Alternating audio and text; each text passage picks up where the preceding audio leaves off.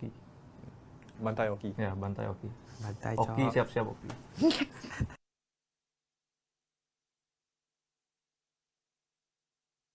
I think this season will definitely be the toughest among all the other previous seasons, like maybe season 3, season 4, and season 5. Because back then, season 5, I think there were only maximum 2 teams playing import. So I think this season there are more teams playing import. So I think this season will be more interesting. I don't think it will be like one-sided games anymore already. Like a one-sided team, like a more favored team like that to win champion this season. So hopefully, I think that is what everybody wants to see. I am Optimus Prime. No one can outrun Bumblebee!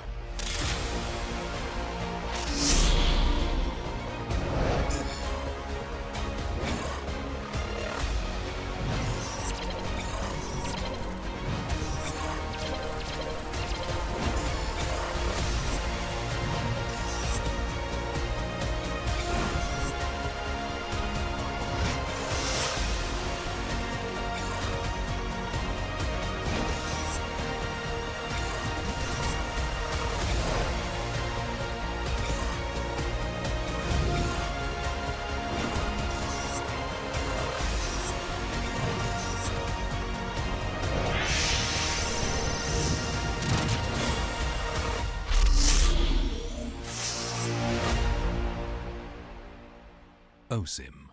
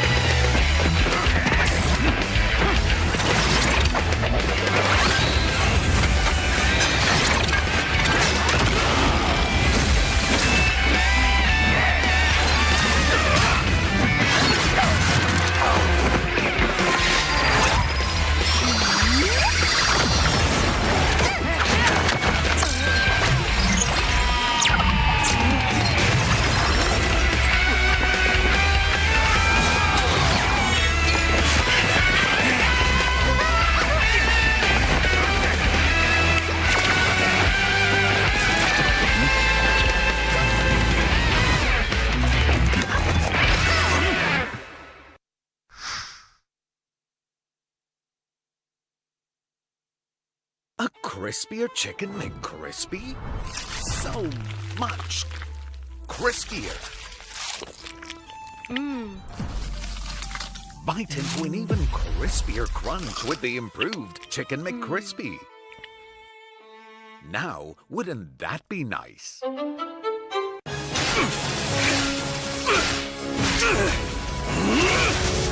Legendary!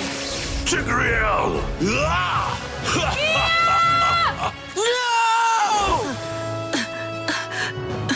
Tigreal, you are our only hope. We're not going to lose. Not today!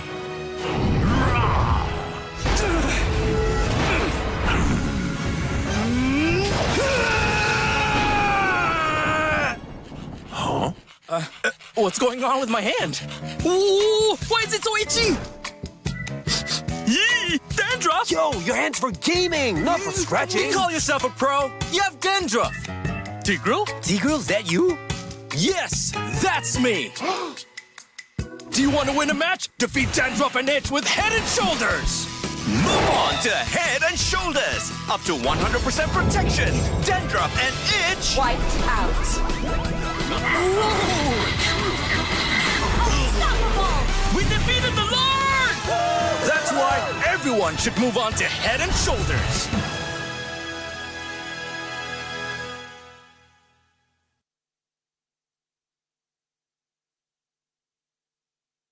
Mute.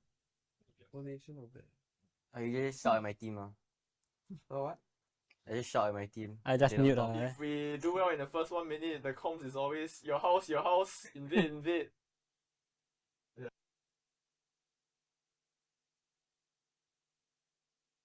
If our main player don't throw in the first 2 minutes of the game, we will have do high well, chance of winning. Sleep. No, wait. There's really nothing that we do. I mean, we just, as a team, we bonded for quite long. So going into games, we are comfortable with each other. As long as we don't mess up. No fumble. We have a ritual after we lose. What's the ritual? I don't even know the ritual.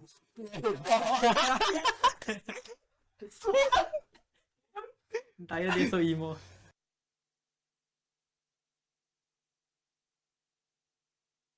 It basically started from none of us. It's actually Yeah, Alchemy was created 6 years ago, I think. it's from one of our good friends, which is currently pursuing another career. He met he's good friends with Jet, and he introduced me to the squad, and then I joined, and then a few others came, and that's how it went by. We joined a few community tournaments. We were known as a community team, and then we started pursuing professional tournaments, like pro tournaments kind of, and then now we're here.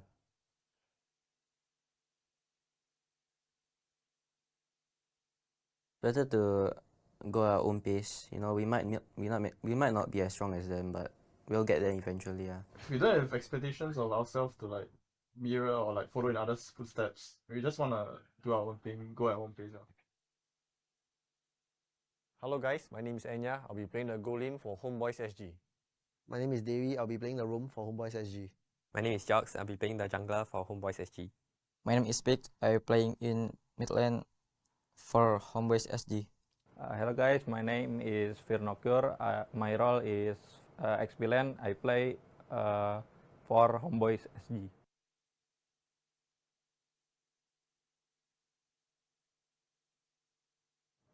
I would say it's much easier because we know each of our play style individually. It's just that there's additional of 2 more imports player from Indonesia, and I think this would be better for us.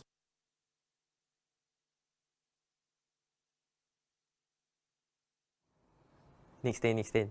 For me it's Nick from Vanguard. Cause we are close friends. Then he was also my ex-teammate. And then like he didn't really like play in MPL scene before. So like this is first time. So like we're quite excited to go against him. FMM from Bleed because he's a better goal laner than me, and hopefully one day I could win him in the goal lane.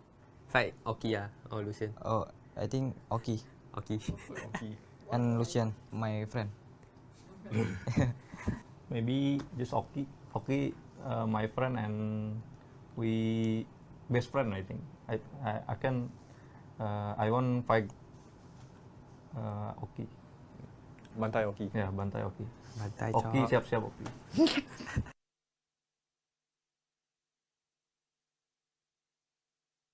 I think this season will definitely be the toughest among all the other previous seasons, like maybe season 3, season 4, and season 5. Because back then, season 5, I think there were only maximum 2 teams playing import. So I think this season there are more teams playing import. So I think this season will be more interesting. I don't think it will be like one-sided games anymore already. Like a one-sided team, like a more favor team like that to win champion this season. So hopefully, I think that is what everybody wants to see. I am Optimus Prime. No one can outrun Bumblebee!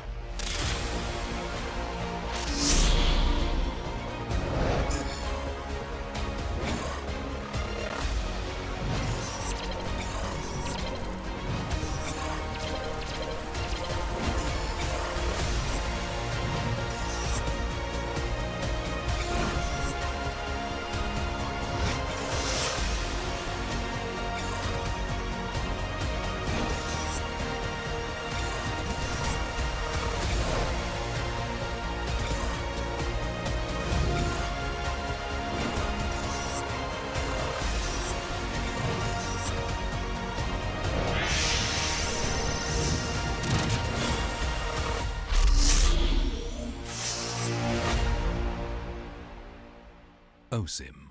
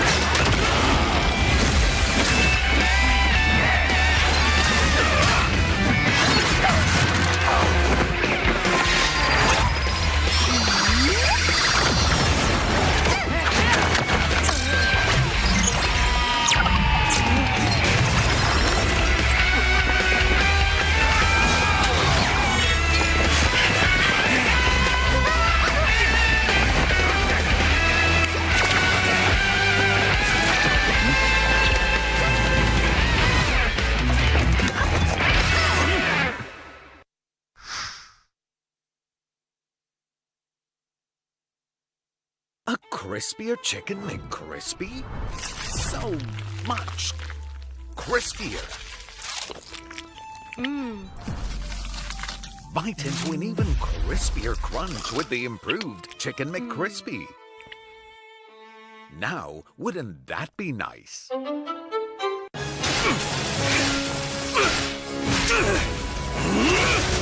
Legendary! Tigreal!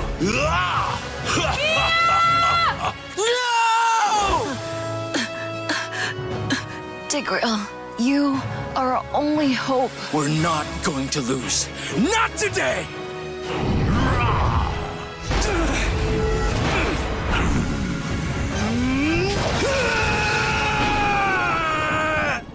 Huh? What's going on with my hand? Ooh, why is it so itchy? Yee! Dandruff! Yo, your hand's for gaming, not for scratching. You call yourself a pro? You have dandruff. Tigreal? Tigreal, is that you? Yes, that's me. Do you want to win a match? Defeat Dandruff and Itch with Head and Shoulders. Move on to Head and Shoulders. Up to 100% protection. Dandruff and Itch. Wiped out. Unstoppable! We defeated the Lord! That's why everyone should move on to Head and Shoulders.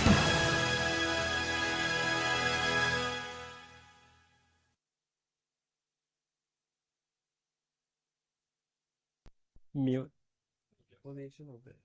I usually shout at my team. What? I just shout at my team. I just They don't mute. talk. If we do well in the first 1 minute, the comms is always your house, invade, invade. Yeah.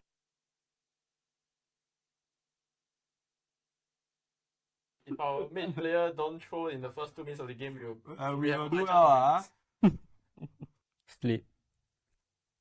No, There's really nothing that we do. I mean, we just, as a team, we bonded for quite long.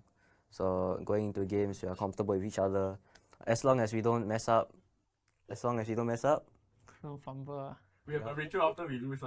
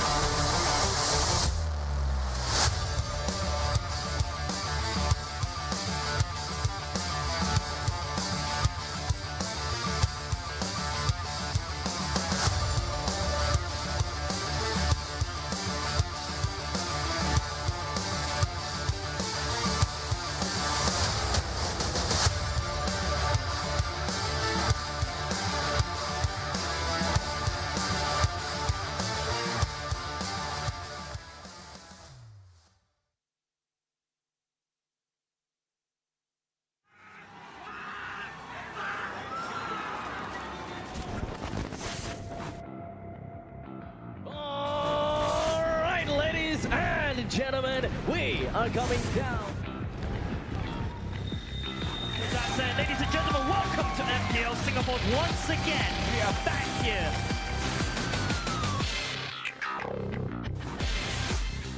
The atmosphere in Suntec City Mall is electrifying. It's crazy. 3 levels worth of like audiences sitting down supporting the teams. It's just insane.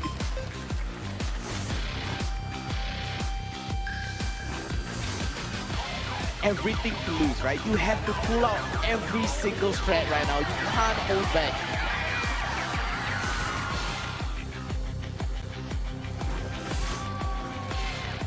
You know, no journey is ever easy, right, Jace? I mean, no journey is ever easy. Away from the motorball, and now we have OC lost it up to the sky. Away is the proper attack, but only finding something that's They're hungry, they're thirsty, they're like attacking wolves, running into battle, they're going for the hunt. They came so far, and this is the first time in the grand finals.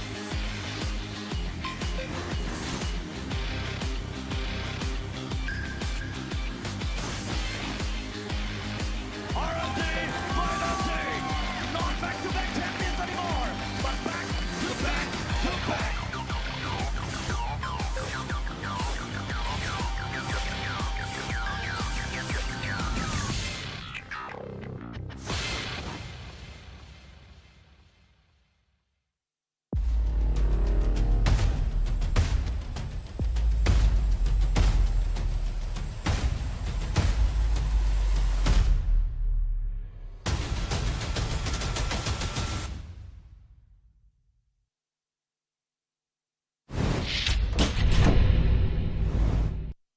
It's the moment that you have been waiting for, friends, and welcome back right here to Season 6 of Mobile Legends Bang Bang Professional League Singapore.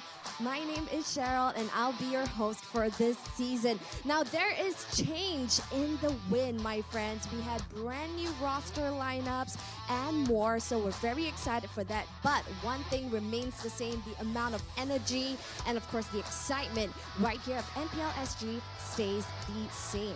Now, MPLSG is the only professional league right here in Singapore which features the creme de la creme that Singapore has to offer. And with that, this is our best teams right here on our sunny island of Singapore, duking it out for hashtag Our Pride, Our Passion. Now, they, the champions, will not only win the coveted title to say that they are champions of MPLSG, but of course, they will also represent Singapore on the international stage for the upcoming M5 series. Now, isn't that exciting?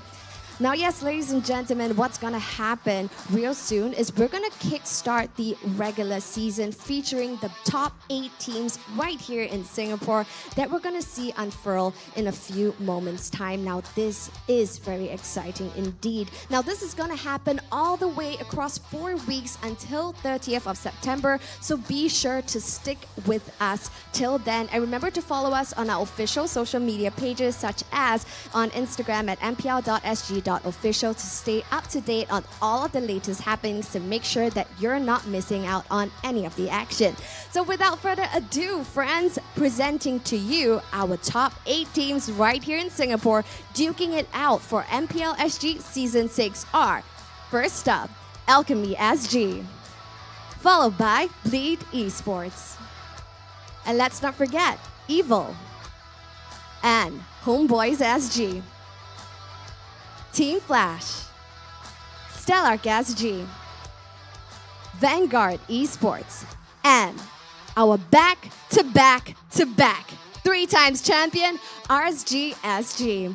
And of course, ladies and gentlemen, we are so very thankful for our amazing sponsors for making MPLSG Season 6 possible. MPL Season 6 is powered by Moontan and Zenway Productions, as well as our presenting partner, McDonald's, and our official partner, Head & Shoulders, and our partners in esports, OSIM.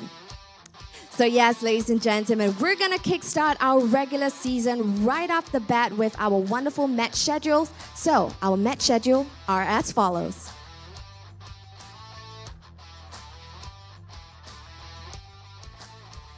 So as you see here on your displays, these are our match schedule. Kicking off the first match of the regular season, we have Alchemy SG going head-to-head against HomeBois SG. And next up, we're going to be seeing for match 2, Bleed Esports, duking it out with Vanguard Esports at 12:30 p.m. And thereafter, we're going to be seeing somewhat a match previously what we have seen in the grand finals of Season 5 itself. And this is RSG SG going head-to-head against Team Flash, happening at 3 p.m. even for the very first day. So this is going to be really exciting. And closing off the show today for match 4, we're going to be seeing Evil going head-to-head against Stellark for 5:30 p.m. Wow, what an exciting lineup. And ladies and gentlemen, I've taken a look at the roster and I'm very, very excited this season. We're going to be anticipating some crazy plays and all hell is going to break loose over at the Land of Dawn. And without further ado, let's kickstart the first match of the day. Are you guys ready? So yes, introducing our first match, we're going to be seeing the Alchemy SG going head-to-head against HomeBois. So without further ado, let's meet the teams. Let's meet, first of all, Alchemy SG.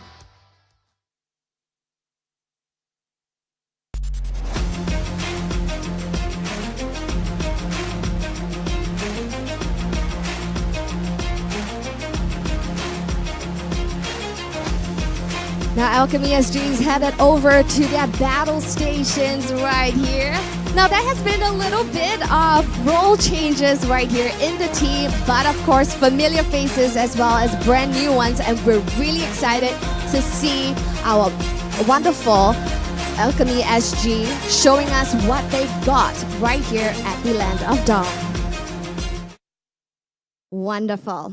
So now they're all settled. Ladies and gentlemen, the next team that's gonna go up against Alchemy SG is quite interesting. They're kind of new to the whole MPLSG scene, but yet they're not new to us at all. So presenting to you the all-new HomeBois SG.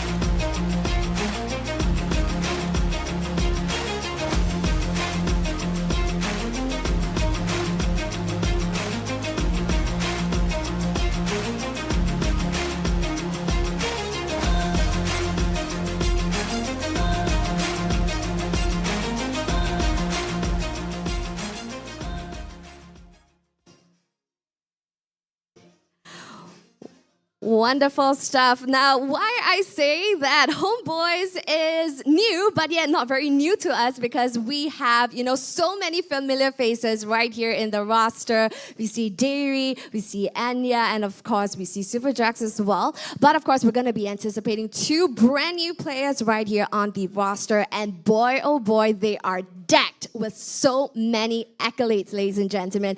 So without further ado, I will leave 2 of these teams' demographics to our wonderful casters to slice and dissect. So over to you, Jay's Vertigo, as well as the wonderful Scrubby Cheeks. Take it away. Thank you very much, Cheryl. And ladies and gentlemen, we are finally back. MPL Singapore season number 6, as what Cheryl was talking about. My name is Jay. Joining me right here on the desk is the wonderful Scrubber Chicks coming back for this season, and Vertigo. How do I say? You've been on this desk for quite some time. I still haven't, Day 1, look alive. Let's go. Yeah, boy, we are back, let's go. Baby. Season 6, finally. I've been waiting for this day ever since playoff ended, in Season 5. Yeah. I'm like, when season 6 coming? I want it now. Exactly, We're instantly. We really want it to be back to back because oh my goodness me, there's so much MLB action in this year, and this is like one tournament before you actually go into M5. So all eyes are looking at this particular season, not only just in the Singapore region, but all across the different regions. Yeah, I mean, it's absolutely insane. And the That's thing right. about this season is it's crazy. Like, Again. I don't even have a word for it. The players, we kind of know them, but the teams, do we actually know them? There's like a massive shakeup. And you guys are really in for such a spicy spicy treat. That's right. With that said, ladies and gentlemen, we're going to go and take a look about each of these individual players, right? I know we kind of flashed through about what they are, the players, but we need more information, right? So let's take a look at the HomeBois lineup, and there you go on screen. Derry Super Jocks, Vinocure, Pex, and Enya. Yeah, I mean, we know some familiar faces, right? But now they're in a different team here. And some new faces as well. Pex, you know, VYR, new to the local scene here in MPLSG. What are you thinking about this team? I mean, knowing them coming from, you know, Hammerhead Sonic, right? If I'm not wrong, DNS, Hammerhead Sonic. You know, they did perform well, but let's see how can they, you know, go up against veterans of Singapore. That's right. This HomeBois SG, kind of like a refresh, rebrand from the previous team, bringing in imports as well. But speaking of which, on the other side of the aisle, Alchemy SG, they are your community team coming in from the MPL qualifiers twice in a row right now. That's right. And they are not fielding a single import. It's one of the very few teams without any imports at all, Scrubby. I love it, right? You know, the local flavor and just keeping that spirit alive as well. But the thing is, huge burden on them here. Will they be able to keep their spot here in the MPL, keep their seat?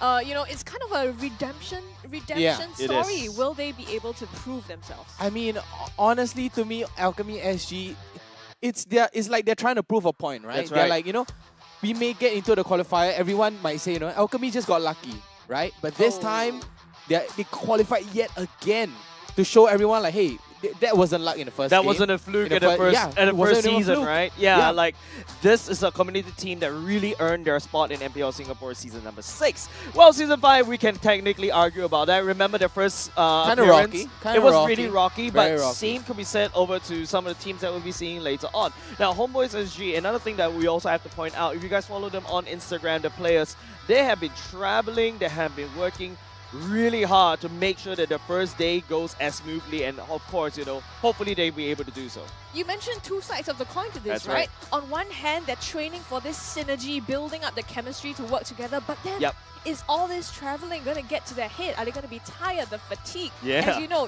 half of this game is a mental battle. It's about how much energy you have to keep it up. So, thoughts? I mean, it's all about it's all about resetting, right? You know, as a player, that's why you know, we may hear in the comms too, guys reset, you know, constantly resetting.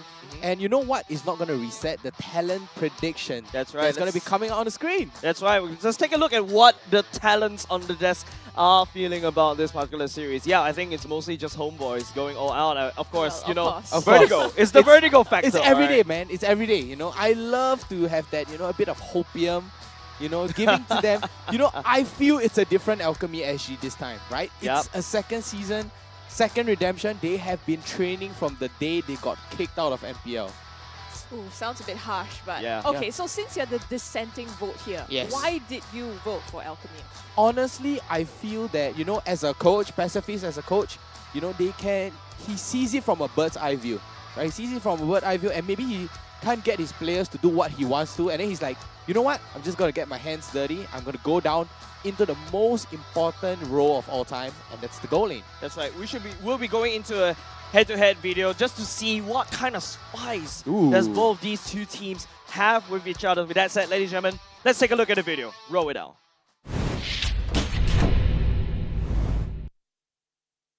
I think HomeBois, they have a really good shot at winning also. They have the 3 people from SMG that came here, Jocks, Derry, and Enya. Yeah, they are really good. They have very good chemistry together. So 3 of their players I know of has been in the scene for quite a bit already. They are strong on paper, but in actual performances, they haven't really put through yet. So just have to see how well they do this season, but I wouldn't be too worried myself. If we were to play against them, I would probably focus more on invading and denying any kind of early leads that they might build on, because Derry is really good at snowballing leads when he gets rolling. It was honestly quite surprising, I would say, that HomeBois decided to take part in MPLSG. And also, I heard Jocks is also in the main lineup for HomeBois. So, it's going to be exciting to play against him, especially him not being able to play for these past few seasons in SMG. Now, him being able to bring something to the table is probably exciting. Because if the team is being out in the playoffs or in the slot, I think there's some internal problems regarding the players that we don't know because that's their privacy. So I think after they lost the slot for playoffs and then they qualify in this upcoming season 6, I think they figured out what's the problem. From what I see during the MPL qualifiers for season 6, his mage actually quite aggressive to a certain point.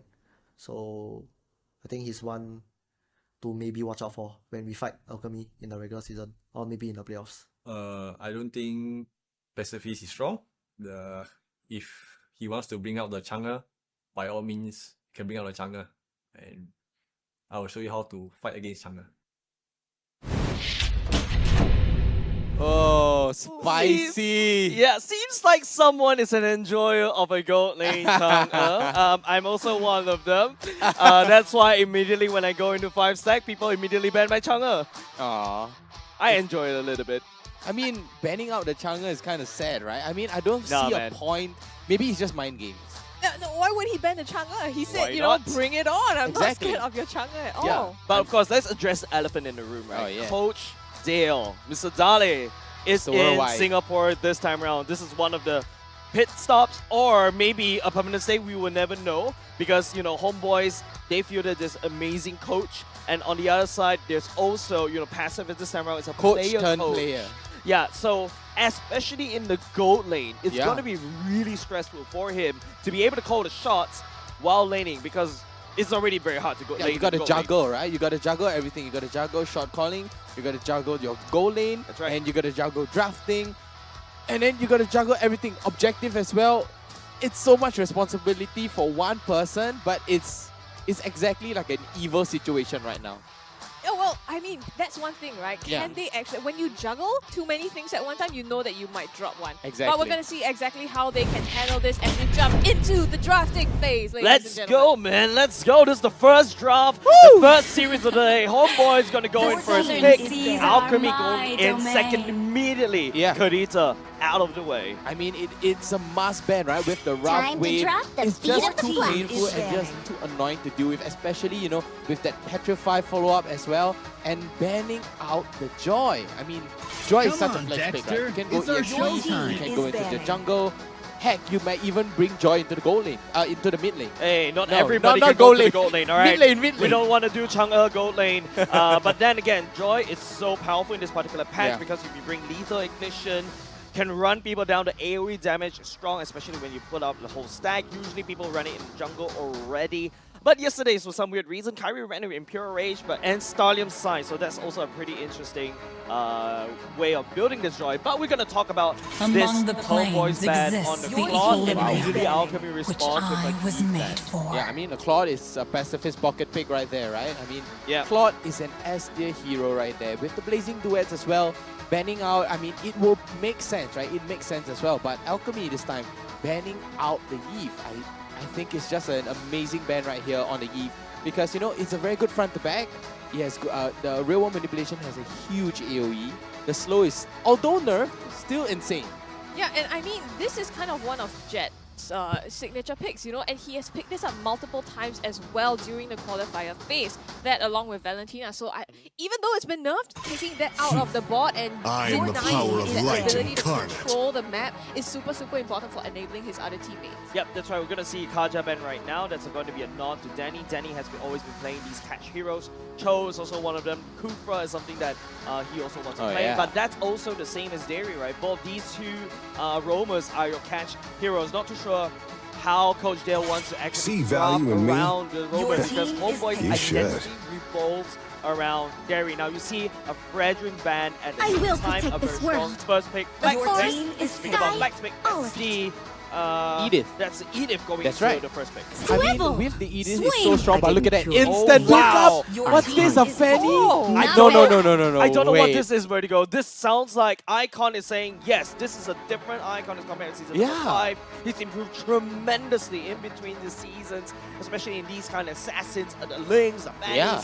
But then, I am not expecting this on the first day. It's a little bit too early. It's too early, man. It's too early for. I think we need some McDonald's breakfast, you know, to fuel us up. Yeah, but we got that ready already. honestly, from from the bottom of my heart, you know, I understand. I kind of relate to Icon as well. Maybe he's just not ready yet, right? Maybe in the first season, maybe he can play Fanny, but he's not as confident as, you know, the second season that they're coming in. It could be, but, you know, they've had a lot of practice since then as well, so you never know what he can pull out. I think this is a surprise pick. You know, we're used to Assassins, but I'm not sure about the Fanny. Let's see how that plays out. In the meantime, HomeBois picking up for themselves the Brody as well as the Novaria. So huge zone for them to, you know, get that big hitbox, the AoE, the range, the vision as well. Exactly, they got the vision, they have the range. You know, basically what they're trying to do is keep Alchemy at arm's length, right? Because of the Fanny, and take a look at that, especially with that Kufra right there, they have to pick up, you know, something that keeps them away, you know, so that the Kufra may not be able to use the Tyrant's Revenge onto themselves as well. And using the Brody and the Novaria is a great pick right there. But take a look at Alchemy, picking up the Cho.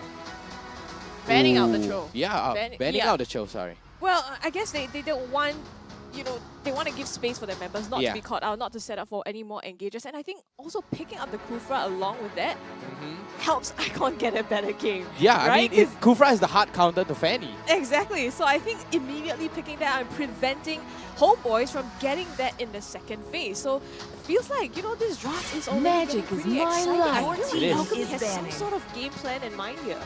Banning away the Harif. I think they might try for a Harif goalie. Yeah, they could be, because, you know, I think they're just generally scared about these kind of AoE fights, especially when you've already got a Fanny that can fly around in the choke points. You also got Jet on the Valentina, which is a very short range mage, burst mage, mind you. And then after that, you still have to face a Kufra right in the face. What I'm more worried about is Alchemy feels like they are a lot more easy to have access to the backline all the way back there, and then, you know, they have a lot of ways to engage. HomeBois, on the other hand, the only way I'm seeing HomeBois engage is this Edith. It relies on the jungler right now, or even perhaps a secondary roam, or even an EXP laner for HomeBois to engage. You are wow, the Bruno ban, you have the Claude ban, wow, and the Harif ban. I mean, you could play Irithel right here, right? It gives you a nice little range, but you do get outranged by the Novara, and Puski is going to be picking up onto the glue. Puski has been insane on the glue, especially in the last season, right?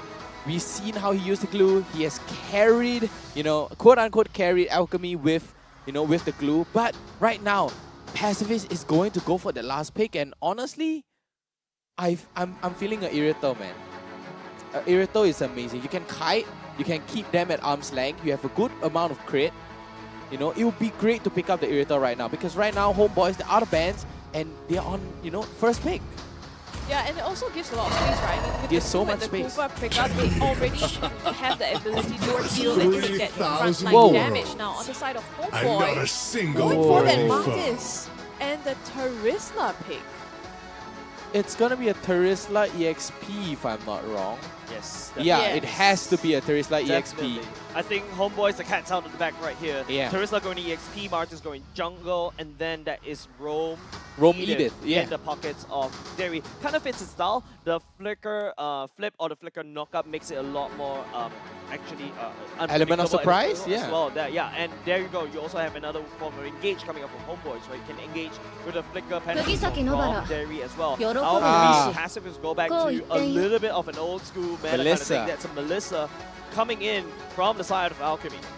Wow. I guess it's packed with a lot of CC, right? You have the penalty zone, like you said, that Edith also packs a punch in terms of what she can do to you. So Melissa preventing them from getting close and giving herself that space to be able to dish out the damage. How are you looking at this team composition? I mean, the Melissa is a perfect pick, right? You can deny penalty zone, you can deny Super Jog from coming right into your, or you know, coming right onto your face, because he is a melee hero. And you know, right there, he can just use, you know, protect me models, go away, and nothing will be nothing will happen to him. Keep them at an arm's length as well. I was about to say Melissa or Irithel, both good ranges too. But you know, I still like Alchemy's lineup here. Just because of the Valentina. Just because you voted for him, didn't you? No, it's because of the Kufra. No, I'm just kidding. It has to be the Valentina. But game number 1. I'm ready. That's right. Good morning, ladies and gentlemen. Of course, you know, it's a bit early for all of us gamers, but it is game number 1. It's not early for one of these two teams to rack up the first blood, literally the first win of this season. Who shall have the first momentum? We shall determine in this particular game. Yep, I mean, jumping right into it. You said you preferred Alchemy's draft here. I mean, how is that gonna pan? Alright, so Valentina, Jet, you know, can pick up Peg's ultimate, and that gives him the vision he needs. That's the whole purpose of Novaria. It's pure vision. It's all about information games to both of these teams, right? Alchemy thrive on information, so does HomeBois. And communication is very important, but take a look at HomeBois here. 3 ruptures on the emblem set, and 3 assassin. Yeah, not only just that, Puski went for the support emblem because of the additional healing effect. But speaking of which, that's Derry flipping icon away. He's trying to cable away right into Pegs. The flicker will also be committed a little bit so early. HomeBois, they're playing it as safe as possible, but before that, Jet takes a shot in the space. Wow, already burning the flicker away. And look, 3 assassin emblems with 3 ruptures already. HomeBois. Yeah? Out to kill. Yeah, they're out to kill. You know, HomeBois, they're here for blood. They're hungry. You know, they are here to, you know, they're telling Alchemy, no, you do not deserve any team fight. Before you can come into the team fight, you're at 50% HP. It's probably important, right? Because seeing as Icon is picking up this Fanny as well, you know that they want to, you know, kind of snowball and get him that lead. Especially so, well, I guess the best defense is offense. So build ruptures and shut him down as much as you can. Right now, it's going to be the battle of level 4. I'm looking at Puski, I'm looking at Vernokura. One of these two EXP laners need to try to hit level 4 fast. They're trying to wave clear right now, but the turtle has already started. It's already getting bursted down so quickly, and that's how the Martyrs right off the bat. Alchemy will lose the first turtle, giving it over to HomeBois. I mean, right now, honestly, I think what Icon did, he do not want to fight at all. I mean, he wants to prioritize his purple buff because, you know, what we saw in the interview, Derry is there to deny the buff, and Derry can roll. He can snowball out of control. So what will Alchemy do? Stick to their roots, secure their buffs. Yeah, I think that's exactly what they did. You can see that there was just no contest, right? Yeah, it's no very contest. clear that Icon is trying to focus on getting farmed up, but eventually we're going to have to see some sort of action. So when is the turning point going to be? I mean, the turning point might be the second turtle. I mean, that's where everybody start to come online a little bit more faster as well. And, you know, both teams will be like, you know what? I'm confident. You know, let's go. I have all my ultimates. I have everything I need. Come, let's go for the second turtle. No fear. Full-on team fight, bloodbath. Yeah, team fight or team flight. I mean, it could be either way, right? Team fight, team flight, both works. But Enya, nice pick coming of Enya, outplaying Danny's ultimate as well. Pacific takes a lot of damage. One more shot will do the trick. Pax needs to try to aim it down. Just one more shot. Right in the face, in the bush. That's first blood of the season. Given over time to HomeBois. Fights are over here. There reflects off against flex Danny all the way. The other side is going to be Icon coming in a little bit slow in terms of the engage. HomeBois, they take one for free, but they will trade Derry away. So John coming in, decimation right there in the face. That's going to be HomeBois taking out one more board value. Very nice rotations there. I mean, for a moment I thought Jock's a little bit slow, right? Trying to finish up that kill, but he actually went up to get that one, and for that they get a tower off of that. And can I just say, that snipe by Pax. This doesn't bode well. Vernokura has full control of the purple buff right now. It's going to be Icon still using the retribution to just try to take that away. So that's A-okay, but you start to see HomeBois creeping into Alchemy side of the map. Exactly, and the snipe was, you know, it's hard to miss, right? With Novaria, you get an increased hitbox. There's no way you can, you know, miss that. I mean, we do not have an instant... To be fair, he was in the bushes. Yeah, he was in the bushes, but don't forget, the Astro Echo did come out. There was vision on him inside the bush, or onto Pacifist inside the bush as well, and the hitbox has increased. That's why, you know, hence the shot being landed. Yeah, that's already a second turtle given inside the HomeBois. No offense is coming off of Alchemy at all. They were trade for the Brody takedown, but is that a good trade coming up from both of these two teams? Well, I mean, HomeBois, we talked about how they want to be on the aggressive side, right? So I think that's exactly what they're trying to do here, really pulling that out. And I think the rotations and the fight so far have supported that very well. Wow, the Fury Hammer. But take a look at Icon here, finishing up the Blade of Heptasy already. But Super Jocks. Hold on, Pruski in a spot of trouble. Walks right into a four-man gang, flickers over the wall. Icon trying to dive for the backline. Pex goes through the wall, just juking Icon like it's nothing at all. This mad lad sends another shot right at Icon, and we talk about how Icon seems like he improved in his micro, but no, Alchemy gets stopped by HomeBois. It was a close shave. It was a close Icon could have shave. gone down there, one going into 3, but Jet though, well, Yeah. still safe for now. I mean, Pooski did get caught out. He did get caught off guard as well. But Dani in a little bit of trouble, able to get himself out. But Jet, wow! Tanking up the Star Shadow for Icon to deny the buff. Right now, Shocks, that's nice. There's nice water core right there. We'll be able to catch Jet, but you see the damage coming out as Martis already. He's already starting to scale, and HomeBois, you know, being ahead in this map aggression, starting to take a lot of farm. Alpruski in a spot of trouble this time, estimation, but no, the glue goes into split. He's able to survive all of that, and while all this is happening in the bot lane, Burno Cure is just toying with 4 members in Alchemy in the mid lane, and HomeBois take down bot. Wow. 2 turrets already. Tier 1 on the top turret, Tier 1 on the bottom turret as well. Alchemy, it's kind of on a back foot here, right? They are 20k, 2k behind, right? They are 2,000 in gold behind. The third turtle is up. HomeBois already secured 2 turtles. Alchemy, how can they come back from this? I mean, this is what we talked about, right? Alchemy coming up from community tournaments and now trying to prove themselves on a competitive national stage. But the thing is, they need to be able to match the plays and match the macro from HomeBois. So far, they have just been responding to the aggression and the fights that HomeBois is putting out. Yeah, HomeBois is just basically leading Alchemy in terms of all of this. Whatever HomeBois want to do, Alchemy is just following, mere following, and that's not how you want to play MLBB. You want to be the one that's upping up the aggression. You want to be on the other side of your the enemy's map to be able to put pressure. And now all of a sudden you see Icon gets denied from all of these farms, and it's gonna hurt Alchemy even more. That's a concealed play going on. Derry looking for more Icon. Oh, the cable a little bit slow. The knockup will miss for now. Husky coming in, trying to slow down the push coming up from HomeBois. Even going to split for now. Alchemy push back HomeBois from aggression. Oh, Alchemy, they're falling apart, you know.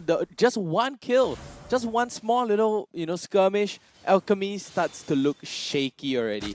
They are losing out on macro, they are losing out barely, you know, barely making it on micro as well. And we thought Alchemy is, you know, a micro strong team. Doesn't seem that way. Okay, Derry went into Fighting Storm just to save his own life for now, but I think the pressure is on Alchemy, right? This is Icon's time as a Fanny in the early game to really rack up the kills to actually snowball out of control. But HomeBois, on the other hand, they have a slightly worse late game because of the Brody and the Melissa comparison, but at the same time, there's 2 packs, right? The Novara one more shot, and then all Enya has to do, follow out torn apart memory, boom, you're dead. Yeah, I mean, it seems there are ways to compensate in terms of the late game, but both teams, they probably want to close this as soon as possible once they reach the mid stages of the game. Exactly, and taking a look at this, right? Verno Cure, he's going to go for the Fury Hammer, the Dom Ice, and the Tough Boots. Wow. He's just, I know, you know, he's not even going to go any damage at them apart from the Fury Hammer. Yeah, because he needs to be able to tank, because right now, if you take a look, it is Super Jogs going in for the first Hunter Strike, then built in tanking. So you need someone to have soak up some form of damage and also deal with the Melissa, especially when he goes in. The Melissa go away and attack speed. Dog Eyes is perfect against this Melissa right now, right? Look at how HomeBois is just setting up shop. Alchemy, there's no way, no access to the Lord Pit because it's Icon on the other side of the map. Yeah, I mean, all the way on the other side of the map. He has to go for the push, right? But he's not going to go for the push. So right now, Alchemy, they are so far back, you know, they have, you look at them, they're prioritizing the buff, they're not prioritizing their, you know, objective at all, and this is going to put them further and further, and they know HomeBois can snowball. There's no way, I mean, there wasn't even space for them to No contest the space Lord. at There was all. 5 people almost taking that one jungle buff there. If you look at the structures, they are already so much set back. They Extra have no echo. control over the map. Yep, right now. Oh, nice. There is a going penalty zone. Look at the burst damage coming out just this EXP lane. And by the way, and Jet will need to run away for now. Alchemy, if they really want to handshake this fight, is a bad idea, by the way. Pacifist, you have to try to back off using the button to try to zone HomeBois away. But then again, the main push is already happening up top. The Lord going into Enya, even as the Brody, is a turret buster.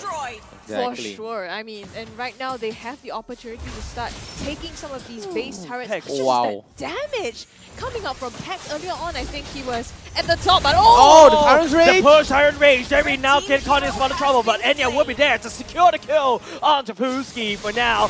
Pacifist step forward, catch quite a few people with the puppets, but there you go. Astral Echo will reveal the location of Alchemy for now. HomeBois will use that to take away, but also chunk Jet's life. Jet is basically just a Novaria second skill magnet.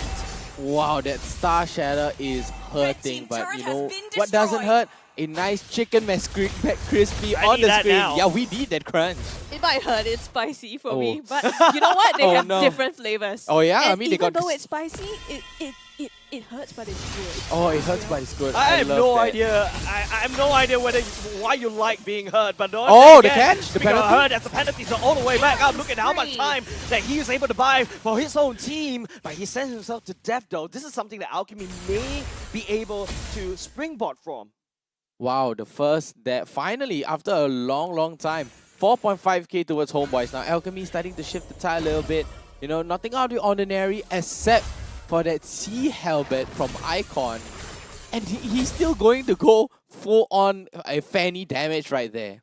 Right? He's going to go full Fanny damage, but take a look at Pacifist. Yeah, I mean, already knocking out the Holy Trinity, right? Yeah. So you know he's going to start dishing out that damage. This could be the comeback arc for them. It's finally If online. Pacifist- yeah, he's finally online. So if he can start getting that positioning, somehow getting in the back line, perhaps there is a way back into this for Alchemy. But that being said, Lord is coming up in 15 seconds now. They need to clear up these lanes, buy themselves some space to do that. I like the fact that we're all pointing out that HomeBois' priority is starting to slip because this is the lineup that explodes in the mid game, but kind of falls off a little bit in the late game. It all based on whether Pex actually lands the shot at all. But Alchemy, on the other hand, Pacifist just needs to throw one puppet. If he connects to 4, that's great. HomeBois Blue get team turret has shredded. been Speaking about destroyed. shredded, bottom lane, that's the turret already down. Bottom tier 1 turret going down, but the Lord itself is going down as well. And Alchemy is not going for it. No contest yet again. And look at all that objective. 3 turtles, 2 Lord, and 6 turrets. Alchemy with nothing at all except for the tier 1 bottom turret. This is scary, but well, looking at the player goal right now, you Wow. can see Enya, Jock sitting at the top of the charts. Pacifist, yes, up there as well in the 3rd place, but that means that Enya, in terms of damage, is not gonna fall too far behind, right? Yeah. And he can start busting those turrets down. Oh, so late game Brody, with this scary. Lord now, yeah, they're gonna be able to chunk down the defense of Alchemy. And look at Pex in the middle of the pack. Okay, fine, he goes up one spot, but you can see the damage output that he's outputting. This is the very cost-effective Novaria that he's able to play. He is. He's landing on the shots, has earned HomeBois, create so much space, create so much scare for Alchemy to basically step up, and now the Lord will be punching up top. There's also the Astral Echo Okay, going Veer. in. It tags onto Pacifist and Danny. Top side will be just one more swing, and it will be gone. Pacifist throws out the puppet just to wave clear, but look at the damage coming on Pex. Lands on the Pacifist, that's half HP. Needs to pop the heal. Yep, and Icon just playing around with the cables there, but Alchemy, look at Penalties over. Icon is going ring around the royal. He is actually, his whole team gets engaged upon by HomeBois. Oh, look at and the back now line. not only is that the mid lane is already gone, and Icon goes for the hunt onto Pex, and now to bin, no curve, but Icon cannot pass through the wall. Pex snipes him down, and Jogs will get dragged, but it's okay. He's just here to buy some time. But Pacifist is Pacifist? landing down some damage. Window kill looking out. Here's the go away. Oh, and nice. the outplay coming out with Pacifist is huge. And that's how Alchemy wants to try to climb The all the way back. snipe. But Jogs a little bit low. Pooski, he doesn't want to press on. 3-man go down for that side for 2. I think that's a good trade for Alchemy, but they lose 2. It's a very expensive trade. What kind of catch was that? That was so fast. Icon flanking into the backline. You know, he's like, oh, I'm just gonna go ring around the rosy. Juke HomeBois a little. He went into the backline, sniped down onto Enya, deal a heck ton of damage onto Pex as well. But then Pex just shuts him down with the Astrosphere as well. And just like that, Virnok here is there to save the day yet again. That was insane. I mean, he won that fight for them, right? That He did. penalty zone, you didn't even see it coming. It's so quick. Exactly, and then stopping Icon when that was actually Icon's moment, right? You saw the low HP, okay, let's go. But then Virnokyo and Pax just stop him in his tracks. I honestly, it's so difficult to see Alchemy coming back from it. It's burger flipping for me. I mean, the goal is not that much of a difference. It's not like 5,000. I mean, winnable. it's still winnable for Alchemy, but it is tough. But HomeBois made it look tough Yes. for Alchemy to win because HomeBois has been spreading all this aggression across the enemy side of the map. Alchemy, on the other hand, have already lost 2 turrets, right? So they need to be going back into these 2 lanes to reinforce. Now, HomeBois just need to do a clear, big, massive push. But no, this time around, Alchemy, they're changing gears a little bit. This time around, they're going to contest for their first neutral objective. Are they going to really contest for this? I mean, Alchemy, the burger flipping this, they have to. They have no vision. Look at that. They have no vision. Virnokyo is in the best position he can be right now. He can be in the best right as bush. Just waiting. They know. They both They know, right? they have to know. And I feel like Alchemy's a little bit anxious as well, but Oh, that's going to be the Astro Echo as well. We'll be revealing everybody. Virnokyo goes to the backline. Pacifist gets chunked down a little bit low. He pops the go-away models, but he gets taken out by the decimation. The Lord get reset, so that's a double kill given over sides from the Jocks. And now HomeBois is going to close in for the kill. Pax, Legend, one shot once again. This guy is an absolute sniper from HomeBois SG. And Pax, man, he's looking for more. He knows he has a range. He lets one more. Just one more dot from Danny. And then again, Icon comes in, but Enya can pew. The stun coming in. The Sword Apart Memory follows. Holmes in through his head. And HomeBois SG, they crack Alchemy in game number 1. Wow, I mean, Alchemy, they had it going for them, but then HomeBois just shut them down almost instantaneously. And I have to give it to Virnokyo, right? Start. The amazing catches with the penalty zone never goes wrong. And right there in the last fight, catches of Pacifist and Jet. That's Key your targets. targets. Yeah, that's your key targets. And he hit it. He did it well. He did it good. HomeBois are here to play. they are looking super, super strong, to be honest. And I don't know if any of us expected the extent of how dominating they would be in this game. Wow. It's been crazy. And, you know, just seeing, like you said, Virnokyo, right? Not just him. Not just him on the team. You have Pex with the snipes as well, doing the damage. And I think even the way that they have played these team fights, the synergy, honestly, I was not expecting it, but I guess the trips have paid off. Yeah, the trading did pay off, right? They have been like going cross-border all the way, if I'm not mistaken, all the way to Johor. Almost like every time I see Enya's Instagram, Derry's Instagram, or Jox's Instagram, they're always there, or at the checkpoint, right? Exactly. It's either they are at the gaming house or at the checkpoint, but enough of that. Let's check up on their items right there. And I have to say, I have to give it to Enya as well. You know, character development from a one-trick Beatrix and right now a super painful Brody. Right? Blade of Heptasy, BOD, and a Malefic Roar. He has done so much damage. One of his basic attack already deals 1.5k physical attack. Yeah, and I mean, looking at Alchemy as well, right? Even though Pacifist eventually could build his items, Just too late. It was too late. It was too late. The way that HomeBois was able to shut down the fights, there was just no point of entry for them. Yeah, there's no respect over the Pex Novara. I feel like HomeBois SG Novara was the biggest problem. The snipes has been so accurate. It's either you ban away Novara in game number 2 or you build Athena Shield. If you notice from the other side of Alchemy, there's not a lot of Athena Shield only being built by Danny. Let's take a look at the emblems, guys. What? I mean, we talked about the 3 ruptures in Yes, the beginning, right? the 3 ruptures and we have the 3 assassin emblems. Yeah. I mean, that's very typical because the armor penetration is a lot better sometimes as compared to raw stats. But then again, I feel like the most important thing that we also have to point out is that because of this armor penetration and rupture, tenacity. there is no Athena shield on the other side for the side of Alchemy SG, but one on the side of Danny. Yeah. And he's not the one absorbing the shots. It's mostly Jet or Pacifist that's absorbing these shots, and that's what makes Pex like, you know, on top of the Weapon Master. How much more damage you need? He just needs more damage on top of Look more at that. damage. Wow. 98% team fight. 89. Oh, 89% You kill can give him 98. participation. Yeah, I don't mind 98, man. But take a look at that. 65k. 65k, that's so much already. And Enya, of course, being the goal laner with the highest goal per minute as well. And Puski with the highest damage taken as the glue. And Danny on the 6 assists. Yeah, I mean, no surprises there, right? You can tell that Danny and Puski were the dead basically to absorb the damage, coupling on with the emblems that they built as well. But this disparity in the stats just shows how much HomeBois were so confident to be able to take these fights and take these kills, and it really paid off for them. Yep, let's take a look at MVP very, very soon, ladies and gentlemen, because in my books, Pex has been landing those shots like crazily. It made HomeBois' job so easy. Sometimes the problem about Novara is that, you know, you can burst somebody down, but you don't have to follow up. There you go. Definitely There is we Pex, go. presented by McDonald's, of course. And of course, it's items full glory. Yeah, I mean, this is a very scary Novara. You have to ban it in game number 2. I mean, it's either you ban it away or you pick it up for yourself, right? The Rupture, Weapon Master, and the Impure Rage with the Assassin emblem. Wow, and take a look at that. He doesn't even go for full damage. He went for the Ice Queen one. He went extra slow on that. You know, it's kind of questionable to me.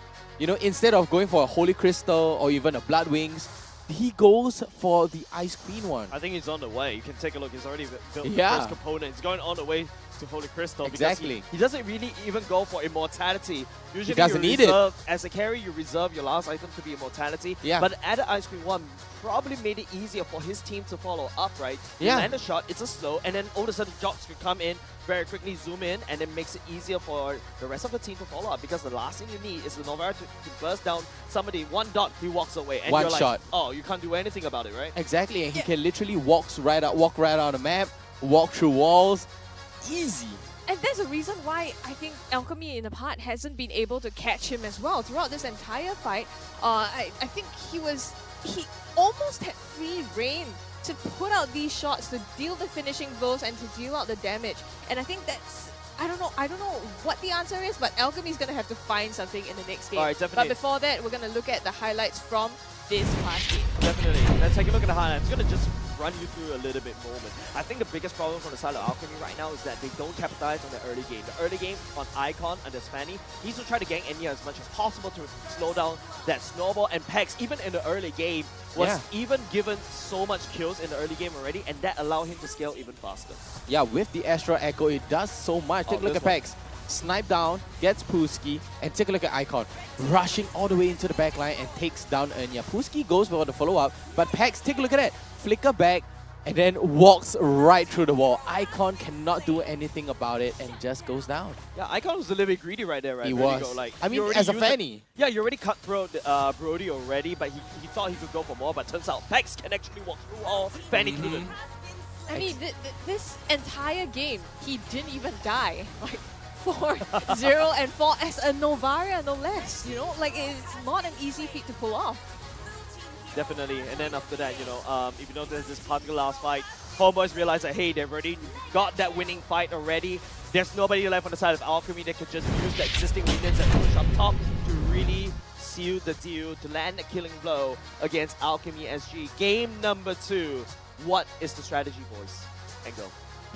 I mean, Alchemy, they had it going for them, right? They were on the way there. But it was just too late, right? They were tunnel visioning onto the buff too much because of that Fanny. So the reason why they picked that Fanny, they're like, hey, don't lose the buff. Hey, don't lose the buff. Maybe Pacifist is like, hey, don't lose the buff, don't lose the buff.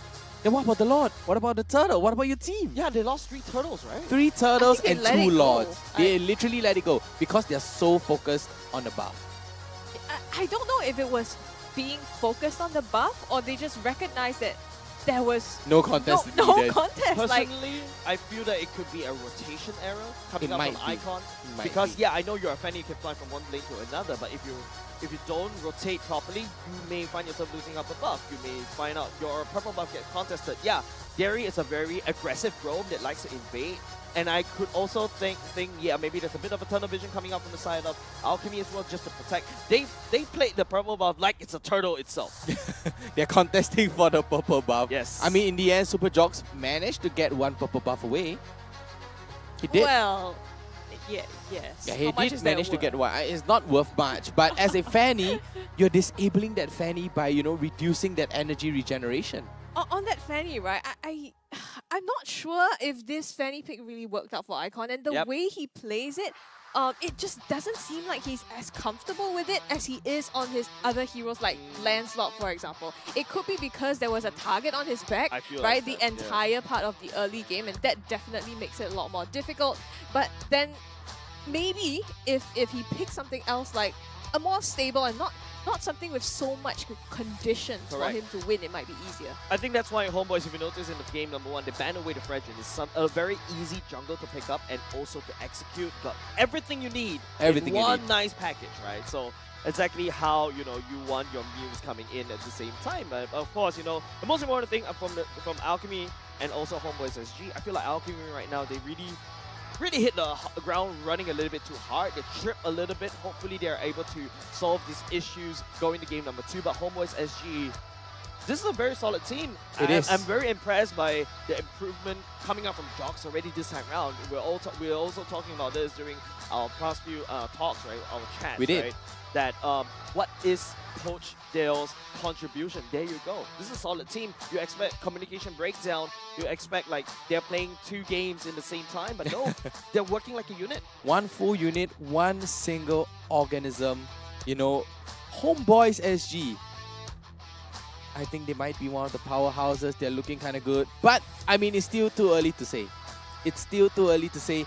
But I have to say they look really, really solid. Like a 9.5 out of 10. Yeah, for sure. I mean, this game just proves it, right? Everyone's like, okay, are they able to kind of come back from the, you know, Yeah, we with the have seen them, imports. yeah, With the and imports, work are they going to glue together. well? Are they going to have chemistry? Chemistry Questions answered. full on. Full maximum chemistry with I no think problems. okay, guys, I think we're getting ahead of ourselves. It's only just game number 1. It's only one? The sample size is just 1 right now, Yes. right? One So- sample size. Yeah, so One single It unit. is important though, It is because for a important, team like that's right. Alchemy, right, they have been playing in community tournaments as well. It's important to have that morale up. Yeah, that's true. Yeah, I feel like, yeah, you could be right, because like this is like the first game. That could be a little bit of a blow over to Alchemy SG. You know, they came back in by the qualifiers again, hopefully to make go through this redemption arc. But your redemption arc doesn't really start really right. It's a very rocky start for them. So yeah, there's obviously issues that they have to fix, but maybe they can pull out something in between. I'm not too sure. Yeah, I guess we have to wait till the next game to see that. But right. you know what else you need to fix? What do I Your need to hunger. fix? My tummy. Yes. And what's the best way to do that? Eat more. Exactly. Whoa, Eat yes. more. Yes, and that's it, ladies and gentlemen. If you notice on Instagram as well, we've been actually really happy about this sponsor, because if you take a look on our desks as well, thank you very much, McDonald's. And by the way, you also realize that the graphics coming up is the spicy chicken McCrispy as well. So don't forget, it is also going to be a little bit tastier. You know, the win is already tasty, plus the food makes it even tastier with our McDonald's as well. McDonald's. So catch all the MPL Singapore Season 6 and enjoy your food at hand. And of course, watch the show. Thank you very much, McDonald's, for supporting us this very season. We welcome you to MPL Singapore, and speaking of which, we also welcome you to game number 2. Wow, yum, on, yum, yum. Dexter. Game number It's 2, our and showtime. instantly banned out is the Novaria. Oh, Yeah, they recognize respect. this. Of They course, have to respect this. Of course, if you don't ban Novaria in game number 2, I think you're trolling. Yeah, they have to be trolling if they don't ban the Novaria. But don't forget, this time Alchemy have first pick. They can pick up the Novaria for themselves, but instead they're gonna ban it away and leave the Kadita. Oh no, they're gonna ban the Kadita as well. Well, I mean, there are a lot of other heroes that maybe they are a bit more comfortable with as well. You know, I think Yi, for example, Valentina, we have seen Jet play that. So maybe they're trying to reserve those picks rather than the Novaria. The Faramis would be great. The Faramis or the Xavier would be amazing, and the Fasa as well. But with the Lilia would be good too, but Lilia's range is a little bit too short, right? Although after the buff, she is strong, but take a look at HomeBois again. Banning away the Joy. They do not want to deal with this Joy. I think Coach Dale and I share the same idea. We hate Joy. Needs to be banned or even deleted from the game. It's just so broken. Yeah, I mean, but Joy is so good. That's the whole point. That's why it's broken. That's why it's broken. I mean, it's so strong, right? You can flex it into EXP, into the mid, into the jungle. You can even play as a roam. Yeah, so I mean, they are removing that, right? So they don't even want to deal with it. And along with that, it's also another quad ban again. So it seems like, you know, really tribute a little bit to Pacifist and his ability to play on this See quad. value in now, me? The Your next team ban is banning. You should. Fredrin. So Alchemy doesn't want to pick up the Fredrin, and they don't want to play against the Fredrin. I mean, there's... What? Icon plays a mean Fredrin. That's right. And they have first pick. I wonder what's going in Pacifist mind. What are they trying to prioritize? HomeBois banning away the Eden, of course. And what is Pacifist's answer to the very first blind pick? I feel like the more recent matches that you watch, right, they always prioritize a lot of flex picks. Yeah. Recently, right, the Paquito, the Fredrin, the Edith coming in. Now you already got the Fredrin and the Edith banned. What's your command? Immediately, Your team again, is Icons going back in. I'm going to show you. I'm going to prove the cast is wrong. We're going to go back into Fanny, and hopefully this time around, they need to change the way they play this Fanny. Yet again. The Fanny yet again. Wow. It's ballsy. I mean, It is ballsy. I mean, right now, you know, HomeBois, they can easily pick the Martis up, right? The Martis is not banned. They can go for the Martis or even, you know, Jog specialty, a Ling, you know, or even a Hayabusa, a Ling or a Hayabusa.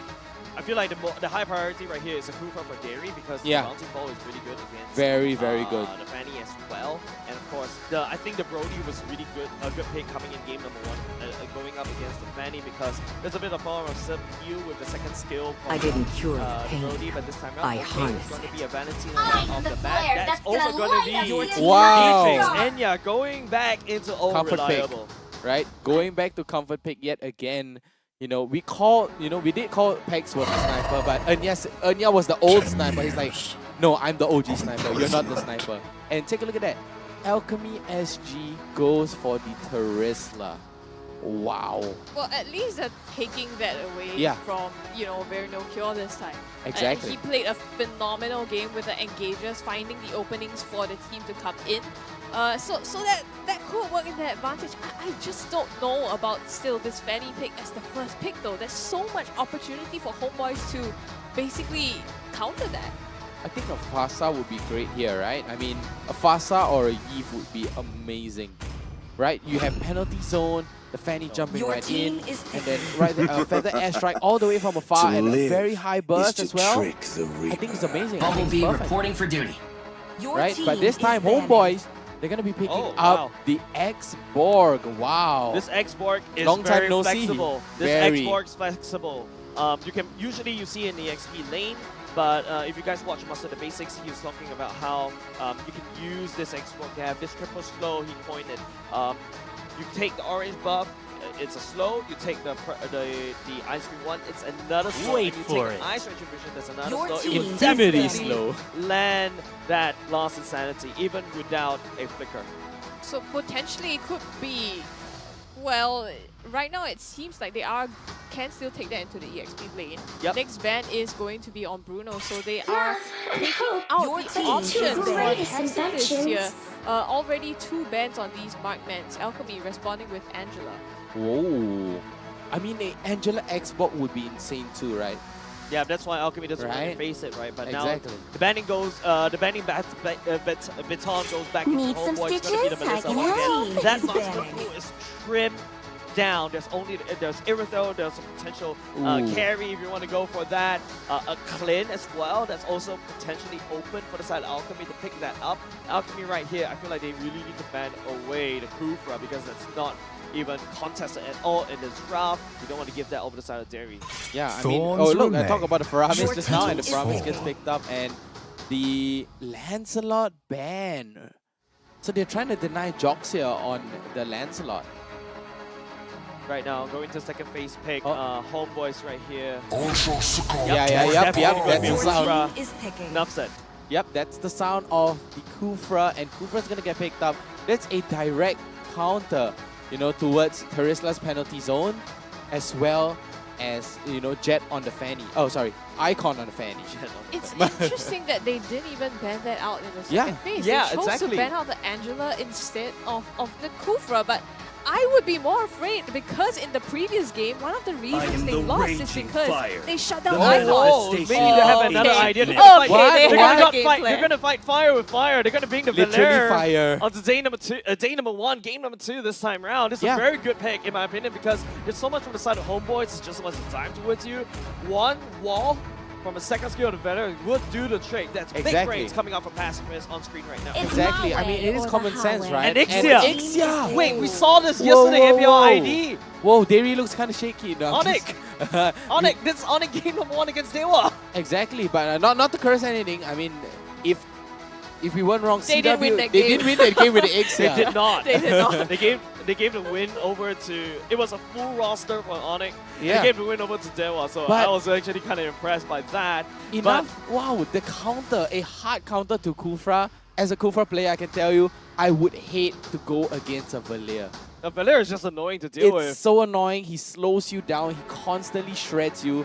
There's nothing you can do at all. And this Xbox is just going to get crushed over and over again. Okay, right now, this pick is going to be very important. It's going to be a Benedetta. Benedetta. So which means that this is going to be an Xbox jungle into the side of Super Jogs. Vernaker showing a Benedetta this time round. The Benedetta immunity to the CC is going to be vital to trying to find Danny and also to juke through the ultimate of Ixia. This is going to be a spicy hot game between Alchemy and HomeBois. They're both going to be fighting fire with fire. Wow, literally fire with fire. Valere up against the Xbox. Wow. Okay, honestly, I have to say, HomeBois lineup is very team fighty, right? They are looking for the fight. They are here to fight. But to me, Alchemy is very well balanced. It's a nice, you know, good, chaotic neutral. To me, this is chaotic neutral on the chart. They definitely had a game plan coming into this, right? I feel like they were just baiting this out and showing, okay, we're gonna go pick Fanny again, but this time we have an answer to it, and it's something that I don't think HomeBois was expecting. With that said, ladies and gents, hopping into game number 2. Of course, it is HomeBois SG. Showing who's boss. Showing who's the real HomeBois. And they're looking to win this particular game. Stopping them in the tracks is Alchemy SG. What will this community team cook up? Wow, what could they be cooking, right? Fire. Literally. Oh, sorry, that cook. part a little bit far away. I got it though. Hey! I got it though. Oh. It worked. If you actually see us on cam right now, it'll be hilarious because I tried to fist bump Vertigo. He tries to go for the high five. Go for the high five. And that's like the awkward thing going on. I have to say, the Xbox has excellent clears. Of course, AoE clear. Yeah. Once you hit that up, it's full, it's true damage, and a part of that, it heals you. So it acts like a Fredrin in the jungle. I've been actually testing it, and it's actually kind of nutty. Oh, Icon gets the Lethal Wanderer as well, but take a look at this. They're not going to go for the Lethal Wanderer at all. HomeBois, Super Jogs just inching towards the EXP lane right there. Yep, they might try to make a play here, but also on the bottom side, Enya. Oh, that's a lot of big burst damage. I think a lot of people did not realize that Ixia, because of the last patch, the damage from first skill. Oh, Icon grabbing. No, he actually missed! He actually went in the middle and very will be able to try to dash away. He gets away! No! Region taking down, but Super Jogs will be burning Blueski down to the ground. He got his level 4 a tad bit too late, misses the cable, and Vernokyok had just waltzed right out. And he even spent the Retribution as well. Icon push everything he has in his arsenal. Yeah, I mean, that was just a missed opportunity, but he wants blood again. Again? Not going to be able to kill. Look at the slow coming out. And this time around, it's going to be very following. Bouncing ball all the way for you to run, my boy. He's going to get just pounced upon by the team of HomeBois SG. Yet again, Alchemy is losing out on the turtle. Yeah, once again, losing out on the turtle. The rotations coming out from HomeBois is just extremely impressive, right? I mean, Icon thought for a moment that he could take that kill, but wasn't expecting Jerry to come in.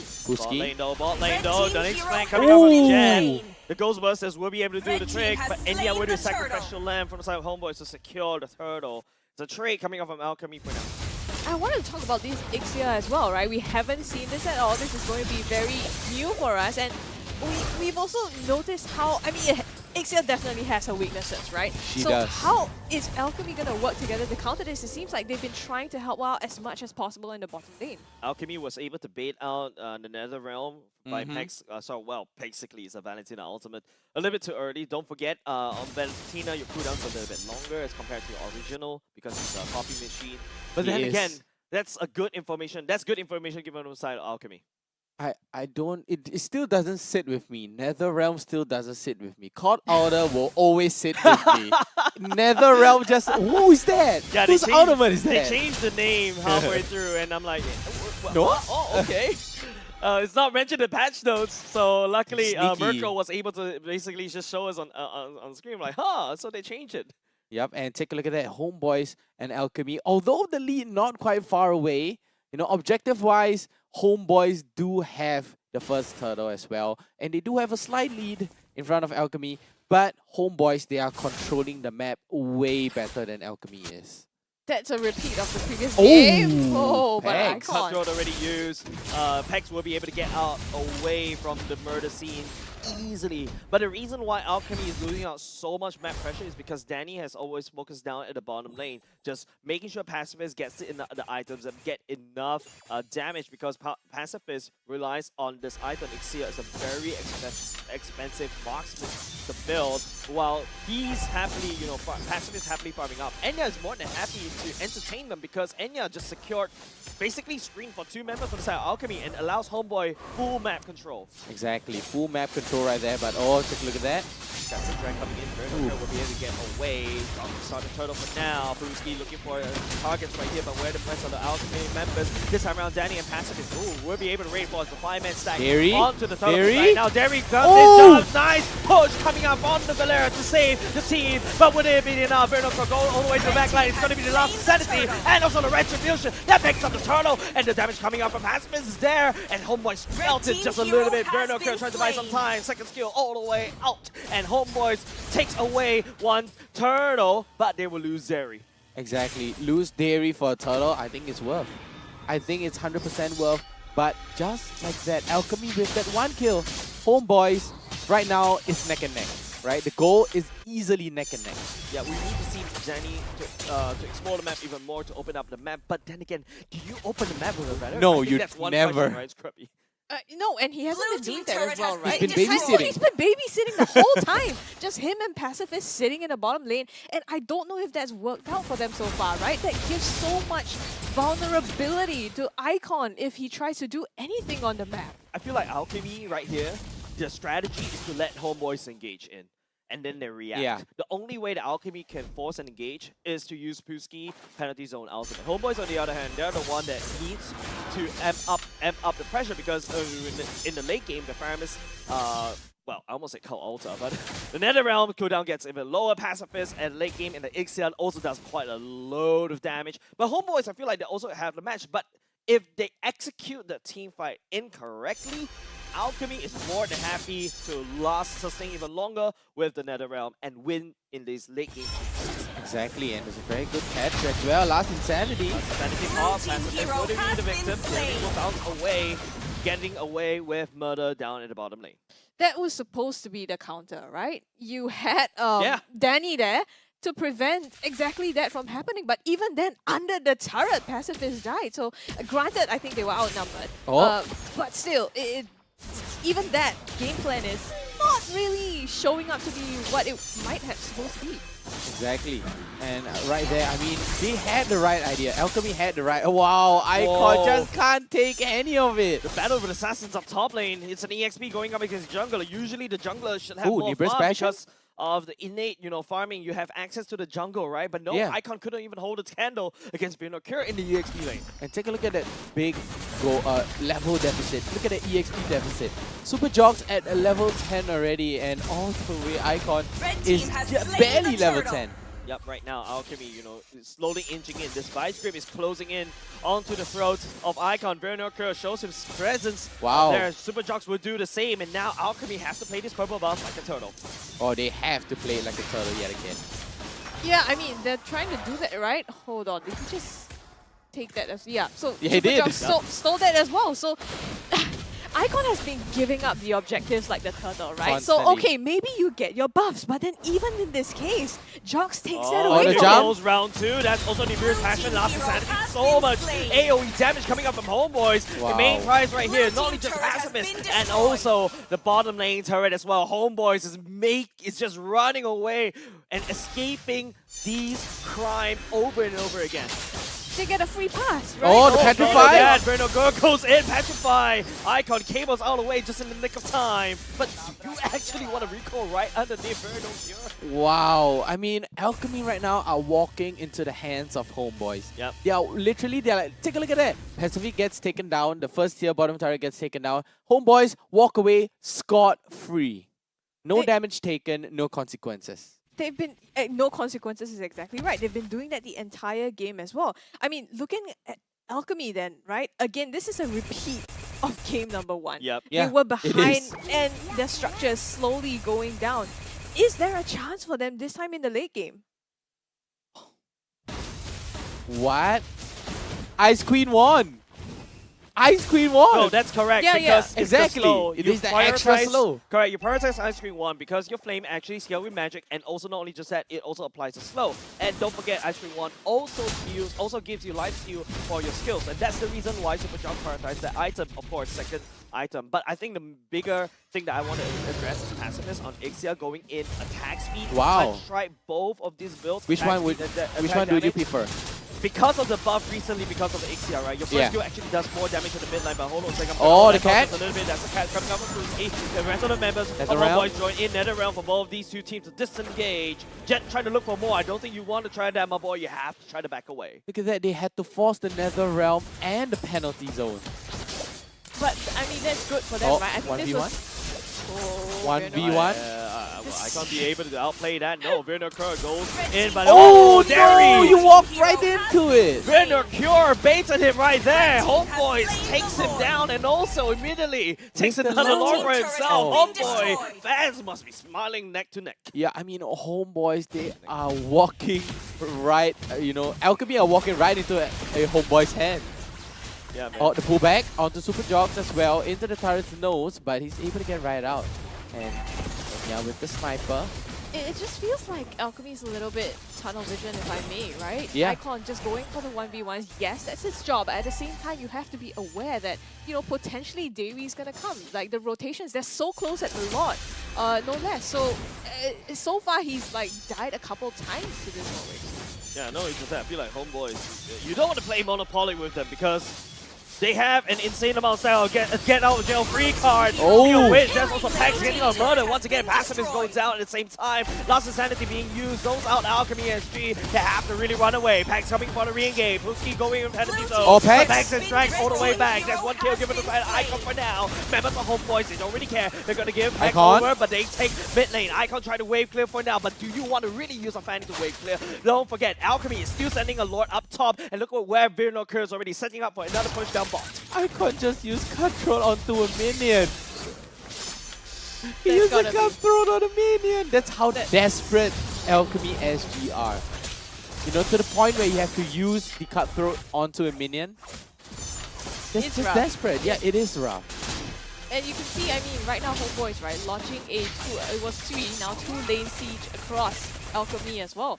They're already at the base turret, so it's so difficult. Icon, this is again a repeat, right? There's no way he can come out of it and then have 5 men go onto the buff. I really don't think Icon really want to play he's combat against it. confident. He's actually going down. Last Insanity will play, gets burnt down to the ground right underneath the turret. And now Derry just managed to zone out the rest of the Alchemy. No one from the side of Alchemy SG wants to even save Icon for now. Just leave him for dead. Let him try like salted fish. It seems like there's some sort of miscommunication Yeah. even, right? It's like Icon's gonna go in and just die, but the rest of his team, I don't know, like you said, if they don't want to support him or they haven't been there in time. It's like he's playing alone. No, I think it's just Derry just coming in, jumping in the right spot to just zone away the rest of the members of Alchemy. They forced Alchemy away. They managed to separate Icon, isolate himself.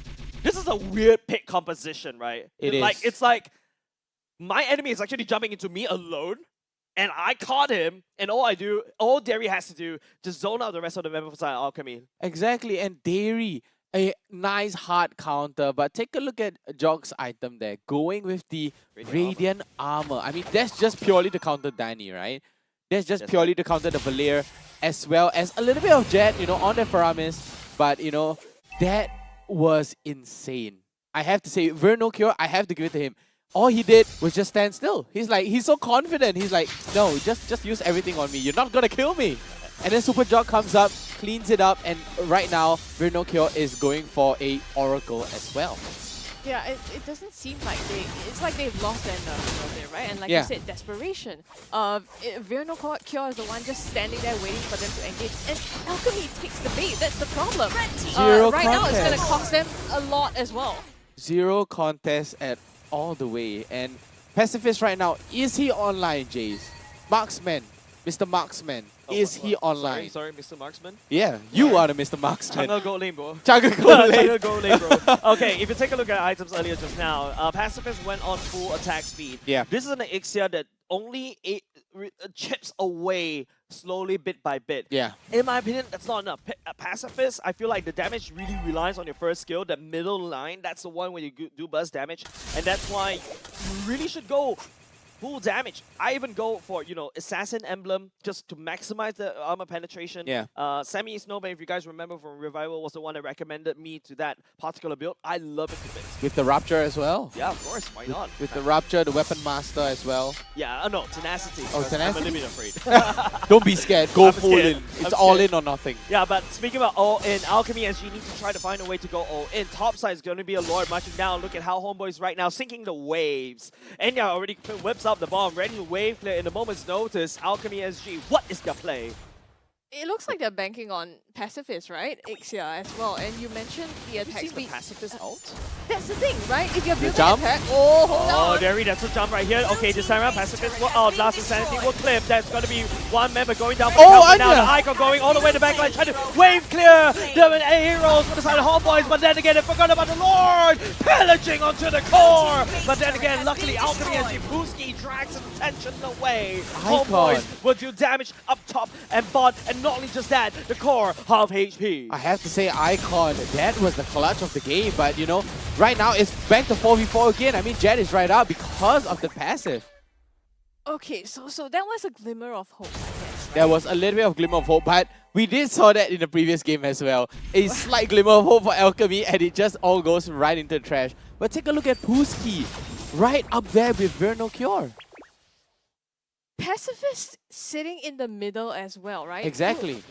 I think that's one thing that's very glaring for me, right? You're banking so much on this Ixia and building that attack speed, you want to kind of maximize that from the ultimate because you shoot basically more shots, right? It builds on your basic attacks. But the thing is, we haven't really seen him pull that off in a team fight, save for that last team fight. So maybe if they manage to do that again, it could work out for them. Onto Derry, they're trying to get Derry. Oh! Will respond, one in the same. It makes it feel like Pax is the true Turista player, but no, he's actually on the Valentina. The Nether Realm locks Jet down in play. 3 men for the side of Alchemy already going down. Hey, HomeBois right here just need to do that GG push, and Icon sneaks away a purple buff when everything's happening. HomeBois right here will go for the home run, ladies and gentlemen. Super Jogs already activated on Flame. What can Icon do but just rotate around, trying to use the energy to wave clear. Jogs will press on the issue though. Last Insanity will be able to clip. Danny gets pushed all the way back. HomeBois right here just go for the kill, and they take the series. Wow. Wow. I have to give it to Pegs. Victory! 3-man penalty zone with the IMU. He's a Terraslab player, I swear. And he looks ice cold. Look at the face cam. Ice cold, zero reaction. They're like, no, this is everyday, man. This is what I do for a living. Yeah, it's what we do. Wow, and Enya all smiles as well as, wearing their shoes, because, they have to take out their shoes when they're playing. It's comfortable that way. Congratulations to HomeBois with a big 2-0. And Alchemy, they have to go back to the drawing board yet again. Yeah, but what can we take home from this particular series, Grubby? Especially Alchemy SG. What can we take home? Don't play the Fanny twice. Don't play the Fanny. I mean, they managed to clutch it, right? The first time, don't do it. Okay, look, they had a clear game plan this time, right? You could see that on paper, it was meant to play out in a certain way. Pacifist had that in mind, and he knew what the game plan was, but just the execution of it, they just couldn't seem to nail it. Vertigo, what do you think Alchemy SG can take away from this particular series? I think, they have to rethink their draft again, because the timing of when, Ixia has to come online, it's, Melissa has to come online, it's a little too late, something a little bit balanced in between, maybe something like a mid lane. You need a transition. Yeah, a transitional MM, maybe like a Clin, or, Bruno gets brand out, the Clin was open, the Leslie was open as well, but the Leslie is a super late game hero. Yeah, we're going to go into the post-game builds, but I feel like my main takeaway from Alchemy SG is that, yeah, the lack of a hero pool for Pacifist is actually kind of alarming. If you notice how HomeBois, what they did, just permaban the Claude, and Pacifist has to go back into these weird picks, right? If you take a look, Pacifist already started to tilt a little bit into attack damage in the late parts of the game, but that's when, Pacifist already lost out a lot of priority. Don't forget Alchemy SG in the early game, because Danny's not roaming around, and Danny goes for a Belair roam, means that you don't really have any map presence. Usually, you may go for Novara to, have this non-committal map opening as well. Kadita can do the same, but no, Alchemy, they couldn't do it. The only way they can open up the map is basically nobody, right? So nobody. They have no map presence at all, and HomeBois, because of that, especially on Dairy, on this Kufra, was able to, take advantage for Alchemy SG. Doesn't really have all this map control, hide in every bush, and all of a sudden, every bush from the Alchemy side is a very dangerous bush.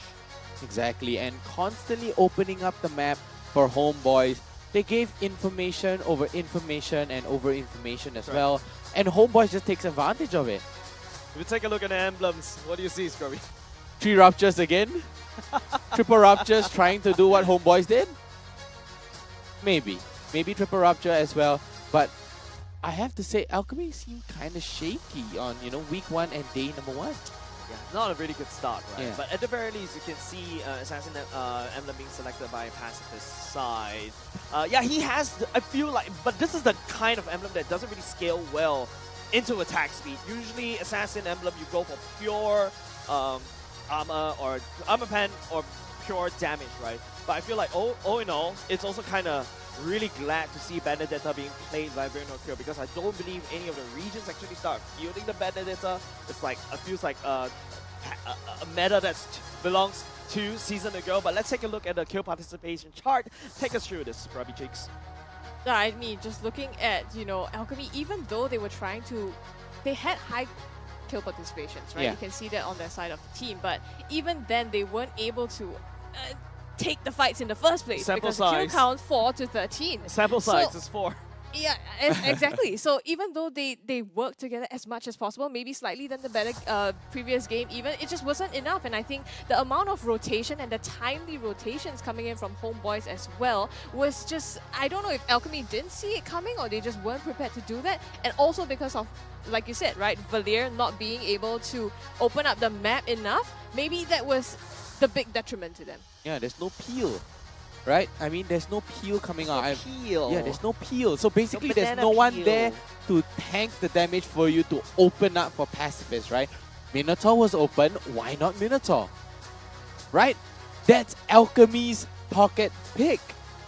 The Minotaur. But that belongs to Pacifist, right? Exactly. Pacifist now relegated to gold lane. I But feel like Danny can also go Danny in for can the go. troll as well, because you really want to try to kick away the Xbox that's really flying in your face, right? But then again, Alchemy this time around, they will take this defeat for now. But there's a lot of learnings that they could have done.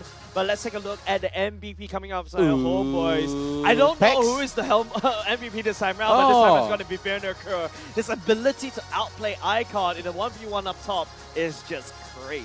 Not just up top, right? And he's the Everywhere. multiple times that Icon tried to engage on him, even in the late game when he had enough damage, but it, just wasn't enough to take very no kill down. And like you said, he just stood still. He just stood still and then it's like, yeah, sure, hit me. Use your cutthroat, everything. Use as much thing as you want. Finish your energy. And then he's like, okay, I'm just going to walk back. And then Super Jocks just deletes him. Yeah, he'll be back up. Look at the emblem. Fighter emblem, Festival of Blood. Then, of course, on top of the Bloodlust X as well. Wow. This emblem build allows you to build Hunter Strike for damage first. And then the Bloodlust X is like Spellvamp. cherry on the topping, right? Just additional blood survivability for you. And then with the Oracle as well, additional healing. That's even more healing. So that's triple healing. Of course. We And always love the healing. That's why you don't need to be afraid, because Yeah. you just heal it Just back heal. up. And then, look, he did use the ultimate, went for the Petrify. Easily demolishes Icon. Right under his own turret as well. That's right. We'll be going into a very quick mic check. I love this mic check. Let's go. Especially the MPL Malaysian one. It's really entertaining. It's With that so said, good. hopefully MPL Singapore will also do the same. Let's take a look at the mic checks of both these two teams. It's okay, can pressure talk, Pressure talk, pressure talk. pressure talk, pressure talk. Fanny no blue, Fanny, Yeah, Fanny no blue. The who them low. Play him. Guys, Kufra. Nice! Tahu.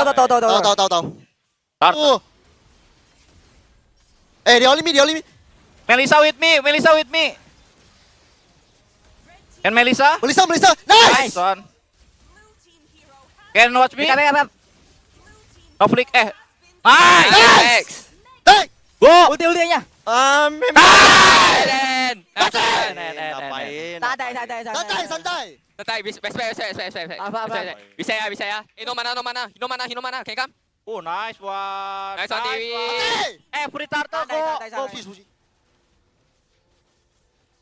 Santai. Look at Fanny. Nice! Nice. Sorry. Help me. Mati. No. Mati. Do. Kan? Santai. Santai.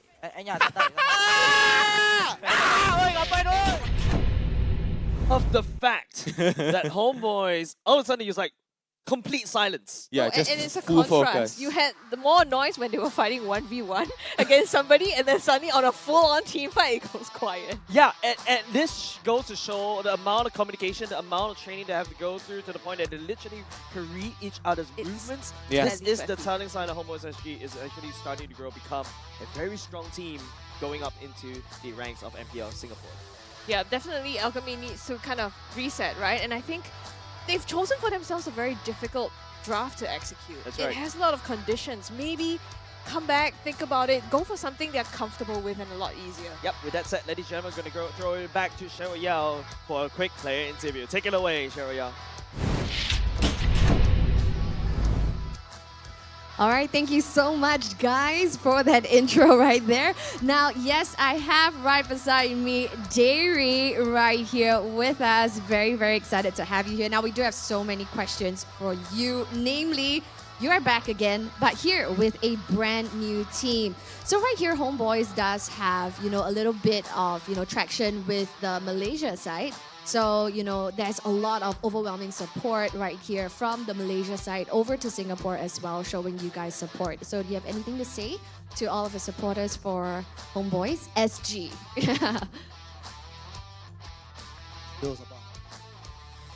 Try to do our best this season and show some results.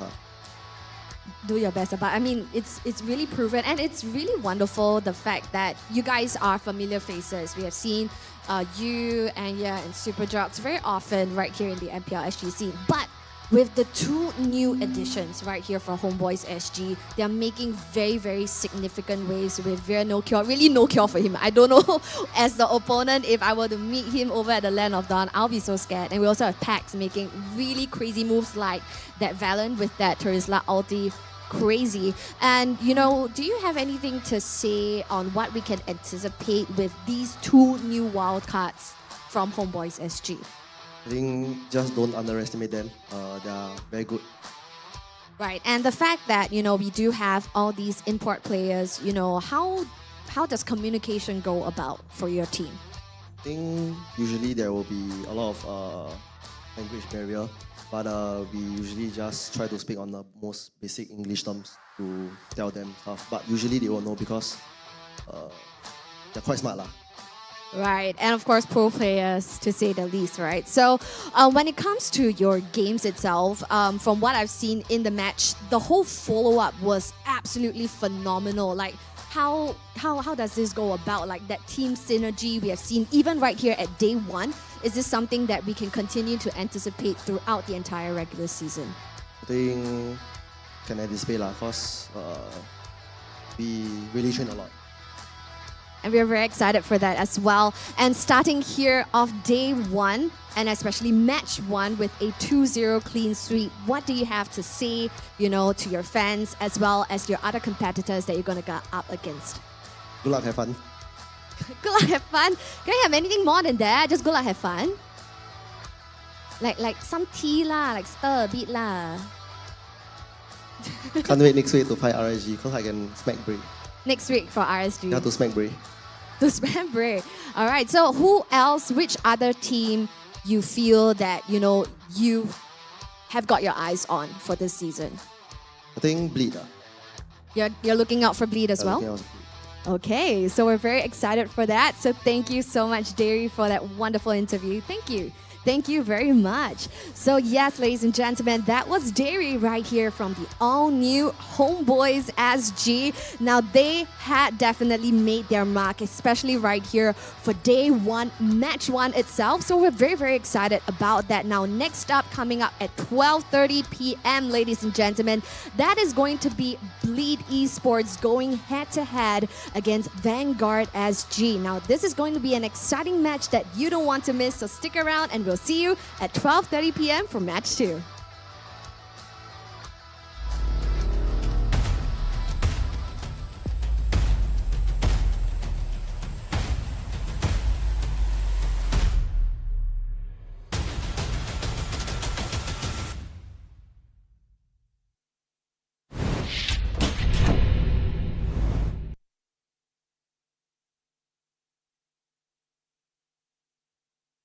Mute. I usually shout at my team. So what? I just shout at my team. I just mute. If we do well in the first 1 minute, the comms is always your house, invade. Yeah.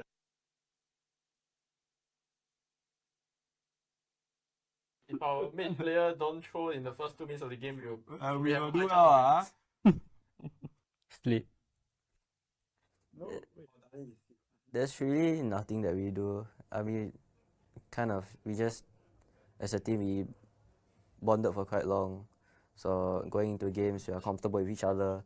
As long as we don't mess up. No fumble. We have a ritual after we lose. I am Optimus Prime. No one can outrun Bumblebee.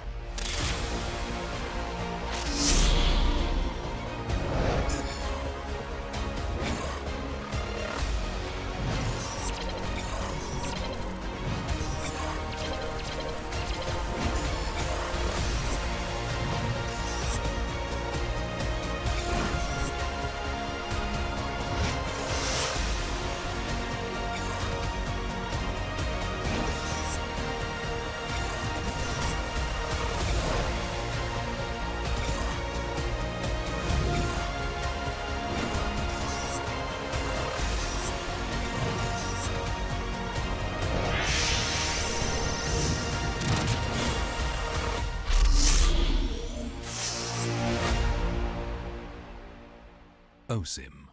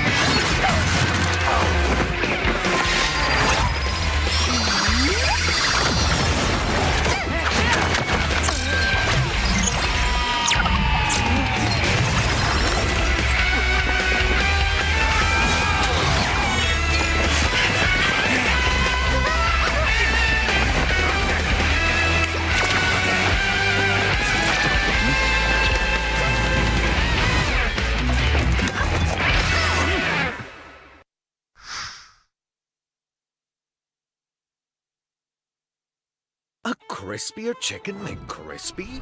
So much crispier. Bite into an even crispier crunch with the improved Chicken McCrispy. Now, wouldn't that be nice?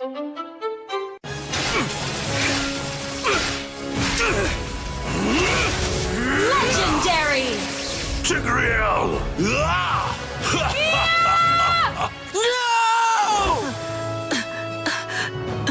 Tigreal, you are our only hope. We're not going to lose. Not today!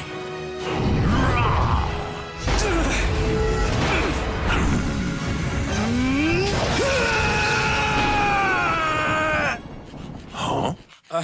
What's going on with my hand? Ooh, why is it so itchy?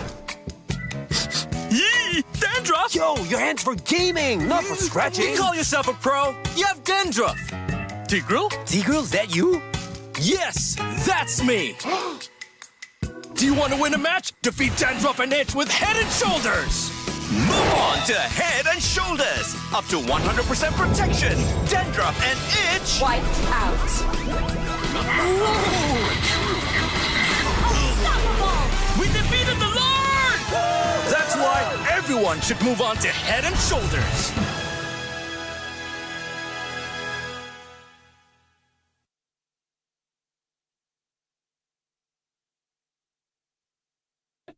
Jumping to make your energy hype. Me, I'm just eating chocolate first to get hype. Yeah. Yeah. Yeah, yeah. No, bro, don't eat chocolate in game, bro. I am hype if I eat chocolate, bro.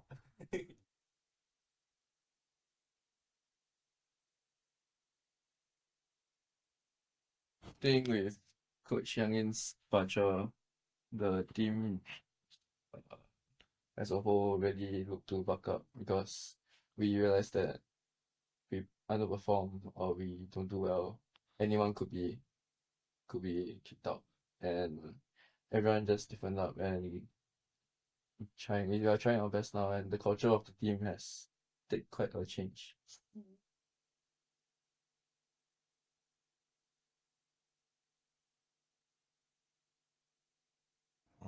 I think for me, my playstyle, I adjust my playstyle to fit on them. I adjust so many things to fit to the team. So I think that's why I can fit to any team because I always adjust for the team. For me, I think it's like I'm wearing. Wait.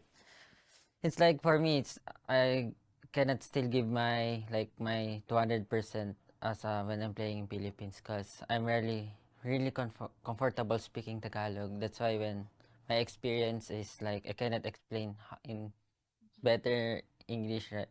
So maybe still adjusting. Then let's see how after the MPL start.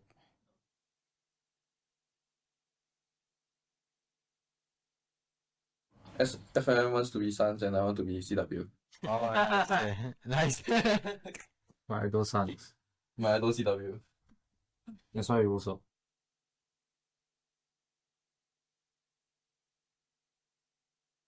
Last season I couldn't get my blue buff, but this season I don't even need blue buff. Hope you guys come down to the MPL Arena and support us. And watch you taking on blue buff. And hope you guys can continue supporting us for this upcoming season.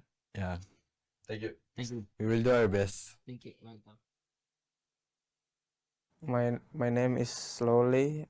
I play role jungle. Yeah, my name is Chot and I play mid laner in Vanguard Esport. My name is Ryan and I play EXP lane.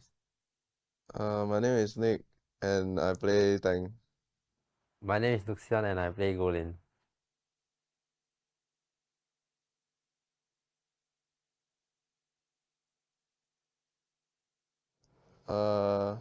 I believe this is just the process of us going into MPL lah. As our aspirations isn't just to enter MPL, we want to have a mark in MPL. Yeah. I think the new meta are so good because it become more flexible and the game not become monotone. I feel like because I'm a roamer ma, so I feel like no much changes so like it doesn't benefit me much at all. So like maybe they should put like more changes to the roam because roam only use support and tank ma for the emblem, so like quite shag I would say the emblem is much better now because now more fighters are more viable and there are many options to choose from because the emblems make some older, not so used heroes slightly better, like Xbox.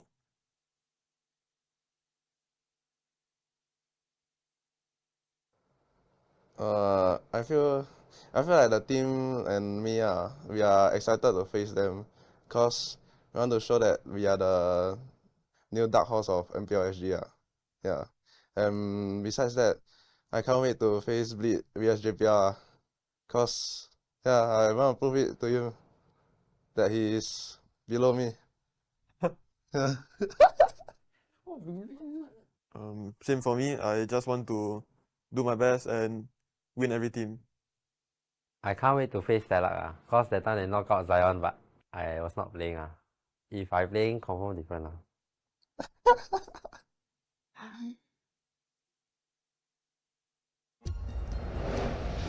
I am Optimus Prime. No one can outrun Bumblebee.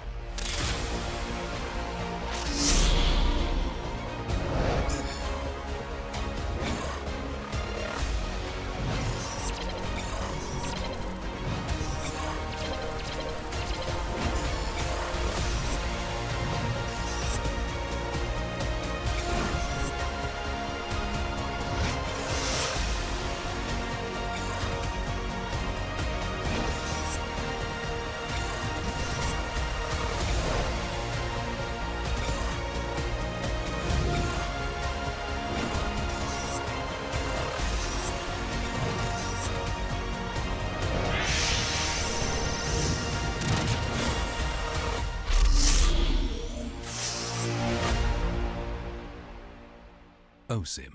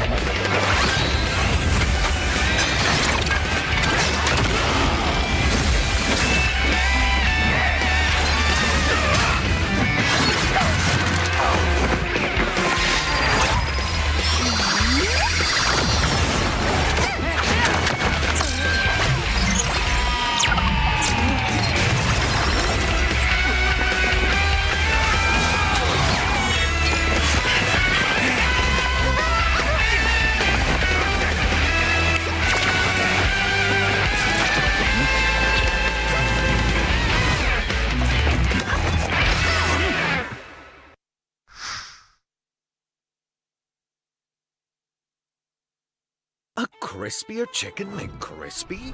So much crispier. Bite into an even crispier crunch with the improved Chicken McCrispy. Now, wouldn't that be nice?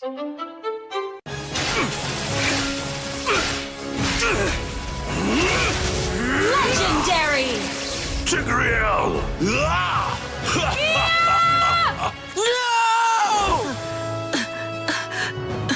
Tigreal, you are our only hope. We're not going to lose. Not today!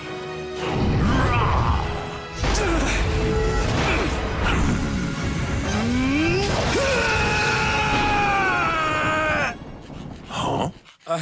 What's going on with my hand? Ooh, why is it so itchy? Yee! Dandruff! Yo, your hand's for gaming, not for scratching. You call yourself a pro? You have dandruff. Tigreal? Tigreal, is that you? Yes, that's me! Do you want to win a match? Defeat Dandruff and Itch with Head and Shoulders! Move on to Head and Shoulders. Up to 100% protection. Dandruff and itch. Wiped out. Unstoppable! We defeated the Lord!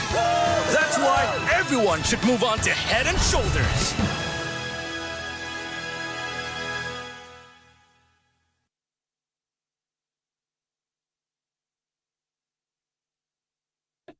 Jumping to make your energy hype. Me, I'm just eating chocolate first to get hype. Yeah. Yeah. Yeah, yeah. No, bro, don't eat chocolate again, bro. I am hype if I eat chocolate, bro.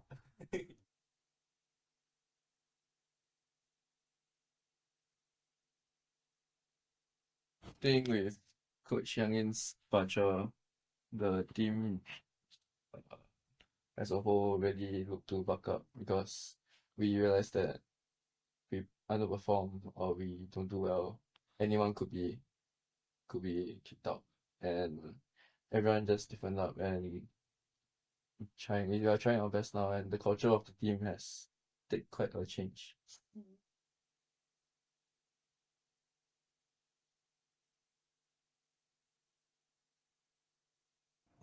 I think for me, my playstyle, I adjust my playstyle to fit on them.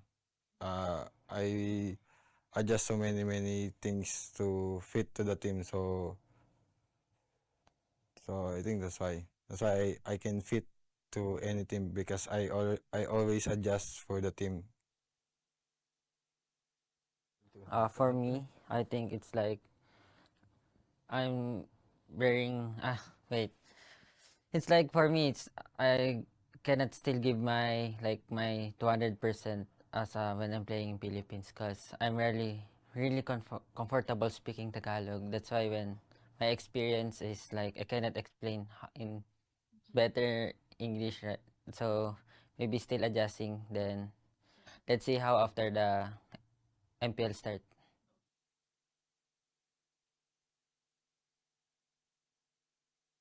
As FNM wants to be Suns and I want to be CW. Oh, nice. My idol Suns. My idol CW. That's why we also.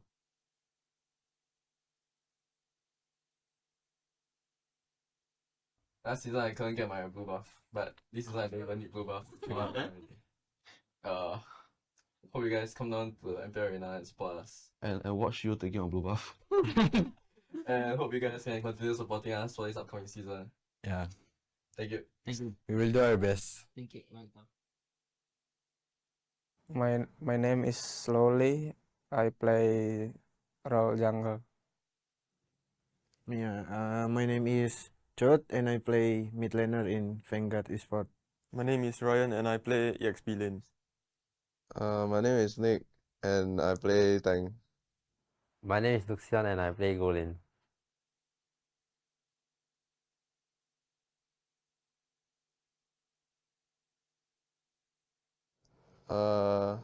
I believe right, this is just the process of us going into MPL lah.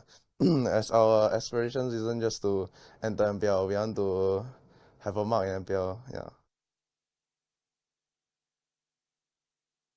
I think the new meta are so good because it become more flexible and the game not become monotone. I feel like because I'm a Roma ma, so I feel like no much changes so like it doesn't benefit me much at all. So like maybe they should put like more changes to the roam because roam only use support and tank for the emblem. So like quite shag I would say the emblem is much better now because now more fighters are more viable and there are many options to choose from lah. Because the emblems make some older, not so used heroes slightly better, like Xbox.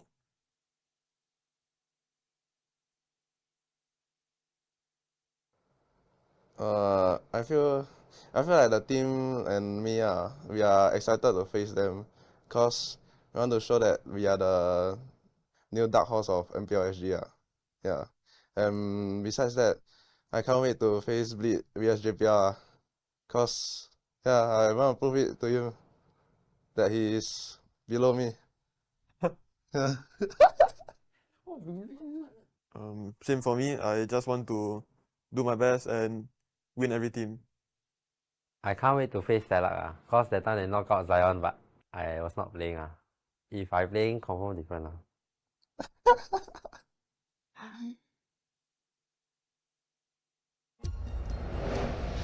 I am Optimus Prime. No one can outrun Bumblebee.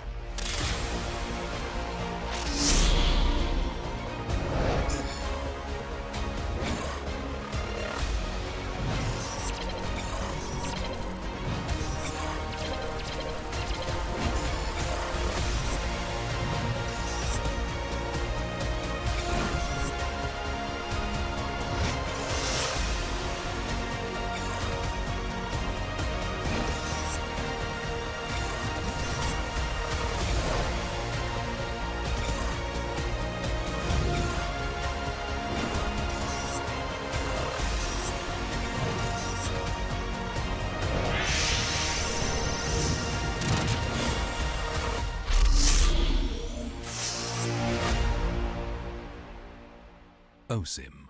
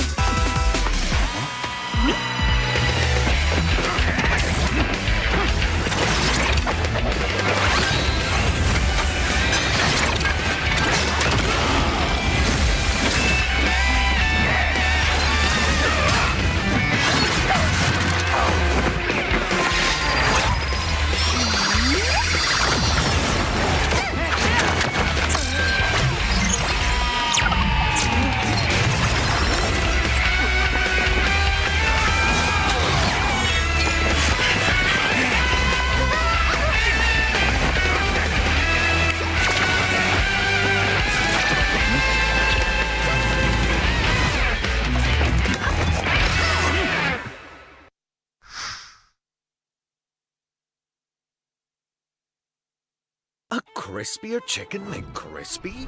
So much crispier. Bite into an even crispier crunch with the improved Chicken McCrispy. Now, wouldn't that be nice?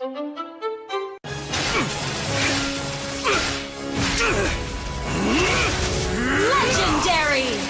Tigreal!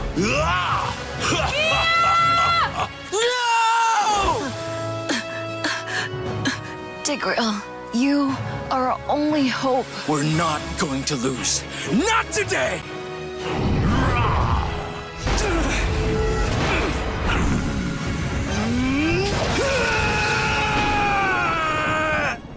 Huh? What's going on with my hand? Ooh, why is it so itchy? Yee! Dandruff! Yo, your hand's for gaming, not for scratching. You call yourself a pro? You have dandruff. Tigreal? Tigreal, is that you? Yes, that's me. Do you want to win a match? Defeat Dandruff and Itch with Head and Shoulders. Move on to Head and Shoulders. Up to 100% protection. Dandruff and Itch. Wiped out. Unstoppable! We defeated the Lord! That's why everyone should move on to Head and Shoulders.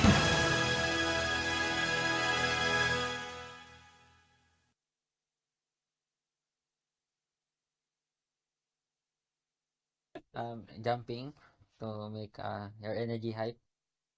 Me, I'm just eating chocolate first to get hype. Yeah. Yeah. No, bro, don't eat chocolate in game, bro. I am hype if I eat chocolate, bro.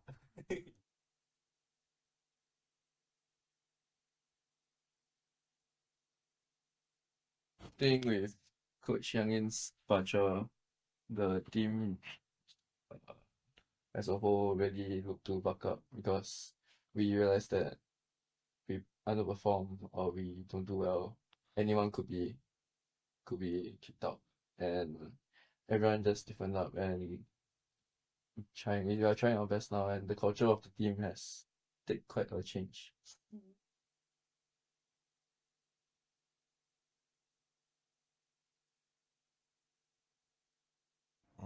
I think for me, my playstyle, I adjust my playstyle to fit on them. I adjust so many things to fit to the team. So I think that's why I can fit to any team because I always adjust for the team. For me, I think it's like I'm wearing wait. It's like for me it's I cannot still give my 200% as when I'm playing in Philippines because I'm really comfortable speaking Tagalog. That's why when my experience is like I cannot explain in better English, right? So maybe still adjusting. Then let's see how after the MPL start.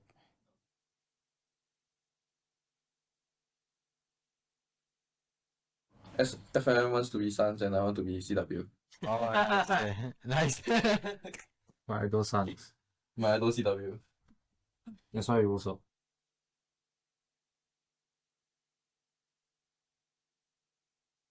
Last season I couldn't get my blue buff, but this season I don't even need blue buff.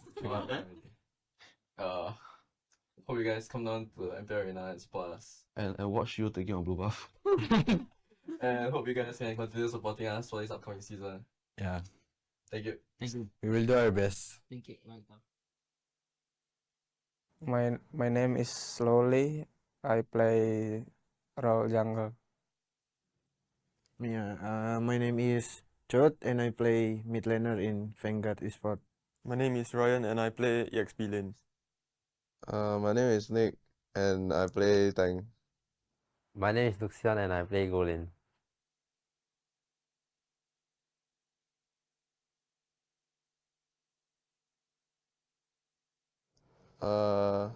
I believe right, this is just the process of us going into MPL lah.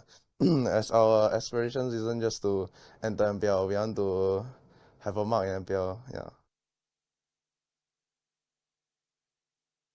I think the new meta are so good because it become more flexible and the game not become monotone.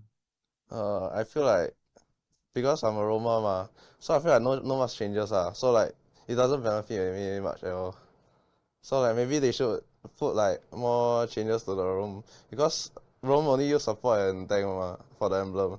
So like quite shag I would say the emblem is much better now because now more fighters are more viable and there are many options to choose from because the emblems make some older, not so used heroes slightly better like Xbox.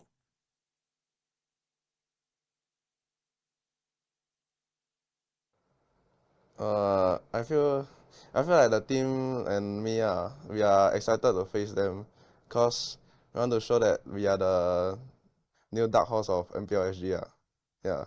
And besides that, I can't wait to face Bleed vs JPL because I want to prove it to you that he is below me. Same for me. I just want to do my best and win every team. I can't wait to face Telak cause that time they knock out Zion, but I was not playing If I playing, confirm different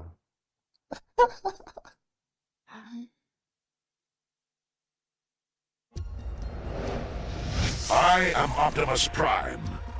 No one can outrun Bumblebee.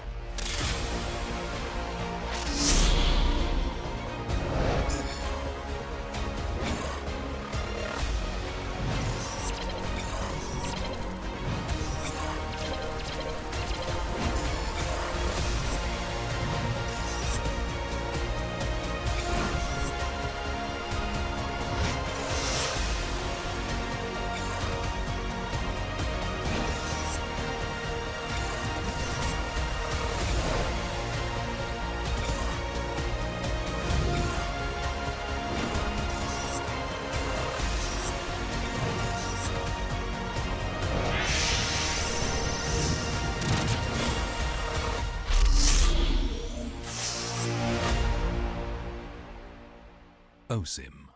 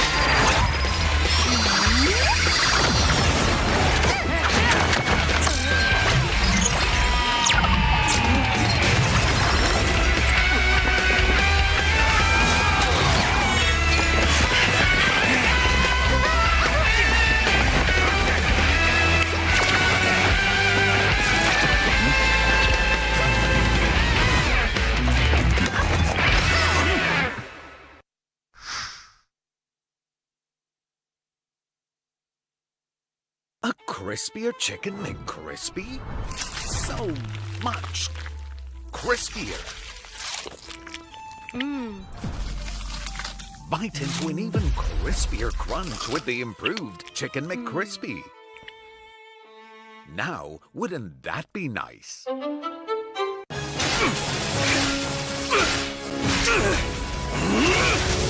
Legendary!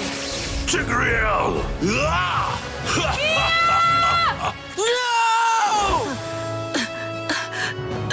Tigreal, you are our only hope. We're not going to lose. Not today!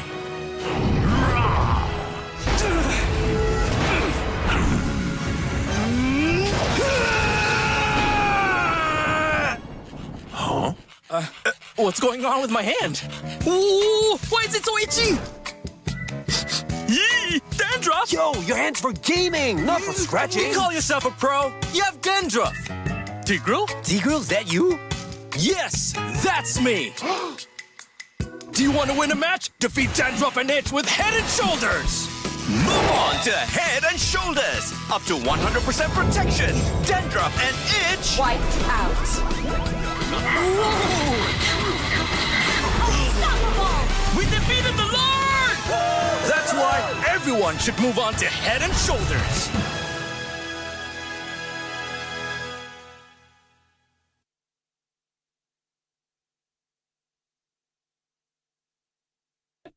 Jumping to make your energy hype. Me, I'm just eating chocolate first to get hype. Yeah. Yeah. Chocolate. Yeah. No, bro, don't eat chocolate again, bro. I am hype if I eat chocolate, bro.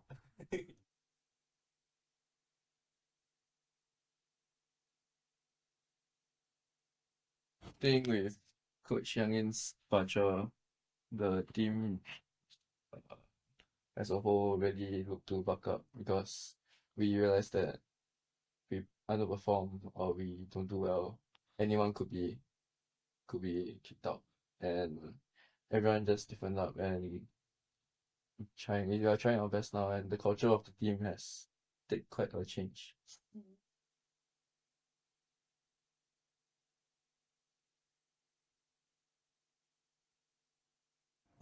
I think for me, my playstyle, I adjust my playstyle to fit on them.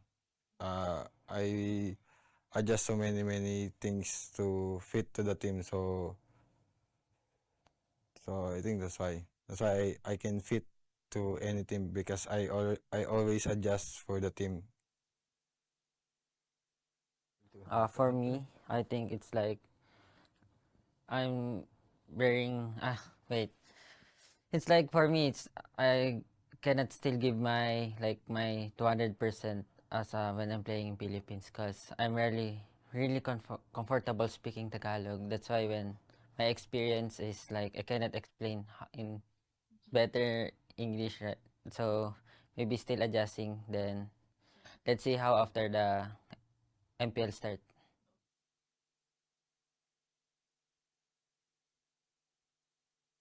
FMM wants to be Suns and I want to be CW. Oh, nice. My idol Suns. My idol CW. That's why we also.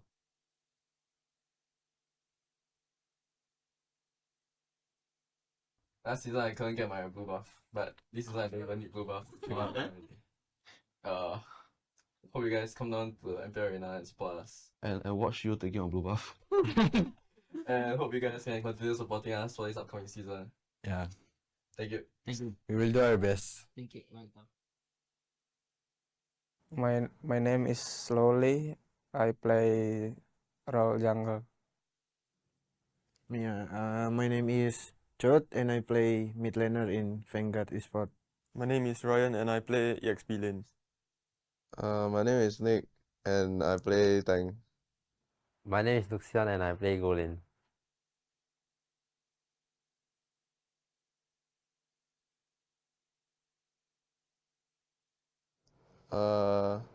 I believe right, this is just the process of us going into MPL lah. As our aspirations isn't just to enter MPL, we want to have a mark in MPL. Yeah. I think the new meta are so good because it become more flexible and the game not become monotone. I feel like because I'm a Roma ma, so I feel like no much changes so like it doesn't benefit me much at all. So like maybe they should put like more changes to the roam because roam only use support and tank for the emblem.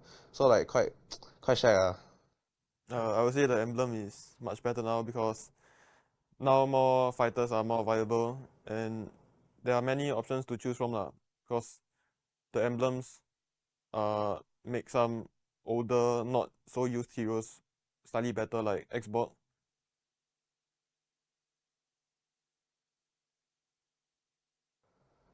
I feel like the team and me we are excited to face them because we want to show that we are the new dark horse of MPLSG Yeah.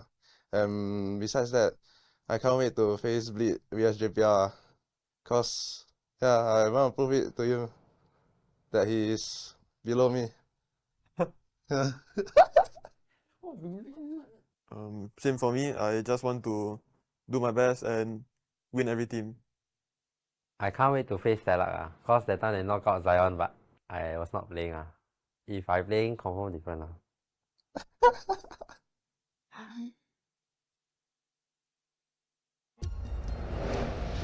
I am Optimus Prime. No one can outrun Bumblebee!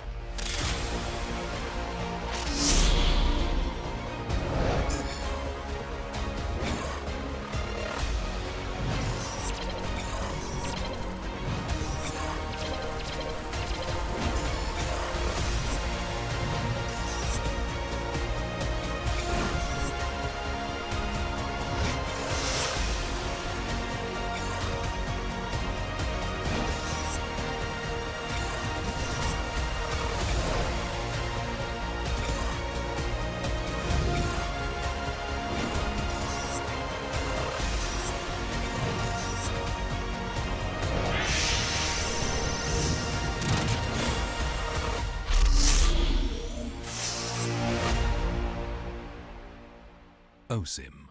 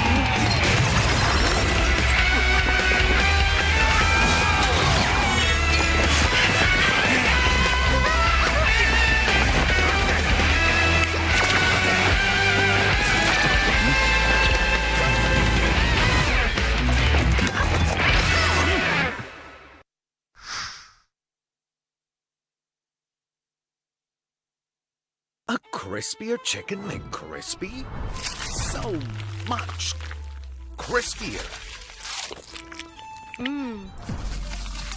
Bite into an even crispier crunch with the improved Chicken McCrispy. Now, wouldn't that be nice?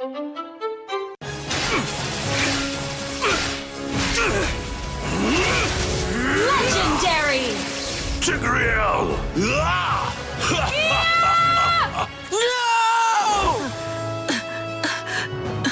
Tigreal, you are our only hope. We're not going to lose. Not today!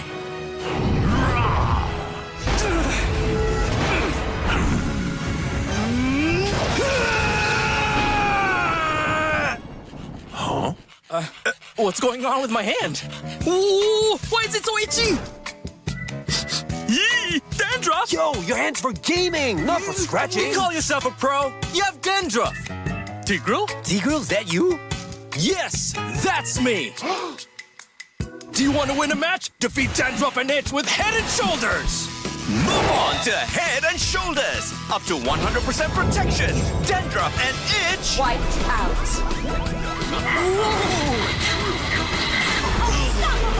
We defeated the Lord! That's why everyone should move on to Head and Shoulders.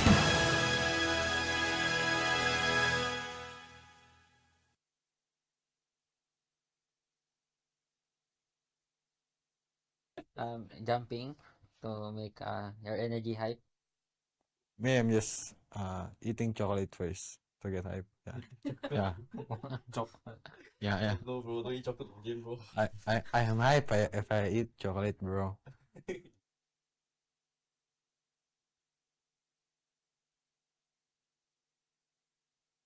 Think with Coach Yang Yin's departure, the team as a whole really looked to buck up because we realized that we underperform or we don't do well, anyone could be kicked out, and everyone just stiffened up and we are trying our best now, and the culture of the team has taken quite a change.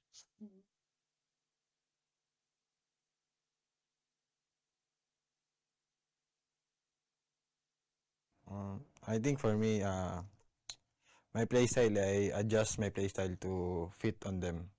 I adjust so many things to fit to the team. So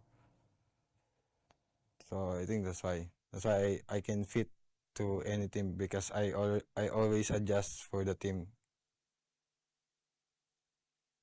For me, I think it's like I'm wearing wait.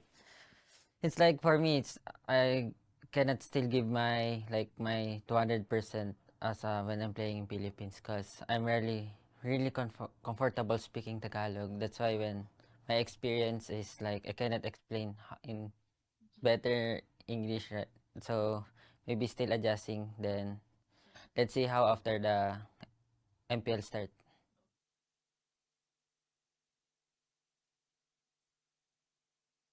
As FMM wants to be Suns and I want to be CW. Oh, nice. My idol Suns. My idol CW. That's why you also.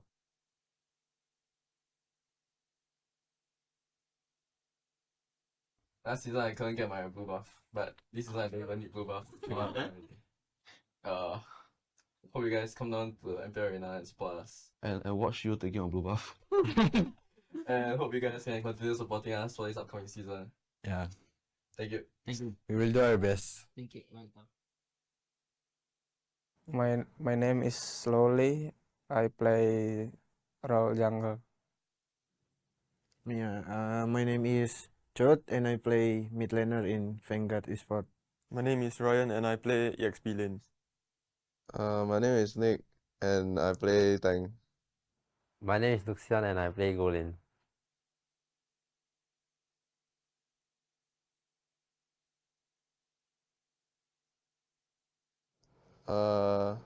I believe right, this is just the process of us going into MPL lah. As our aspirations isn't just to enter MPL, we want to have a mark in MPL. Yeah.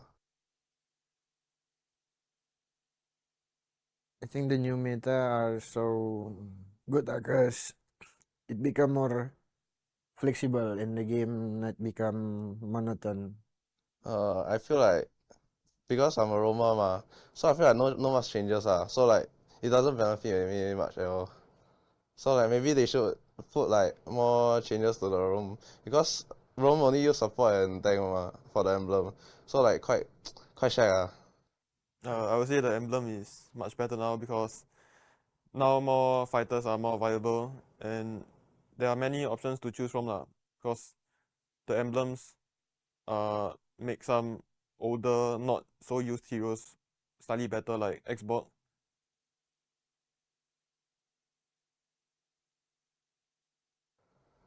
I feel like the team and me we are excited to face them because we want to show that we are the new dark horse of MPL SG yeah. And besides that, I can't wait to face Bleed vs JPL because I want to prove it to him that he is below me. Yeah. Same for me. I just want to do my best and win every team. I can't wait to face Telak cause that time they knock out Zion, but I was not playing If I playing, confirm different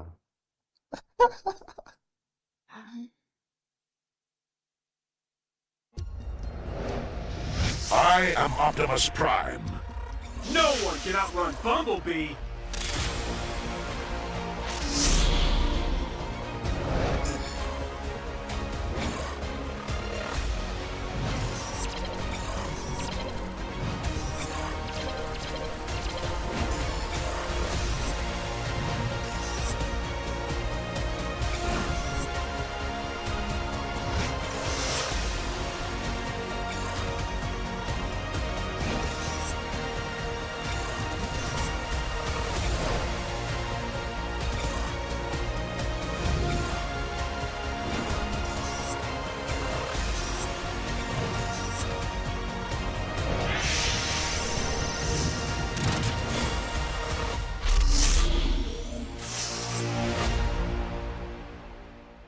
OSIM.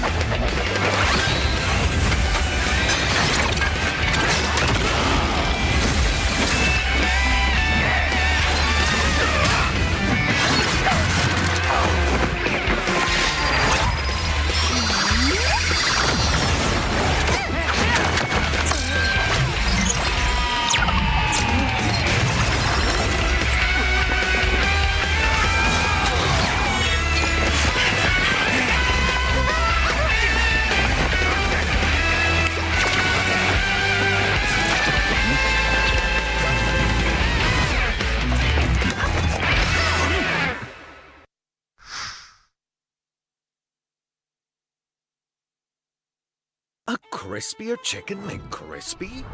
So much crispier. Bite into an even crispier crunch with the improved Chicken McCrispy. Now, wouldn't that be nice?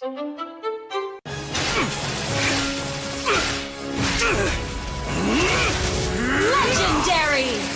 Tigreal!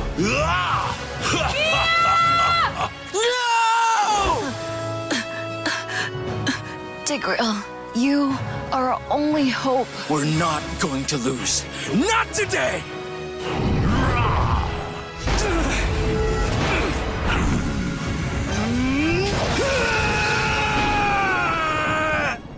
Huh? What's going on with my hand? Ooh, why is it so itchy? Yee! Dandruff! Yo, your hand's for gaming, not for scratching. You call yourself a pro? You have dandruff. Tigreal? Tigreal, is that you? Yes, that's me!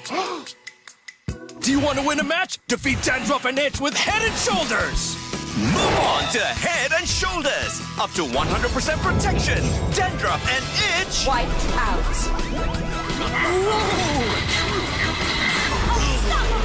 We defeated the Lord!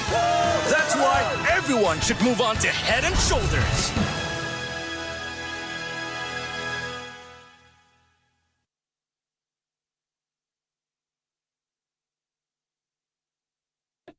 Jumping to make your energy hype. Me, I'm just eating chocolate first to get hype. Yeah. Yeah. No, bro, don't eat chocolate in game, bro. I am hype if I eat chocolate, bro.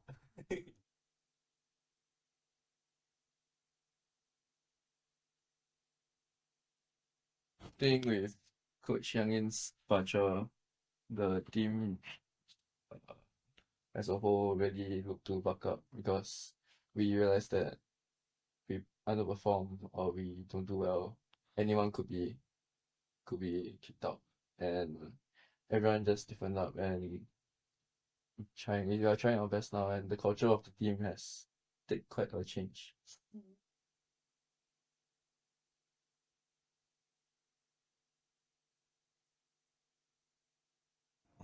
I think for me, my playstyle, I adjust my playstyle to fit on them.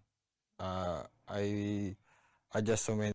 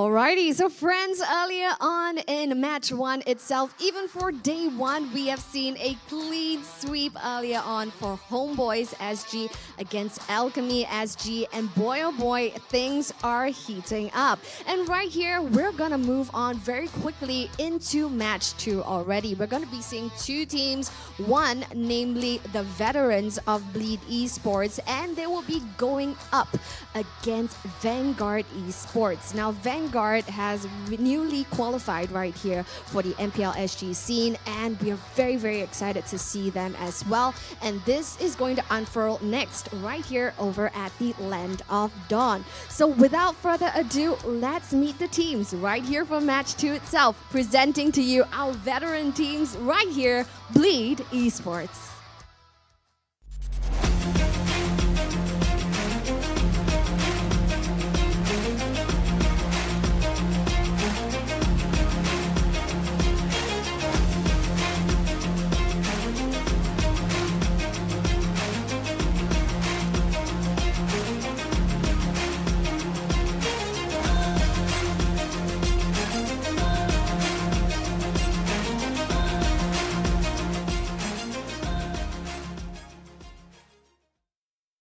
Very, very exciting. We see our veteran team, Bleed Esports, right here getting decked up, loaded, and ready to go into the Land of Dawn. And right here from Bleed Esports, we do see 2 brand new faces right here.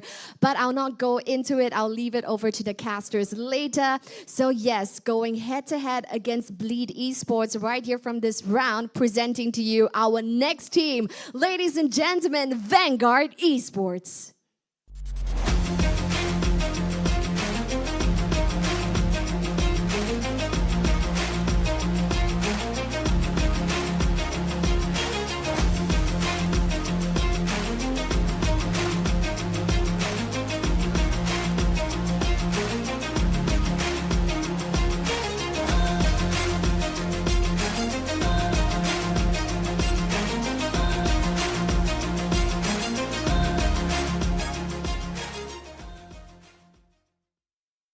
Now right here beside me, I do have Vanguard Esports getting ready to head on over to the Land of Dawn. Now right here at Vanguard Esports, they are, new faces right here, but not entirely foreign from us right here, the MPLSG scene. And this is going to be a very exciting match, ladies and gentlemen, because right here, Bleed Esports, even though we have known them for the longest time, there has been a little bit of a shift. As you guys see on your screens, we have Potato right behind, the team coaching them right here for the draft later. And we don't see Youngin. So question is, where is Youngin? So I'm going to hand my time over to the casters, and I'll let you, the viewers, find out.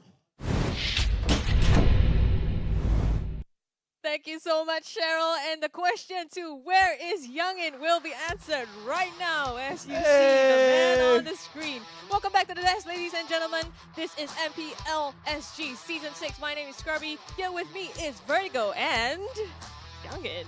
Yeah, finally. I mean, we've seen him on the ground, on the stage, constantly, over and over. And, we just don't get to talk to him. We don't get to see him as much. We usually see him on the camera and not much. And now, he's right here with us. I mean, how do you feel, being on the caster table with us? Yeah, so hi everyone. Very happy to be here. Finally, taking on a different role. Got tired of coaching a little bit. Looking for a new challenge. Yeah, so, first game I'm casting all my old teammates as well, yeah, right? Exactly. Bleed, and then, of course, on the side of Vanguard, Nick Stain, of course.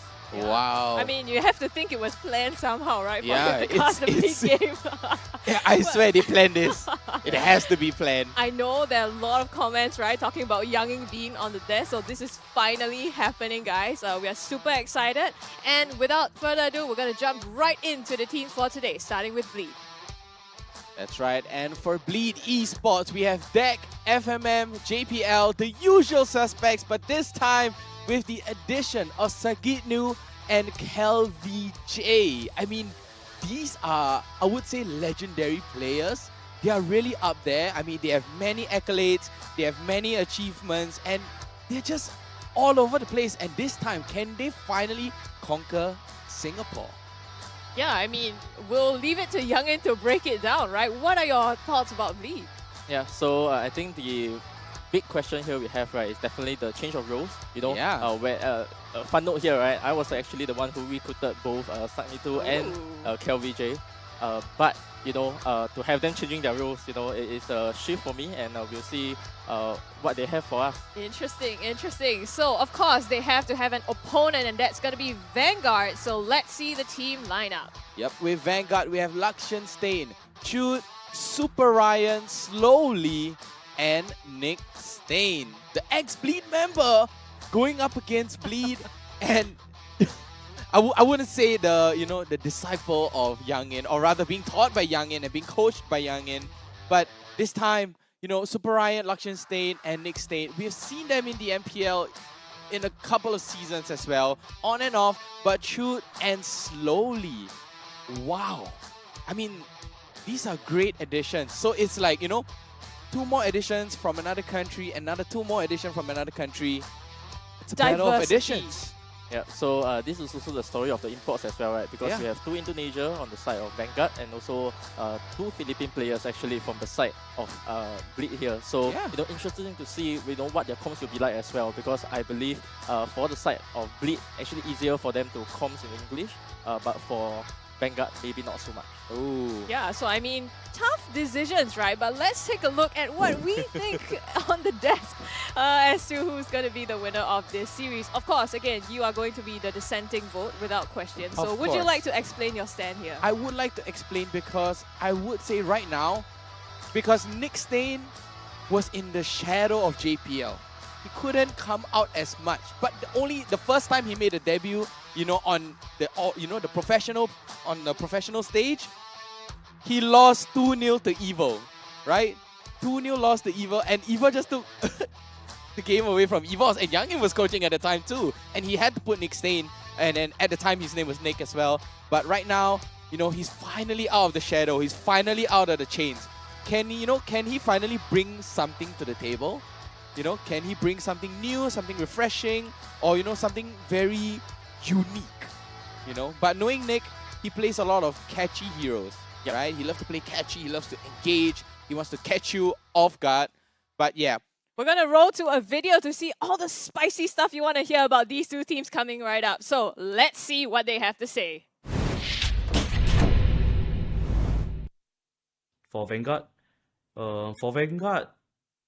they are pretty interesting, because one of the player was our ex-player, which is like Nick. Yeah, so he's a good player, just that because we have JPL over here, so he don't really have an MPL experience. So I believe like he will do well in this MPL since he qualified. And one pretty interesting about them is they actually brought in 2 Indonesian players. Yeah, if I'm not wrong lah. He actually told me that there's 2 Indonesian, and one of them is a jungler and one of them is a mage. Yeah, and both really play at MDL or MPL in Indonesia. So I believe like that team's gonna look like good as well.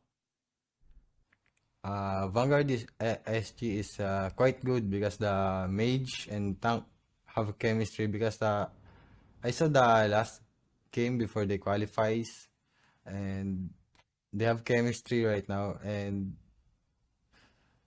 they have two imports too, and the tank is good, because the tank is my friend, so I think we need to watch them, because they might be scary team for me right now. Oh yeah, they got 2 imports, both from I think MDL RRQ.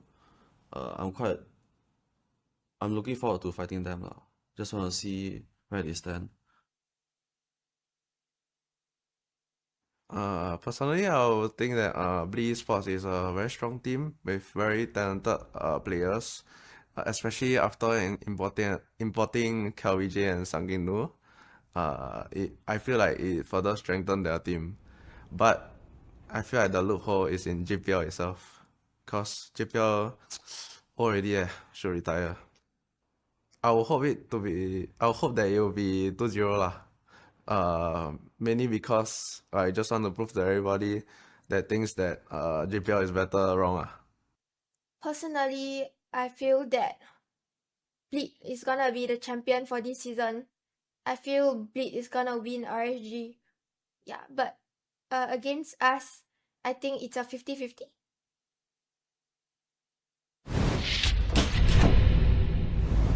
Oh, flames, Wow. flames. Very interesting. Flames indeed. You see direct shots being fired here. You were talking about how Nick is, you know, coming out from the shadows here, but it seems a lot more than coming out from the shadows. It's not a shadow anymore. It's a grudge. He's like, JPL good man. I can do better, right? He's like, JPL's not that good. He's like, has always been in the shadow of JPL, always behind JPL, and this time, it's his redemption yet again. We're going with a lot of redemption this season, right? Yeah, now this series is going to be a series of reckoning then. I mean, Youngin, watching the video now, has any of your, you know, thoughts and perspectives changed on the team?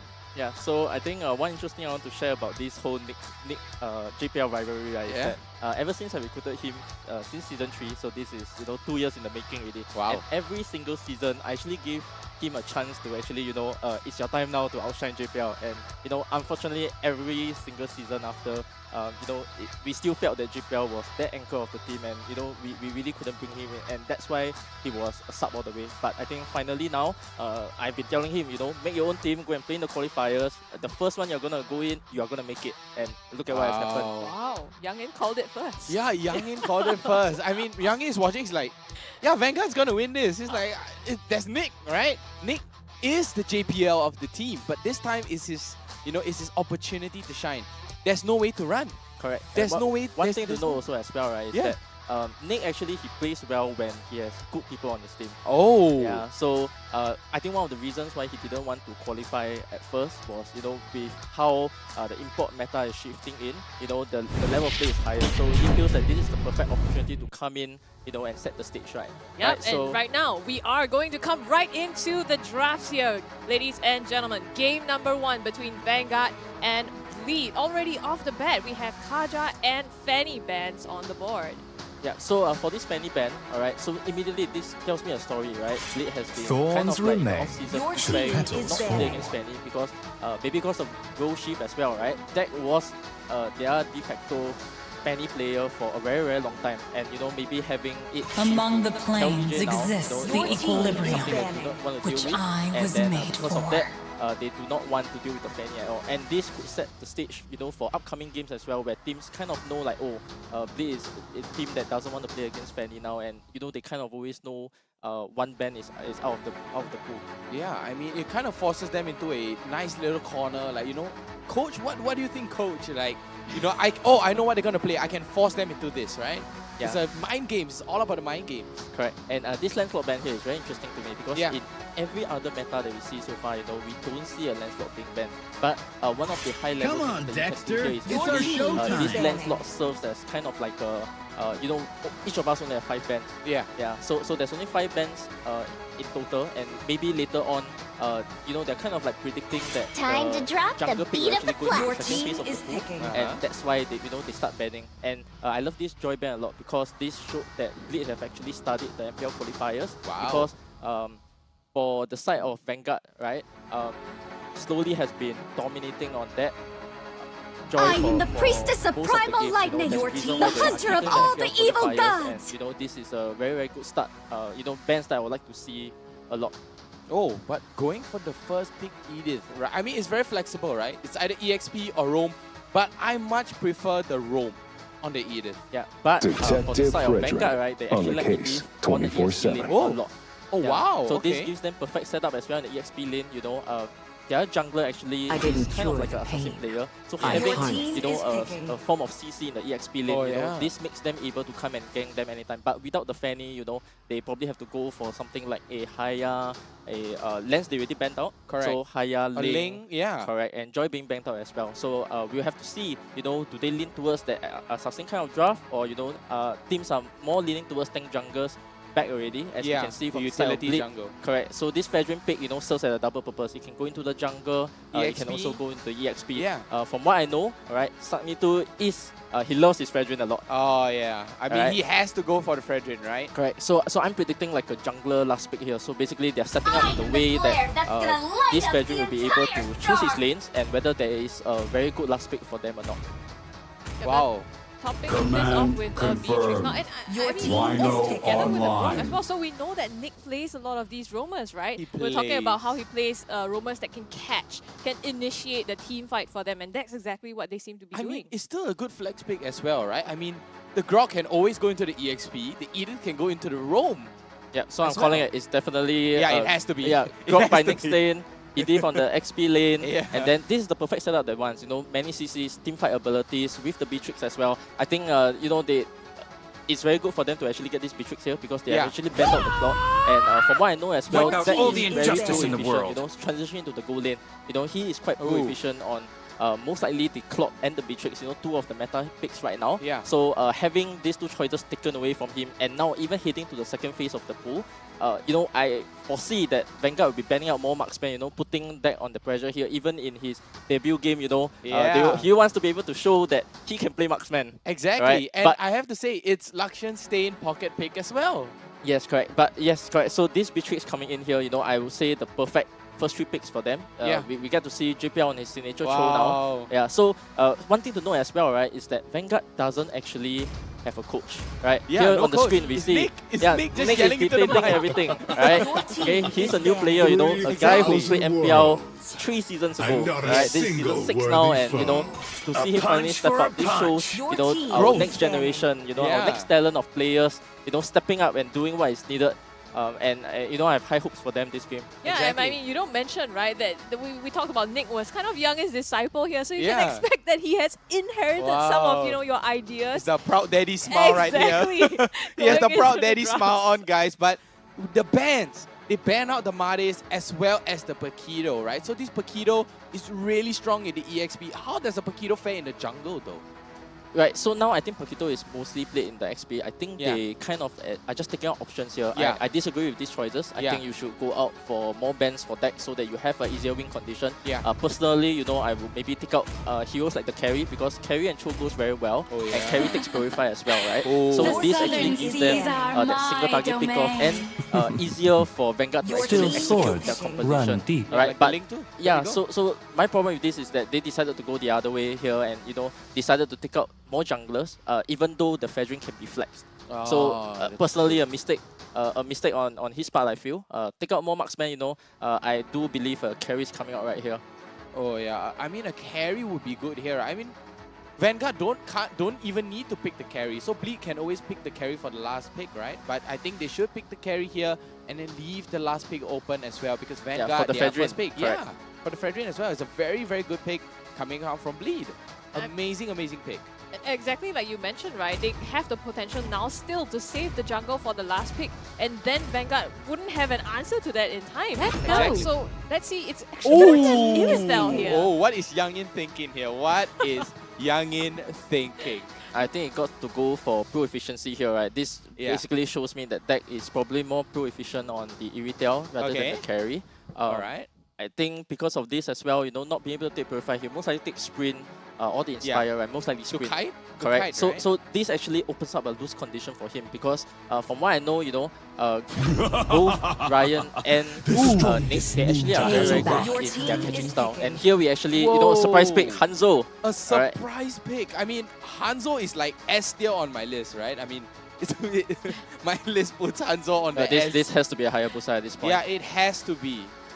Right, you have a Fasa as well as a Beatrix. The Hayabusa with the OEG Shadow Kill will rush all the way into the back lines, just constantly kiting, and we know it will be great as a Hayabusa. So I like the angle here, first game, they kind of like testing the waters, straight away taking out surprise pick. This was actually something that I thought Nick and even, to a certain extent the whole of Bleed as well, in your first game, if you are the weaker team, right, try to surprise your opponents because you can have a chance at giving them the mental advantage. All right, and then from there, Game 2 might be slightly easier. This was one of the reasons why sometimes when we were 1-0 down, things did not go as well. But instead, Alpha players jungle opted for the Alpha here. So as you can see now, very clear differences in how me and Potato thinks, right? Even though we have both been coaching the same team, all right, and to see different kind of lineups coming out, we'll see whether execution-wise, will they be able to pull it off? Because right now, for the side of Vanguard, this Hanzo has a pretty good win condition to pop off. All right, I like Vanguard's draft slightly better, because of how easy it is for them to team fight, and we'll see whether Vanguard can pull this off. Yeah, I mean, it doesn't seem like on the side of Bleed they have as many opportunities to do that, right? You mentioned about the single target pickoffs, especially with the Cho coming from JPL. But it's like different strategies here coming from Vanguard. So, Youngin prefers Vanguard. What about you? 5 seconds till the enemy really like reaches the these, battlefield. Lineup because you have the Alpha and the Frederick. That's just sustainability on sustainability. That's like saving the environment, right? You can out-sustain the fight. But don't forget, Nick is on his comfort hero, the Grok.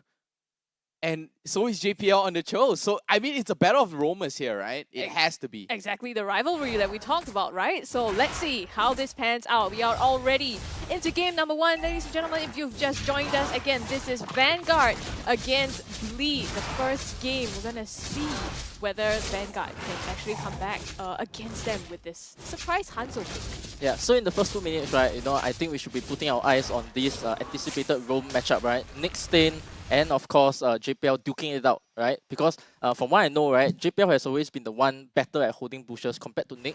Nick probably has to walk into the bushes a lot and take a bit of poke damage here and there, just to contest. And unfortunately for them, they, playing a Hanzo like this, they cannot afford to, give up an early lead, because this will result in your buffs being invaded later on if you lose the first total fight. Wow, I mean, the Hanzo has a really great clear, right? Like, if you're doing well in the early game, you can snowball with Hanzo, very good. But if you start falling off, if this Hanzo starts falling off, your whole team will fall off as well, right? It's a whole liability, but oh, there we go. The ultimate comes in, Deck takes a lot of damage, jumps right in, and take a look slowly. JPL coming to the rescue, and they get out just fine. And JPL doing a really, really good job. Yeah, decent poke coming through, right? Now he just needs to go back to his jungle, because of the Hanzo's advantage, right? He's able to get both of his buff faster than the Fedrin. So because of that, faster than the Alpha, and because of that, he'll be able to reach the total slightly earlier. JPL here, harassing and keeping vision on the Hanzo is very, very important here, and gives them that slight advantage to contest the total as well. It looks like they do want to contest the turtle, right? FMM already picking up the wild charge here, and they are actually taking control of this river beat, zoning them out.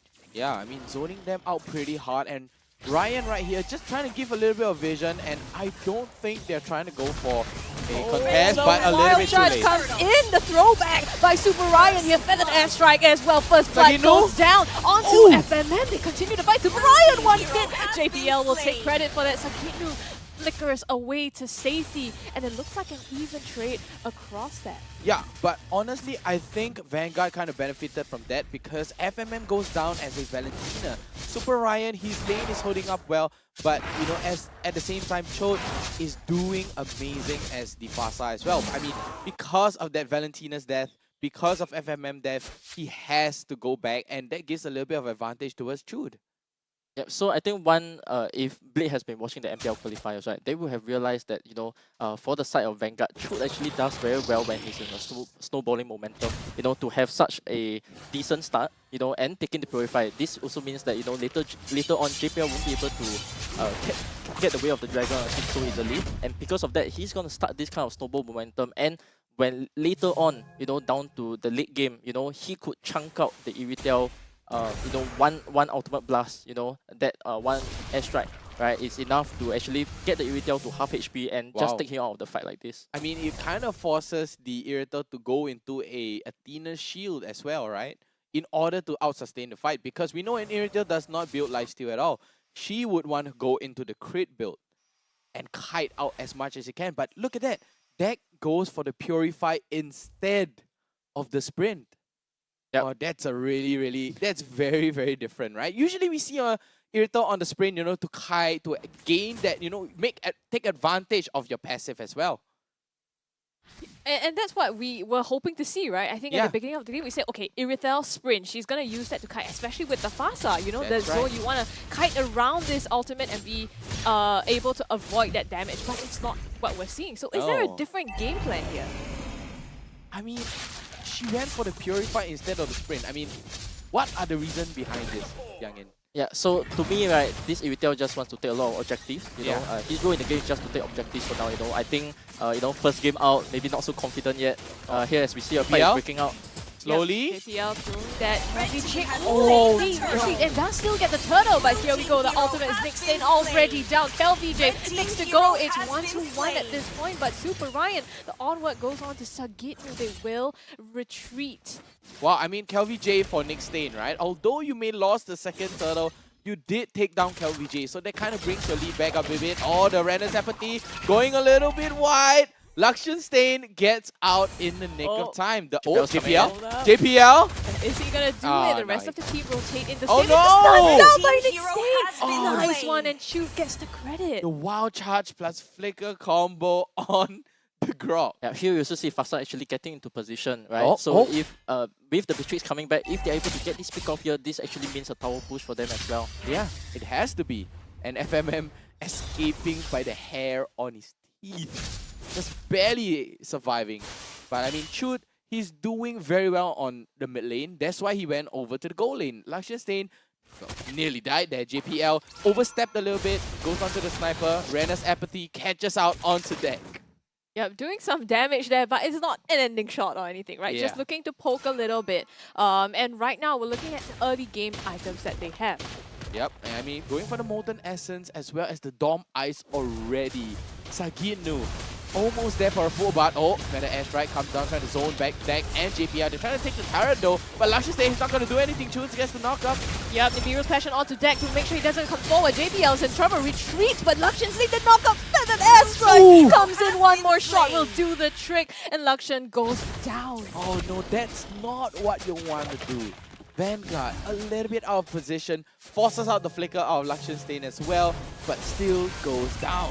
Oh, it looks like he still want to fight. Okay, not just so yet. he knows like, the Guardian Spirit just to stop him. The patience on JPL earlier on to just wait out the ultimates, right? They wasted 2 ultimates there before he finally engaged. And right now, Bleed taking their advantage at the turtle pit. Yeah, going for the third turtle here, you know, but even with this lead, you know, actually if you take a look at the goal lead here, it's actually not that much, right? Both teams are just neck to neck with one another. I think the saving grace for Vanguard here is definitely that the Hanzo is still having like a decent game, you know, constantly taking his buffs. He's not getting invaded yet, so that always, you know, is a sign of a chance for them to actually play back into the game. As long as this Hanzo continues to level up, you know, where his level is actually, he's going to hit level 12 soon, you know? Yeah, compared to Kel here, you know, he's actually only level 10 despite taking 3 turtles. Yeah, I mean, it's supposed to grant you that EXP, that gold, but it's not enough. I mean, he's still 2 levels away. And it's only going to get worse, right? Because when Hanzo starts to snowball... Oh my, it will snowball. Exactly, and I think then even deck, especially with no sprint this time, it's going to be harder for him to kite away. I mean, he just... Maybe the thought that went behind that, he's like, you know what? I'm not going to kite. I'm just going to deny any damage, take a step back, use my range to my full utility, and then go join the fight. Yeah, so the damage chart showing, you know, FMM, you know, constantly being in the fight. And here in the top lane, we actually can see them starting to pressure the goal lane because one of their win conditions here, right, is to make sure that the Beatrix does not have a good game so that they can handle on the Hanzo later. You cannot have like a the wild charge! Oh, the wild charge! The wild charge! Luxian Stain just disappears completely. KelVJ goes to the backline. Oh my goodness, already down, slowly down on health here. But he will be able to survive just when Sagitnu goes in the backline, Bleed stomping all over Vanguard in this top lane. The 4 members take down there. I have to give it to KelVJ. Spear of Alpha taking 3 members of Vanguard. And just right under the turret's nose as well. Easily stomps them, even taking turret aggro.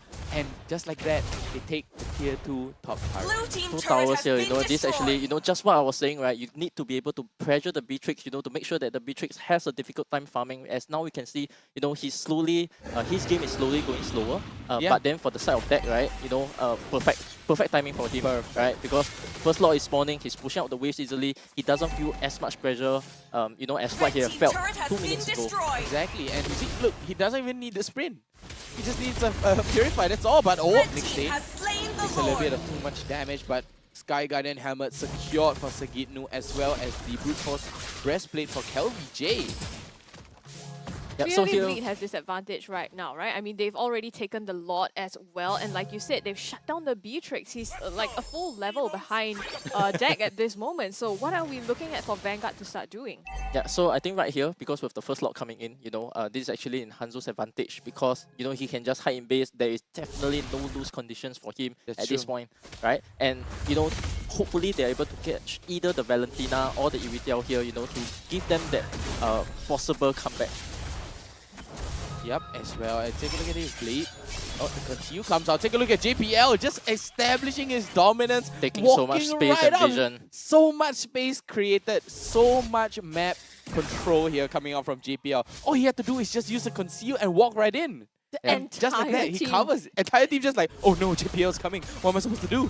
Yeah, and you can see they were trying to cover so much for Lakshan's Dane as well. He went all the way back into the safety of the turret. Because of that Bleed, they have this opportunity to, just pressure so much onto Vanguard, and they're turtling up. That being said, Bleed looks like they might be setting up for something. They might be setting up, and take a look at Nick. 50% HP down, forced to go back, and right now, I don't think he can stay in the fight. I mean, look at Bleed.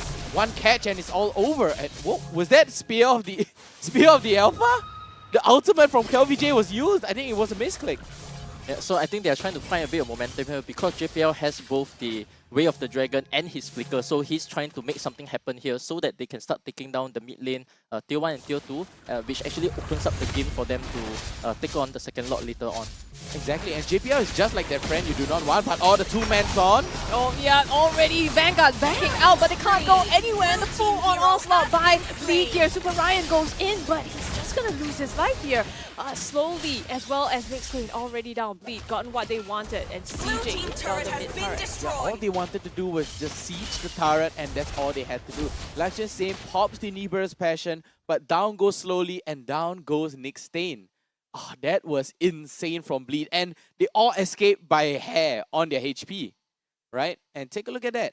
On the Alpha, on KelVJ, you have the Hunter Strike, the War Axe, the Brute Force Breastplate, and going into an Immortality for the next item.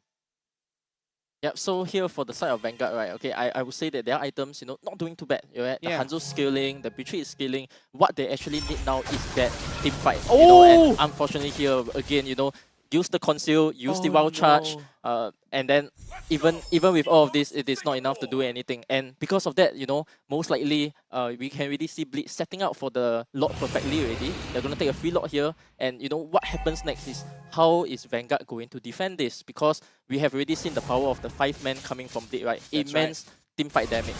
Yep, and take a look at Nick here to try to gain some coverage, and look at JPL.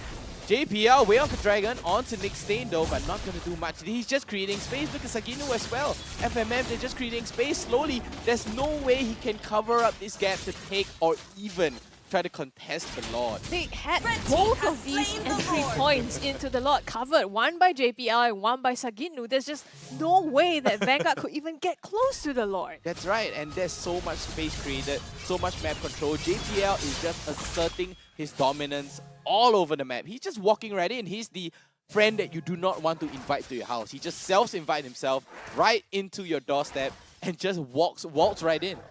Yeah, so I also like how Bleed has adapted to this Hanzo pick here because you see them actually fine-manning a lot and to make sure that both their mage and the Iritel is not taking any damage. And with the Valentina having the Divine Glyph being purchased here, it is much easier for him to defend for himself against the Hanzo, and now group up, move with the Lord. It is a potential end here for the side of Bleed. I mean, Yeah, with this lot especially coming down the top side, right? That surprise pick from Vanguard isn't then quite working out now because there's no way that they can reach into the back lines as they would have wanted to. Exactly, and I have to say, it's either Super Ryan or Nick Stain. They have to make the play here. Take a look at JPL. Oh, the 3-man knockup here, already engaging, and now the blade in with the Jabiru. It's going to cost Sagino his life here. And Vanguard, they managed to send them off, but is it going to be enough? The lot coming down, they have to defend from this, and JPL at the still moment, staying. they live to see another day. JPL still wants to stay. He's like, I got no healing factor. I don't have anything. I just have a knockup and a shield. And he makes it look so He makes it look so easy. To bleed, this is another day in the office, right? 10-4 with a big lead. 6.7k right now. Vanguard, on the other hand, Nick Stain as well as Super Ryan, they have to make something happen, right? Snowly is slowly snowballing up. He's doing very good right now, but Chud as well as Lakshan Stain, they just have to pop the knee burst passion as well as the Renus Apathy on the right time, as well as the feather airstrike and the wild charge. Yeah, so I think the biggest gripe for me this game, right, is actually we don't see Ryan on the ED popping up so much here. Oh, the knockup here. JPL, actually no, they even use the feathered airstrike and the Bennett's race just to clear the camps here, but it's so obnoxious. Exactly. Yeah, just a series of misengages here and there. You know, every single time that Nyx tries to go in, you know, something is being stopped there and then, right? And because of this, you know, you actually need the EDIF to provide that flicker follow-up so that they can actually go in for an all-in team fight. But because, you know, Bleed is doing so well, right? They are constantly coming from each other. They are 5-manning up. Hanzo doesn't have a game. EDIF doesn't have a game. And these two factors here are the biggest gripe to why this Hanzo composition is not working out for the side of Vanguard. And even Lakshan Stain as well, right? They shut him down so much that he's a little bit behind. I mean, he's getting his items now. Look at Sagino, he's so bored. He's like, oh man, what's this? He has one hand on his face and one hand on the phone. Oh, JPL providing the vision Oh, here. He JPL? knows that fast house inside. Yeah, the kick onto him, way of the Dragon Lance. Oh, shoot! Explodes! Explodes! Right at the blink of an eye, and now Vanguard, they are one man down. Bleed has free reign over this Lord here. This is super critical now. This is where new experience beats out new talent, because you can see the experience from JPL there, you know, taking the right bush, you know, getting vision of the Fasta, and because of that, them getting picked off and another lot for them. A solo kill coming out from FMM onto Chud. Yeah, FMM solo kills out Chud and just easily eliminating him. Oh, slowly, sorry. FMM takes out slowly in a 1v1 fight. And just as easily, and look at that, the conceal. JPL kind of misses over the wall. He tried to go for Lakshan Stain, he gets the knockup. All the way back, yeah, knockup, but it's not going to be enough. They're just going to go for the base turret here. So Bleed always so much space created while the backline just sieges down. The throwback by Super Ryan here on the Sagino. But FMM goes all the way in. Shoot again goes down immediately, and looks like they want to go for the end here with the truncheon used by Kel VJ to stall them out. They don't have the creeps to be able to siege this down. No creeps at all, and Deck even securing an immortality right now. Take a look at that. Deck immortality, Sagino immortality, as well as JPL.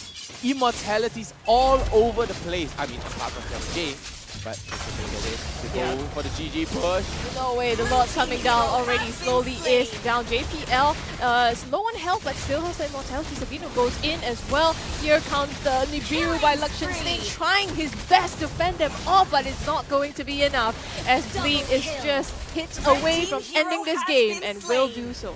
Wow, I mean, they were playing by the skin of their teeth, right? Bleed knows their limit. They push their limit to the maximum, and they just get away with 1 bar, 1 dot of HP, 1 little pixel of HP, and they're like, oh no, it's normal, I still got so much health.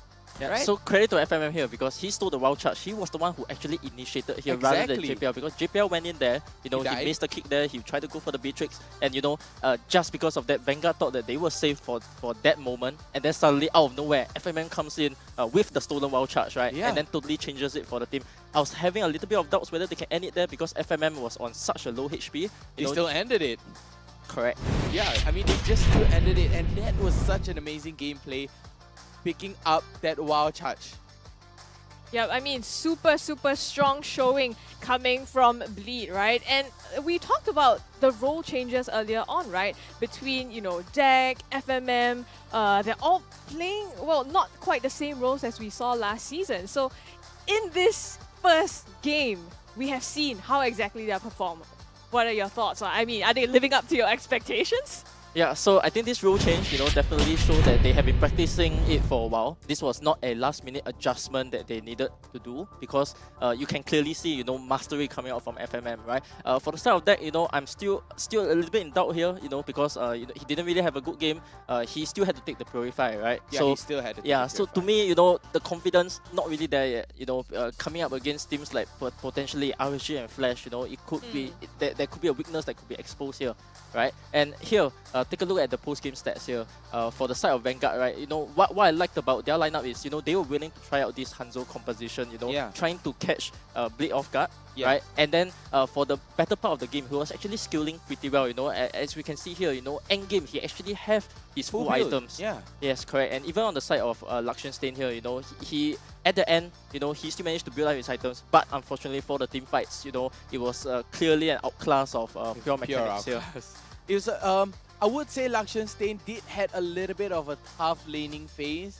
He did kind of win deck, but then Bleed just controls the fight all over the place. And then Vanguard just couldn't catch up to Bleed, kept walking into Bleed, and then JPL just kept making the plays happen over and over again constantly. And just like that, Bleed can take the game away. And let's take a look at the emblem that is right now. I mean, he even went for the Rupture and the Master Assassin. I mean, speaking about slowly, he went for the Assassin emblem, the Rupture, as well as the Master Assassin and the Quantum Charge. Yep, so for the side of Vanguard here, right, you gotta look back, and think about what happened at top lane there, because that was the start of their downfall, right? Yeah. They didn't take a good fight, they were separated throughout the tier 1 and the tier 2, and because of that, the fight, Bleed just came in with their AoE spells, took them all out one by one, and then from there, kind of, your Beatrix didn't have a game from there, because he has to start to farm in dangerous places, and then for the side of Deck, alright, he basically had free win, and then at the same time, first Lord was about to spawn, and then from there it was just Lord after Lord after Lord, and trying to end the game, and that even though Hanzo was having a decent game, but ultimately it was not enough because his items were not at a much bigger advantage than where Bleed was at. And usually when you pick the Hanzo, you want to make sure that you maintain a lead over your opponent so that you can feel the damage actually coming out from the Hanzo. Exactly, and right now, take a look on the side of Vanguard. Although the sample size is 5, look at that. Chut on 80%. Lakshan Stain, Nick Stain, slowly, and Super Ryan, a nice consistent 60%. Right? But on the side of Bleed, take a look at this. JPL 31%. Why was he 31%? Because he was busy covering the map. He was busy setting up the plays, giving the map control and giving vision for Bleed. And they used that information wisely. And we did see Nick trying to do the same thing. Nick was trying to open up the map, try and give a little bit of info towards Vanguard. But JPL was always there one step before him. Yeah, so for JPL, right, him on the troll, right? The moment you see him having this kind of games where he can just open the map for free, once he can run into 5 people, right? This is where I know it's game over because I've been seeing this for way too long now, right? JPL in this kind of scenario, that's kind of like no way to lose. Yeah, there's no way to lose. And KelVJ on the 44%, Circuit Nu and FMM on 69%, and Deck on the 75%. And he did have a decent goal per minute, right? 814. I mean, with that being said, you can see, obviously, Bleed did super well, right? But well. who is going to be the MVP of the game? Wow, it has to be. Well deserved. The stolen wild charge at the end, the constant catch. The only thing he can take, wild charge over wild charge, yet again, over and over again. And that's all he needs to do, especially with the flicker as well. Constant catch. So you don't have to depend on JPL all the time. And that keeps Vanguard on edge. Wait, is FMM going to jump in with my wild charge, or is JPL going to jump in with Jikundo? Who knows what's going to happen? It keeps Vanguard on their toes, and it gives Bleed the element of surprise. Bleed can like oh, JPL you catch. Oh, no, you know what? FMM you catch. You know, it could be either ways. Yeah, so I think definitely you got to put some respect on this Valentina now, or even to a certain extent, put that respect on FMM's mage. You know, this was a role that he only transitioned to a month ago. Wow. This was actually something that I tinkered with back in the days, right? When I actually thought, you know, Sela maybe had to go to NS. Right, and then I had to think, oh, how do I actually evolve this lineup? And one of the things that why FMM is in this mage role is also because he has very good game sense and his comms is actually very good. So putting him in the mid lane gives him that kind of different synergy with JPL a little bit, in the sense that now both of them can rub off on good communication, you know, matching the rotations. And because of this, you can see in the early game, they actually did very, very well in noting where the Grok is at all the time, you know, and because of that, Edith also couldn't really take a play on this game. Yeah, we're gonna see exactly how all of that went down. Here is the highlights video showing all of these fights. Exactly. Take a look at the AoE here. The Priestess Rare comes down, the big AoE. Super Ryan tries to catch on onto Sagitnu, no problem. But okay, this is where it all ends. Look, FMM, wild charge yet again. Takes out Lakshanstein, and that's all they need. 3-man Spear of Alpha. KelVJ takes them down, and JPL deck and KelVJ gets away. Sagitnu went for the follow-up yet again. Takes down he even Chu. rotated faster. You can see Edith there actually, not rotating in time. No, not even in time, and JPL with a 3-man knockup. Still holding on to Way of the Dragon as well. Libra's Passion comes down. Way of the Dragon finally comes down onto Nick, and JPL still escaping yet again. And the Super Ryan goes down. And go for the second charge again. I do not know why the last fight wasn't captured, right? That was amazing wild charge from FMM. Just ram-balling into everyone, and just a big knockup. Because we already knew it. Yeah. We already knew it, so you don't have It's to game see over. it again. Like, I don't see game over. Yeah, but I mean, props to how they also played out all the team fights, right? You can see they were super targeted. Even like JPL went in the front, and KelVJ with that 3-man Spear of Alpha all the way at the back. It's Mamma Mia pasta. It's amazing. But you know, I'm not a big fan of pasta or spaghetti or even rice. You know, although I'm Asian, yes, I love rice as much as I do.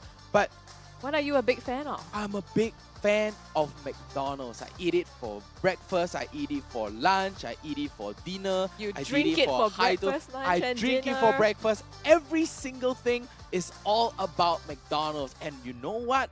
I love their chicken McCrispy, especially the spicy one. I mean, May can't take the spicy one. I mean, Youngie, can you take the spicy one? Yeah, definitely. Actually, the McCrispy is one of my favorites. You see? Take a look at that. We have a stand for the chicken McCrispy as well. And the road to glory has never been tastier with McDonald's. Catch all of the MPLSG Season 6 action and complete the experience with a crispier crunch of the new and improved Chicken McCrispy with McDelivery. And that's not all. You know, you have in-game diamonds that are up for grabs, and you know, go on. Take your hunger away. You know, watching the games may be tiring to you. Terms and conditions apply. Feel your glory, feel the crunch. I almost thought you were gonna do like an ASMR thing over there, you know, with the crispy. There we go. That's what happens when you eat McCrispy. Yeah, the crunch is good, it's tender and juicy. That's not the only juicy thing. What is the juicy thing right now is Vanguard against Bleed. What could Vanguard do better now, Youngin? Yeah, so I think for the side of Vanguard, you know, you showed your surprise strat, right? You already showed that you, Cat's you know, out of the bag. Yeah, you are playing things like the Hanzo, you know, I don't know if there are more tricks up their sleeves, you know, but, you know, it could be also good for them to actually go back to the basics, right? Because this is a thing that I actually know that is also training kind of like a full-time basis, you know. Definitely, you know, they know how to play, you know, in the normal way, right? Not having to rely on certain strats like the Hanzo, you know. Maybe this is just time for them to go back to the basics, you know, because even though you show your strat one time, right, it doesn't work, but it's okay. You have about more than a month to refine it, you know, maybe for playoffs down in the future. Yeah, right? and you mentioned, right, that this is the very first game. It could just be that platform where they want to test out these strategies first. Yeah, like Youngin said, test water. You know, you're testing the water. It's like, you know, when you don't know whether the pool is cold, you dip your toe in it. Yes. Like, oh, is it cold? Oh, it's alright. Right? So now is the season. Now is the time to test out their strats. Maybe the Hanzo pick is not their surprise pick. Maybe they're like, you know what? Let's just try for fun. You know, if it works, it works. If it doesn't, we'll go to plan B, which is the solid, good old playing style, good old draft, like what Youngin said. The usual stuff, the usual suspect. I mean, you can go for the Lance, the Maris, the Fredrin, as well as the Ling or the Hayabusa, or even back to the Baxia yet again. Yeah, so I think they definitely proved their point here, right? They picked out the Hanzo, and for the fact that the Hanzo didn't get invaded, they didn't have like a complete disaster of a game. Exactly. That's good enough for me because you've shown that you can play this strat, and just let other people know, right? And because of that, down in the playoffs, people are going to think about, oh, suddenly I have a Hanzo pick that might come out, and there's so many other heroes that slowly plays very well. That's true. Correct. He plays a mean Ling as well. Correct. So which he showed in the MPL qualifiers. Yes. Exactly. Correct. We did saw a recap video, right? That's what I mean. That's how I know he picked the Ling. Assassin kind of heroes, Yeah, right? exactly. Karina, Ling. We're gonna see if they go into that, right? Now they have a second opportunity. We're heading into the draft phase for game number 2. And again, if you've just joined us, this is Bleed up against Vanguard, with Bleed having one game in the pocket. Wow, yet again, still banning away the Fanny. They do not want to deal with this Fanny at all. Yeah, so this is kind of expected, something I Time to said drop for the game 1, right? beautiful By flag. banning the Fanny, especially being your first ban, straight away you're telling teams that, I have not been training with Fanny this game, or this could be something that they want to pull off later on. You'll never know. Maybe they will do like a surprise switch. Maybe that goes back on the Fanny sometime later. Could be something down their sleeves. It will be something that I might try to do. Oh, right? yeah. So definitely we do not know. But so far, sim bans coming out for the side of Bleed. The Fanny and the Eve. So we're gonna see, changing over to first pick, what is a strat that they can go for, because when you are first pick, you want to go for more generalized strat. You don't really want to be, let's say, counter picking your opponent too much. You should have like a game plan in mind.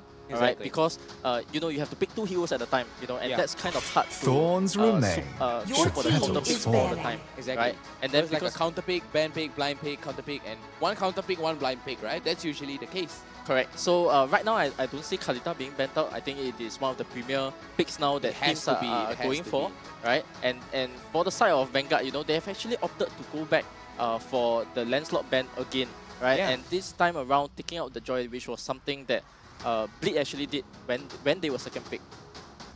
I mean, banning, and the Kadita is still open, so Bleed can leave it open for themselves, right? I mean, can FMM play the Kadita? I feel it would See be amazing, value in me? Your right? team Take is a look at that. banning. You Banning should. away the Fredrin as well.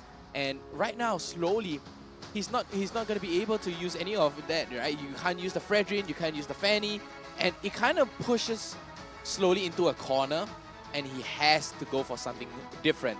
Right, so now why we can see Nick actually taking his time to ban out here, right, is actually because he realized he has to pick his poison, right? Yeah, Claude he is has to. unbanned, Kaja is unbanned. Yeah. Right, so these are definitely 2 of the picks that I think Bleed will go for in the first pick.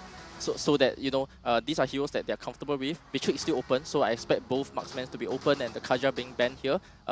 Don't give the advantage to JPL, especially, after this game that he just had, being on the throw, this single target pick off that straight away make a fight become 5v4. Right? Instead, they actually go for the Paquito ban. This was something that, wasn't picked in the first phase at all. No. Right? So this is banned. correct. So this actually only tells me that this basically they let the opponent pick one and then they take 2 OP picks in return. So Exactly. Claw is open, Beatrix is open, Kaja Kadita. is open. Yeah, as well as and Kadita as as well the Kalita. Yeah. Right? But of course, for the side of Bleed, they have opted with the Valentina first pick. I mean, no doubt, right? Because No FMM performed super well on this Valentina. I right? am the Would want to pick it priestess up. of Correct. primal And for them to lightning, prioritize the this pick hunter straight of away, all the evil this is gods. something that they are Come on, trying to tell Dexter. teams, right? It's They're our trying to play the story showtime. here, right? Picking. You give Valentina them is good. Valentina, it's open, I'll take it, no questions asked. Exactly. And right now, like you said, the Claude is open, but they still opt to go for the Edith again. So right now, Kaja is still very much open. Yeah, so Kaja's open, Beatrix open, premium combo, right? It's a premium combo. Yeah, that Bleed can pick up. But if they choose to go for this route, this straight away opens an assassin pick for the side of Vanguard, because you pick your mage, you pick your marksman, straight away the third pick advantage comes in when you're second pick here, where they can actually, pick an assassin and then they can ban out the counters, take out the Kufra, things like that. And then because of that, they are going to have the advantage in the draft. So even though last game, I sided with Vanguard a little bit, but ultimately, it comes down to the execution of how they do it, and the experience actually shows here. They're letting the Beatrix through. I mean, sorry, they let the Claude through, and they're like, you know what? I can deal with this. I can pick up the Bruno, but this time they're gonna go with the Grog, and they're telling Nick, what else can you play? Show me, right? They're like, you want to take the Kaja? Sure, take the Kaja. I'll take your Grog. Yeah, so definitely I think if you're the side of Vanguard here, you know, doors wide open, right? Bruno, Valentina being picked here.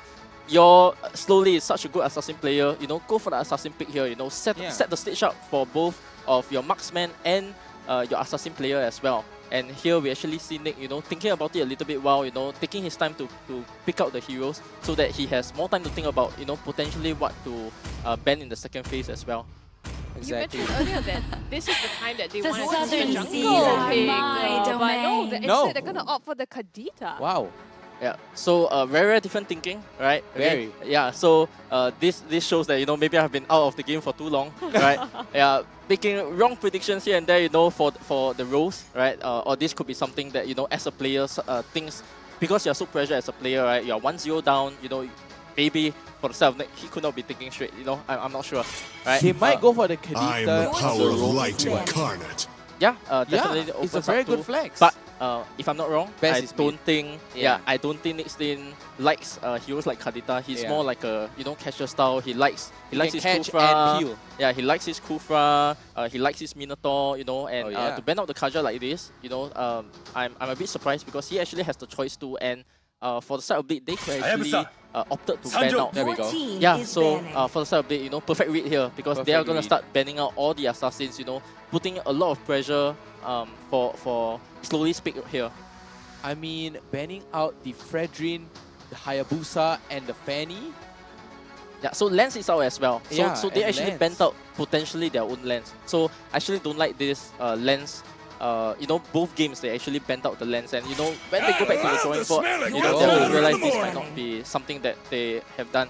Wow. And, yeah, very surprising here to me is that even though with the Grog in the picture, you know, a Grog that can be flexed, they actually opted to go for 2 single target roam bans here, right? Even though, you know, if I see this happen, straight away, I put the Grog to the roam, and then, you know, I have still a multitude of choices. Exactly, for your EXP. Oh, the Hellcat ban as well. Wow. I mean, he has to go for the Martis, right? Yeah, Martis, Link still open. Yeah, Link so is still don't count out the open. Link, right? Maybe he wants to wait for it, last pick, alright? I don't think they'll go for the Hanzo again, you know, especially No. after they failed it one time. Yeah. I mean, they didn't really fail, but it just didn't work. And here we go. Like you said, the Kufra is The going to classic get picked up. Kufra, right? The This classic is Kufra. by far Nick's best hero, I would say. You know, you put Not it on the the Kufra. Grog? Both, right? So it's Oh. about Kufra and Grog is both of his specialty heroes, right? Even back then in Season 3, you know, he basically told me, give me the Kufra. I give him the Kufra, we lost 2-0. Oh no, the Kufra cost the 2-0. Okay, maybe this time, redemption out again, redemption out again. We're milking this story. Let's redeem him, right? Yeah. Can Nick redeem himself with the Kufra this time on top of a Kadita and a Edith? Yeah, so what I like about the Kufra pick here is actually that Valentina is not able to get not as a good steal, right? Because last game he actually sold the wild charge and had very good impact. But this time around, And not a right, single with the worthy Kufra's foe. ultimate, even if he steals it, you know, he might not be able to have such a big impact. This comes down to a very high mechanical skill ceiling that I hope that FMM will be able to pull off. Yeah, I mean, FMM should be able to pull off, right? I mean, Tyrant's Rage with the Flicker as well. Flicker back into the wall. And look at them. Vanguard just chuckling. They're like, who should we play for jungle? Ling? And then they start chuckling to themselves. It might be the Ling, it might be the Alpha, right? But they have to play on the tankier side a little bit, right? You have a Kadita You have to put it on a win condition at this Yeah, point. they have to put on I a win feel. con. Yeah, Bumblebee because reporting Stoli for has duty. time and time again proved that he can actually play very, very well on win conditions. Opting for the Xbox here could... I can see the vision here. Yeah. Alright. You know, but then here comes the problem. Oh, right? what is the problem? If later on Blade decides to 5-man up again, like they did in Game 1, because they have shown this style of, you know, playing 5-man together where they kite for each other. And Bruno is a hero that actually does very well when his team kites for him, where he is always in range to kick at the opponent. Exactly. But you know, the opponent cannot do anything back to him. And not having this assassin here is basically you are putting pressure on your mage here. You know, I think Truth now has his game planned out for him, right? Yeah. Game is on him. Whether he gets the pickers or not will dictate whether how good of a game that Vanguard can do here. I honestly side more towards Alchemy's lineup. Oh, sorry, Bleed. Because of the Grog, you have the Valentina. Way easier to execute. Yeah, it's 5 so much seconds easier to till the execute, enemy right? But reaches whereas the- for Vanguard, it has to be multitude of layers. I mean, Scrubby, what do you think of this lineup? Well, I mean, it remains to be seen, right? Earlier on, Vanguard had a great lineup as well, but somehow the execution, it just fell a little bit off. So this time, can they do this? It's going to be game number 2 between Vanguard and Bleed. Now, you said you prefer Bleed's draft over here. I mean, they do have that entire wombo combo working for them as well, right? Final sweep, you have the wild charge. I mean, you can use the IMU to use the Tyrant's range. That can just start shredding them. LVJ go right into the thick of it and heal for the team. And just like what Youngin said, that can just continuously kite.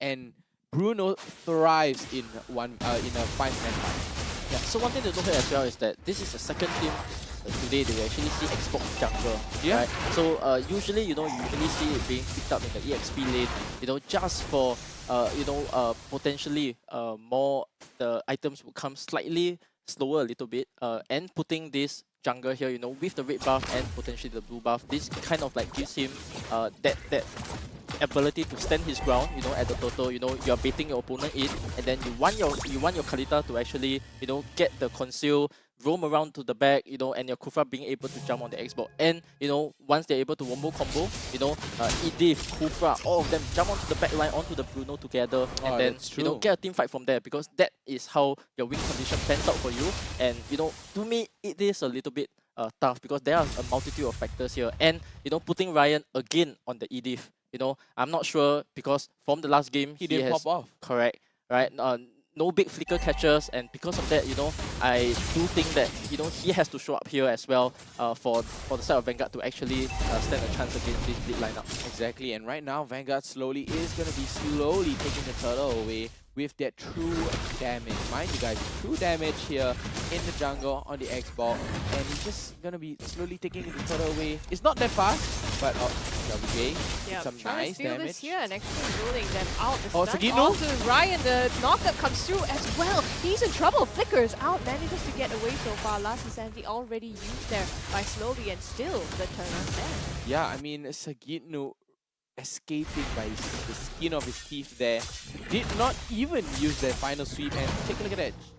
Vanguard has used 4 ultimates just for that small little fight. 4 ultimates, and he still got away, and the first turtle will go right into Bleed's pocket. Yeah, even with Xbox starting with the turtle pool, and Xbox is a hero that actually does well, pulling the turtle and then just seeing what happens. But because his team wasn't ready, and also due to the technical factor that alert, right, for Sang-Yitu here, right, one good point I would like to share as well was that one of the things that that was very good for Sang-Yitu was that I actually, when he tried for us, right, he actually impressed me so much on this alert that, his mastery was way above the substitute gear at this point. Oh, right? wow. And to me, that was one of the factors of why we decided to take him on. And, finally seeing him being able to pick this hero here, I'm excited for the viewers to see, what this technical difference can look like for the side of Bleed. Wow, I mean, that's the pocket Sagitno pick there, the alert. Let's see how well he fares. I mean, right? High praise, right? Coming from Youngin himself. Wow, exactly. How slowly? Oh, yeah, in some trouble here. The damage comes through. No more armor to protect him. KelVJ secures the first blood with that last hit. And now, Lakshan State is tearing up a bit here. Yeah, probably not going to do anything. They have to back out. Yeah, the Blazing Duet kind of tickles on the deck there. But deck manages to get out and soak all of that with like barely like 0.1% of HP. Yeah, so disaster here for the side of Vanguard, because you have a Bruno and 4-man down into the bottom lane. This is where Bruno shines as a hero, where he's able to push down towers, get that gold plating, get that tower, and because of that, they are going to start this small snowball lead, right? They're going to continue taking turtles, they're going to continue extending that goal little by little. They're going to group up with the Bruno, and then from there, take out objectives one by one. All the tier 1s, all the tier 2s, and then we are going to kind of like see a repeat of what last game was like, unless, for the side of Vanguard, they're able to do these fantastic team fights that lead to, I would say, the core kills, Bruno and Valentina. Bruno and Valentina there. I mean, Deck as well as FMM, they're doing a really good job right now as the core, right? They're doing an amazing job, but under belt, first item for Sagitno, wow. He's here to fight, he wants to fight. you can see he's already in place, right? Rotating down all 5 of them, actually now 4 at Ryan? the turtle. Oh, initiation here. Super Ryan has Ooh, leg out to JPL. knocked out by JPL once again. And FMM takes down Ryan. It's complete disengage. They have to. No, they don't, but shoot goes down. They still want more. They're forcing slowly out of his jungle. Nick goes in with the Tyrant's raid, but I think it's just to stop the fight, right? They don't want Bleed to take any more than they have, and they back out to get the objective. Yep, so free turtle here again for Bleed, right? So this is kind of like, you know, a build-up of what we saw in the first game as well. Look at that, Nick Stain charging right up, but he's just gonna cancel that. But because of that cooldown, JPL comes in with a wild charge, gets 3 members. Kelvin takes a little bit of damage, and take a look at Saginu. Perfect team play. This Arlet is really, really good. I can understand why Young say he's impressed. He is really on another level of micro. Yeah, so one of the win conditions that I talked about, right, Truth being on that Kadita, you know, last fight, you know, he didn't manage to actually go on FMM here, you know, Valentin's a slippery hero by nature as well, right, and because of that, you know, the moment you commit and you do not get your kill, it is an instant death for you, and because of that, you know, the snowball comes, and as here we can see, you know, Bruno going in. Oh, Nick getting knocked up here. Lucky State also already down. Oh, the Blazing Duet as a last resort, but it's not going to save him. I mean, they have 3 up against 2 here. The rest of Vanguard comes in, but there's nothing left for them to take. Exactly, 4-0 right now with a 3.9k goal lead. Thunderbelt being secured, and gets tier 1 turret though. Oh, they want more. They're going to go all the way in the back line. Nick goes down first, and Vanguard, Bleed takes 2 plus a turret on the top. So wow, I think Young, in your 10-year plan, you know, seeing into the future of how they're slowly taking objectives, this is exactly how it's playing out. Yeah, so mid tower's gonna get taken here as well. You can see JPL already in position, and most importantly, you know, he's able to tell, you know, who's coming to the mid lane, and Bruno actually have free space here. You know, take down all the tier 1s, start going to the tier 2s. You know, you're also choking out your opponent here, right? Taking away all the jungle camps. You can really see Kel rotating towards the correct lanes. Bruno's following up from the mid tier 1 to the bottom tier 2, another tower. A little bit He deep. catches them at the side here. I think it was 2 men, but slowly he manages to get a kill off of that. Is it enough to stop the fight? So in the meantime, Saginu comes in with the flank here. Super Ryan backing out. They got what they want. They already stripped the rest of the defenses of the bot lane down to the base turret. All this time though, it's in the mid lane. Luxian Stain taking a consolation prize. Yeah, small wins, small wins that you are having for the side of Vanguard here, right? Taking down that mid tier 1, you know, gotta open up the map a little bit for the side of Vanguard. You know, this actually gives them a chance potentially to fight at the total, because they are not able to back down to the mid tower. Instead, they have to move towards the left side of the map. And you know, this could smell a good pick off for the side of Vanguard. They are setting up the positions here. Kufa is in position, Kalita is in position. Nick. Yeah, JPL backing out, found them in the brushes, but goes through wild charge and stops them. Here comes the Blazing Duet. Luxian doesn't do enough. That finishes him, smashes him down to the ground. FMM in the meantime though will take down slowly, and it's 3 down already. Vanguard, there's nothing they can do against this. They can't do anything. Look at KelVJ, he's running in. Decimation yet again, and KelVJ gets a triple kill, and that's 4 members on the side of Vanguard down. Yeah, 6.5k goal lead for the side of Bleed here, right? And with the first lot coming up, you know, your tier 2 is gonna be gone for each of the lanes. You know, red buff's getting invaded, blue buff's gonna get invaded probably later on.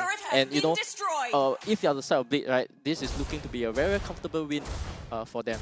Very comfortable, and Deck just secured onto the Malefic Roar, and FMM onto the Lightning Trunkian as well. And Vanguard, they're just trying to push off the waves, right? They got Blazing Duet, they have to use the Blazing Duet. And the Lord, level 1 Lord is going to be going into Bleed's pocket. So far, it's been comfortable to say the least. Oh, bot side though. Sagito with the final slash tries to save himself. The flicker out. Will it be enough? The rest of the team comes. Luxian Stain in some trouble. Oh, he waited, he knew. He waited to go back to the BMI, but Sagino was waiting for him as well. Easy kill for him, and that's just the awareness, right? Coming from Sagitnu, knowing that he was going to go back as well. So a full win there for Bleed, together with the top coming down in that lane. Yeah, unfortunately, creep timing coming out for the side of Vanguard as well, because now there is actually no creeps to help you defend this lock coming in. So this is going to be very, very tough for Vanguard to defend here. Nick jumped in though, but take a look at Nick. He's getting melted, but JPL gets traded back. Yes, too much damage, FMM? but they are 1-1. Super Ryan flickers out the onward. Might save him just for now. That goes in. The burst damage will be enough. Luxion Stain, a last resort here to take down the Lord, and they try to fend it off as much as they can. They're trying to end this. 10 minutes and 17 seconds. They're trying to go for it, but oh, Sagit, no! The final slash will take down the rest of Vanguard. Only Chute and slowly left to defend this. So they're going for the base turret here. The mid goes down. Are they going to respawn in time? It looks like they can do it, but Chute, he is next to be put in the dirt. Slowly using the last insanity here. Piraka, Armor gone, and Bleak. They want to end this. They're going for the core here, but oh my goodness, What? this guy! And Onward will finish him off and stop that for now. Yeah, just for now. And it is going to be 2 for 3 right here, ladies and gentlemen. Bleed on the edge. They wanted to go, but the minion timing is a little bit off, right? They had to wait for the mid turret. They had to wait for the top turret as well as the bottom turret. And just like that, Bleed kind of lost on the last fight, but that's okay for Bleed. Take a look at the item, ladies and gentlemen. Husk Claw, Swift Boots, Berserker's Fury, Malefic Rod, and the Great Dragon Spear for... Oh, that was a close catch. I mean, for deck on the group. Yeah, at this point, actually, Kalita doesn't do enough damage, because we can say on the side of Blade here, actually we see 2 Athena shields and 1 Radiant Armor, and because you're lacking behind, right, and with the Alert having, decent HP, right, this is going to... Luxion Stain! Oh, he's just getting run down. It's kind of sad to see, right? I mean, there's nothing he could do, the BMI, and just throwing out the ultimate, because there was just, that's all he had. Yeah, that was off. He's not able to go in at all, because the moment you go in, Bruno's gonna kick you twice, right? You don't have the Wind of Nature at this point because you're so far behind, right? Exactly. You cannot be going in like this. You have to go for the MPL, ooh, catches out on the next stage. Yeah, this time a full minion wave coming in as well, so they're trying to end this. Ryan is down. They are 2 men short here. The core at half HP. Bleed ending this almost there. Okay, they are ending this in 12 minutes. It's a really quick game. Or could have been 10 minutes though, but it's just a little bit of minion mistiming. But amazing game from Bleed. Congratulations to Bleed. 2-0. Today, the whole day. First series, second series has been 2 0s. Yeah, so I think for the side of Bleed, I can see that their 5-man actually is very, very strong. Right? Very. The moment, they start grouping up, once they take that first fight that actually grants them that snowball, it is always a fight into the goal lane. If you realize, right, for game 2, the moment Xbox died, right, Bruno started pushing onto the tower, they 4-man down to the goal lane. And afterwards, they just continue on that momentum, taking turtles, taking towers, and then from there onwards, it was, textbook gameplay. Yeah, right? Open and shut case. Correct. It literally open, look at it, done. I'm done with this already. There's no need to play anymore. They got the snowball, they have the information, they made use of the information. This is what a standard MPL play should look like. I mean, they played that to the book, like you said, to right? To the T, to the book. Yeah, so really props to Bleed for taking this game. Unfortunately, that is another 2-0 series. Vanguard, I think, as a kind of community team, right? Yeah. It's difficult going up against such a stacked, known team as well in the tournament. So I guess they did pull some cards there and try their best. We're going to see how this game panned out in terms of the statistics. Wow. Take a look at that. Kelvin J on the Maris with the Hunter Strike, giving a bit of mobility and movement speed, going with the Curse Helmet, the Athena Shield, and the Sky Guardian Helmet. The Athena Shield, of course, purely for the Kadita, right? Purely for the Kadita. JPL on the Athena Shield as well. Sagitnu, however, going onto the Thunder Belt and then the Radiant Armor. He's just trying to fight it out with slowly. Correct. And especially the emote timing here, right, is impeccable timing. Because amazing. It is right as you want to end the game, you get the emote, you're going all in on the opponent anyway, right? You have double the full lives. value on the immortality there, and because of that, super item choice making from Sagitnu here, and because of that, they are going to snowball this lead, hopefully for tomorrow as well, getting such a comfortable 2-0 on day 1 itself, is going to be very, very good and advantageous for them on the mental side. Exactly, and taking a look at the emblems right now, Deck going with the Assassin emblem with the crit and the Weapon Master as well as the Quantum Charge. Wow. I mean, nothing seems out of the ordinary except for Sagino. Sagino went for the thrill with the Tenacity and the Brave Smite. So he's going to go for a full tanky build. Tanky build. So his job in the game is very simple. He just has to kite. Yeah, you know, his job is to make sure that Bruno doesn't die. Yeah. Right?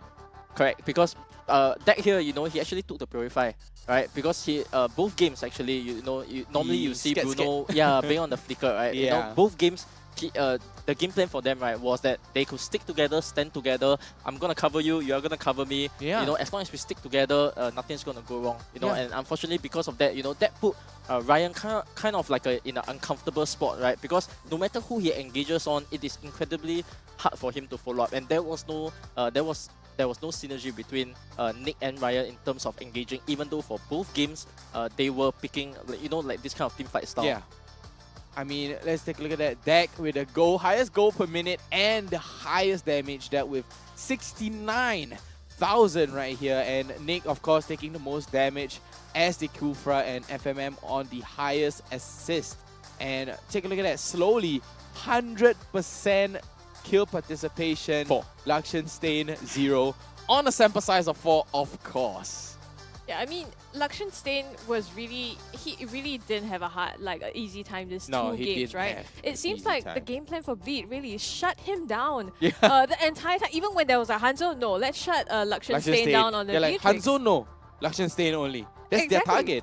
Yeah, more importantly, I think, you know, if you're the side of Vanguard here, you know, most importantly, you didn't manage to get to play your game this game, right? At least in game 1, you know, when they picked up the Hanzo, it was even for quite some time before they actually, you know, it took them 3 lots to actually end the game. Yeah. But here, you know, it was just a snowball, a classic, how you expect a Bruno game to go, right? Exactly. I mean, the snowball was great. They took advantage of it. They got the ball rolling. But, you know, instead of getting the ball rolling, let's roll into the MVP for this match. I think it is going to be Deck. Oh, yeah. 6-0 and 7. 905 on the goal per minute with a 72% on the kill participation. I think he's going to go for a BOD in the end as well. Yeah, perfect, because this is exactly how you want a Bruno draft to work out. Because if you were instead, you know, the opponent 4-man on you, you're not going to have that wave clear ability to actually defend your waves, and you'll be the one getting snowballed. So for the side of Bleed, right, this is something that they did very well, because they were playing against, you know, a team that they may think is weaker, and because of that, you know, they had that confidence to go in and say that, you know, I'm gonna take a hero that's gonna, you know, amplify that kind of I'm better than you kind of a thing. The confidence, the mental game. They're like, I'm better than you. Don't worry, I got this. Exactly, and because of that, you know, we see time and time again, you know, snowball from the first goal lane, a tower down to the mid, down to the top, and then tier 2s, Turtle, Lord, and then from there, you know, they end the game with no problem. Wow, I think it really adds up, right? Yeah, it does. Not just having experienced players in the MPLSG scene as well. Now you add 2 players from other MPLs, right? Who have been in known teams as well. So the ability to play by the book, super high. Yeah, right? super So high. now we're going to take a look. When we speak of winning teams, what actually do they talk about during the game? We're going to see the mic check. Answer here. Nice. I'm dead. Okay. Let's see. I think we can fight. Wait. Yeah, we pushing it out. Hey, reset. I reset. Nice. Hey, go first. Ken, go first. Okay. Nice. 3, 2, 1, go. Basa. Nice. Eyes on the bear. Just saying it. You sure? Yeah. Just saying it. Nice one. Chill. We have a game 2. Game 2. Isa. Flick off. No play. Nice. Fight out, T. Jumping. I'm coming over. Chill. Nice. Hey, come. I think we can go, guys. Can. Go hero. Big wave, Then. Nice. I love it. JP was like, grow first. Wait, focus. He's like, you know, he's like the, how do I put this? The teacher that tells you, get in line. put finger on your lips now. Yeah. So Right? again, another thing I want to point out as well, right? If you heard there, that 3, 2, 1 countdown, right? Yeah. Was something that actually I put into place with them, and I'm very glad, to hear this coming out, and also not just that, helping them win a big team fight. And if your audience here, you are a team of 3, a team of 5, wanting to improve, on how to play together as a team. This is actually how you do it. The You 3, get 2, vision 1. of your opponent, 3, 2, 1 countdown, all of you jump in at the same time, Wow. perfect team comms, and this is exactly why we have things like the mic check here, just to see how pro players do it, and this is the perfect example to how a team should execute their team fights. Wow. It's these little things, right? Like the entire mic check, and you pick up on this 3, 2, 1 Yeah. that can like seriously just improve the way that your team plays together. I'm gonna try that now. So 3, 2, 1, to Cheryl Yao.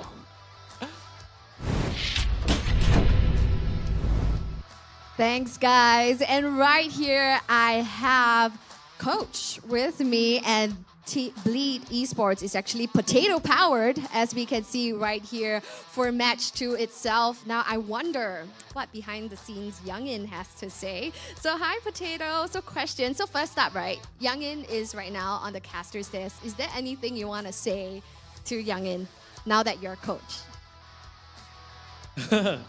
Nothing spicy lah. Nothing spicy. I can start the pot lah. Huh? Start the pot a bit lah. Nothing spicy lah. I mean, he taught us a few things, then plus I taught the players a few things. So it's like a combination of both us. Mm-hmm. No spicy things. No spicy things. I'm also friendly. Okay. So another thing is there has been role swaps. Right here we see FMM going into the mid lane, and of course we also have Deck, going into the gold lane. So what happened that resulted in this swap? In short, after ESL, we kind of figure out that we are lacking in-game leader lah. Yeah, so that couldn't make it after a few tournaments lah. So we decided to just swap Kel into jungle role. As you can see, he was a jungler back then in the Philippines. Yeah, so we also realized that he has this leadership in him as well lah. Yeah, so we just put him on the jungle role, trial for like a week. Then we kind of start to win scrims also. Yeah, so the next figuration about mid goal lane, right, is Deck couldn't play support, the mage role. So we decided to just try Deck on the goal lane since he's a high mechanical player like Penny. Right, but it's very interesting and a completely different playstyle from someone that is so aggressive, like, a jungler like Fanny, and then to someone that's a little bit more passive as an MM. There's a little bit more changes. But what I am absolutely floored by was FMM on that crazy Valentina. Usually when it comes to mage, this totally changes what I think about mages. Usually you think mage like support, But then a Valentina with a Grok ultimate, that wild charge, a mage that plays like a roam that engages is just absolutely mind-blowing. Is there anything that you want to say about, this? Is this something that we are anticipating? Or we should just advise all the teams to ban Valentina right now from Honest FNM? opinion, I didn't expect that as well lah. It was kind of shocking to me as well because he don't do it in scrims. So I'm not sure why is he doing in the tournaments. So it's kind of shocked me as well lah. Shock the coach, But that's absolutely crazy, and I believe that a lot of us are very flawed. A mage that performs like a Roman, engages is just crazy, and we're so excited. As a viewer, I'm pretty sure everyone, and me by extension, is very excited to see what's in line. Now, we also have 2 new additions on the team. Can you tell us a little bit more about them? Nothing much about them lah. I think we needed high basics players, foundations. Basically the game knowledge, game foundations. The benefit for us lah, because some of the players are not experienced enough to be in the international level lah. Right. So adding in the 2 international players will definitely be a benefit for us. Right. So when it comes to that, is there any differences when it comes to you having to breach as a coach with 2 new players and then 3 players who have been playing for the longest time plus role swaps? Is there any difficulty training pre-season? Not much lah. All of them kind of click well. Yeah. So in in-game stuff, the 3 Singaporeans will tend to seek advices from the 2 Filipinos players. Yeah, because of the experience. So most of the time we are winning in total fights or a lot of fights. I think it's really kudos to the 2 Filipinos. Right, and it is definitely evident in the gameplay as well. So this season, I wouldn't say unfortunately, but there has been some comments going around that Bleed isn't really favored to be seen as champions right here for Season 6. Now, is there anything you would like to say to all of these naysayers or anything that you want to encourage all the viewers to vote for you guys, to root for you guys? As usual, nothing spicy. Wait until I get a champion first. Maybe next season I'll be more spicy.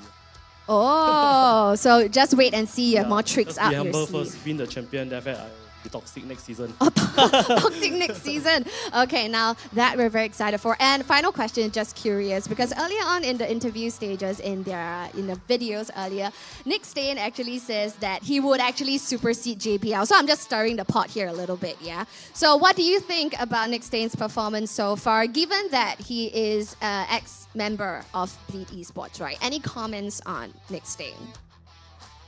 I think this has to require a bit of little spiciness. Okay, so for Nick, I think respect your mentor. Respect your mentor. Right. But he did put up a valiant fight still. So yes, thank you so much, Potato, for this wonderful interview. And we can't wait to see more Potato power. All right, thank you. So yes, ladies and gentlemen, that was Potato right here from Bleed Esports. And it has been an absolutely spicy match, just like the McSpicy that we've been talking about right here in the show. So yes, we can be anticipating more right here in the next match itself. And boy, oh boy, talking about spicy, match 3, ladies and gentlemen, is going to be a match between our back-to-back 3-time champion RSG SG going head-to-head against Team Flash. Now, if you guys are wondering why this is a match that's so exciting, is because right here on day 1 itself, we're going to be seeing a throwback of the grand finals of Season 5 playoffs. So stick around and join us, and this exciting spicy match will be happening at 3 p.m. Stick around and we'll see you then.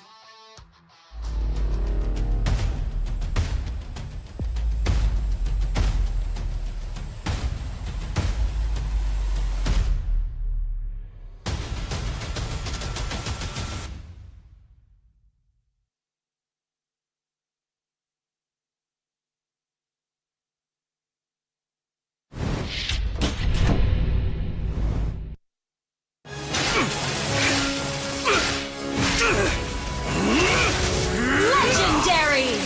Tigreal!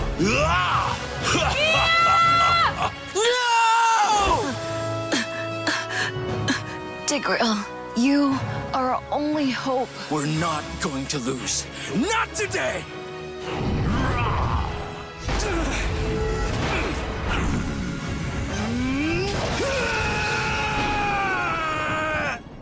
Huh? What's going on with my hand?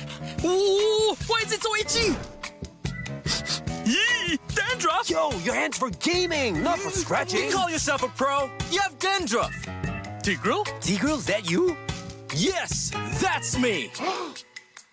Do you want to win a match? Defeat Dandruff and Itch with Head and Shoulders. Move on to Head and Shoulders. Up to 100% protection. Dandruff and Itch. Wiped out.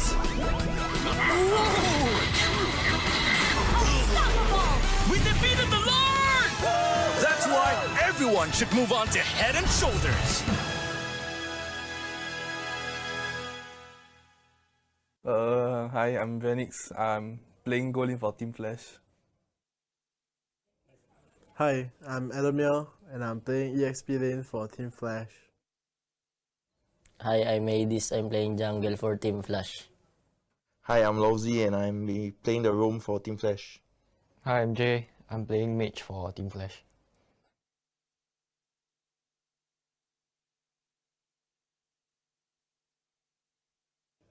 Just good luck and have fun. We'll see why I've been going to the M series.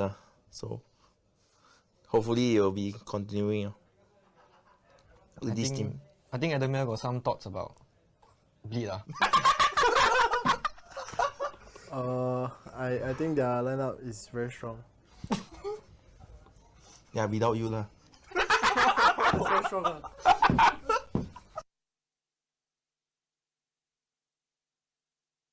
The challenge is to eat lesser. You find food, they got rice. Yeah, and see all the carbs he's making us. Only him Only him because he don't want to eat a lot of things then you see no choice, we need to eat. Then I think we need to join the Biggest Loser soon.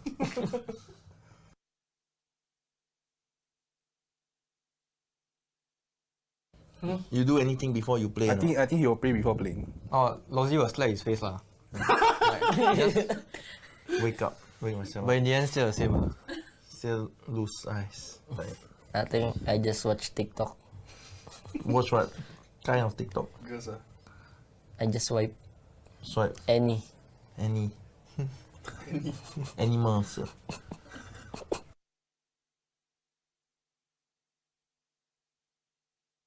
No stress. The 3 times champion can answer. No stress. Just do it.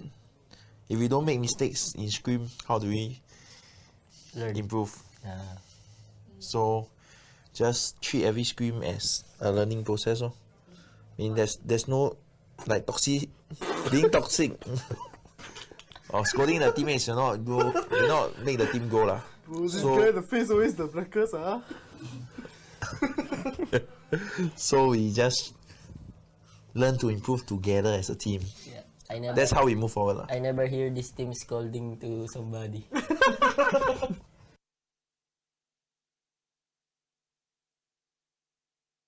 Okay, Venix has been quite quiet so ask Venix. Always me. Venix got the most fans. Let's go Venix. I don't have any fans. Faster lah. Continue supporting Flash. Thank you for the support. And join us in making gamers heroes. Oh, you say already. Yeah, can already. No always I say. You keep hearing my voice, Wei Xian meh? Your voice sexy. Faster lah. Just say the whole line. Thank you for supporting Flash and watch us make gamers heroes. And get champions.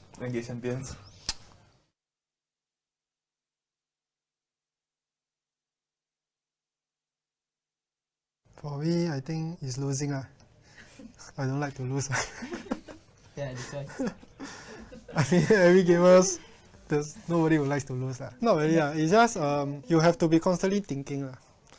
Means like, when you're playing rank, sometimes you can just don't think, just chill, But if you were to play in the actual tournament or sometimes doing practices, you have to be constantly thinking about the next move. If not, you will not be able to catch up to the enemy. Yeah. It's like you'll be quite draining on your mind sometimes.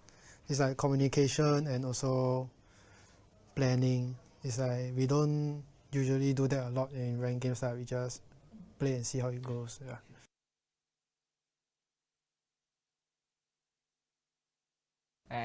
You guys can try lah. You guys can try lah. Yeah. You can beat me, just try lah. Okay.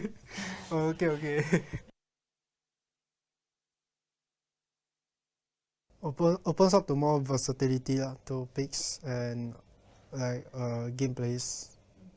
Because last time it was like very dead. The game is like everybody plays the same way, but now it's like you can play differently.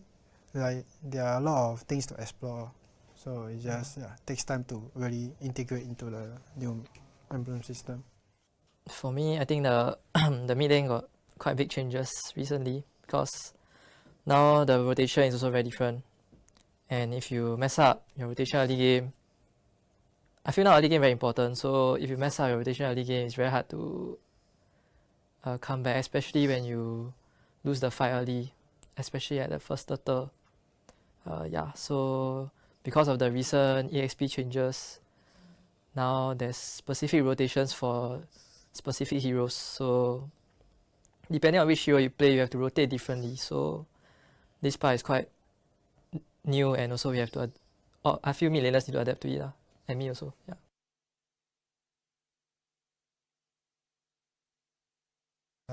To all the fans out there, thank you for your continuous support. Okay. I mean, we tried to make you guys proud on MSC lah, but unfortunately we fall short of getting our dream place lah. So hopefully if this time we ever make it to M5, I wish to see more of you guys support, because it really helps us with our international tournaments. Like I see like how much the Cambodian fans support Next Flash and how much it actually helps them lah. I mean, you all can see how much the crowd buff actually helped them. If the Singaporeans actually give us as much support as them, I believe we will not disappoint you guys.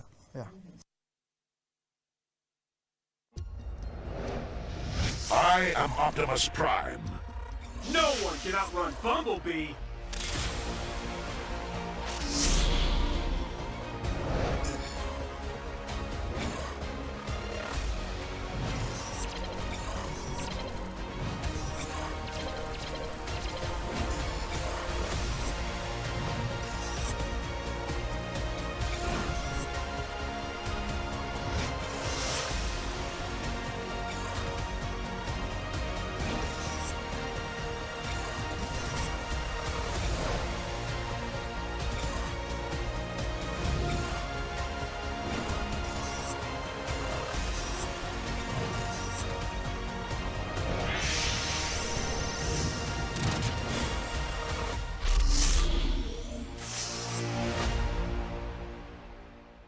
OSIM.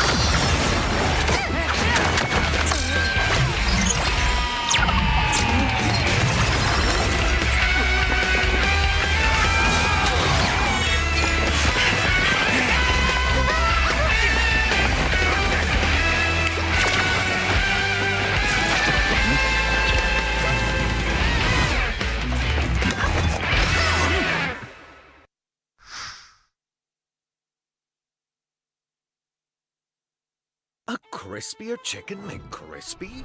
So much crispier. Bite into an even crispier crunch with the improved Chicken McCrispy. Now, wouldn't that be nice?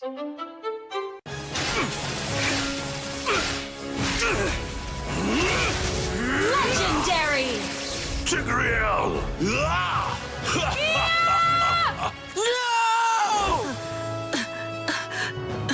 Tigreal, you are our only hope. We're not going to lose. Not today!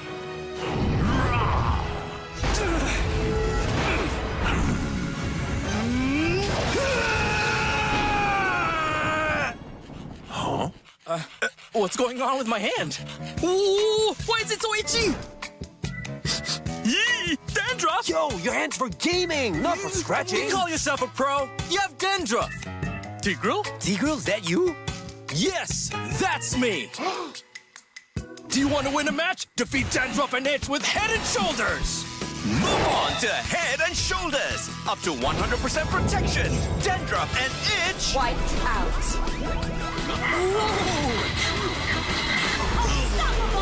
We defeated the Lord!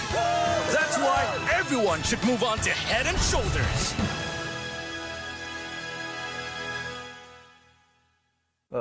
Hi, I'm Venix. I'm playing goalie for Team Flash. Hi, I'm Adamir, and I'm playing EXP lane for Team Flash. Hi, I'm Adis. I'm playing jungle for Team Flash. Hi, I'm Lowzy and I'm playing the roam for Team Flash. Hi, I'm Jay. I'm playing mage for Team Flash.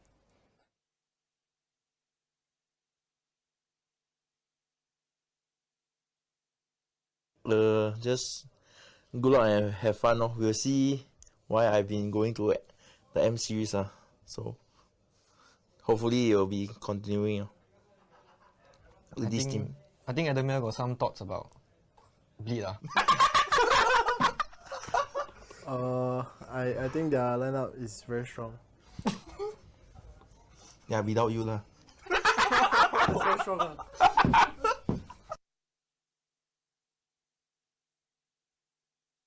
The challenge is to eat lesser. You find food that got rice. Yeah, and see all the carbs he's making us. Only him. Only him. Because he don't want to eat a lot of things. Then you see no choice, we need to eat. Then I think we need to join the Biggest Loser soon.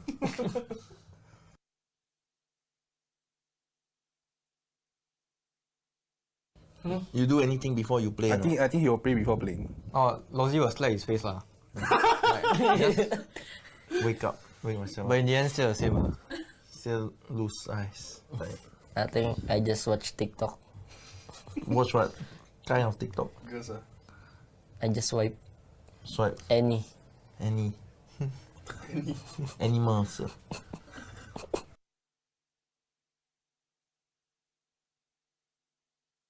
No stress. The 3 times champion can answer. No stress. Just do it. If we don't make mistakes in Scream, how do we improve? Yeah. So just treat every Scream as a learning process. I mean, there's no like being toxic or scolding the teammates. Will not make the team go lah. This guy, the face always the blackest. So we just learn to improve together as a team. Yeah, that's how we move forward. I never hear this team scolding to somebody.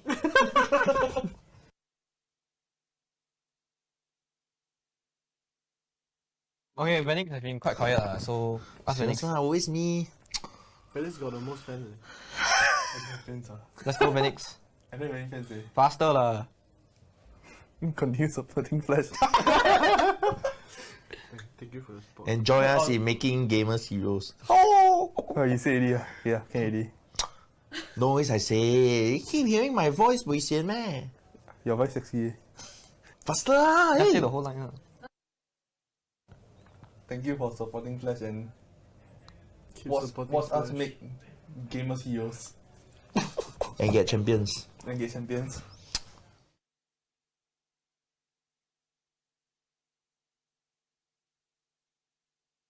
For me, I think it's losing. I don't like to lose.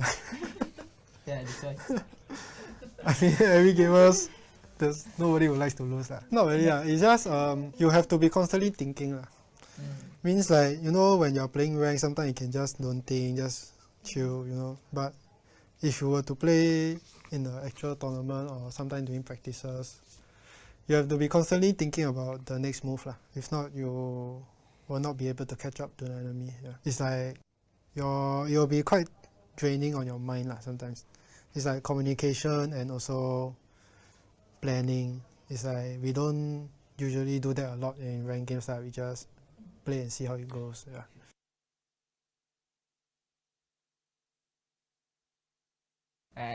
You guys can try lah. You guys can try lah.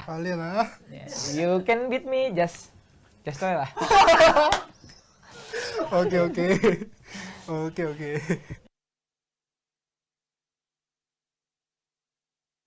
Opens up to more versatility to picks and like gameplays. Because last time it was like very dead. The game is like everybody plays the same way, but now it's like you can play differently. Like there are a lot of things to explore, so it just takes time to really integrate into the new emblem system. For me, I think the the mid lane got quite big changes recently because now the rotation is also very different. And if you mess up your rotation early game, I feel now early game very important. So if you mess up your rotation early game, it's very hard to come back, especially when you lose the fight early, especially at the first turtle. Yeah, so because of the recent EXP changes, now there's specific rotations for specific heroes. So depending on which hero you play, you have to rotate differently. So this part is quite new, and also we have to. I feel mid laners need to adapt to it, and me also. Yeah.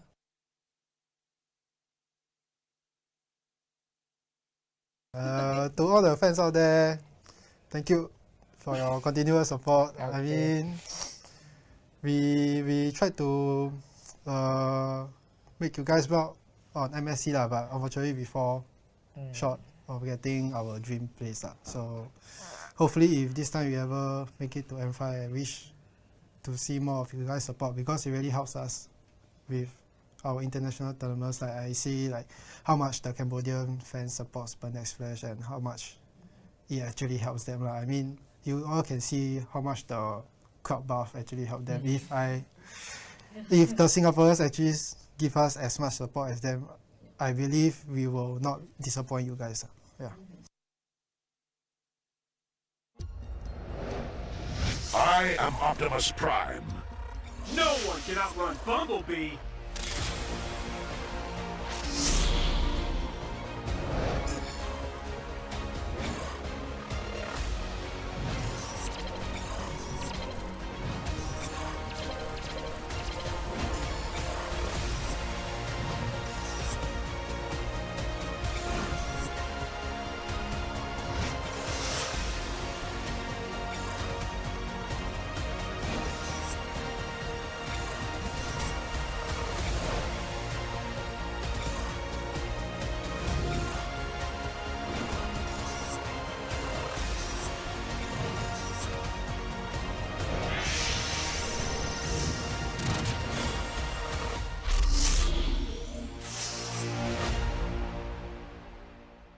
OSIM.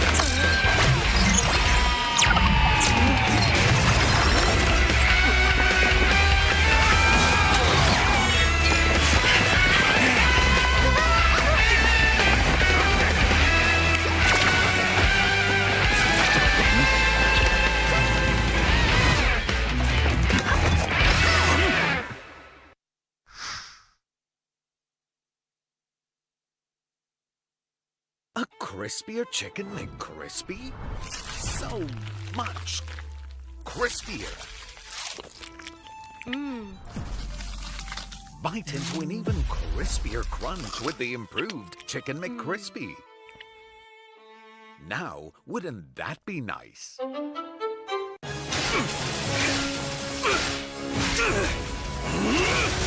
Legendary!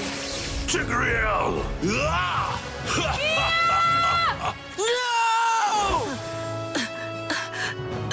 Tigreal, you are our only hope. We're not going to lose. Not today!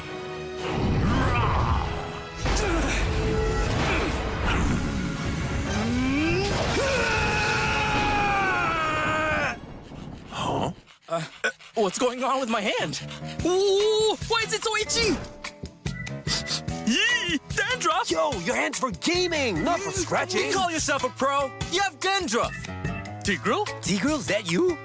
Yes, that's me. Do you want to win a match? Defeat Dandruff and Itch with Head and Shoulders. Move on to Head and Shoulders. Up to 100% protection. Dandruff and Itch itch. Wiped out.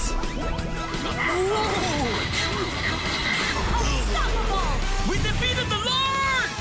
That's why everyone should move on to Head and Shoulders. Hi, I'm Venix. I'm playing goalie for Team Flash. Hi, I'm Alchemy and I'm playing EXP lane for Team Flash. Hi, I'm Adis. I'm playing jungle for Team Flash. Hi, I'm Lowzy and I'm playing the roam for Team Flash. Hi, I'm Jay. I'm playing mage for Team Flash.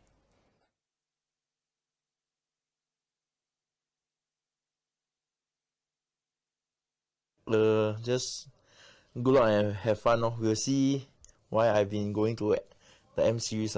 So hopefully it will be continuing with this team. I think Adamir got some thoughts about Bleed. I think their lineup is very strong. Yeah, without you lah. It's very strong.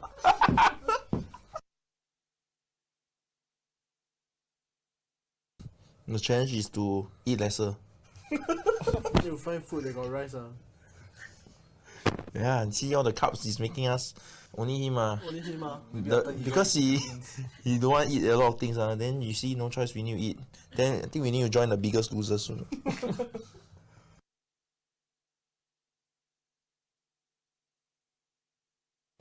You do anything before you play? I think he will play before playing. Oh, Lozzy will slap his face lah. Wake myself. But in the end, still the same. Still lose eyes. I think I just watch TikTok. Watch what kind of TikTok? Girls, I just swipe. Any. Any. Animals.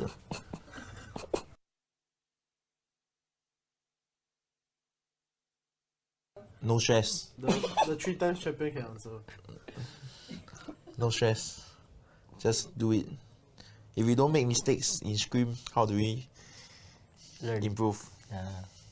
So just treat every Scream as a learning process. I mean, there's no like being toxic or scolding the teammates. You not make the team go lah. This guy, the face always the blackest. So we just learn to improve together as a team. Yeah, that's how we move forward. I never hear this team scolding to somebody.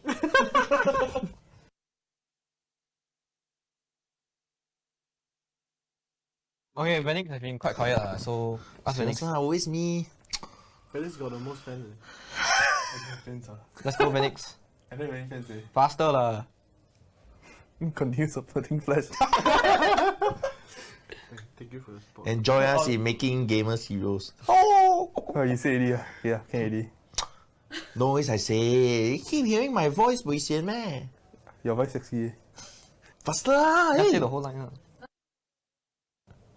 Thank you for supporting Flash and watch us make gamers heroes. And get champions.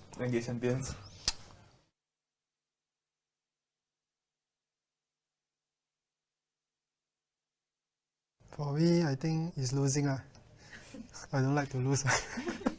Yeah, that's why. I mean, every gamers, nobody would like to lose. Not really. It's just you have to be constantly thinking. Means like, when you're playing rank, sometimes you can just don't think, just chill, But if you were to play in the actual tournament or sometimes doing practices, you have to be constantly thinking about the next move. If not, you will not be able to catch up to the enemy. It's like you'll be quite draining on your mind sometimes. It's like communication and also planning. It's like we don't usually do that a lot in ranked games. We just play and see how it goes.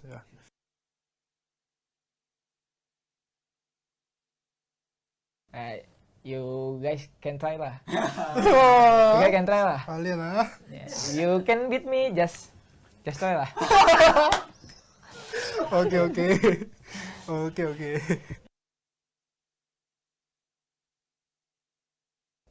Opens up to more versatility to picks and like gameplays. Because last time it was like very dead lah. The game is like everybody plays the same way, but now it's like you can play differently. Like there are a lot of things to explore, so it just takes time to really integrate into the new emblem system. For me, I think the the mid lane got quite big changes recently because now the rotation is also very different. And if you mess up your rotation early game, I feel now early game very important. So if you mess up your rotation early game, it's very hard to come back, especially when you lose the fight early, especially at the first turtle. So because of the recent EXP changes, now there's specific rotations for specific heroes. So depending on which hero you play, you have to rotate differently. So this part is quite new, and also we have to I feel mid laners need to adapt to it, and me also.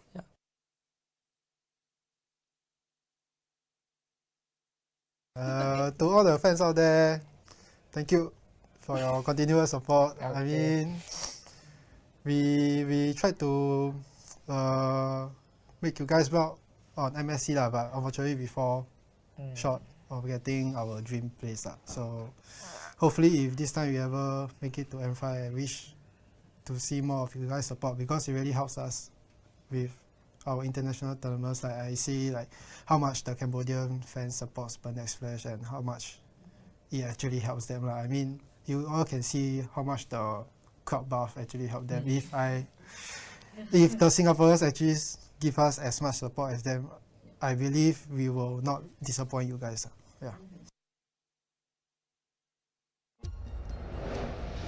I am Optimus Prime. No one can outrun Bumblebee.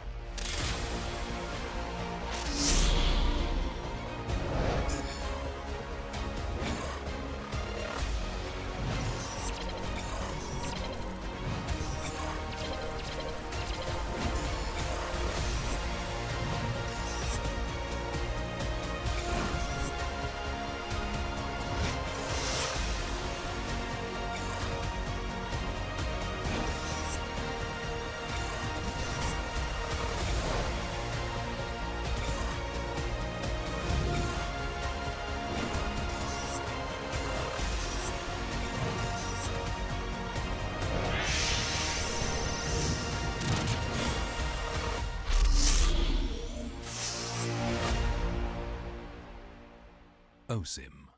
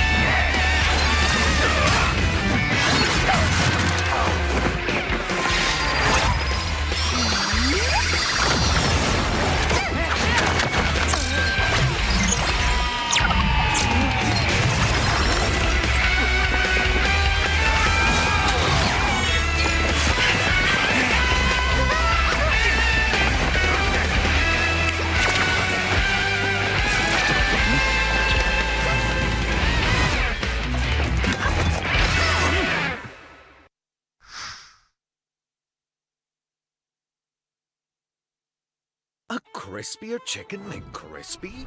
So much crispier. Bite into an even crispier crunch with the improved Chicken McCrispy. Now, wouldn't that be nice?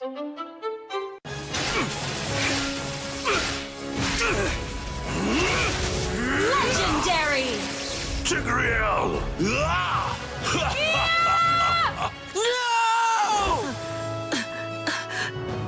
Tigreal, you are our only hope. We're not going to lose. Not today!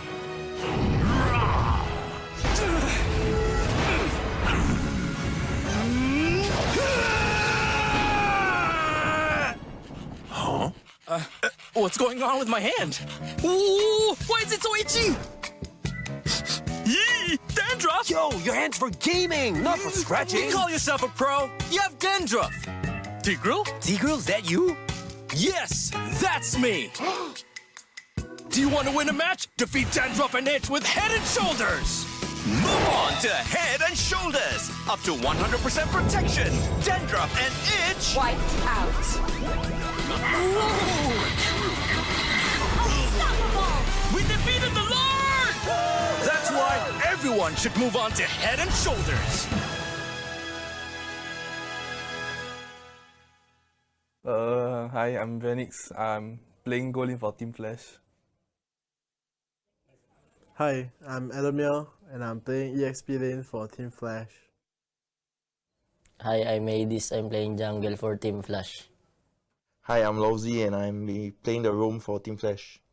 Hi, I'm Jay. I'm playing mage for Team Flash.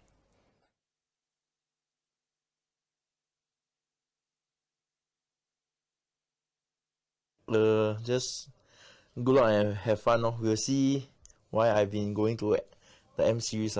So hopefully it will be continuing with this team. I think Adamir got some thoughts about bleed. I think their lineup is very strong. Yeah, without you lah. It's very strong.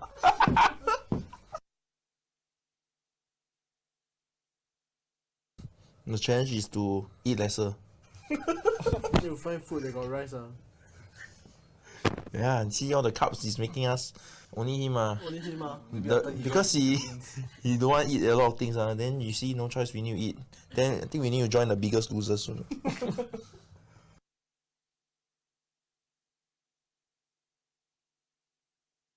You do anything before you play? I think he will play before playing. Oh, Lozzy will slap his face lah.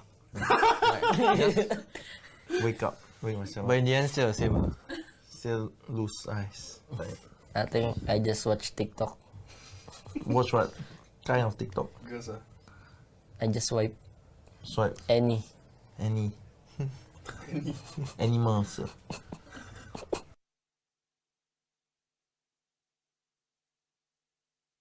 No stress. The 3 times champion can answer. No stress. Just do it. If we don't make mistakes in Scream, how do we improve? So just treat every Scream as a learning process. I mean, there's no like being toxic or scolding the teammates. You not make the team go lah. This guy, the face always the blackest. So we just learn to improve together as a team. Yeah, that's how we move forward. I never hear this team scolding to somebody.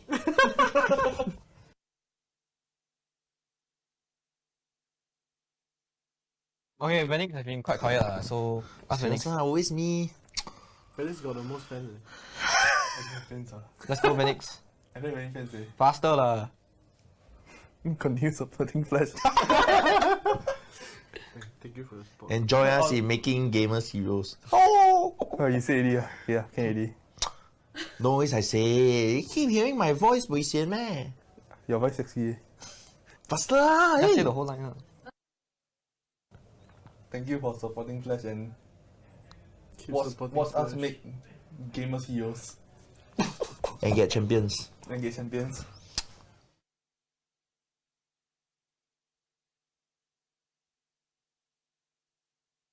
For me, I think it's losing. I don't like to lose. Yeah, that's why. I mean, every gamers, there's nobody who likes to lose. Not really. It's just you have to be constantly thinking. Means like, when you're playing rank, sometimes you can just don't think, just chill, But if you were to play in the actual tournament or sometimes doing practices, you have to be constantly thinking about the next move. If not, you will not be able to catch up to the enemy. Yeah. It's like you'll be quite draining on your mind sometimes. It's like communication and also planning. It's like we don't usually do that a lot in ranked games. We just play and see how it goes. Yeah.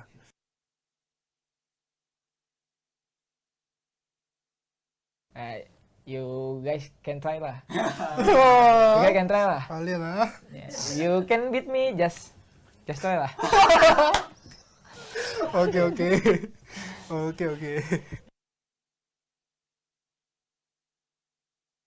Opens up to more versatility to picks and like gameplays. Because last time it was like very dead lah. The game is like everybody plays the same way, but now it's like you can play differently. Like there are a lot of things to explore, so it just takes time to really integrate into the new emblem system. For me, I think the the mid lane got quite big changes recently because now the rotation is also very different. And if you mess up your rotation early game, I feel now early game very important. So if you mess up your rotation early game, it's very hard to come back, especially when you lose the fight early, especially at the first turtle. So because of the recent EXP changes, now there's specific rotations for specific heroes. So depending on which hero you play, you have to rotate differently. So this part is quite new, and also we have to I feel mid laners need to adapt to it, and me also.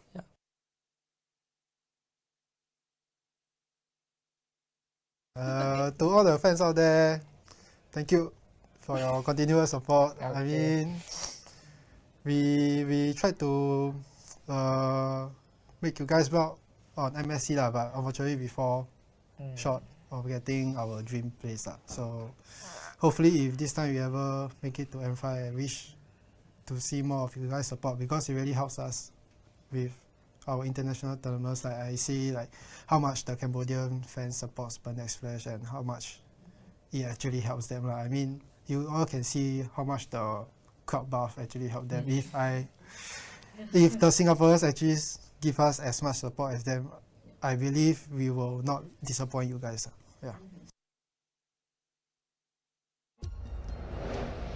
I am Optimus Prime. No one can outrun Bumblebee.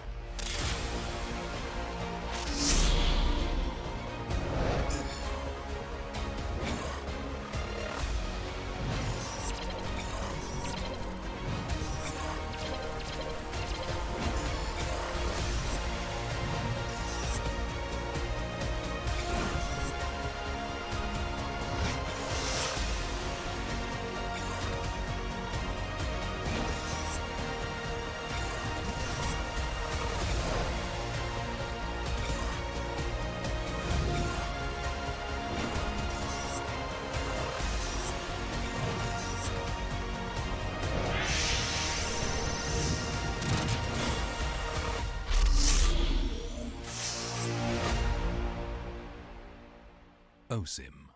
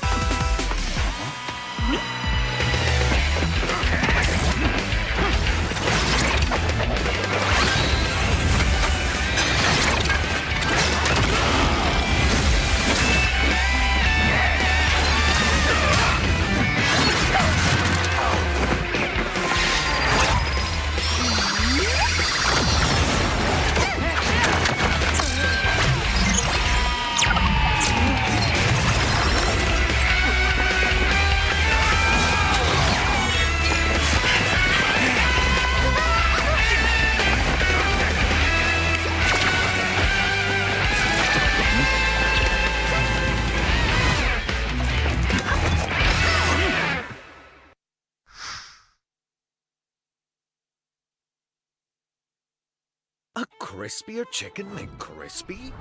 So much crispier.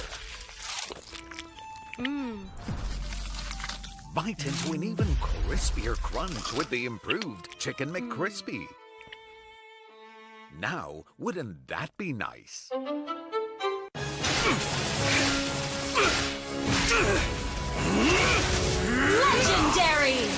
Tigreal!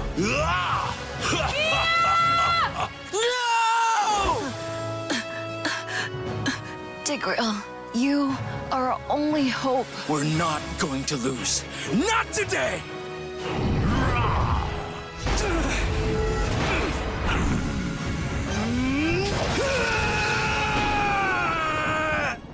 Huh? What's going on with my hand? Ooh, why is it so itchy? Yee, dandruff! Yo, your hand's for gaming, not for scratching. You call yourself a pro? You have dandruff. Tigreal? Tigreal, is that you? Yes, that's me. Do you want to win a match? Defeat dandruff and itch with Head and Shoulders. Move on to Head and Shoulders. Up to 100% protection. Dandruff and itch. Wiped out. Unstoppable! We defeated the Lord! That's why everyone should move on to Head and Shoulders. Hi, I'm Venix. I'm playing goalie for Team Flash. Hi, I'm Alchemy and I'm playing EXP lane for Team Flash. Hi, I'm Adis. I'm playing jungle for Team Flash. Hi, I'm Lowzy and I'm playing the roam for Team Flash.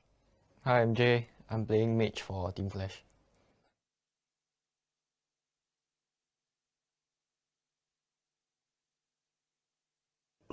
Just good luck and have fun. We'll see why I've been going to the M series. So hopefully it will be continuing with this team. I think Adamir got some thoughts about bleed. I think their lineup is very strong. Yeah, without you lah. It's very strong.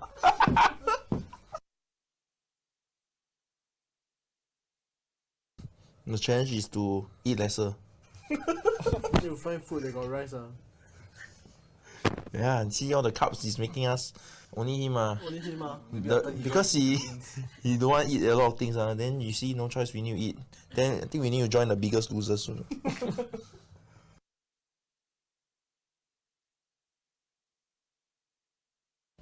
You do anything before you play? I think he will play before playing. Oh, Lozzy will slap his face lah. Wake myself. But in the end, still the same. Still lose eyes. I think I just watch TikTok. Watch what kind of TikTok? Girls, I just swipe.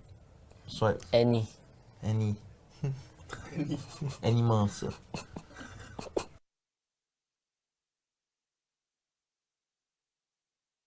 No stress. The 3 times champion can answer. No stress. Just do it. If we don't make mistakes in Scream, how do we improve? Yeah. So just treat every Scream as a learning process. I mean, there's no like being toxic or scolding the teammates will not make the team go lah. Bro, this guy, the face always the blackest. So we just learn to improve together as a team. Yeah, that's how we move forward. I never hear this team scolding to somebody.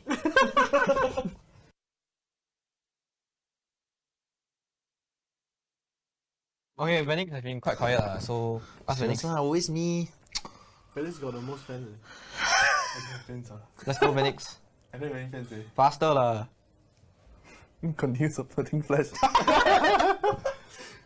Thank you for the support. Enjoy us in making gamers heroes. Oh, you say already? Yeah, can already. No always I say. You keep hearing my voice, boy, sian meh? Your voice sexy. Faster lah! Just say the whole line. Thank you for supporting Flash and watch us make gamers heroes. And get champions.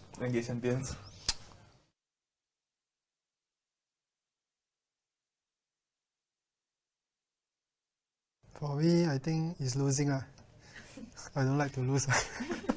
Yeah, that's why.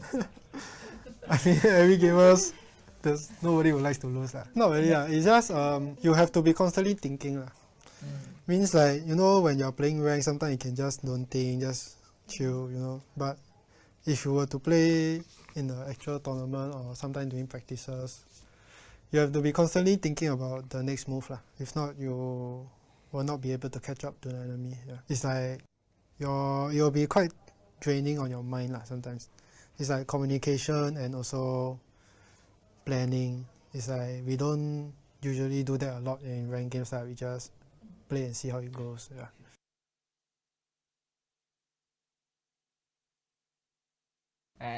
You guys can try lah. You guys can try lah. Yeah. You can beat me, just try lah. Okay.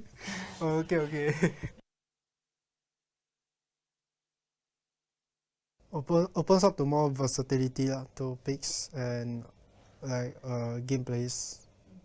Because last time it was like very dead lah. The game is like everybody plays the same way, but now it's like you can play differently.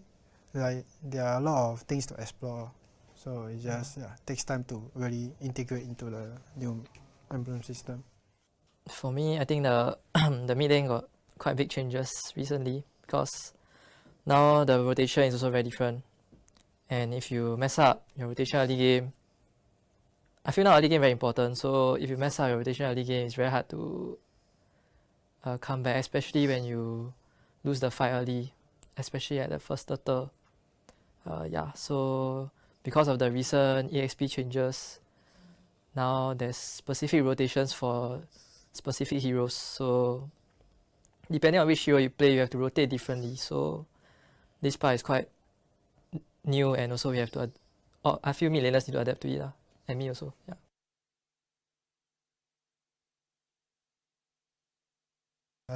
To all the fans out there, thank you for your continuous support. Okay. I mean, we tried to make you guys proud on MSC but unfortunately we fall short of getting our dream place So hopefully if this time we ever make it to M5, I wish to see more of you guys support, because it really helps us with our international tournaments. Like I see like how much the Cambodian fans support Next Flash and how much it actually helps them. I mean, you all can see how much the crowd buff actually helped them. If the Singaporeans actually give us as much support as them, I believe we will not disappoint you guys. Yeah. I am Optimus Prime. No one can outrun Bumblebee.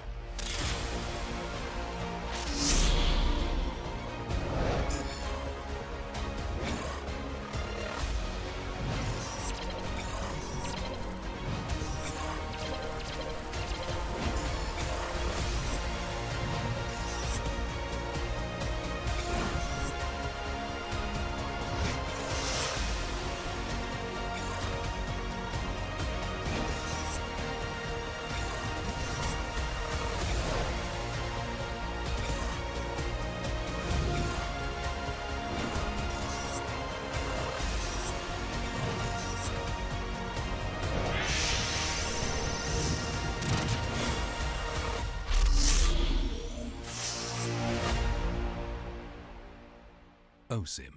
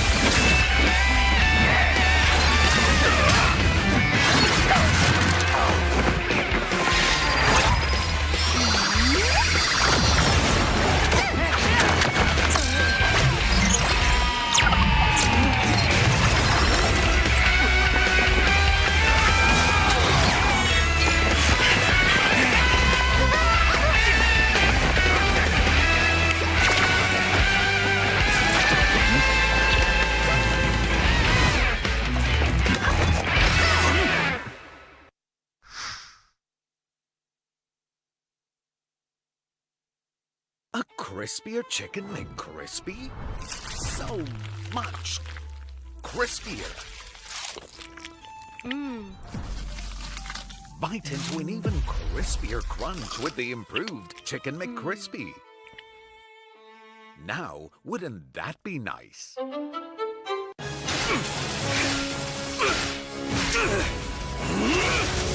Legendary! Tigreal!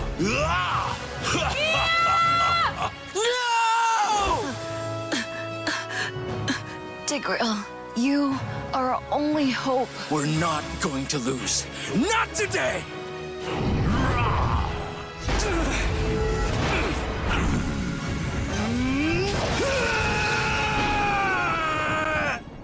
Huh? What's going on with my hand? Ooh, why is it so itchy? Yee! Dandruff! Yo, your hand's for gaming, not for scratching. You call yourself a pro? You have dandruff. Tigreal? Tigreal, is that you? Yes, that's me. Do you want to win a match? Defeat Dandruff and Itch with Head and Shoulders. Move on to Head and Shoulders. Up to 100% protection. Dandruff and Itch. Wiped out. Unstoppable! We defeated the Lord! That's why everyone should move on to Head and Shoulders.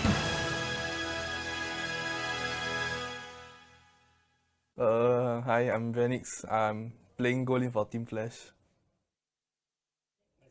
Hi, I'm Adamir, and I'm playing EXP lane for Team Flash.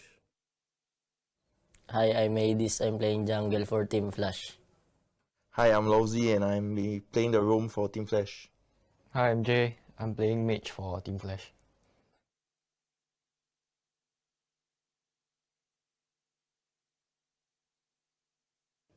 Just good luck and have fun. We'll see why I've been going to the M series. So hopefully it will be continuing with this team. I think Adamir got some thoughts about Bleed. I think their lineup is very strong.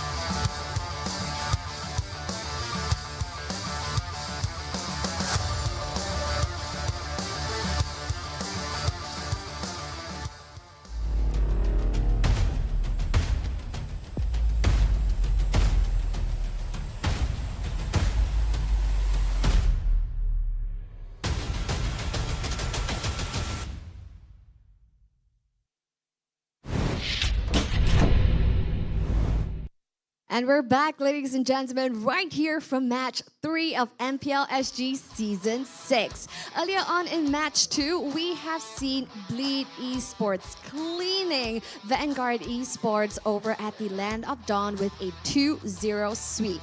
Next up is a match that you definitely don't want to miss. I'm getting a little bit of flashbacks because this is our grand finals match that we have seen earlier in Season 5 playoff season, where we have seen RSG SG getting back-to-back champions. Yes, that is a 3-time win streak for RSG SG, and we're going to see them in a bit later on, and they will be going against none other than Team Flash. Now, this is going to be a very exciting lineup because it's kind of like same but different. I don't know how to put it, because we're going to be seeing familiar faces and brand new ones right here for this team matchup. So are you guys ready?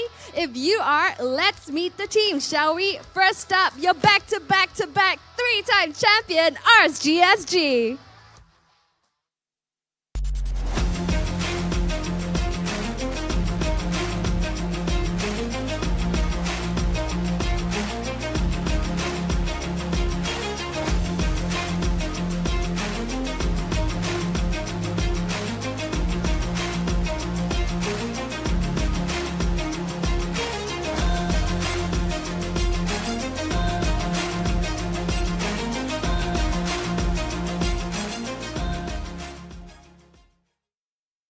Now I can see our boys are getting locked and loaded and ready to head on over to the Land of Dawn. Wow, doesn't they look very stylish? I feel that they're just switching their hair. It really looks like a Head and Shoulders commercial right there.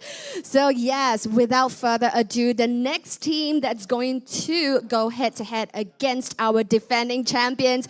Now this team, what I like to call would be the Frankenstein Flash. They have different, very exciting players, all molded into one amazing team. So let's meet the players, shall we? Ladies and gentlemen, presenting to you, Team Flash.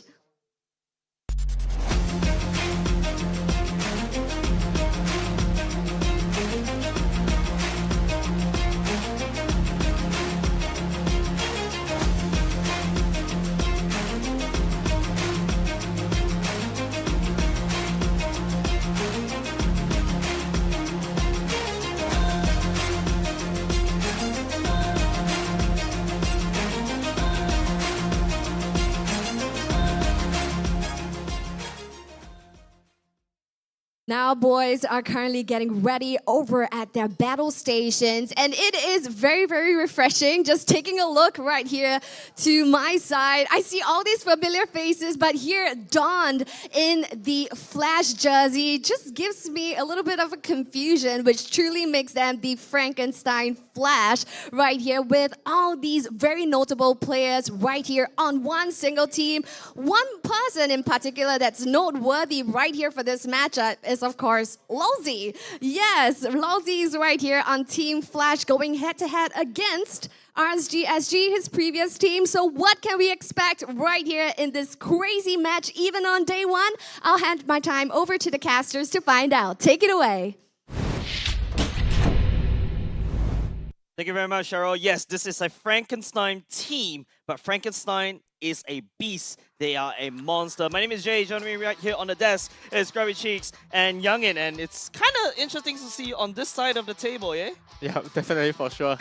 You know, being here, you know, and straight away, you know, I get to cast Vanguard versus Bleed, and then now, you know, the two finalists, Flash and RSG, you know, definitely something that I'm looking forward to. You know, happy to break down what's gonna happen, you know, between these two top-tier teams, right? And with the new players coming in, for both of these teams, you know, it'll be interesting to see how things pan out. Yeah, that's right. No worries on that, man, bro. We're gonna tap onto your expertise on this, but I'm gonna hand it over to Scrubby, man. This is a team back-to-back champions, right? This tyranny has to be stopped. Is Team Flash going to be the superhero for MPL Singapore Season 6? They're hoping to, right? I mean, it's a star-studded team. I feel like this season's team should be same but different. Exactly what Cheryl said, right? Because you see, look on RSG's side, right? You have the main roster, but there's a change. Buji's now in the mid lane, right? Yep. So is that going to still help to keep the synergy together? Yep. Or is it going to be different? Yeah, and not only just Buji, right? I think the biggest elephant in the room, no pun intended right there, is RSG lineup. Apart from the actual lineup, which you guys will be able to see later on, is their coach, is Jewel H, which is a totally unknown figure, right? If you watch Detective Conan back in the good old days, mind you, you know that silhouette guy? Yeah, Joe H is exactly that guy. But let's take a look at the RSG lineup. We're going to hand it over to Scrubby Chase to actually break it down. This particular lineup. You've seen the players, right? There's Oki, Buji, Diablo, of course, and Bray, Lucian, Cutie. So, I mean, Diablo was asking for more support, right? in his video, if you watched it. He has all my support. I will give him all my support. But I like the fact that this time around, this is the only time that Bray is as tall as Diablo at this particular time. But we're going to go over to Team Flash's lineup pretty soon. I'm going to let Daryl break it down because, man, Team Flash is looking really solid. It reminds me of their Season 3 lineup where there's also this star-studded team host, what Alpha V9, KCP, you know, was a player back then, he turned coach. Yeah, correct. Reminiscent is now the assistant coach. And Reminiscent turning assistant coach. I've got no idea about Team Flash. Why don't you break down the Team Flash lineup as we're going to push it up to screen? Yeah, so for the side of Team Flash here, we actually have players from the last season, Vanix and Jay returning back to Team Flash. Most importantly, we have Captain Adamir here coming from Team Bleed. Yep, Hades, obviously previously known as Jana Cutie, and of course Lawsy last time from Team RSG. The last I believe we saw him was during SEA Games, right? And then now he's actually donning the Team Flash banner. Yeah, and I like the fact that fine, we will continue on with Cheryl's what's that called? Team? Narrative, right? Like, this is a Frankenstein team. You got RSG SG. You got Team Flash, SMG, and then there was a period of time was also Kingsman. You also got Louvre SG. If you guys don't even know, like, I'm really pulling out ancient history. Way back, yeah. EVOS SG, and then like this is a really full Frankenstein team. And on top of that, you also got Jana Cutie, which is like Aura Fire, Echo, Geek Slate. Yeah, so this is like a very Frankenstein team. How are they going to make this work, Scrubby? They should be making this work, right? Because they are star-studded. But the question is, when you put together all the A-star players, can they perform as one team? So here's what we think on the desk as to the winner of this series. Okay. I know Diablo has all my support. He knows that. He knows I'm his #1 fan. But yeah, I got so much for #1 fan. But you're the odd one out this time around as compared to Vertigo. Tell us why you're going for RSG this time around. One of the key reasons is just because they were the reigning champs, right? And I don't say that superficially. They have had the chance to play internationally, locally as well. That synergy that they built is very, very hard to break. On the flip side, even though Flash is a really good team individually, and they may be friends as well, but when you actually put that together on a competitive stage, and if they, compared to RSG, they haven't had as much time to play together, can they actually match that synergy and team fighting potential? Right. Okay, so Youngin, you have been a coach for a long time, right?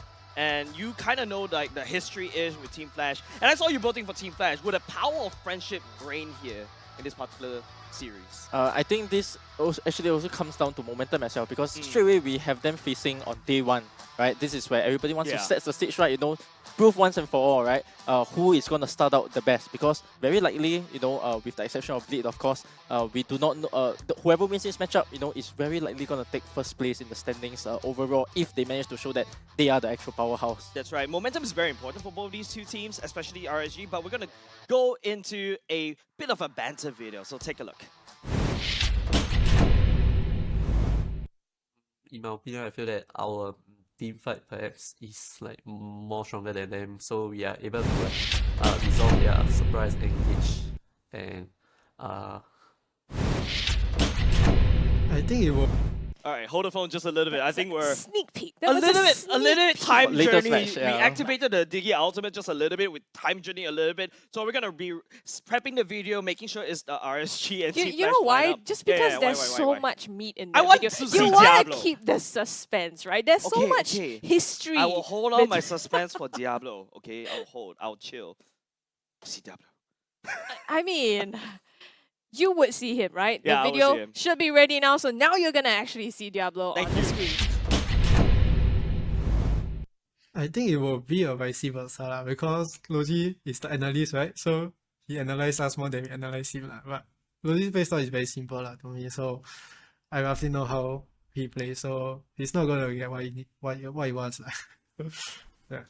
Honestly, when he was in RSG, he helped me a lot lah as a roamer, cause last time when I first time come here, I'm a bit difficult for adapting with the others. So he helped me as a roamer also.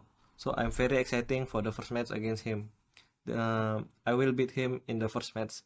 Actually, I already talked about this with the player. Also, they play like they also talk it like, okay, Losi, like also do this, and he plays like this, coach, yeah, something like that. But for me, it won't affect our team. Yeah, maybe he knows some of the players that he used to play with in RSG, but it's not a problem for me because again, our mentality is one of the key for RSG, because in stage it's different thing. It's in stage, obviously, not a lot of problem for us. So yeah. I think our plan was to snatch the tank away, which is Lousy. I think that's all of our plans. The team bought me. That's the main plan. That's the biggest plan, right? There's no other plan that's needed, I think. Yeah, that's the most important one. I'm the key. All the junglers all SG. Then in SG, Singapore only got Bray. But now Team Flash got Hades. So that's why we don't need to be scared of RSG. I think the key lesson to take away is we cannot fear their aggressiveness in the early game, because RSG places a lot of focus on like the first turtle fight and whatever. So even if we fall behind early, we will still manage to make a comeback. But let's say if we get ahead, then I don't. To me, RSG's weakness is when they fall behind early. Lots of insights, lots of interesting storylines. You got the mentor-mentee storyline again, as per like last series when you got Lucian QT going up against Lozi. You also got the revelation of the silhouette dude thingy, and Joe H speaking for the first time, get to finally see him properly. And then you also got Lozi, I am the plan. I love it, I love it. It was just like, I'm the key, guys. Yeah. What's the plan, boy? I am the plan, just me. But okay, from a coach perspective, Youngin, like, how do you feel like, especially, adapting into this new team, and then, you got to go up against one of the brightest minds, be it Reminiscent or even KZP to a certain extent for the side of Team Flash. Is this a very good way to enter the scene like this? Yeah, so I think for Juhej here, right, I think the first challenge for him stepping in, straight away you got the Versus team, that's widely known to be, one of the champion contenders this season, right? Straight away, that's a challenge for you, because first up, there's a lot of things you need to do first, right? You need to have a pre-plan, alright, what you think might work, and then suddenly, even with Lozi on the other side, right, you think like you may know what might happen, you still got to plan for what you think they know about you. Alright, that's so many angles to work with. And do you go in with just a general plan, what RSG has always been doing so well, as what Reminiscent has said, right? Focus on the early game snowball, focus on the early game aggression, and then take it forward. Or, do you totally change up your playstyle because Lozi knows exactly what you are doing? That's right. It feels like, like there's a lot of things stacked against RSG. I'm looking at you, Scrubby, right? Like, I feel like, as of now, we've seen RSG so much times on stage. Everything and anything they can do is already out there. We all know SVS, MSC, everything, right? So what in the draft can they do? Can they adapt towards this new particular Frankenstein that Team Flash is bringing up? We might think we know, but as we've been talking about, Joe H, the new coach, when you have a new coach, they tend to throw something in differently, right? We saw that in the previous series. Youngin would have picked a different draft, but here we go, Potato picking something else. So this could also happen in the game between Flash and RSG. Right now, there's three bans already on the side of Flash. Paquito, Kadita, and RSG taking out the Claude. Yep, so the first question for me, going into a new season for RSG, right? First question here for Diablo, right? The meta picks currently, right? Consists of heroes like Paquito, Edith, Terisla, right? That's right. Is he going to go back to the Badang and Khalid? That's right. Like, I was expecting, you know, when we're doing our homework, we're expecting like, oh, you know what? You see Diablo on the other side, you just permaban the Badang, you permaban the Khalid. But no, Team Flash is literally opening it up. It feels like Lozy being the spy from the side of RSG going over to Team Flash is like, yeah, I know exactly what you want to do in the early game. They want to win in the early game. We're just going to ban meta bans for now and then target win in that week or early game or maybe The falling hunker down stars enough brought us to go here. to the Is banning. Oof, so straight away we see from the side of RSG, Wait. they blend out the Terisla. So straight away there is already an EXP angle leaning in straight away right. so early into the game. And one thing to know as well is that with the last ban being the exception, Fanny is nowhere to be seen, right? Both teams, you know, they could consider picking up the Fanny as well. You know, I don't know if during the off-season, you know, maybe during the off-season, Bray has been training his assassins a little bit, you know, even though usually he falls back on the tank junglers, right? Even with tank junglers making kind of like a comeback in this meta, right? Which kind of direction he chooses? Because as we've seen from the previous series as well, right? Even for today, earlier on in the series of Alchemy, right? That's right. Icon, when the Fanny is available, he goes for it. Among right? the planes so, exists it leaves, the equilibrium, you know, with the Fanny being wide open here, you know, will any of the teams go for the Fanny here? Yeah, but no, Team Flash immediately goes on. That was a very quick pickup. That's a Valentina right off the bat, reminiscent of value in me? reminiscent a little bit to should. lead FMM. But now RSG is immediately, like what you mentioned, instead of going for the Fanny, going to go straight back to Frederick. But I've never seen Diablo play Frederick. Rest assured, this Frederick I am the priestess of primal and lightning, that is going to the be hunter a of all the evil Edith, gods. Diablo or Lucian Q? Oh, yeah, so picking up the Fredry and the Edith here actually gives you very little choices because most likely, you know, you take a first look like this, you probably think to yourself, oh, Fredrin's jungle here and then Edith's going to the XP. And that will also mean that Diablo is actually taking up the Edith. Yeah. Diablo on the Edith? It's kind of, like, I mean, you've been preparing RSG for like a good whole 4 seasons, right? 5 seasons. Yeah, so tell me, do you think it's Diablo's playstyle to really go for this Edith? I think it's okay because Diablo usually takes a hero that does good damage, right? One of the reasons why Edith is making a comeback, you know, why is it so strong in this meta, right? Because it deals damage in single form as well, right? These are the kind of heroes that Diablo usually like, you know, some form of CC and then being able to dish out damage for the team as well. And then Bray being on that, you know, that control, you know, he wants to be able to stand at the objectives on your lock, on your turtle, stand there without taking too much damage and then let the team engage for him. That's right. Okay, we're going to see Team Flash already locking in the carry, locking in the Kaja, taking away Lucian QT's Chuma Bisa Kaja, right? That's what so I love this. So I love this a lot, right? You go back for your classic Lozy type of heroes, you know, pure catch style, and then at the same time you have the carry, right? That's right. Two heroes that goes well in unison together, and most importantly, they can pick off not only the Edith and the Fedrin. Alright, this also opens up a lot of options for them to how they want to play. They can team fight with the Valentina, they can go for a pick off, they can go front to back, they can go for a conceal, you know, a conceal to the back line. And immediately you see RSG respond, right? There's a Pharamir. Just in case someone gets picked off, I need some form of support, some form of like utility to just rush up and then just activate my Nether Realm to save somebody. That's where Bougie on this Pharamir comes into play, especially when you got Semi on fire now, blaze through the battle. already, but there's a carry on the other side, so RSG's positioning needs to be a little bit careful. We're seeing RSG bans away the X-Work now. Wow, I mean X-Work pretty flexible. EXP, you can play in the XP. Moreno plays as well. You can also bring it to the jungle as we've seen earlier this day.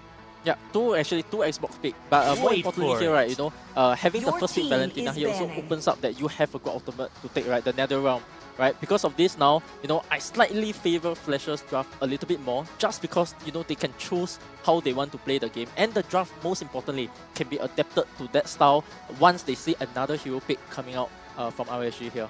So you're saying that Team Flash is a little bit more of a, there's a lot of flexibility as of now. They can either go for a pick-off, they already have a pick-off way, pick-off right? ability, Like, yes. But unfortunately, Terisla is already banned away from the side of the EXP lane, so the next best option for a EXP that could deal AoE stun, AoE lockdown to dive to the back line is probably the next best thing is a Lapu, right? But we shall see whether RSG SG wants to take that away from Adamir. But Team Flash bans away the Bruno, cutting down the marksman for now. I feel like Beatrix should be the next protection from Flash because Oki is crazy on the Beatrix. RSG right now bans away. Yeah, you definitely need something to because of the Valentina's IMU, right? Taking the Nether Realm, so you definitely need a marksman that can counter the Nether Realm. So you actually have to take, maybe you can lean back on the Melissa. With the Beatrix still open, I think you just snap the Beatrix right up, right? I think that's a good pick. And for the side of Adam, right? Yeah, because you see the Beatrix, right? Heroes that might be open for you, the Lapu, the Yuzhong, things that can also do decently well against the Nether Realm as well. So that's going to be a name of the game for me because both majors here, high impact ultimates, that's going to be the name of the game. Yep. As of now, Team Flash is a little bit more on the squishier side because Kaja not really a very solid tank, right? You need some items to get him going into that tanky frontliner as a Kaja, but mostly use him for the utility to pick, right? RSG right here, if you take a look, they've already got 2 frontliners already. That's going to be an Irithel. I hear the let's go. Oh. Oki going in and picking up something. Irithel fine as well. Yeah, Irithel fine as well because you're still able to run around, you're still able to kite around. But my worry is a little bit is that because of him running around, if he takes the sprint, right? Yep. He might be out of range of the Nether Realm. Small problem here, but still fixable. This depends, where on the mechanical proneness that these teams might have, and of course we are expecting something from RSG, right? The back-to-back champions. Right now, pressure on Team Flash. If I were you, they need someone of more of a front line to be able to hold down the fight, or maybe try to go to the back line, try to lock down, especially this Irithel, right? Somebody that can hold the total. Okay, very good. Yes, yeah, the Martis, somebody that can hold the total well, doesn't get CC by the ED, right? I think that's important. Fedrin. The only small disadvantage that you might have, alright, the Khalid pick. Alright, we all got Jabeda again, alright? Alright, so Edith is going on Lucian here, alright? Diablo waited out the Khalid last pick here, and playing to the Uranus, he's gonna have an early lead. So, RSG is kind of like doing the RSG thing again, right? Where they go for very, very strong early game heroes, try to snowball off a good total lead, but most importantly, even Reminiscent has said this early on, they know what RSG wants to do, but even last time when I was in play, I also know what RSG wants to do. But how do you counter Correct, them? how do you actually And stop that's what that allows them to get that back-to-back champions, right? But then again, if you take a look, take a step back and you always see RSG side of the draft. I'm looking at a very tanky draft that is able to keep for Irithel, and there's also a backup plan, the Nether Realm, and also very strong early game. This is a very scary and typically RSG SG style of draft, whereas Team Flash on the other hand relies on this heavy pickup. It's all how Losi plays. Jigs take it away.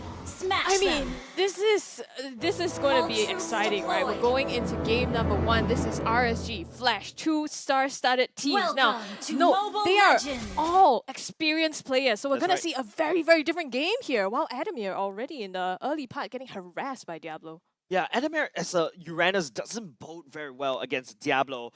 Going into this Khalid, this early game burst is going to hurt him like a truck. He is forced to pop that region early on, but he does have Brave Smite, so he knows what he's going to get himself into. But if you take a look, it's going to be Lucian, QT, and MPL in the mid lane. Hades already started at orange, going to go, and both these two teams, in fact, looking to gank EXP lane. Yeah, so I'm going to give a fun trivia here. Right? Oh yeah? The last time Adam faced against Diablo, right? This exact same thing happened. Right? Diablo got the first blood on Adam.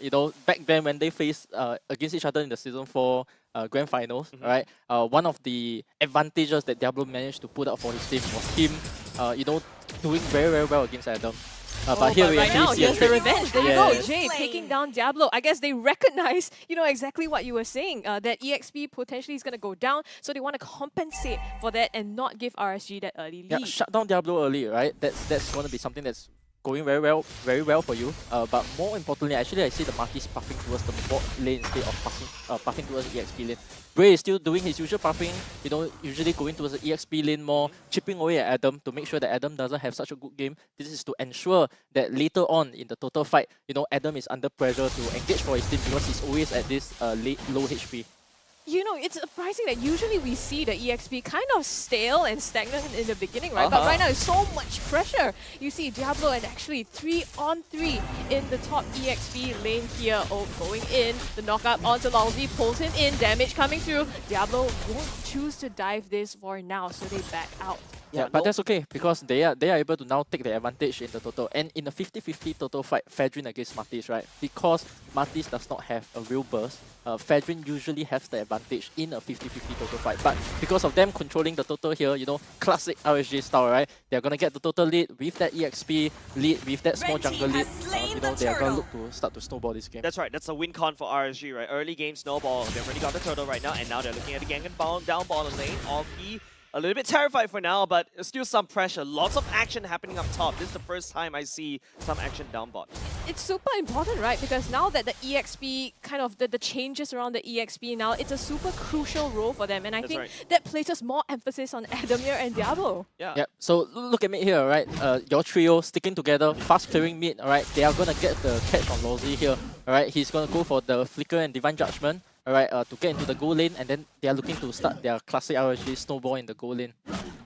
Down the bottom lane though, feels like Team Flash, you know, setting up a slow little gang. They want to have this. They're a little bit early for the party, if you ask me. The turtle will be coming up, but oh, that's a flash. The Divine Judgment pulls Bougie in, but he flickers out to safety. And now the Nether Realm activated. They're trying to trade flows here, waiting to expire. Lucian guilty with the flicker in, and the CCJ flickers out. And no, Oki lands that last shot, so he does not manage to escape.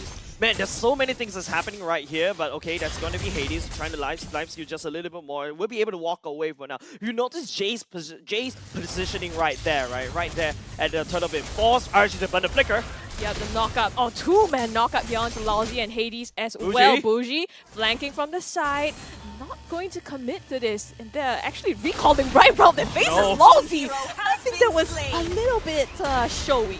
Yeah, so this snowball here, right, actually attributed to Jay actually taking, with his IMU, right, he actually took this ultimate instead of the Nether Realm, which actually led to his death. So, you know, in another possible situation, he should have taken the Nether Realm, and then they could have went for a team fight right there. Yeah, that's right. If you take a look, Oki going for the Hearth Claws first.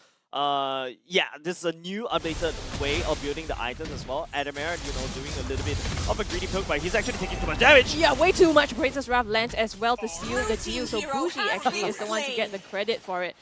I mean, right now, it looks like RSG's game plan is playing out exactly like it was meant to. We saw the interview as well, right? Flash's plan here is to wait out to the late game. They expected this to happen.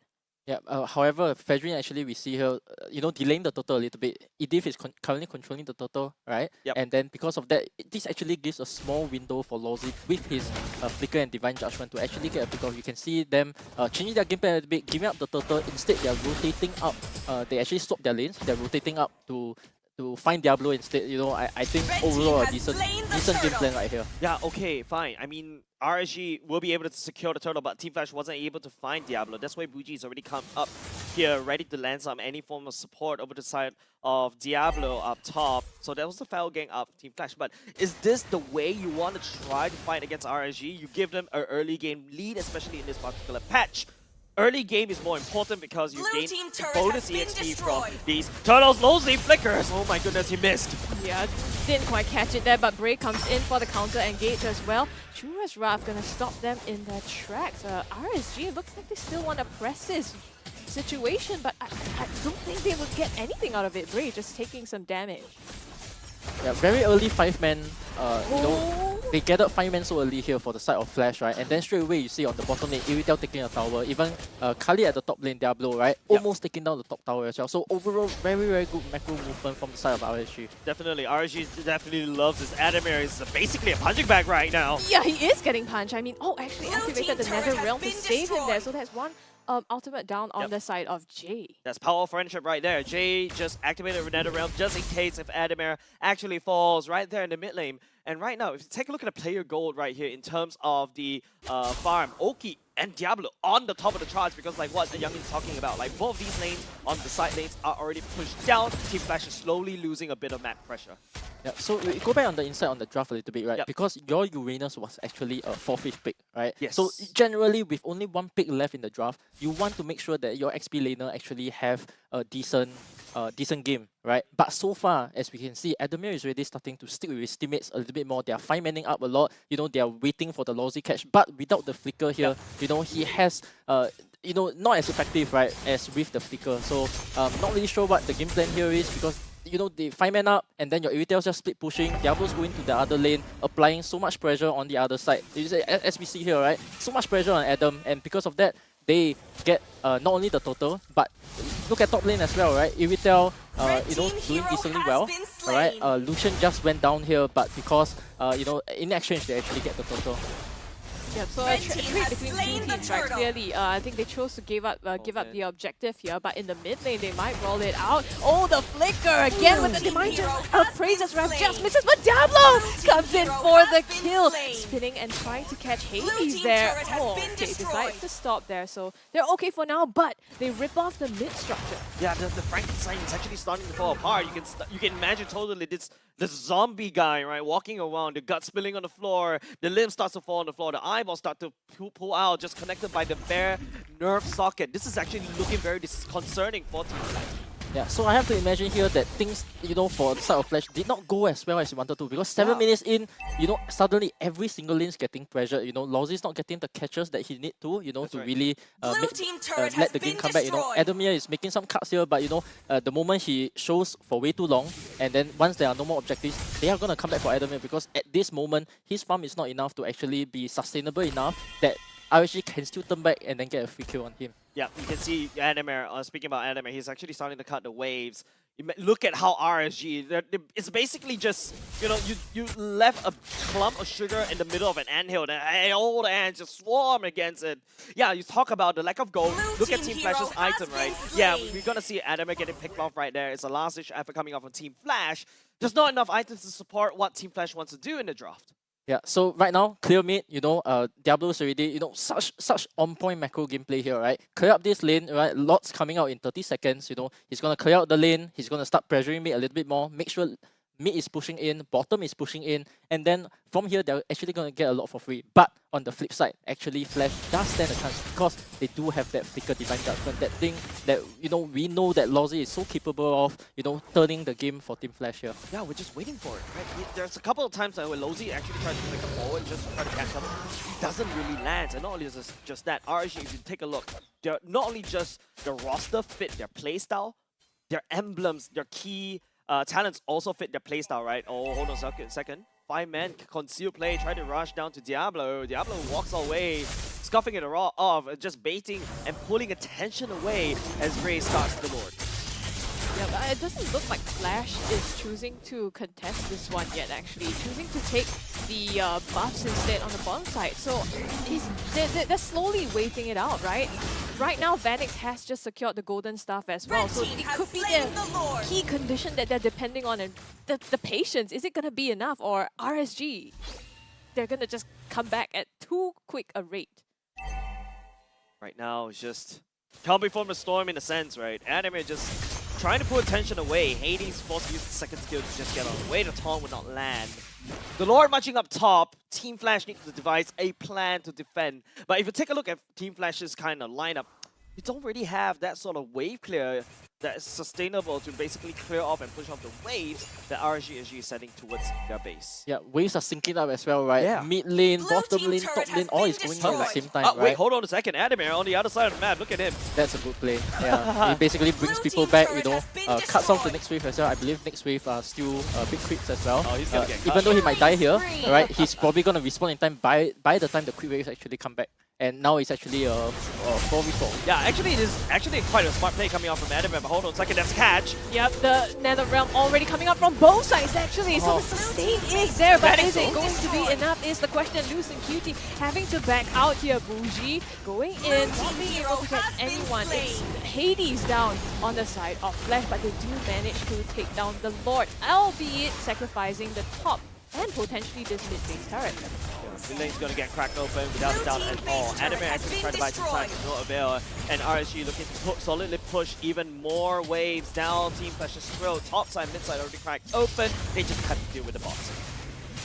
I mean, it's already half down, right? It's gone as well. So just with this one Lord, RSG is wiped out the entire base turret of Flash. It's looking pretty dire here. So what is the play, and can they actually defend from RSG? Yeah, the crash clashing right now. That's a Appraisal's Wrath already landed down by RSG SG. It's clean up map as RSG left Team Flash's side of the base. Totally a barren wasteland. Youngin are they able to turn this around into this late game draft that Team Flash wants to play? Yeah, so what a dominance showing by RSG straight, right? First lot, straight away, they take out all 3 lanes, right? That's going to be so important for them because, as we know, this Khalid will slowly start to fall off a little bit. And, you know, if by the second lot, you know, if they are unable to push it in, you know, they're going to have some problems, you know. But the good thing for the side of RSG is that they have the carry, they have the Valentina, 2 heroes that are not, you know, the best at wave clearing, right? Yes. When the second lot marches in later, and with the Nether Realm, you know, what they did at the top lane, right? They just 4-man in with the Nether Realm, you know, whatever fights that come, not enough damage, right? And then it really, we have to see Lawsy making a big play here, you know. You have to kind of like get Buji, you know, before he pops the Nether Realm, get that key pick off first, and then from there, you do stand a chance. But with this goal lead, with this item lead, you know, it is incredibly hard for Flash to turn it around. Yeah, looking really dire, Youngin and Shrubby. Look, you don't really have enough items to support the damage coming up, especially from Oki already. Berserkers, Fury going into Malefic Roar. So no matter, like, even though you've been building, you need more armor items just to be able to handle the damage from Oki. Don't forget, Heavy Crossbow is an AoE damage. And not only just that, I can also slow down your healing because of the Sea Halberd. Yeah, and at the same time, none of the heroes on the side of Flash, right? None of them actually have magic defense. Radiant armor, no Athena. So even if, you know, you can handle the Iritel, you can handle the Khalid, later on the ED is going to come for you. Yeah, we might see that here. Lucian QT tries to engage here, but it's great. Oh, he's the one to take the damage! Vanix, he's the one with the damage already built up the items, and now Oki not gonna be enough as he puts Vanix in the dirt. Now backline, Diablo and Hades rolling it out. You can see just Flash has no answer, like you said, to Oki. Yeah, and not only just that, there's a lot of free hitting for the side of Vanix at the same time. The waves are pushing in as well. Yeah. I mean, is this going to be the end? RSG, Yeah, they're making trying to the call to end. capitalize this. Adamir already in trouble. He goes down. RSG is a free window for them to take this game. And it's 14 minutes. RSG, clear game plan, executed perfectly. Yeah, they got what they wanted in the early game, right? It's basically, you go into the grocery store, you just basically whip out your mom's shopping list and you just check one by one. Early game aggression, check. I've got my first turtle, check. Diablo has a good lane, check. Enemy doesn't allow to snowball, check. Lowzy is unable to catch anyone, check. It's just RSG SG's game. Yeah, whoever that thought of the, you know, beating the Edith and then last pick the Khalid, right? Be it from the coach, you know, maybe it's coming from the coach. If this is the level of draft coming out from Coach Drew H here, right? Yeah. I am, you know, in for a treat for this whole season because I love outplays like this, right? Outdrafts like this because, you know, you make your opponent think that, oh, Diablo has been training this Edith for some time now, and then suddenly out of nowhere, you know, he goes back. He goes back to the Khalid right again, right? And then straight away, because of that, you know, they know how to play the EXP lane very well. They know how to snowball their lead, alright? You get a classic RSG game, you know, without even paying for it. Because, you know, this is something that your team, other opponents might expect already. Yeah. But, you know, you still do it in a way that it cannot be accounted for. But because of this, you show it in your first game, you know, down in the regular season. Today it's only day 1, right? Yeah. And we are gonna see, like, down the road, the next 6 games against all these other teams, they are still gonna be very, very wary of how to draft against RSG. Yeah, it's just the fact that, you know, this is the literal definition of insanity. I'm gonna do the same exact thing over and again, expecting different results. They did. They expected the same results, i.e. winning. Oh, but the thing is, they actually achieve it, so that's the difference, right? There's nothing that they need to change because this formula works. Yeah. Looking at the items now, I mean, you can see Vanix just got his items, but it just wasn't in time. RSG closed out the game before he could make enough of an impact. Yeah, it's just, you know, if you take a look through the items, you take a look through the goal, it's like, it's just, the goal gap is really big, right? And not only just that, right? Your Valentina wasn't also able to gain like a sort of like a lead as well that's also costing the mid lane at the same time. And you also have to think from side of RSG SG, this is a even the roam can do damage, my goodness sakes. Yeah, so I think one thing to note here as well is Lozzy's item choices here, right? Because from what I remember, right, Diablo was pretty owning early on in the game, right? He was putting a lot of pressure, and for him to actually go for magic defense and Dom Ice first without caring about the Khalid, could have caused a small snowball. But the name of the game for him was still to always you have to catch Buji first. Yep. You at some point you also need to be able to catch OK down. Right, but we didn't get to see that, and ultimately RSG to me, outdrafted Flash quite hard here, but I believe that Flash now knowing that Diablo is still going back for his signature picks, are going to account for that. I trust in KZP, I trust in Reminiscent, so I believe game 2, there will be evolution. Definitely, I feel like if you're Team Flash, if you go into game number 2 and you don't ban the Khalid, I think there's something wrong.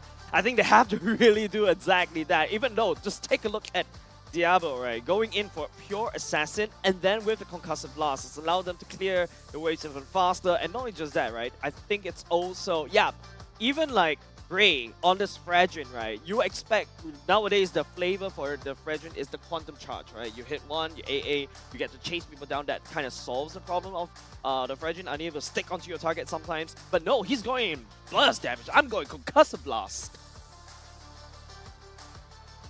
Yeah, but I mean, just looking at this now, right? I'm not sure if Team Flash really has an answer yet. You talked about banning out heroes, right? But the thing is with teams like RSG, there's just so many potential signature or pocket picks you can ban out as well. And that doesn't even begin to account for the meta. Yeah, and I'm pretty sure, right, in between MSC and also MPL Singapore, Diablo has definitely picked up some new heroes, right? I think they're not showing it as of yet, and this is a testament, this is a statement that RSG SG is putting out. Hey, Team Flash, you almost got into second place, you almost got into first place this time around. I'm going to stop you right there. I'm going to continuously be that tyrant in MPL Singapore. Yeah, we also got to go back and look at the power rankings again, right? Because some of us, most of us actually put Flash as being besting out this series, right? But then such a dominant display by RSG instead. Go back to the drawing board. Think now you have to account for Diablo's hero, so definitely Flash will make some adjustments as well. Yeah, if you take a look at the screen right here, Diablo is actually the main carry. He's dealing the most amount of damage, 52k, but that's definitely coming out from the slicing and dicing of anime as well. His catches are really good at the same time, especially was able to find Vanix. Yeah, I like the fact that sometimes, Flash, Vanix was able to position himself quite well, but suddenly RSG just remembered the existence of Vanix and closed in on him like a homing missile. But let's take a look at the MVP. It should go into Bray. That is, working his hardest, making sure that he lands the Yeah, done his job. Yep. Yeah, exactly. I mean, you see him in the front lines, right? Taking the damage, initiating the fights as well. And despite that, he still does output damage, especially using the Praise's Wrath. So, I mean, looking at this, 3-0 and 9, again, we expect no less of Bray, right? Yeah, he's been frontlining, right? He's been taking a lot of attention from Team Flash away.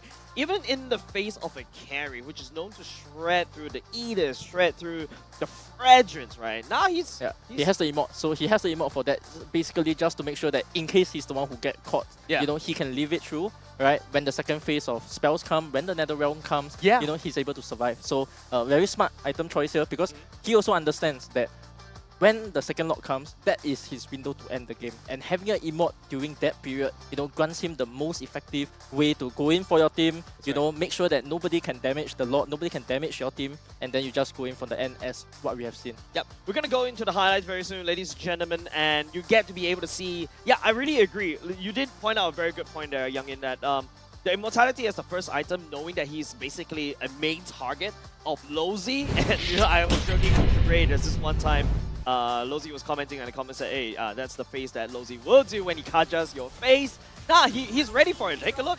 One of Fraser's Wrath, and then you see how Diablo just angling in. This is a point of time where RSG has already hit that critical mass, just overwhelms Team Flash in the dominant fashion.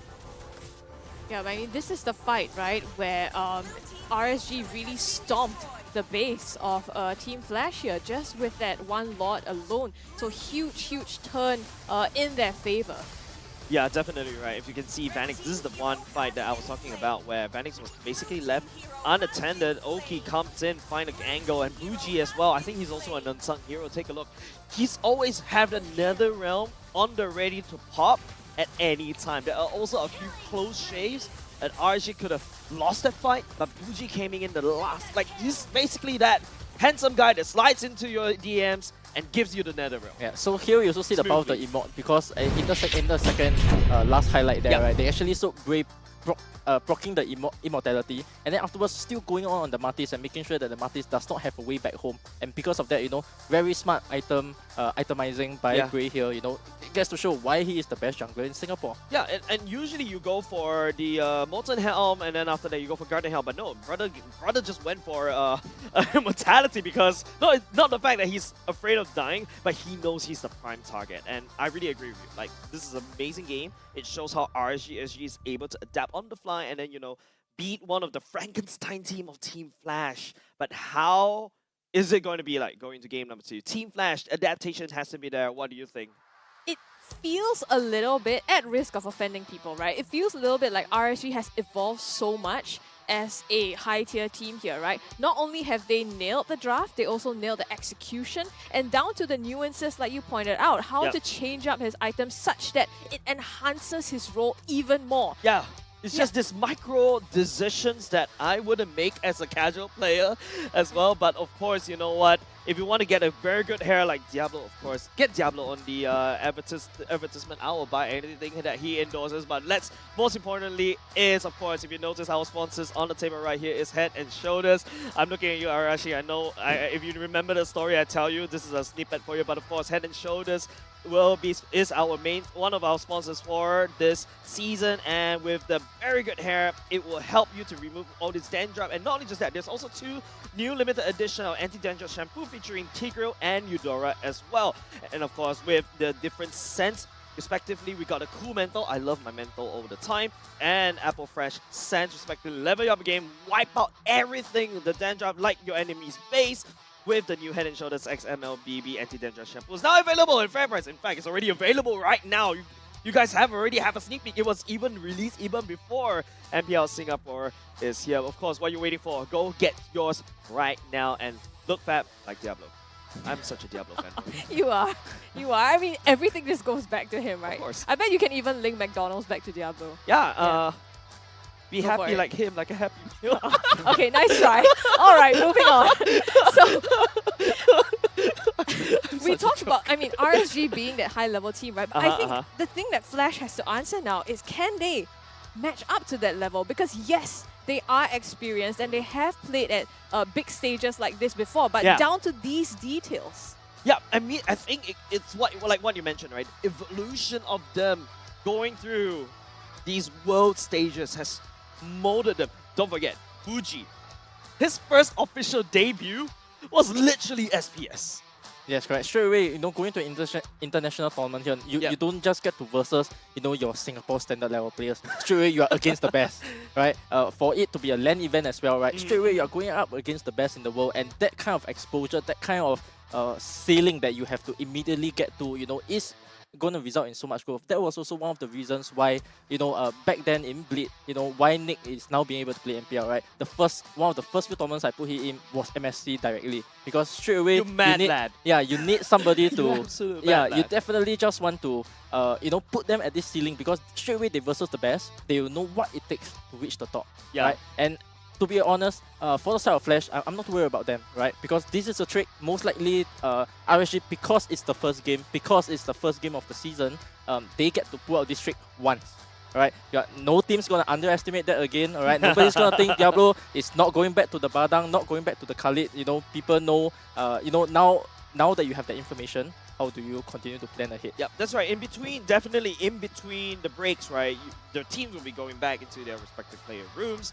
The analysts are there, of course. The analysts from the side of Team Flash, KZP, Big Brain. And unfortunately, if what we are discussing earlier just now is right, Joe H just big brain the big brain, and now the big brain is going to get big brain. The big brain? Okay, the big brain is going to big... Okay, I think it's a little bit too much. Yeah. But the main idea is like he basically pulled out reverse Uno card, like what Vertigo likes to say. Yeah, and definitely there's some discussion happening in between. But For sure. what is RSG SG? What do you think they will do? Do they go back into Diablo's comfort picks, or maybe they'll put something new? The thing is, they are so comfortable with comfort picks already, right? So it's already a layer of difficulty if you try to beat their comfort. And then they add this surprise layer and you just never know what they're going to pull out. So now Team Flash is going to go back thinking, are they going to go something normal? Or are they going to pull out something, like you said, Youngin, like can the Badang come out in this case? And then you stack the meta heroes on top of that, right? Earlier on, we were seeing, for example, Joy not even being picked up or considered. Completely forgotten by both these two So teams. could RSG potentially go back to those meta picks? For sure. Yeah, I think normally when you are a coach planning out these drafts, usually you have two plans in hand, right? One where your opponent knows what you're doing, one where your opponent doesn't know what you're doing. And in this case, of course, sorry, they did not know.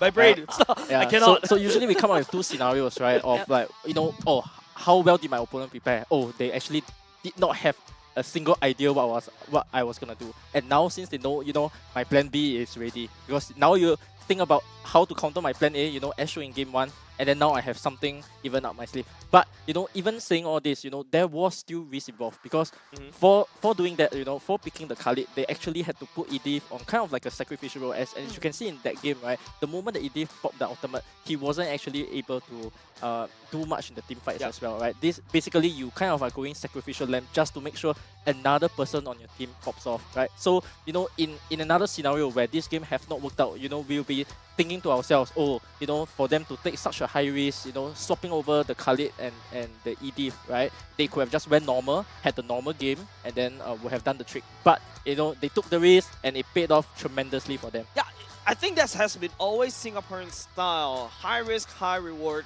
gameplay, right? Like we're just gonna go all in. We're just gonna rush in to the enemy faces, just slash. Diablo just goes poop, and of course, I also like the fact that both this RSG SG, they've been working together for so long, right? They've been together since like what, I think season 3-ish. That's when Ray entered RSG SG. They produced tremendous results. Then again, we just need to find somewhere because this team has been going back to back. Yeah, I the think it's a backbone little of the bit team. Yes, Bray and Diablo, of course. That's right. Right, they have been the ones, making sure that whatever iteration of RSG comes, it's the same for Bleed, right? Yeah.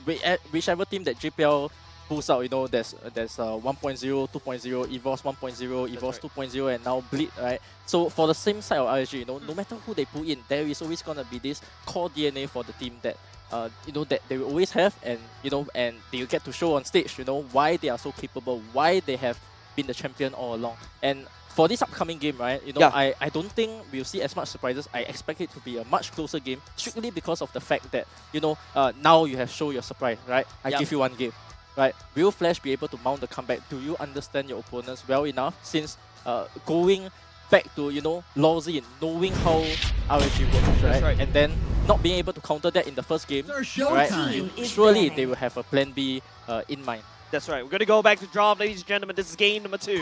RSG SG going in first. Pick Team Flash going in second. RSG SG immediately locks away Vanix's Claude. Paquito goes into the banning pool right here, but I'm not seeing any Khalid going over the side of the ban of Team Flash.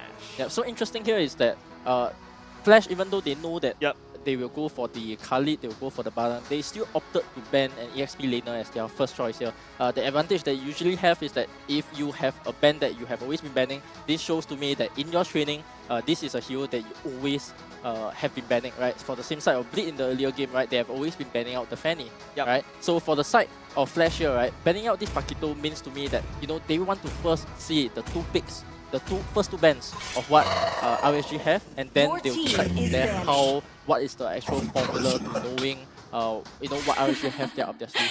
The southern seas are my domain. A bit of a nod over to the side of RSG, Bougie earlier just now. The reason why I'm a little bit confused right now is like, Youngin, this is the exact same ban as game number 1. It's the exact same ban. Yeah, they haven't changed it. I mean, the next two bans that they did was Yves and Novara, so it remains to be seen whether or not they're going to pull the exact same thing. And then the onus is on Flash to change something. Yeah, so this is basically, heroes that they have been most likely practicing their scrims, right? Normal heroes they ban. So this tells me that, for both sides here, they are, trying to play out heroes they have been practicing a lot and not so much of like, trying to counter draft against the opponent, especially not in the first phase, right? Time Mostly to picking drop comfortable the heroes, beat things of that the they flag. know. But actually, RSG has opted for the joy here, right? Changing up the style a little bit, right? Which is surprising, right? Team Flash known to be pulling out all these weird and creative drafts this time around, but this time, don't forget, if you notice on stage, See value in me? that's Your a very team is lengthy- picking. You should. Yeah, that's reminiscent right there, right? So, yeah, KZB is still there doing the draft, and this is not the same Team Flash as we expected in last season, right? When they pull out the Hildas, the Valers, and I don't know what they're gonna pull out. Digi Mages, I Doraemon, remember I don't know, I was man. scarred by that, the Digi Mage, right? Yeah, so first thing that we see here, right? Novara's open, Eve is open, right? Straight away, all your mages are open. So this is a good time for Flash to actually find out what is the priority mage for RSG. because you have so many mages to actually pick, the hunter of pick all from. the And evil instead, gods. they actually go for the EDIF again. So again, baiting their opponents, right? Because for the side of RSG, for most of these things, I can confidently say, right, EDIF's going to the XP lane. But for the side of RSG, they're throwing it back out again, right? I'm gonna bait you, right? It's the same thing. Will you take it? Yeah, it's the same exact thing that RSG did in game number 2, right? Like, I first picked the EDIF. I forced you to go into this big brain moment. Of course, the bit of a what's that Big word brainception. called? The big brainception joke right there. But now Team Flash, it's their turn to pick right now. I'm looking at the Martyrs. You gotta have to take that away from Brave. Brave's very comfortable with these tank The hunt junglers. begins. Right, I think I'm gonna call it early. I think this is gonna be XP. I think Diablo wants to at least play some meta heroes. I hope so. Alright? Because okay, my reasoning is this, alright? Because you have this show it once, alright? Your opponent's gonna be ready this time, right? Maybe you are gonna screw up the second part of their phase, the draft, right? Because their 2 bans now might be directed at Diablo instead, to force the EDIF back on the XP lane. Right? And because of this, now you are basically playing 5 picks without any bans in the second phase. So this kind of like opens up the strategies that you want to use, something that you may have been planning for earlier before this series has even started. So basically, in summary, RSG SG shouldn't. Oh, the alert. That's an alert right off the bat. Yeah, so straight away I think my prediction's a little bit off, or I don't know, maybe RSG still has something up their sleeves, right? You show the alert, you show the EDIF. Yeah, I don't remember seeing Diablo actually play the R. Does he play the R lot? Does he play the R lot? Yeah. I don't know. The number 1 fan doesn't even know whether he plays the R lot or not. Yeah, but one big issue here, right, is that because you have the Swivel! because you have the Swing! right? Yeah. Both of these heroes are heavily countered by Radiant Armor. So straight away on the Not side bad. of Flash, right, easy itemization for them, right? Wow, actually we see a Fanny pick coming out. Alright, Fanny here, very, very good because you kind of get a free pick off on the Eve. Even though there are a few CCs coming out from both the EDIF and Alert, I would consider it having an okay-ish game here. Alright. But your problem here is that because of this Fanny, own self, he can only own self dive to the backline himself, with how the draft is turning out so far. Yeah, you don't really have the range to kind of support the Fanny, like, what a Farsa can do, or technically a Eve can do, but Eve is already secured by the side of RSG. And then again, I kind of echo your point, right? Like, this is a very... I think the fact that the Fanny can just be selected by the side of Team Flash like single this, worthy RSG, foe. because RSG has shown themselves, right? Look, I'm going to go into a roam Edith. My EXP lane is the R-Lot. I'm looking in the future just a little bit. I'm imagining myself, I am Vertigo. I'm touching the crystal ball right here. I'm trolling right now if I'm going to say this statement. Don't flame me. Edith jungle. I mean, possible. I could say that there is a small possibility. But for the fact that they actually showed the alert a little bit earlier on, alright, this shows to me as well that, maybe the EXP is relocked. Because in this meta, usually you do pick your EXP lanes slightly earlier. Alright, and because of that, the way the draft has evolved here is that for the side of Flash, right, picking Ruby, one of Lawsy's signature heroes actually, back then when in Season 4, this was one of his go-to picks, right? And most likely this Ruby will end up on the side of Flash, and then that's why you can see RSG here banning out the Esme and potentially going for another XP ban again, so we have choices. Yeah, Xbox decent here, Xbox is decent as a ban. Alright, for someone like Adamir, I think for the fact that they have shown just now that they want to play Uranus, I think Adam to me as well is somebody who likes to play a more slow hero. Yes. You know, not so much on the team fighting proneness of, you know, they want to rely on Lawsy for that, right? Yep. And then Adamir wants to control the pace of the game. Yes. Like he's a kind of I always like to go back to the Vice Grip, right? Like the Vice Grip story, like it slowly clamps on you. The it falling takes stars you, I don't brought know, us here. 10 million years, Picking. and then you'll feel the pain. And when you feel that pain, it's literally a lot of pain. But RSG, ooh, that's a Navarra back. Yeah, so I think upon looking, alright, I think that Yu Zhong is actually quite a good pick for the side of Flash, mainly for two reasons, right? You are going to answer the marksman later on, you're going to answer the Eve, right? Most importantly here, right? One thing that people do not know, right, about how to play with Fanny is that you need, if you want to gain the XP lane, right, you actually need somebody with CC. So having this Yu Zhong jump petrify is actually going to help this Fanny snowball. Instead of going for the Yu Zhong, they went for the glue instead. Yeah, so they went the sustaining route instead, right? Correct. What Adam wants to play. It's Last game he played the Uranus, this game he played the glue. Exactly you how can still, Adam likes to you can play. still do the flicker combo on the glue. I mean, of course, it's not as good as the jump petrify, right? But then, you know, maybe in some way you can get the job done. Oh, there. That's a Badang right off the bat. And I remember Diablo literally said that Badang works really well against the Fanny, but then again, who's going to go to the jungle for the side of RSG? Yeah, you may be right here. I think it's a Edith jungle. Oki marksman? Yeah, it could be Edith jungle. Yeah, it could be Alert jungle. I don't think so. Alright, to me it has to be Alert tank and then Edith jungle. Yes. Wait, Arlot jungle. The clear is going to take you 10 million years. Yeah, I don't think so. So it has to be a Edith jungle to me, right? But I'm blaming you for this, Vertigo. I'm blaming you for this. RSG SG, who is the jungler?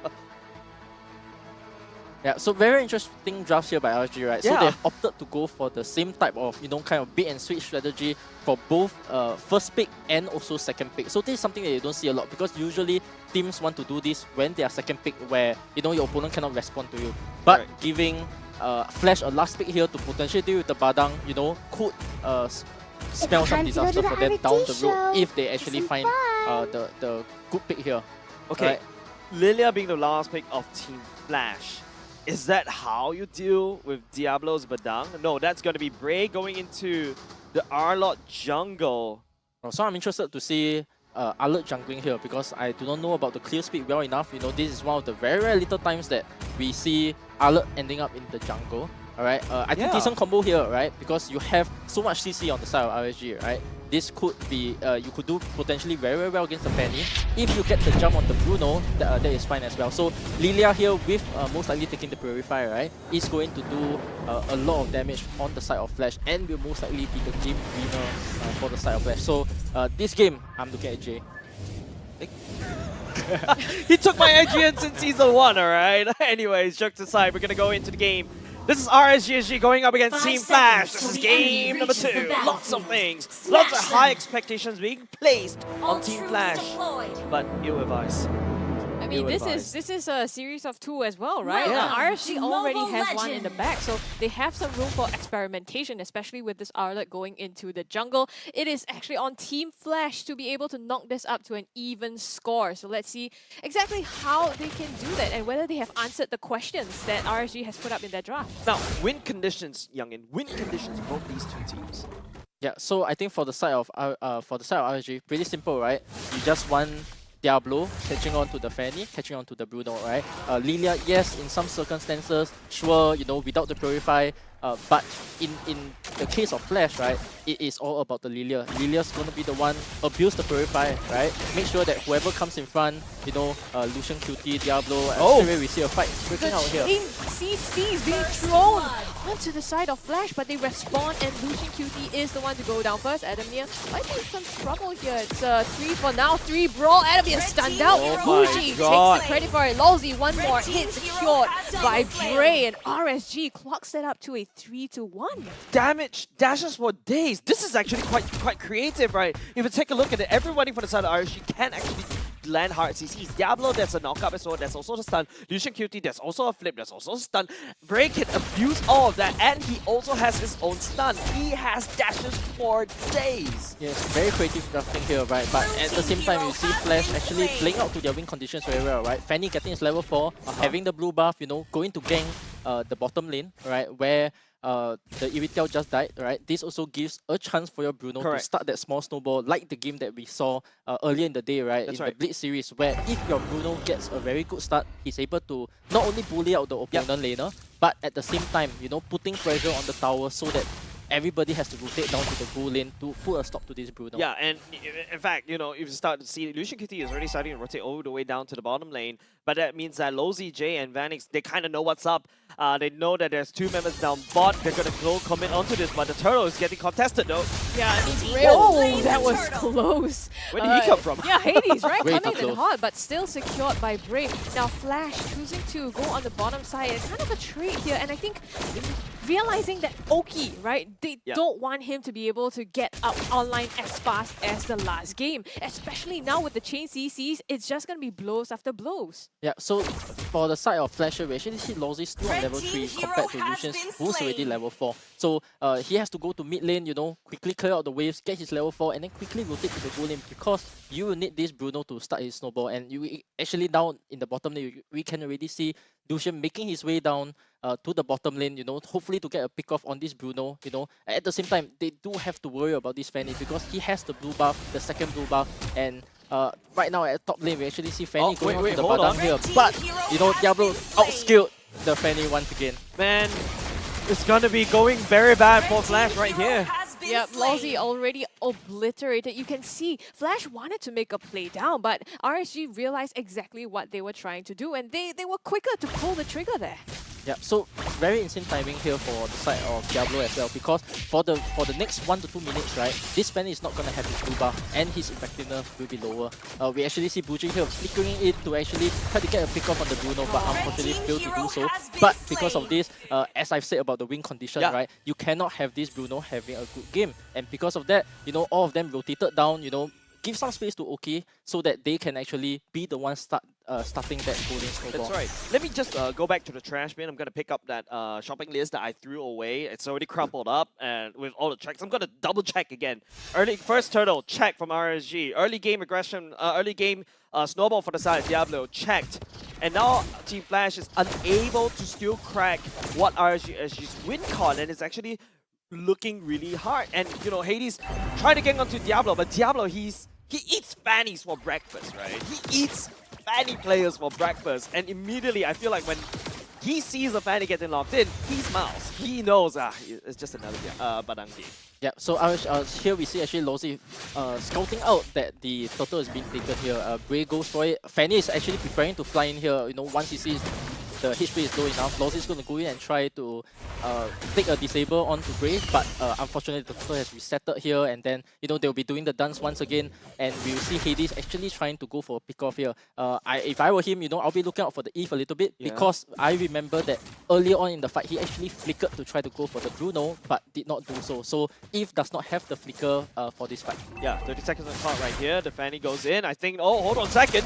Yeah, just 4 members crashing onto Lucian QT here. Now they have the opening to take this objective or even more. Adam here getting stunned out though. It's a Constellation tries 1-for-1, traded out across RSG and Flash.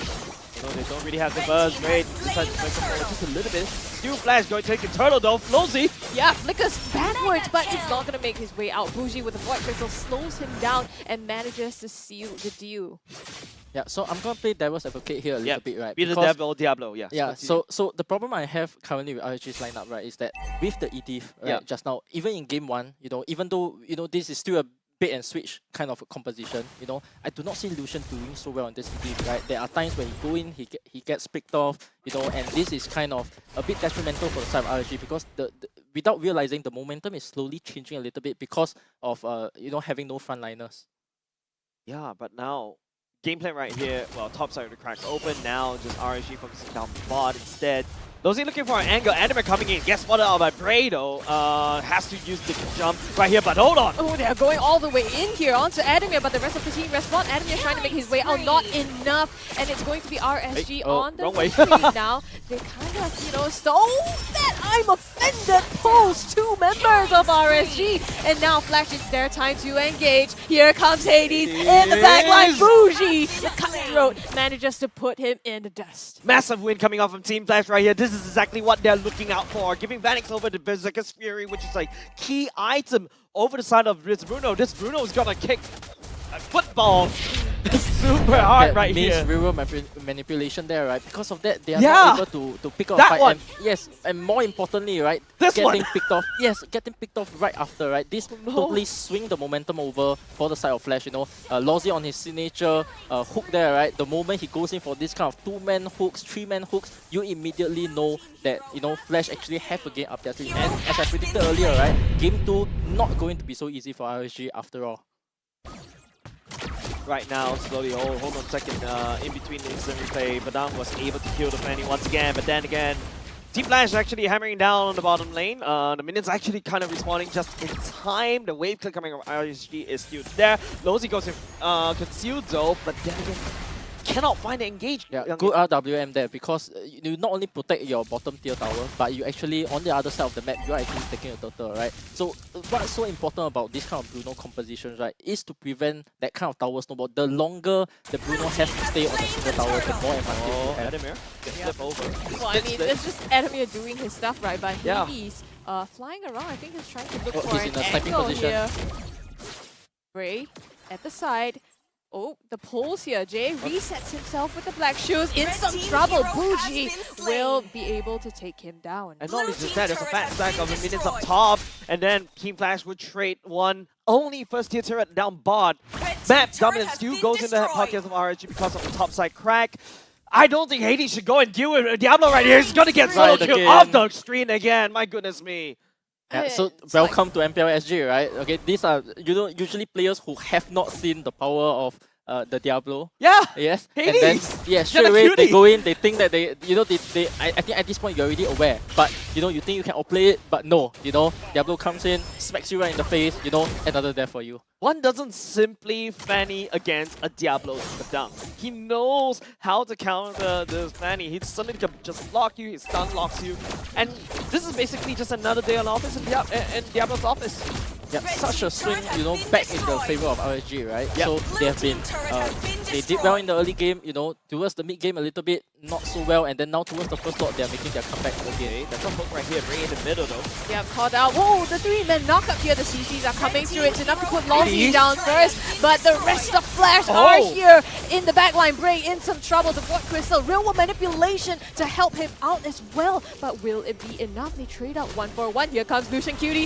The seal with the 2-man knock up is enough for RSG to re-engage here. Vanix hit the final slash, but it's not enough. Bray goes down. Vanix will not run away as Oki joins the fight and finishes that off with a 2-for-2. Youngin, that flicker knock-up from Lucian Cutie was the impact. That was the impact I was looking for. It was really slow. Like, you could have seen it coming. But Team Flash, you know, they thought they actually had the upper hand because, but hold on a second, Lozi. Oh my goodness, Oki vaporized. That's the exact target that they need, especially with this Lord coming up now. And again, it swings back. Flash has a man advantage. Yeah, this is what is so good about Lozi, right? The moment he sees the marksman, you know, in the moment he's in the vision, I'm scared of Lozi. Is that why I'm afraid of Lozi? Like, I'm a marksman player myself, but let's take a look at the items. Hold on a second. We see it, another one off screen. Hades gets solo killed by Diablo once again. Normal jungle for the side of Team Flash. RSG right now, they are looking at the Lord will try to burst that down. Team Flash need to try to play something else in the mid, try to hope to clear. But look at the clear speed from Bougie. All of a sudden, RSG has map dominance once again. This is the game we're looking for, right? Like Youngin has said, this is not going to be easy, and he's flipping around again and again, but it looks like RSG is going to put the Lord in their pocket safely. Now, question is, what are they going to do with this? Yeah, so if you're Hades now, right, you really got to make sure that you do not run into the feast of the Badang again, right? Time and time again, he keeps thinking that he is safe, you know, going for his buff, going for the side lane clears without the Badang showing, and then out of nowhere, he just dies again. Bougie, trigonometry, I don't know what kind of math he's going for. Swings the real world manipulation to the other side, but that's okay. This time around, he's not being punished for that particular mistake. Team Flash still needs to defend against that has this to be an instant tap, right? I think, slowly press your skills. No, right? okay. Before we talk about that, Bray is already halfway through. That's the final splash. Adamir right here in the middle of the bigger problem right here, showing who's boss. Adamir saying hi, but Adamir slowly gets chipped away. I mean, they're not going to be able to kill each other, right? But it's just strange that he would exhaust that on him as well. The rest of the team don't look like they are going for a full-on engage, just making use of that Lord coming up top as they look to clear out this mid. Okay, Bray starting to flank coming in. Will be thought by Adamir and Jay. Just try to protect and screen for Vanek so that he can basically try to burst down the Lord. But look at how RSG is starting to close, making it not very safe. Vanek is just slowly closing in mid. There's another fat stack down bot at the same time. Once again, courtesy by Diablo, real world manipulation goes in. Yeah, finally it hits the mark and throwback onto Lolzy. He disappears. Bougie will get the kill in the backline though. Adamir in some trouble. The split gonna save him for now, but the flicker. Bray is gonna be taken down by Adamir. Here comes Hades, the cleanup crew. Will he do it? Oh, the cables! Oh the no! cables didn't hit the mark. Oki and Bougie is at 99.99%. That every single hand sanitizer that promises you to kill, Hades is unable to do the cleanup, allowing Bougie and Oki to sneak away. Oh, that was such a wasted opportunity. Yeah, bottom lane as well, right? Actually, we saw while the fight was happening, right? Badang, was doing that 1v1 thing with the Fanny, right? Fanny was flying in and out, trying to catch, to see if Diablo used his skill. But unfortunately for him, both it came to a stalemate, right? And that's where the Fanny actually came in to try to clean up, just a little bit missing the mark on Oki right there. Okay. Let's talk about damage dealt right here. Bray, I think he went for kind of mostly tank items, if I'm not mistaken. Let's pull out the items when the production is ready. Jay also outputting quite a lot of damage, but still not enough against a lineup against RSG SG. Now, I want to point back to Bougie earlier just now. If you see it, it's mostly the real world manipulation pointed upwards on the left hand side. That, I would say, is the same problem I do. You know when you try to cancel your skill? Yeah, that's exactly what happens to me all the time. I feel you, Bougie. I feel you. Yeah, so right now, with lots spawning 10 seconds, we actually see, lanes are being pushed out now, bottoms getting pushed out, tops getting pushed out, Make sure your lanes are pushed out first, before you actually go and contest a lot. Clear out mid, alright, that's important. Whoever has the mid control is going to be the one who has the advantage because the opposing team has to, go back to the towers and clear the lane safely. Bray though will be able to jump onto Jay for now. Burns the shoes by Lucia Cutie. Oh, now the real manipulation is out. Bray knows there's an opening. He's chunking him down, but he gets stunned down instead. Adamir comes in. The flank of the rest of the team will be able to actually put him down. And Bray going down is huge for Team Flash. Yes, especially when the Lord is up. Usually, Youngin, you're talking about, okay, this is the time you clear the wave, but no, Bray decides to go for the kill and now ultimately gets punished. Team Flash has clear crosshairs onto this Luminous Lord. They knew it. I mean, the entire team of Team Flash was camping in the sidelines, and they took that opportunity. Lucian Cutie with the throwback onto Adamir. They're trying to strike first, but it's Diablo getting caught by Lolzy, the flicker out to safety. Adamir bursts it down. Jay trying to flank, pops the black shoes to reset. And now it looks like the Flash is... They kind of lost the control there. Lolzy basically predicted that actually that Oki would be standing in the bush. That's why he went for the flicker. I am offended there, but unfortunately Oki was aware and he actually straight away backed off from there. And because of this, they actually overextended a little bit, which actually resulted in Adamir's death. So very good awareness here by Oki because just now he died once, right? Immediately he thinks to himself, yes, Lolzy is gonna look for me all the time. Alright, this time I'm gonna be a little bit more careful. Alright, the moment he looks like he wanna go for me, I'm one bush away. Yeah, and not only just that, Team Flash literally squandered away that small window opportunity of Bray overextended, right? And now with Bray back onto the map, Team Flash right here falls into the stalemate. They can't show any form of information. If not, RSG is going to beeline straight to the Lord. Same could we say over to RSG as well. They show presence. Team Flash beeline straight to the Lord. So this is a very awkward stalemate by both of these two teams. But Team Flash definitely on the backside, on the disadvantage because bottom side, Yeah, so the problem with this, right, Iritel just actually showed on the bottom lane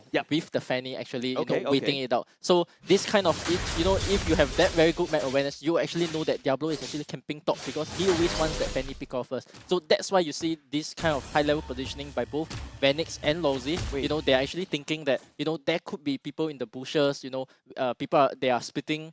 They are currently splitting, you know. Their RSG is going to do what RSG always does, you know, pull the lot out, you know, make sure the lanes are going in. Get that key pick off first before you actually commit to the fight. Yeah, the longer this game goes, RSG is definitely in the favor. These are very hard scaling heroes, but hold on, Lowzy, he's here, but find a slash! Yep, it triggers the fight entirely. Knocked out Adamir. It's Buji already exhausted the real manipulation here. Lowzy in some trouble. On to 3, but Hades comes to the rescue. Will he be able to help? Lowzy flickers out. RSG have the lead. They're chasing them down now, and it looks like it's completely in their favor. Adamir on the run, carving a path out for himself with the infinite slow. With the slow final flash.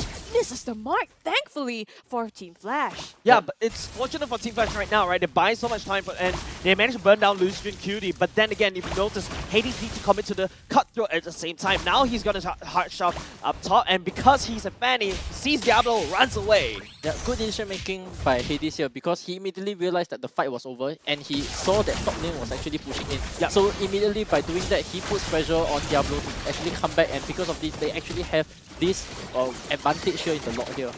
Yeah, they're making full use of that. You can see they're zoning them out. Jay in the backline trying to zone them. It's going to be the Lord going in favor of Flash. Now they have to run. Bougie clocks one up onto Adamir. So one down, that's not too bad. They have the Lord in their hands. Bougie, like I said in game number 1, he's the silent carry. This time around, he's not silent at all. He's loud and proud. No pun intended right there, Echo, I'm sorry. But then again, I know, like, if you notice, he's actually picking up all the kills. The infinite slow is hurting Adamir tremendously to try to escape.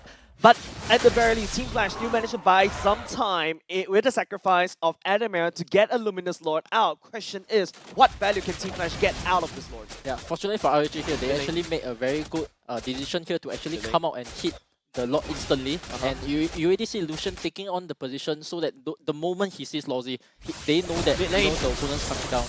Yeah, it's just one man Bray fighting against 4 members of Team Flash. Not going to be able to survive, but the thing is, all this time, RSG has been fending off the Lord at the top lane. So, your question, what can Flash do with this Lord? Nothing. Bray just threw himself into the wolves of Team Flash, bought enough time for RSG to kind of, damage control just a little bit to try to wave clear. But now, if Team Flash was able to crack open, at the very least, bottom top side, I think that's good value for Team Flash. Don't forget, this is a Luminous Lord that RSG managed to defend! Oh, Oki just blown up there by Hades. Great pick off for Team Flash, and now they're using this opportunity to siege down this mid turret. Already gone.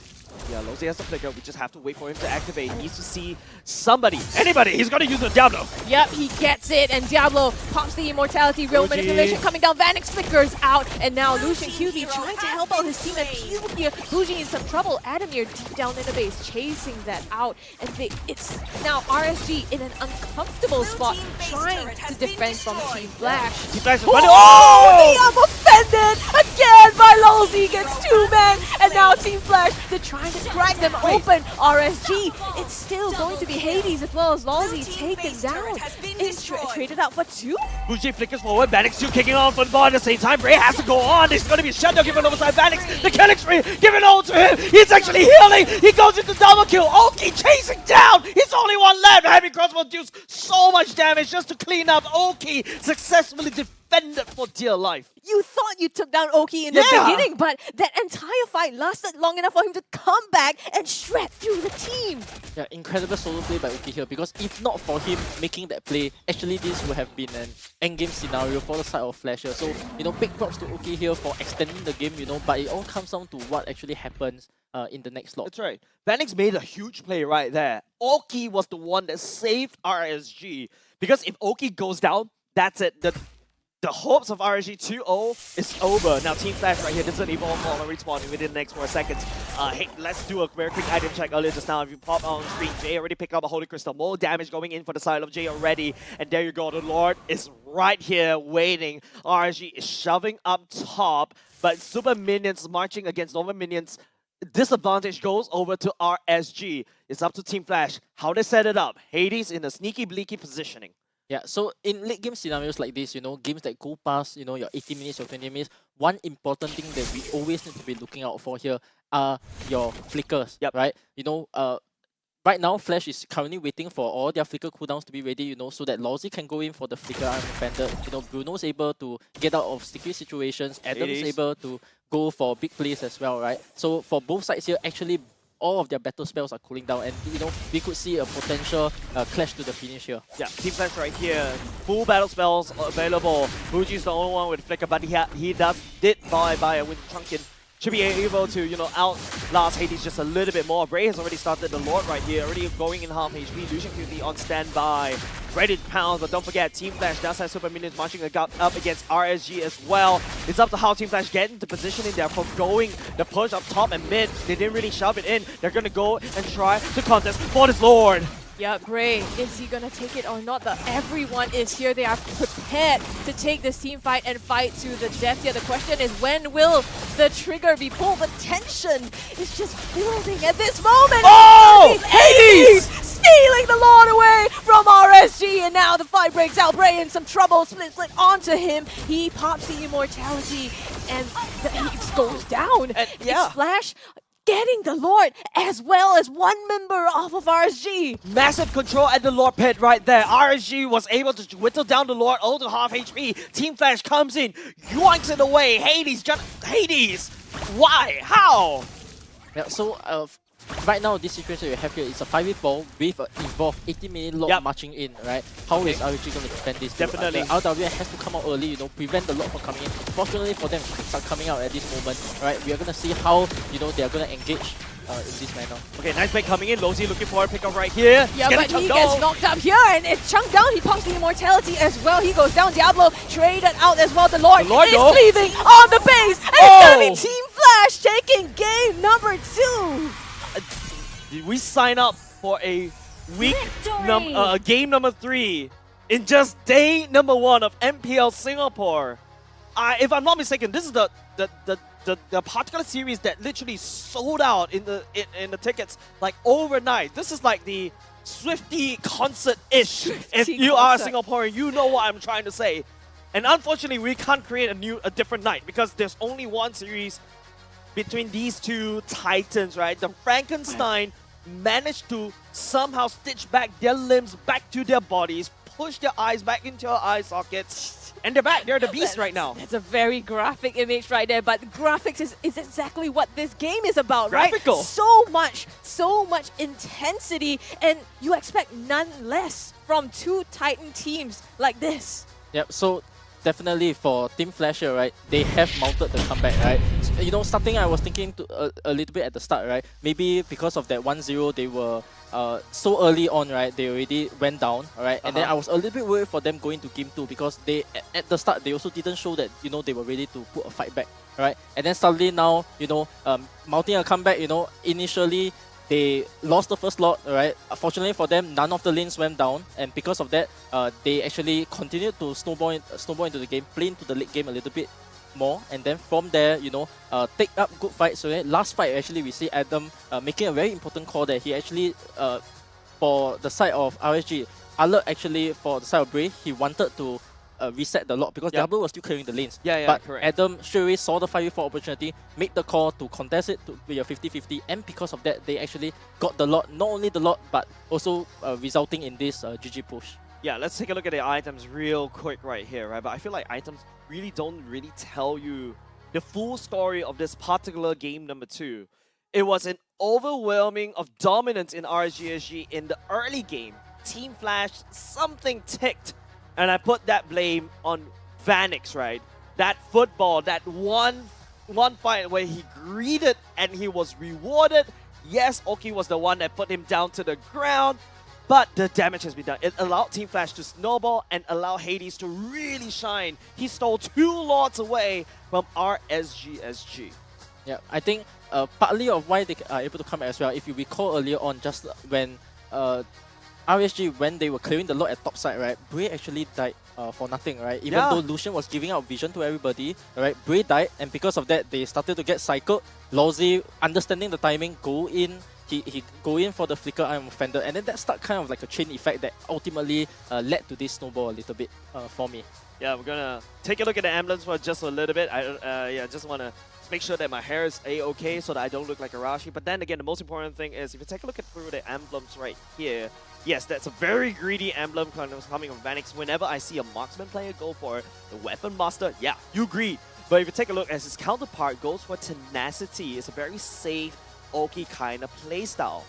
Yeah, because he has to deal with the Fanny, right? That's right. Yeah, because of dealing with the Fanny, you know, he has to be able to get away from the Fanny. And actually, if you think about it, this tenacity actually saved him from just now dying at top lane, right? That slither of HP left, you know, make him being able to escape and then continue on a little bit more. But, you know, ultimately wasn't enough to actually win the game. Yeah, we're going to take a look at the post-game stats right now. The damage dealt neck and neck. 4,000 is nothing in the grand scheme of things. Of course, the kills-wise, RSG was the one with 23 kills in the favor, but Team Flash won it with a kill deficit. The carry, Jay, has been outputting so much damage in the back of the hand. We didn't really realize it because it's all that small little landmines that just pop off. I mean, he's been kind of playing along the team, you know, and right. the flashy plays made by Hades as well as Lawsy, yes, of course, but all this time, Jay, he was popping off in the back line. He was trying to go for the damage dealers as well, but we didn't notice it. And he baited all these things out and then used the black shoes as well. So not only does he deal the damage, he also kind of, you know, was directed the attention to him. Yeah, so it forces RSG to waste most of the things on himself. I just used one ultimate. I denied everything. Oh, the flicker catch that you tried to do earlier just now by the side of RSG, all down to the drain. Because I do that, it allows Hades also to have this free reign to go on in. And don't forget, Adamir's also at this point throwing bodies just to make sure that Hades, one, gets a cleanup, two, gets the Lord Steal as well. We're gonna take a look at the MVP in the next screen. I'm giving it over to Hades because, okay, we're gonna give it to Bruno for now, but Vanix, you know, I think we credit for him to be the MVP because of that one play that kind of tipped over the fight, and then after that, it allows his whole team to slowly step up. Yeah, more importantly, I think not getting picked off by the Badang at all, right? Even though the Badang pick was mainly for the Fanny, but I think sometimes you do need to change out your win conditions a little bit, right? Yeah. So for Diablo to not even engage once on the Bruno, and basically we did not see Vanix here even getting caught out by the RWM at all, right? Throughout the whole game. And because of this, of him knowing his lose conditions so well, you know, making sure that he can dish out the damage, you know, as seen from KDA here, he is actively still participating in the fights. And because of this, you know, I think a well-deserved MVP for me. Yeah, and don't forget that one particular fight, at the doorstep of RSG SG's base, in that mid, he greeted, he flickered right there.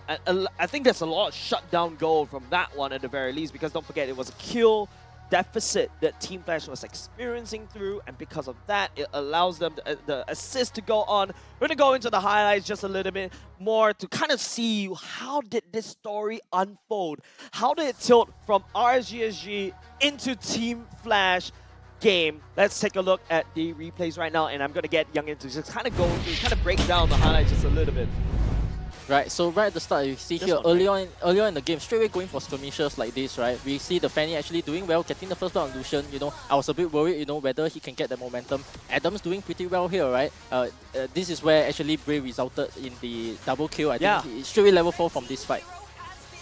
Yeah, and I thought Bray was able to scale out of control right here, but Scrubby, this is supposed to tip in a favor, but all of a sudden, oh my god, we're already going to 12 minutes mark. And I almost forgot about this part, right? Like when the fight was actually right in front of Team Flash's and base, and they managed to defend. Yeah, and this was the fight I think that Hades tried to go in and clean up. This one. Yeah, but he didn't manage to, unfortunately. So then it was still kind of in RSG's favor here, but somewhere along here, the skill started to tip. Yeah, Vanix was just free kicking right at the backside, and if you notice, not only just that, Jay is also outputting so much damage at the same time. This is after this one, right? I believe he cracked open that Bougie greeted just a little bit, tried to flicker around, and he just gets kicked down. Ray coming in, and Jay Adamir just goes in, making sure Vanix, the Haas claws coming in real clutch for this boy.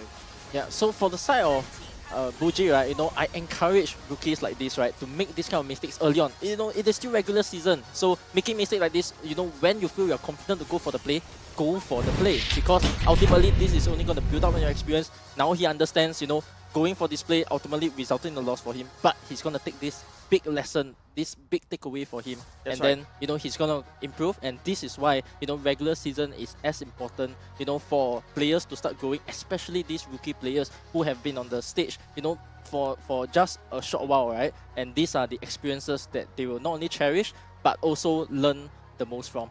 Yeah, and of course, you know, a very strong support is definitely required for anybody, right? Be it teams, you saw the support coming out from Anime, you saw the support coming out from Lozy, you saw the support coming out from Lucian, Cutie as well, right? The amount of carrying that they had to do is definitely stressful, but we got the solution for you, the OSIM Youth Throne. This is a very, very helpful sponsor has been on. It's still coming back as well. Thank you very much to OSIM Youth Throne. This is the Youth Throne V gaming chair massage one, by the way, that we've been sitting on. It's been blessing our bags for quite some time already. So of course, get one on your own right now. Trust me, it is. You don't need to leave your gaming setup.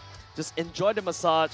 And yeah, and do that while gaming as well. Like, that's 2 in 1. I love that they have the gamers in mind, Yeah, right? yeah, It's yeah. a gaming chair with massage. So you play so much in the day and you really just want to relax at the end of it. And not only that, they put things in like Transformers. Like, it's just relating to the design and the gamer's mindset. And not only just that, we also have, you know, the Bumblebee and the Optimus Prime skin in MLBB. So I really appreciate, you know, OSIM just doing this all for us. So thank you very much as well for your continuous support. Figuratively, and support. Literally. Thank you very much. Man, it's fun. It has been fun. We're going to go into a game number 3, ladies and gents. With that said, we're going to go into a short break. Don't go away. The conclusion for this 2 Titans will the Frankenstein team make it this time around. Sorry for painting those gory imagery. I'm sorry. You guys are not going to be able to sleep well tonight. Well, or will the back-to-back, the Tyrants, reign supreme in game number 3? We'll find out after this short break.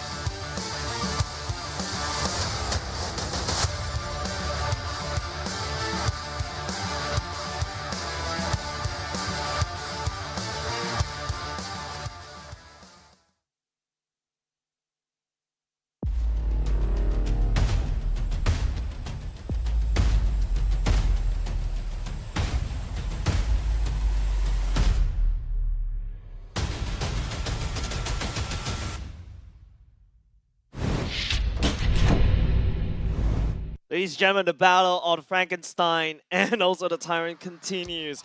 RSG SG going up against Team Flash in week number 1, day number 1. We're going already into game number 3 in the 3rd series of the day. My name is Jay, joining me right here on the desk.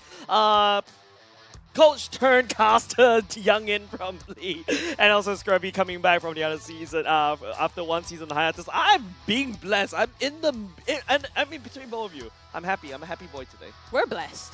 Yeah. You're blessed. We're blessed. You're blessed. Yeah, of course. Well, okay, apart from that, I've also got to confess something, right? I'm going to put it on air right now. Just now, I remember before the MVP Flash, I was thinking about, okay, Hades, I'm sorry, I keep calling him Jenna Cutie. Hades was the one that feels deserving of the MVP.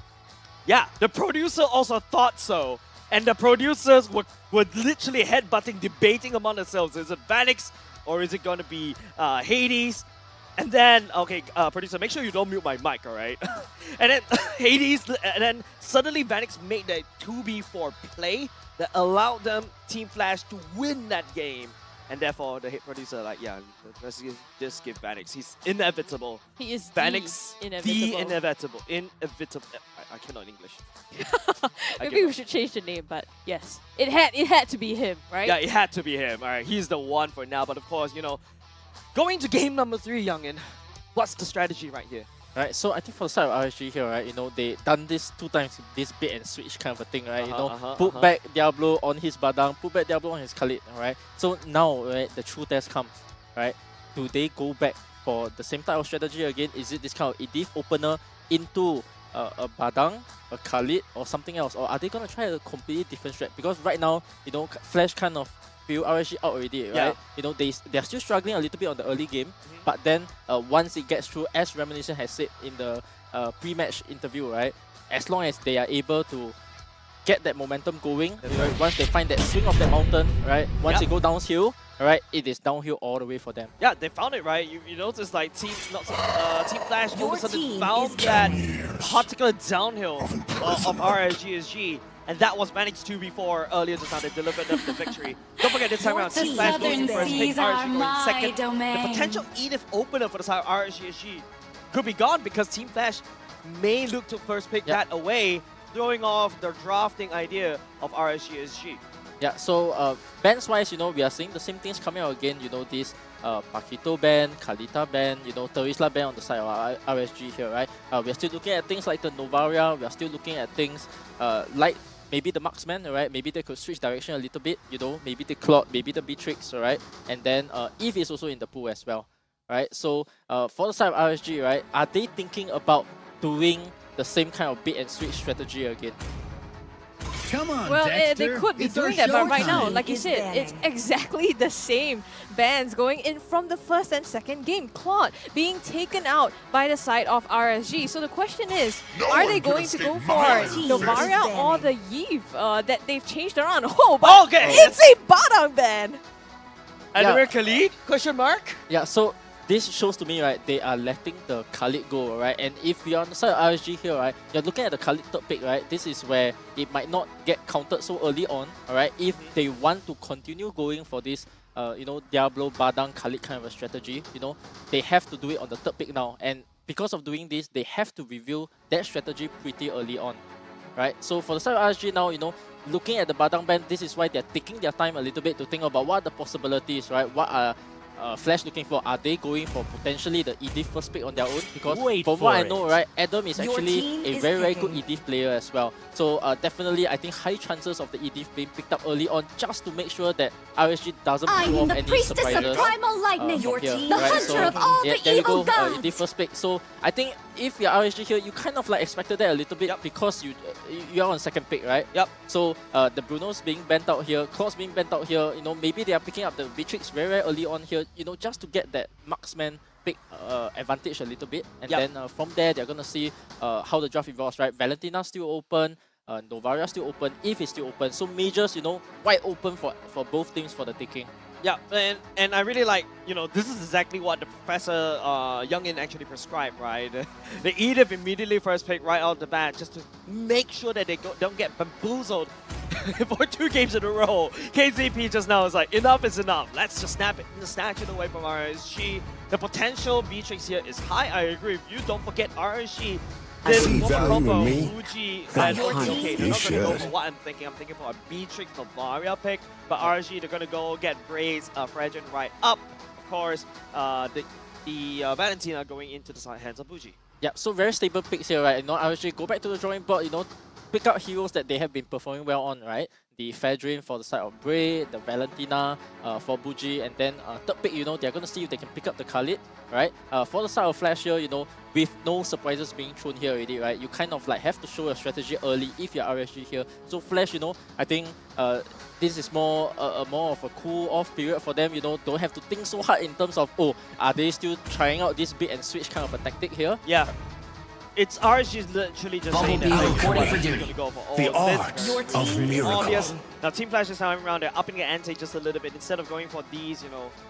Okay, fine, Bruno spikes really hard in the mid game, but Brody also spikes even harder than a Bruno in the mid game as well. The X-Borg as well coming into play for the side of Hades. That's could potentially go to the XP lane, that could potentially into the jungle. So it's still wide open for Team Flash to play this around the drop. But RSG, knowing Diablo, I don't think he plays a Fredgen, so rest assured, Bray will be picking up the Fredgen into the jungle. Yeah, so for the side of Flash here, right, you know, picking up, you know, quite neutral heroes, right, the Edith, the Xbox, you know, we already seen quite a number of Xbox jungle in the games, MPLSG games today, so we can definitely, you know, expect Flash to maybe also put the Xbox on the jungle. Their lanes are still flexible enough, and you know, for the side of RSG, earlier I mentioned, right, taking on the Beatrix earlier on, alright, this is to make sure that, you know, there are enough marksmen, because if you move it to the second phase, you know, you things like the Beatrix and the Irithel will be bent away, and then you are forced to go back on staples like the carry. You gotta go for like a Kaja carry kind of a comp, but for the side of RSG, you know, they have opted for the Beatrix instead. So Kaja is also still open, so if I'm the side of Flash here, you know, I'll be thinking about the fourth pick, Kaja here. And then for the side of RSG here, you know, it's just really about rounding up their competition, because almost anything can go in the way of Flash, right? You just gotta think about what you want to play for the side of RSG, and then just to ban out the counters there. Exactly. What's your command? Right now, I understand that it's really hard to kind of predict what Team Flash is going to go. You're looking at the coach, or basically the analyst on screen, KZP right there, the big brain behind Team Flash. Not the one that dropped out for the Frankenstein. Sorry for the graphic image. RSG right here takes away the Fanny. Team Flash takes away the Khalid. There you go. Diablo is permanently banned for now. Well, this is the same strategy that other teams have prescribed when you deal with RSG SG. Yeah. But now, the bans right here should be from RSG SG should be targeting to Hades. But Hades can definitely bring this X-Borg into the jungle. Yeah, so still very flexible picks for the side of Flash, right? But for the side of RSG, basically now you get to see what is Diablo's third pick of choice. Yeah, right? You know, this is big information. He's always going for the Badang, he's always going for the Khalid, and then now you kind of like force him to show what is the next in line, right? What's your third pick? Yeah. Is it gonna be the Benny? Is it gonna be the Uranus? You know, Uranus was one hero that back in the days, right? Earlier seasons, MPL Season 2, MPL Season 3, this was a staple for Diablo. Actually, Uranus was one of the heroes that helped him win MPL Season 3 actually. So, you know, could he be going back to heroes like this, you know, and to do decently well? I think it's a decent pick here, you know, maybe not so much into the Xbox, but because the mage is not seen yet, so a little bit risky as well. He could potentially wait out for the last pick. Team Flash literally just, even if they unfortunately take the series, I'm sorry, Casters Curse, ladies and gents, right? They've already forced RSG to review not only just their third, they're they're technically third, fourth pick already for Diablo, and it's up to RSG this time around. The bans are secure, that's Uranus taken away. Well, technically speaking, you can always fall back into the Benedetta for Diablo, right? Yeah, correct. So Benny has to be a choice he's looking at. Alert still open, alright? We could look at a potential Alert, right? Because of the Fedrin's CC, you know, there is small chance that he can be picking up the Alert here. You know, choices that are left are also things like the Lapu, the Yuzhong. You know, Lapu was one hero that he actually picked out. Oh yeah? Yes. So he does have the ability to actually play the Lapu, alright? And it is a very, very good play against the Brody. I remember that time during SBS, I was casting that one, right? And then I was like, literally, this Lapu Lapu By a bird call, I from was Diablo led to the unknown. should not work. Never shown his big Lapu Lapu in any of this series, and suddenly, hey, he shows with a Lapu Lapu and starts smacking everybody. It's like, that's not according to the script that I have on hand. Yeah, so instead of the Kaja here, they have actually opted for the Franco. Same. So they are doing this kind of setup thing again, right? Bray wants to control the objectives, and then, you know, you'll probably see Lucian hiding in one of the bushes, and then when he has his flicker up, he's going to go for the flicker Iron Hook to start the engages when the calls show themselves, right? This is that small advantage that you may have, you know, between deciding between the Kaja and the Franco. Right now, Team Flash, the cat has to be out of bag right here, okay? That is a Martis into the jungle confirmed. Lozy on Edith, export on Adamir. And then, okay, Sicilian coming in for the side of Team Flash this time around. Oof, a Sicilian pick. Not sure how I feel about this, because at the same time, right, for the side of RSG, they have this Flicker Beatrix combo, right? Sorry, the Franco with the Beatrix combo, right? They can conceal up to any of you and then, you know, one shot any of these core targets. So having a Sicilian here basically tells me that for the side of Team Flash, you are looking to play slow. Very, very slow. I'm kiting, a lot of kiting, you know, making sure you disengage very, very well. Each of these teammates are coming for each other because in some way, everybody has a skill that can be helping their teammate, right? So they're going to be kiting around a lot, right? Making sure that RSG cannot play this fast aggression style. So it will be a battle of whether how slowly Flash can play or how fast can RSG play instead. So they have actually opted for the Yuzhong here. So basically, if you're RSG here, you know, you just want to go for this quick one-time execute. The fight should be over in 15 seconds. Anything that goes above, you know, as the fight goes longer and longer and longer, you're gonna see Team Flash, you know, slowly holding the edge. So the question for me right now is, can RSG, you know, do what they did in game 1? You know, start that snowball and then basically make no game for Flash. Yeah, like right now, I'm seeing a Sicilian. I really want to go ahead and pick up that Sprite from McDonald's that I picked up earlier just now. And then, you know, I feel like we're going to go into a long game as well, coming up from the side of RSG, Team Flash. Your main identity, they do have at least a mid-game power spike, and then they'll have an exponentially scaling comp in the late game. But RSG, on the other hand, they have a very strong combo out with decent catches in the back line, and we're going to go into game number 3. This is going to be the defining match for, you know, RSG up against Flash. The awaited match, and the very, very highly anticipated one amongst these two Titan teams. Like you said, one Frankenstein up against the Tyrant. I saw a yoink. Okay, it was just a small little buff for now. Nothing to scoff at. Brave will start at purple. Team Flash will mirror it. Hades will start at orange. They're gonna meet up once again in EXP. Both of these two teams know what each other want to do. RSG wants to gain EXP priority, and Hades knows that he wants to fight for that EXP priority. Yeah, so speaking of this, right, to me, this game is very simple. If the game is ended before 15 minutes, RSG wins. If the game goes beyond 15 minutes after that second lot, Flash wins. Oh, something interesting right now, right? Yeah, if you notice, hold on a second, that's a hook coming out, and it's gonna be also Lozy. Oh, Lucian Cutie though.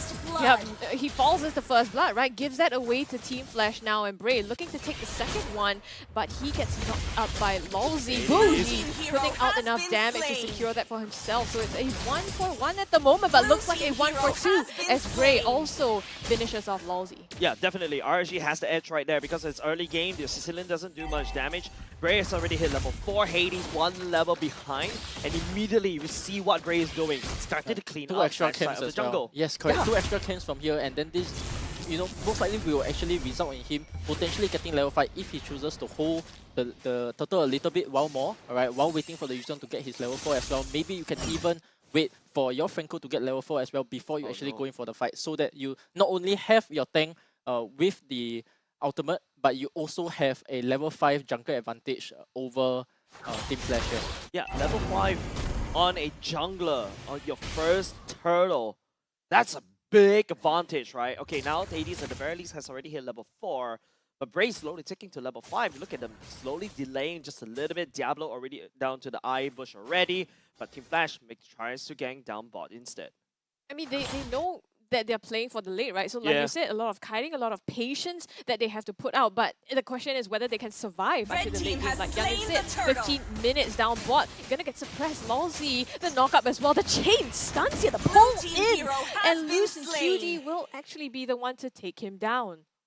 Still early in the game for now. Is this something that you're allowed to mistake that you're allowed to make? Look at Vanix's second skill just to be able to get away. Tries to kite around. Oh! That hook landing on point. Flicker not going to be able to save him, and Oki finishes that up.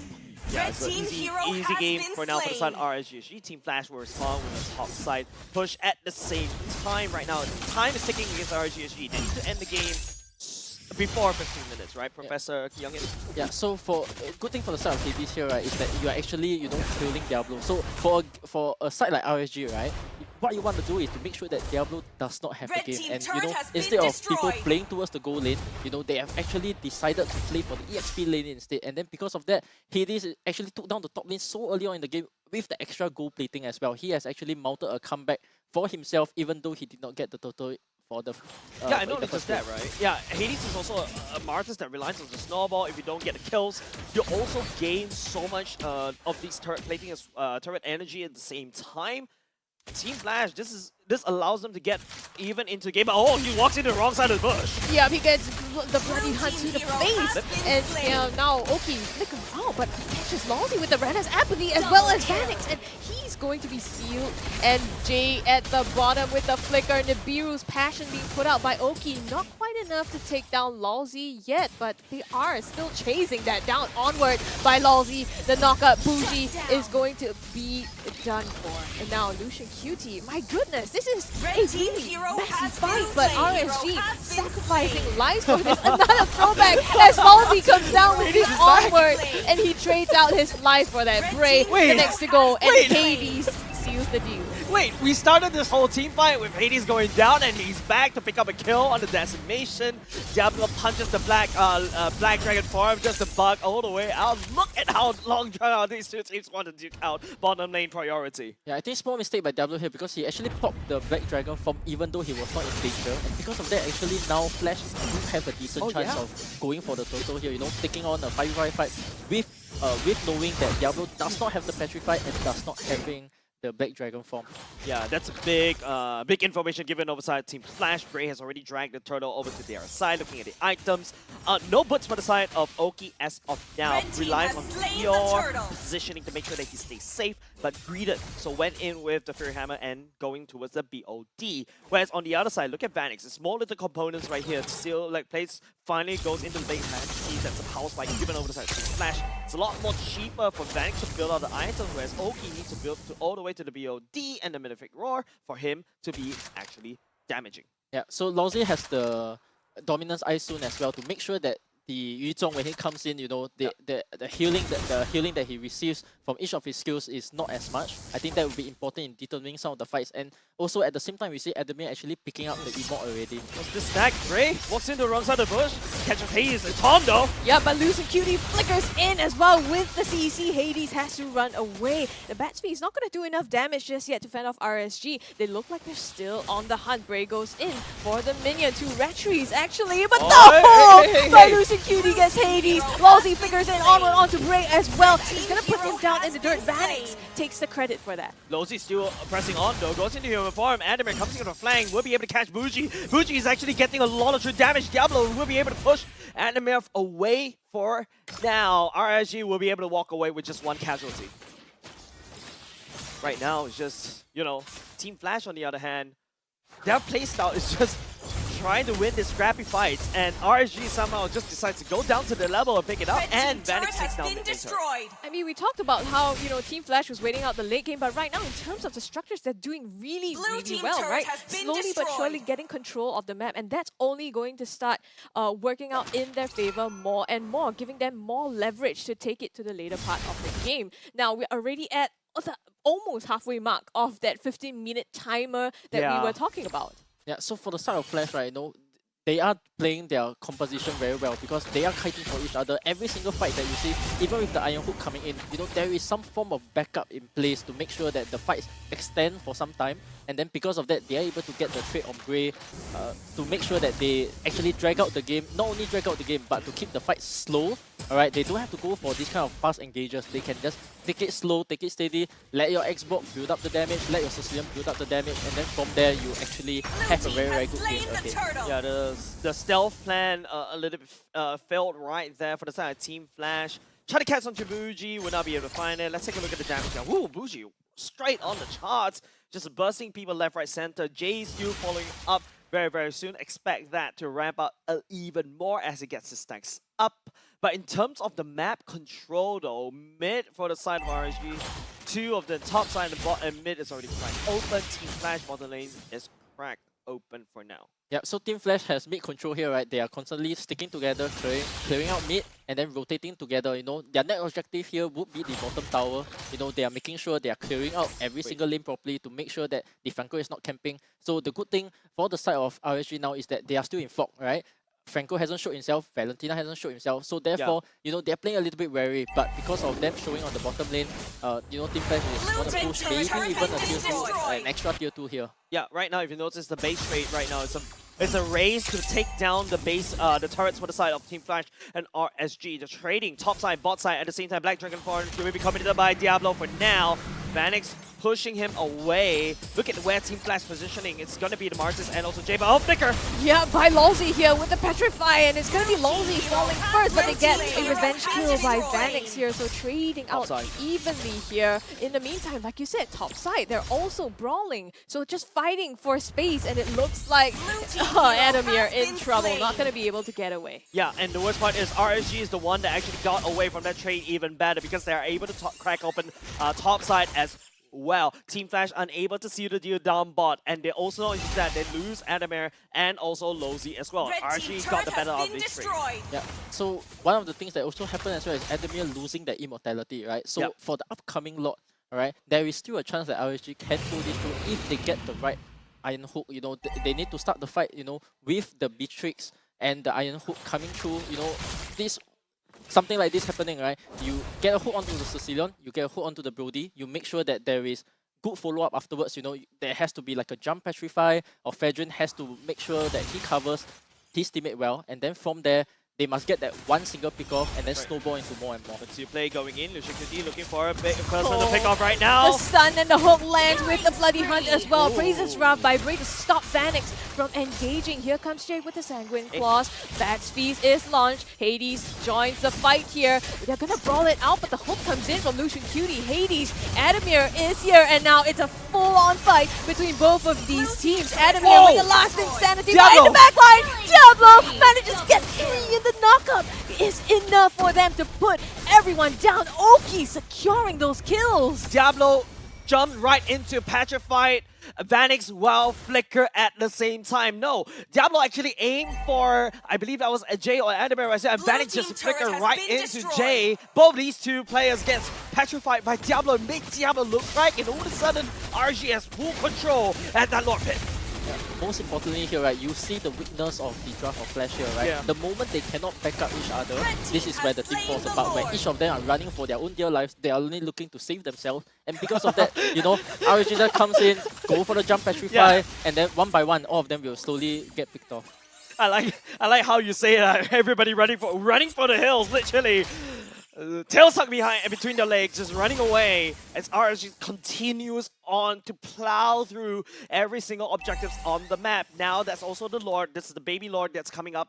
Right now it's just RSG, going fishing, right? Lucian Cutie, any pickup right here will be absolutely delicious for the side of RSG. He has been putting so much pressure, right, onto Team Flash. And I think just the chain stun, the hook, together with the Bloody Hunt, that combos with the onward stolen by Bougie as well. So just a lot for Flash to deal with. The pickoff is very, very strong. Now, Lord coming down the top side here.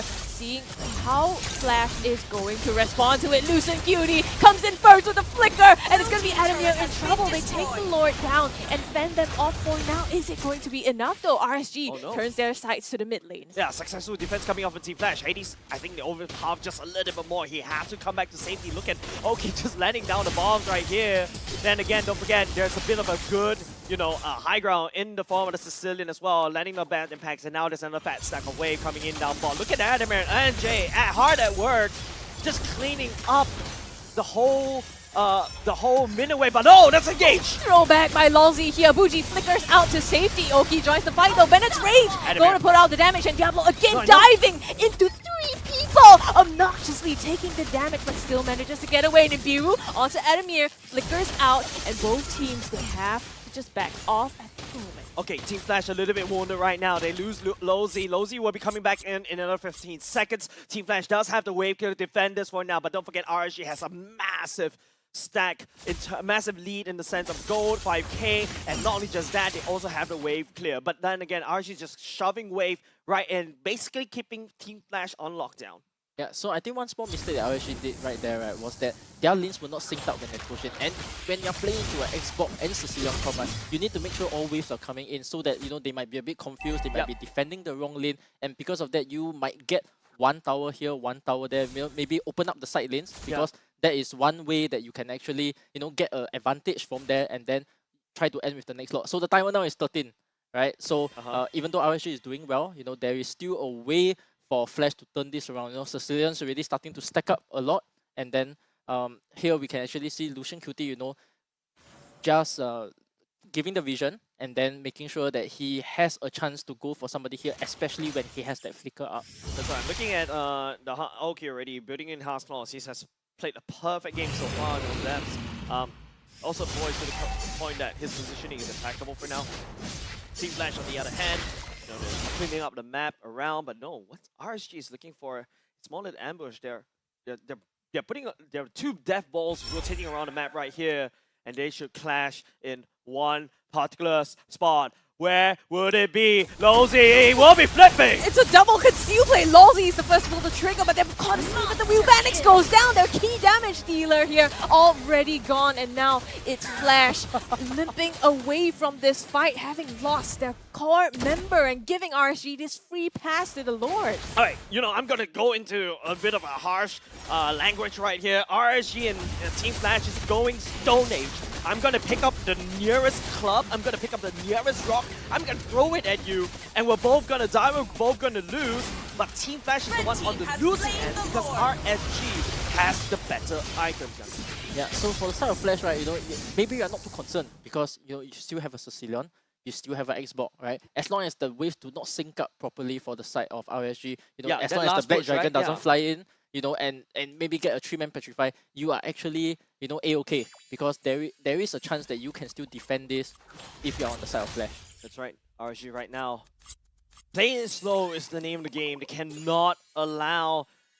Jay has a perfect positioning right here. Like what you say, Youngin, just now. I believe that last push with the Lord was kind of botched in a sense because they are unable to sync up the waves down bot. Yes, it was a fat stack of wave coming down, but they are unable to release it, allowing Team Flash to defend top, mid, bot safely without any this time around, actually, you can see 3 lanes are actually syncing up perfectly. So we'll see whether RSG can pull this off. Yep, right now the 3 waves will be crushing in very soon. The Lord marching down bot. It's going to be 3 members all scattered all across the map, like spread out like thin kaya or butter, if depending on your region. Bottom side is already cracked open, Scrubby, and then again it is slowly going to inch into a very big fight very soon. Defend. Oh, that's a hook. Adamir gets caught out first. Armor is gone. He has to back out. Then it's Rage put out by Oki. The damage, the Black Dragon form as well, just zoning them away from this fight. The Praisers Wrath almost getting the better of Adamir. Her Diablo in some trouble. The pull in by Lucian Cutie is enough to shut down Spanix. And now it's Ray almost getting down, but they're having to back out RSG. The Sanguine Claws, they're running out of steam. Flicker is going to be enough to save Bougie for now. RSG sync up 3 ways. The damage done against Team Flash is not a win as of yet. Team Flash still holding strong with their core. 3 turrets down. Team Flash right now, the wave clear from Adamir, the wave clear from Jay coming in absolutely clutch. Yeah, what mechanical precision by Lucian Cutie, because in both of these last fight, he actually got the iron hook onto Vanix, and immediately because of that, they are able to look like they are winning, but because of the Sicilian always on the back line, dishing out the damage, making sure that there is this unsafe line that they cannot cross, they still have a game, right? Even with all 3 lanes going down, as long as they keep on defending, and maybe later on, they might get one key team fight that actually might change it back for Team Flash here. Yeah, like this is exactly all. As I say that, that's going to be a Vantage Rage. Faraga armor already procced. Adamir gets away safely, and this is literally like Team Flash, going back to the Frankenstein analogy as well. Literally unkillable right now. RG's already sent 2 Lords against them. The wave clear coming in clutch, allowing Team Flash to fight for another fight. Yeah, I have to stress that immortality build up now is very, very important for the side of Flash, right? As long as you're able to delay the fight, as long as you're able to save your teammates, you are going to win out this fight just by slowly playing it out and then making sure that the Sicilian and the Xbox is able to dish out the damage. Yep, right now, Lord already being started right here. Team Flash knows it. They will be able to see it on the mini-map. Don't forget that it's slow. Oh, okay, Adamir. I think that's a bit of a miss iron hook as well. Hades is already on site at the same time. Adamir is already popular. The Firaga armor spraying down. He's actually regaining all the way. He does have the last insanity. He got reset to Scrubby. I mean, it's deceptive, right? You think Adamir is going to go down, but he actually does have the armor and HP as well as the regen to keep him back up. So right now, RSG going for the conceal play. Lucian Cutie up to Hades, and the bloody hunt comes through. He's stuck in place, but in the backline, Diablo just going for Vanix as well. He's going to take a brunt of the damage from Jay, and Vanix has to back out. In the meantime, Flash runs through the front line of RSG, and Lalzi now the throwback onto Bray. They're going to slowly, one by one, pick off the members of RSG. Bougie is next. The peel from Lucian Cutie is not going to be enough as Bougie tries to carve an escape path, but the onward stops him in his tracks and prevents that. Now, 5 members up against poor Lucian Cutie. Is this going to spell the end for RSG? Time check right now, 19 minutes. Lucian Cutie, the only one left. 2 minutes streaming in from top and bot. Sending Adamir all the way back. It's going to be Lucian Cutie getting picked up, though. Oh my goodness, Lucian Cutie thrown back, the immortality pop, but it doesn't matter. That's Flash goes for the end! 2-1 in favor of Team Flash. Oh my goodness. Man, Victory! What a slow, decisive game coming off of Team Flash as of now. They look weak. They pretended to look weak. Then all of a sudden the Sicilian came back online, and as what you mentioned, Youngin, they went past that 15-minute mark, that time limit, that deadline for RSG SG to win the game. They're unable to do so. Team Flash came on top.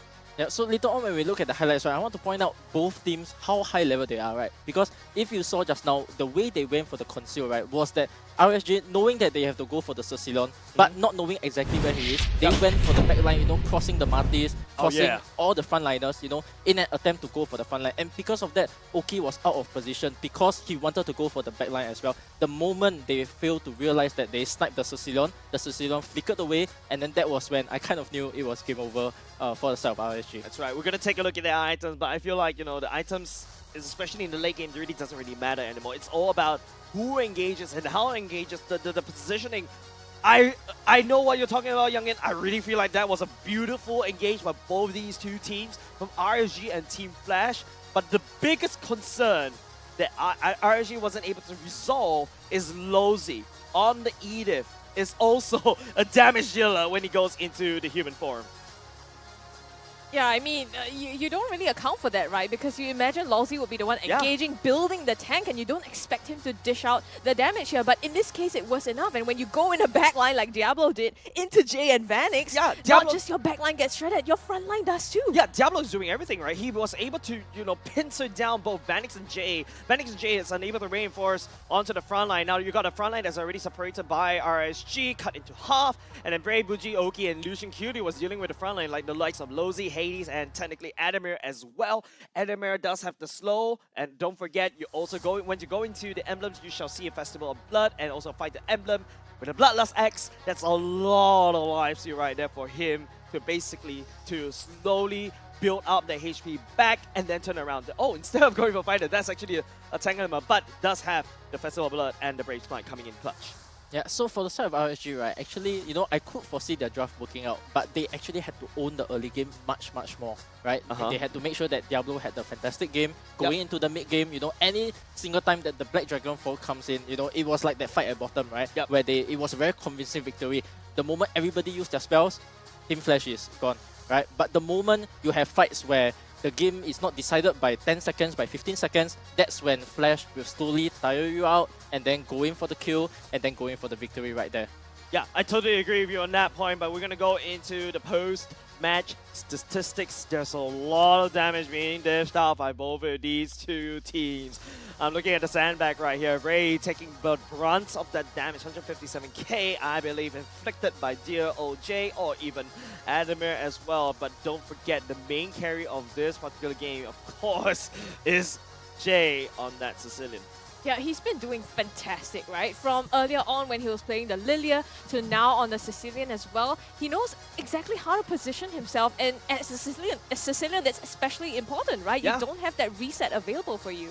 Yeah, and not only just that, he has to deal with the threat of Lucian QT going to him. You also need to deal with the threat that you have a big black lizard coming towards you that could fly over through walls. It's like that lizard that's on your ceiling and suddenly drop it right in front of you. That's exactly what I feel if I am Jay and Diablo lands on top of you and petrify you right there at the spot.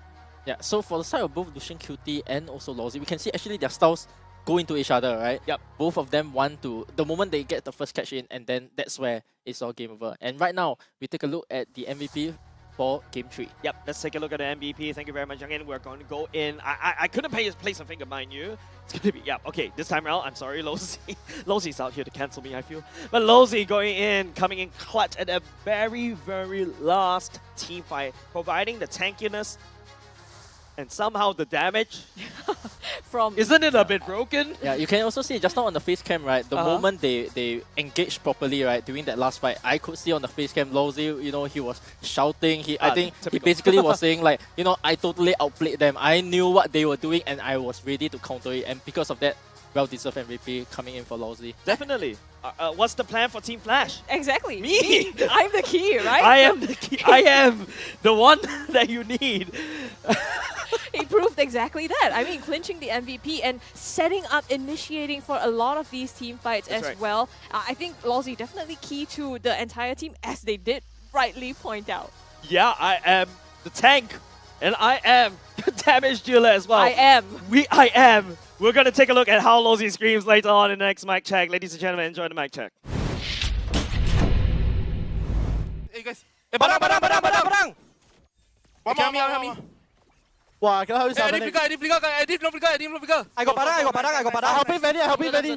You're good. Okay. Edit. Nice. I'm low. Hey, guys, they rushing low. Guys. I got I cannot back, guys. Me. No, Dragon. Immortal. Let's go. Hey, Nice! Hey guys,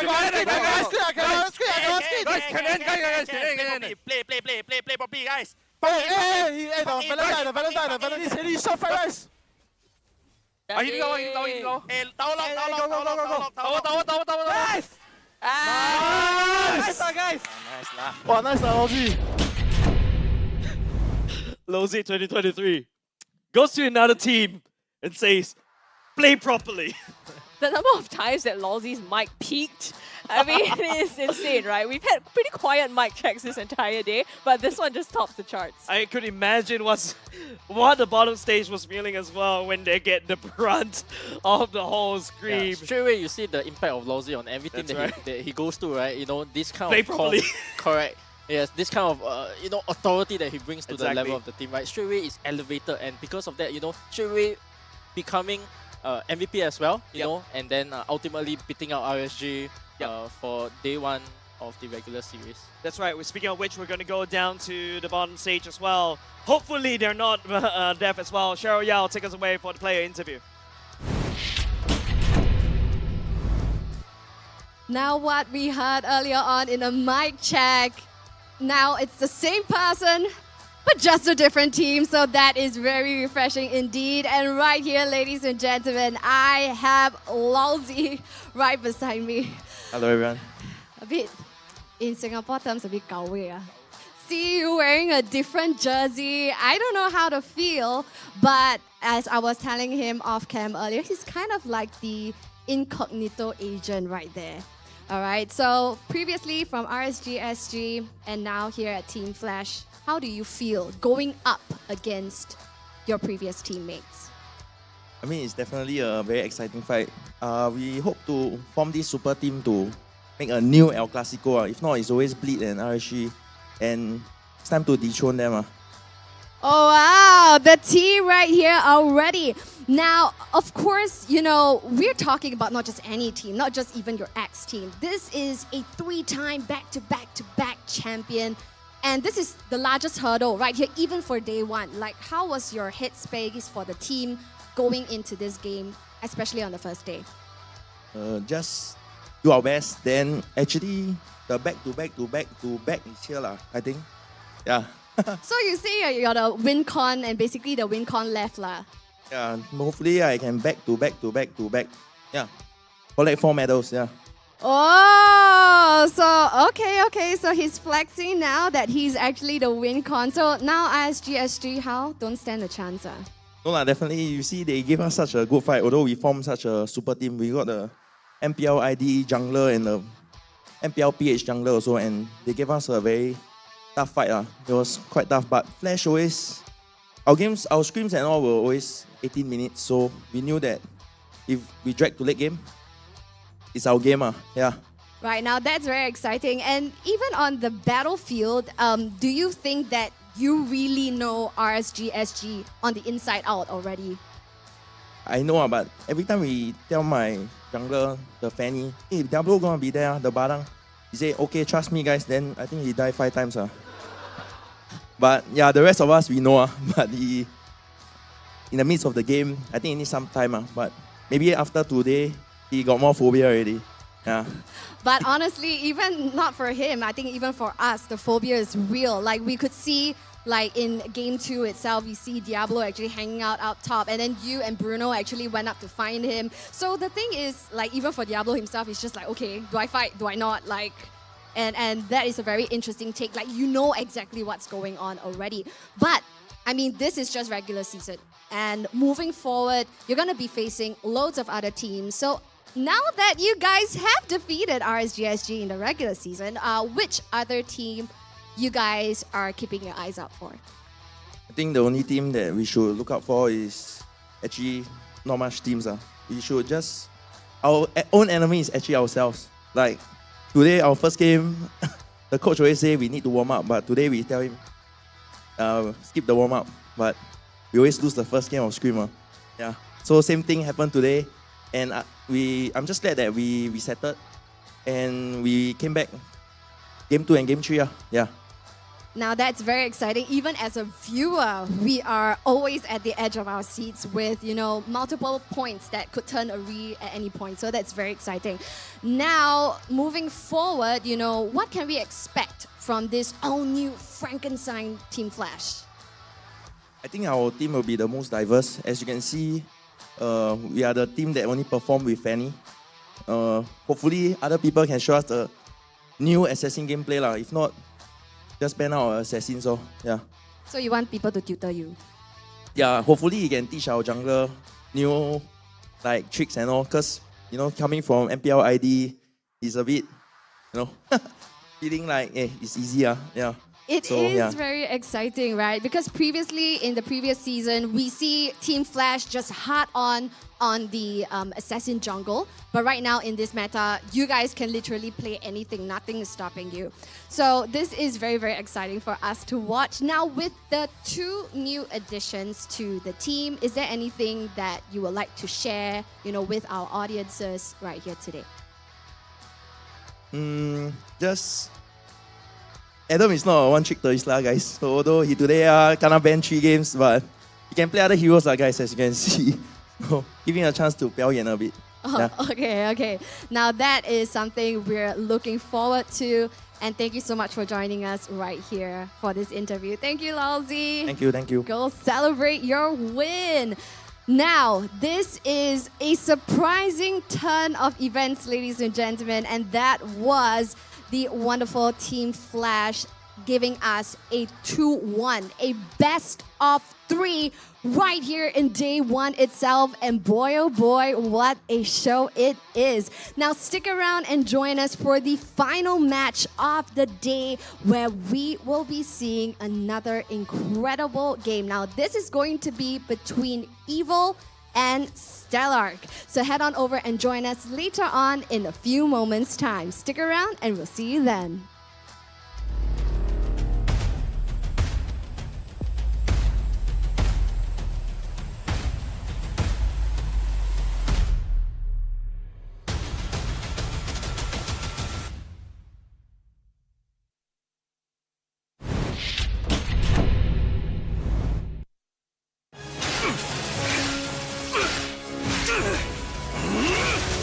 Legendary! Tigreal!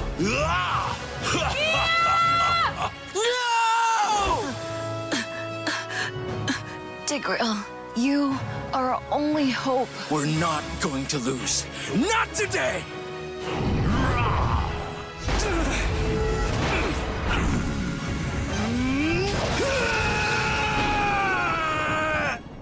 Huh? What's going on with my hand? Ooh, why is it so itchy? Yee, dandruff! Yo, your hand's for gaming, not for scratching. You call yourself a pro? You have dandruff. Tigreal? Tigreal, is that you? Yes, that's me. Do you want to win a match? Defeat dandruff and itch with Head and Shoulders. Move on to Head and Shoulders. Up to 100% protection.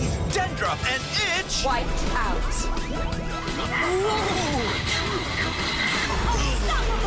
We defeated the Lord! That's why everyone should move on to Head and Shoulders.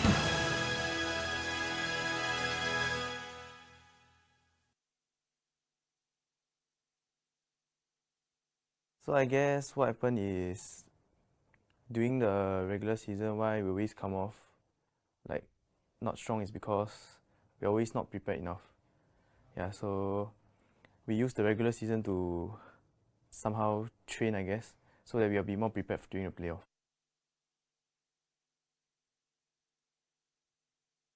You will see a different us. And because of now having got more imports and what happened last season, previous season and the past 2 seasons, I have learned a lot. So this coming regular season, look forward to it.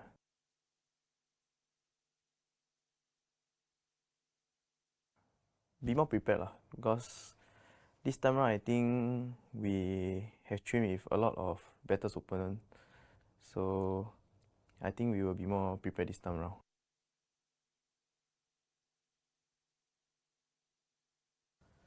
I think it's fine because JS has always been a very good player and one of my favorite members in EVO as well. And I believe that he'll be able to dominate this season as well.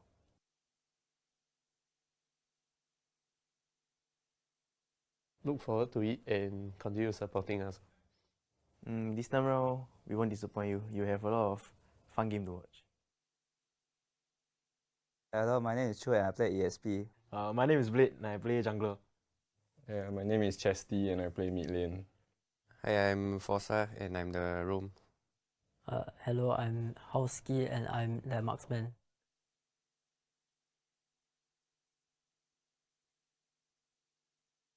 I don't think we have a particular play style.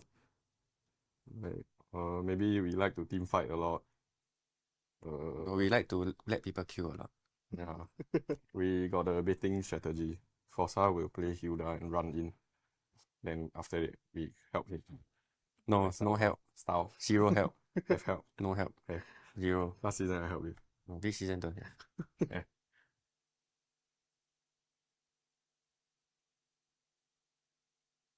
Yeah. One trick Beatrix. That means without Beatrix I cannot function. Not bad, I like.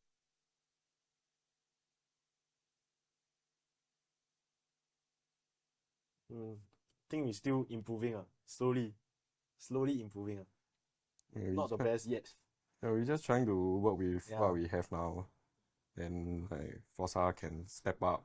Maybe Chu also will step up to help the new players.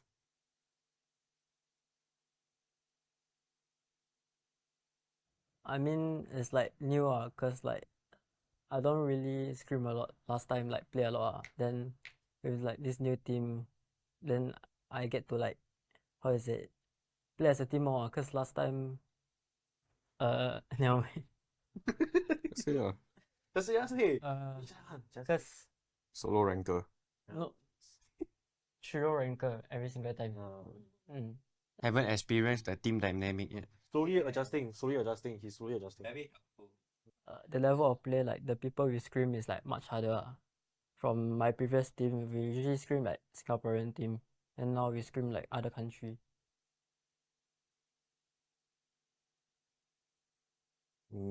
Eight. Minimum 8. Wow. Maybe not so bad. Our goal, maybe don't get relegated. Yeah. We will try our best. Yes.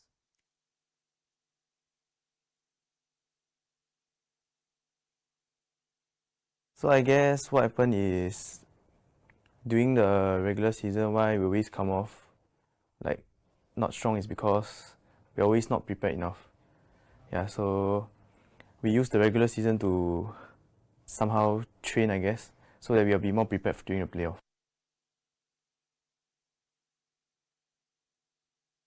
You will see a different us.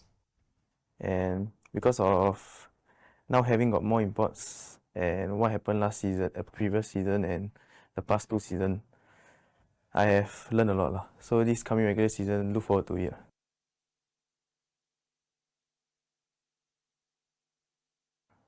Be more prepared because this time around I think we have trained with a lot of better opponents. So I think we will be more prepared this time around.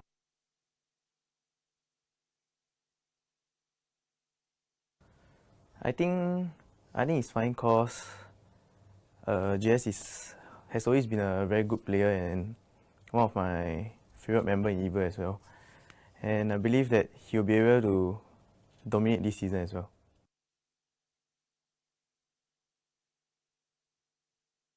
Look forward to it and continue supporting us.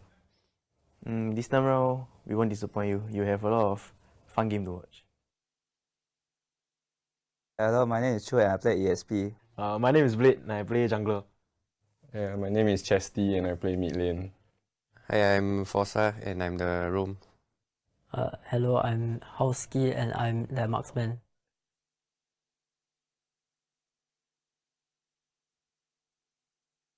I don't think we have a particular playstyle. Like, maybe we like to team fight a lot. We like to let people kill a lot. Yeah. We got a baiting strategy. Forza will play Hilda and run in. Then after that, we help him. No help. Style. Zero help. Have help. No help. Have. Zero. Last season I helped you. No, this season don't have.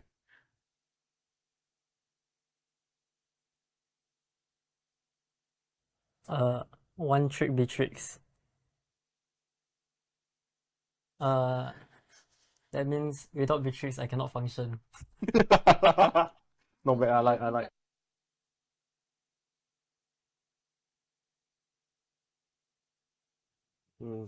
Think we're still improving. Slowly improving. Yeah, Not the best yet. Yeah, we're just trying to work with what we have now. Then like Forza can step up. Maybe Chu also will step up to help the new players.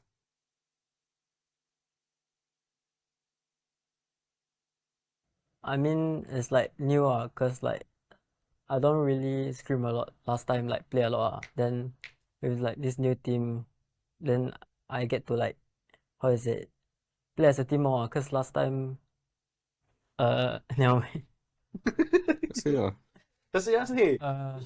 Cause Solo ranker. no, trio ranker every single time. Haven't experienced the team dynamic yet. Slowly adjusting. He's slowly adjusting. Very helpful. the level of play, like the people we scrim is like much harder. From my previous team, we usually scrim like Singaporean team, and now we scrim like other country.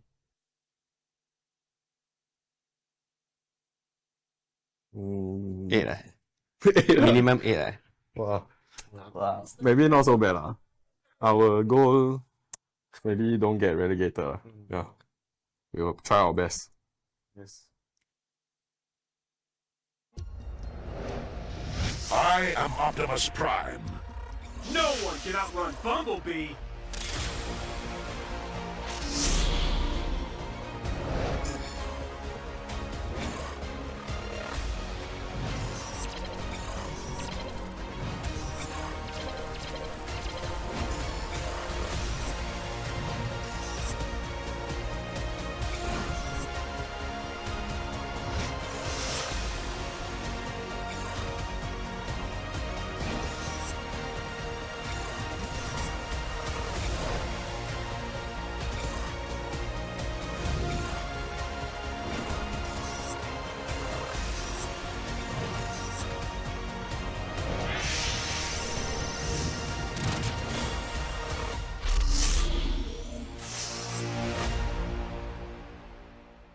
OSIM.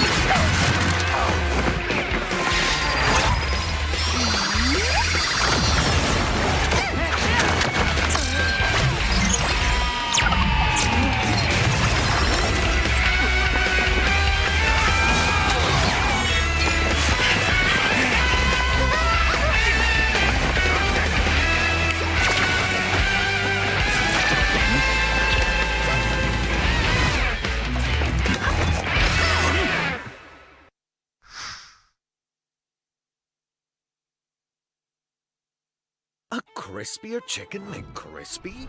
So much crispier.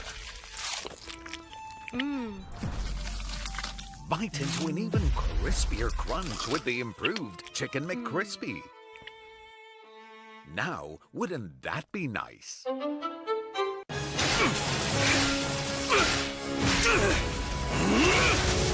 Legendary! Tigreal!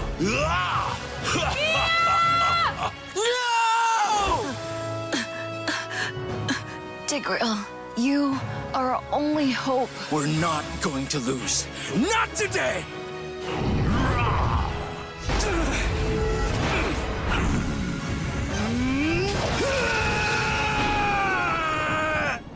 Huh?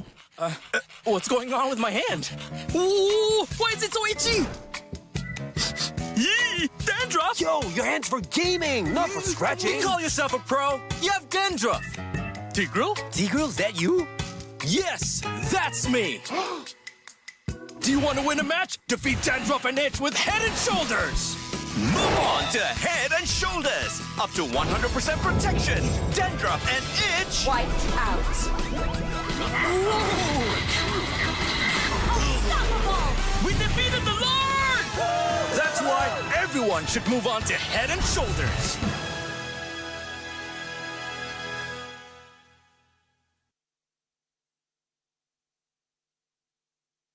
So I guess what happened is during the regular season, why we always come off like not strong is because we're always not prepared enough.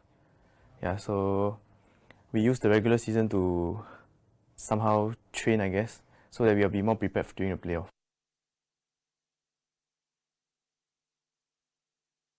You will see a different us. And because of now having got more imports and what happened last season, previous season and the past 2 seasons, I have learned a lot lah. So this coming regular season, look forward to it.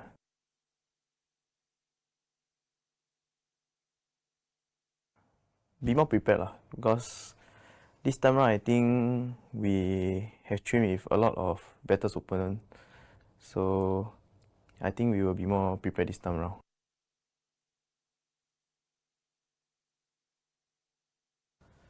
I think it's fine cause JS has always been a very good player and one of my favorite members in EVA as well.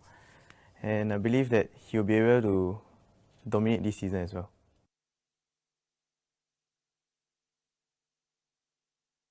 Look forward to it and continue supporting us. This time around, we won't disappoint you. You have a lot of fun game to watch. Hello, my name is Chu and I play ESP. My name is Blade and I play jungler. Yeah, my name is Chesty and I play mid lane. Hi, I'm Forza and I'm the roam. Hello, I'm Howski and I'm the marksman.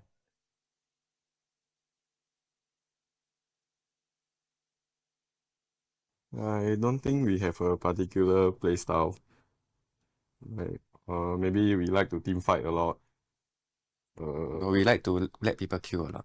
Yeah, we got a baiting strategy. Forza will play Hilda and run in. Then after that, we help him. No help. Style. Zero help. Have help. No help. Okay. Zero. Last season I helped you. No, this season don't have.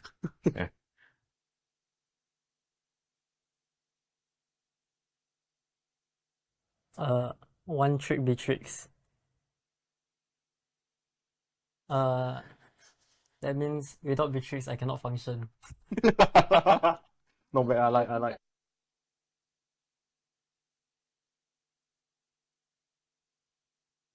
I think we're still improving, slowly improving. Yeah, Not the best yet. Yeah, we're just trying to work with what we have now. Then like Forza can step up. Maybe Chu also will step up to help the new players.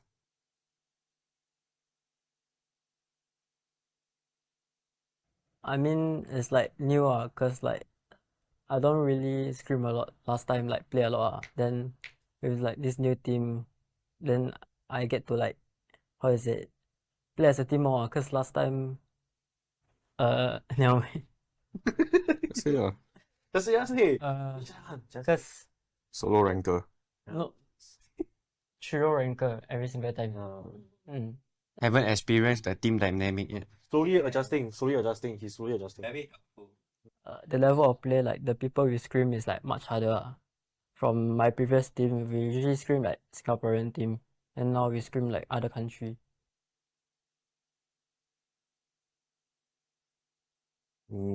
Eight.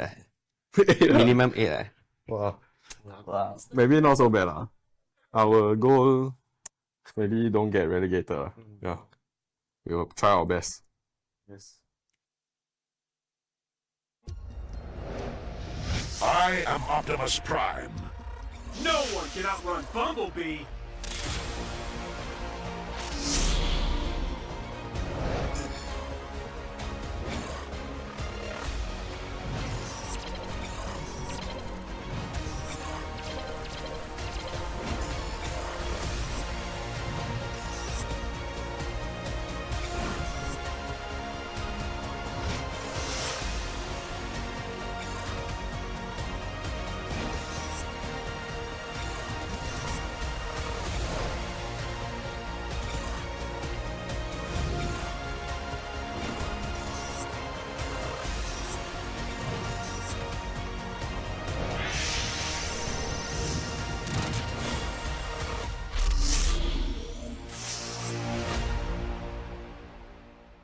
OSIM.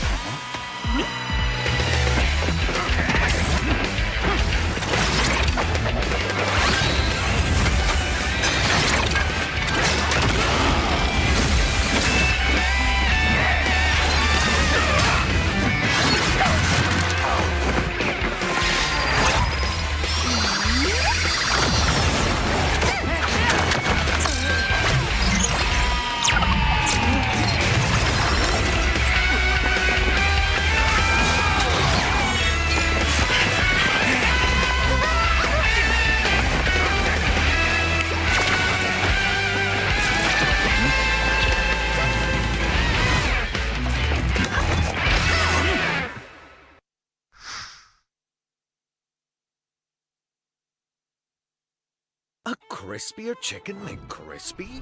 So much crispier. Bite into an even crispier crunch with the improved Chicken McCrispy. Now, wouldn't that be nice?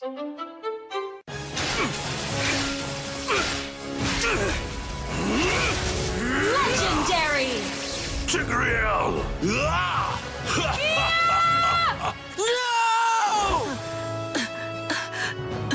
Tigreal, you are our only hope. We're not going to lose. Not today!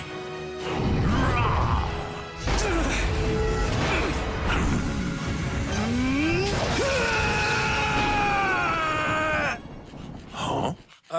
What's going on with my hand? Ooh, why is it so itchy? Yee! Dandruff! Yo, your hand's for gaming, not for scratching. You call yourself a pro? You have dandruff. Tigreal? Tigreal, is that you? Yes, that's me.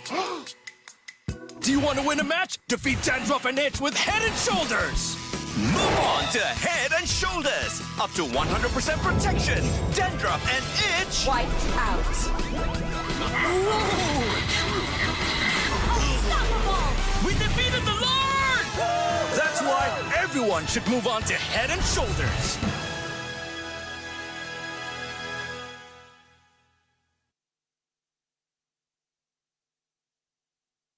So I guess what happened is during the regular season, why we always come off like not strong is because we're always not prepared enough.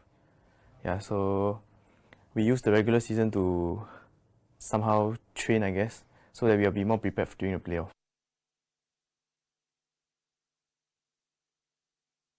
You will see a different us. And because of now having got more imports and what happened last season, previous season and the past 2 seasons, I have learned a lot. So this coming regular season, look forward to it.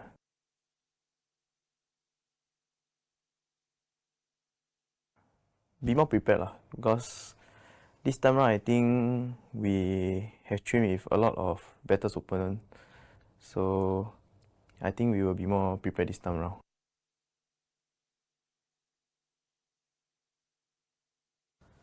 I think it's fine because JS has always been a very good player and one of my favorite members in EVA as well. And I believe that he'll be able to dominate this season as well.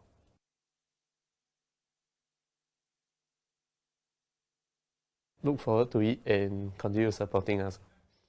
This time around, we won't disappoint you. You have a lot of fun game to watch.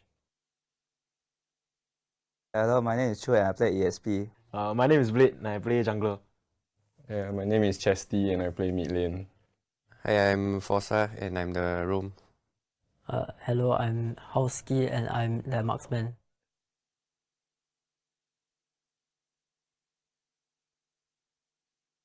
I don't think we have a particular playstyle. Like, maybe we like to team fight a lot. We like to let people kill a lot.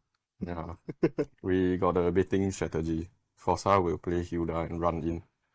Then after that, we help him. No help. Style. Zero help. Have help. No help. Okay. Zero. Last season I helped you. No, this season don't have.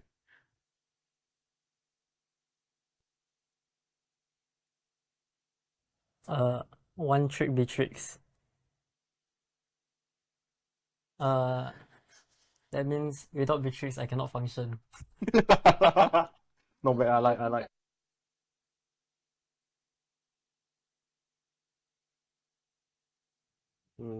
Think we're still improving, slowly improving. Yeah, Not the best yet. Yeah, we're just trying to work with Yeah. what we have now. Then like Forza can step up. Maybe Chu also will step up to help the new players.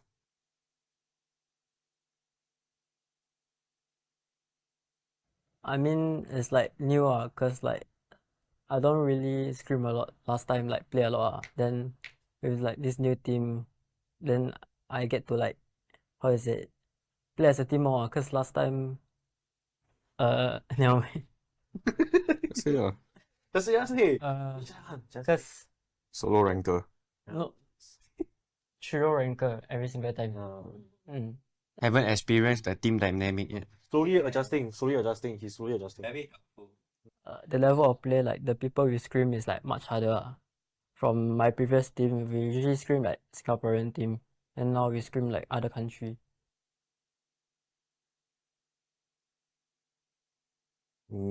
Eight. Minimum 8. Wow. Wow. Maybe not so bad. Our goal maybe don't get relegated. Yeah. We will try our best. Yes. I am Optimus Prime. No one can outrun Bumblebee.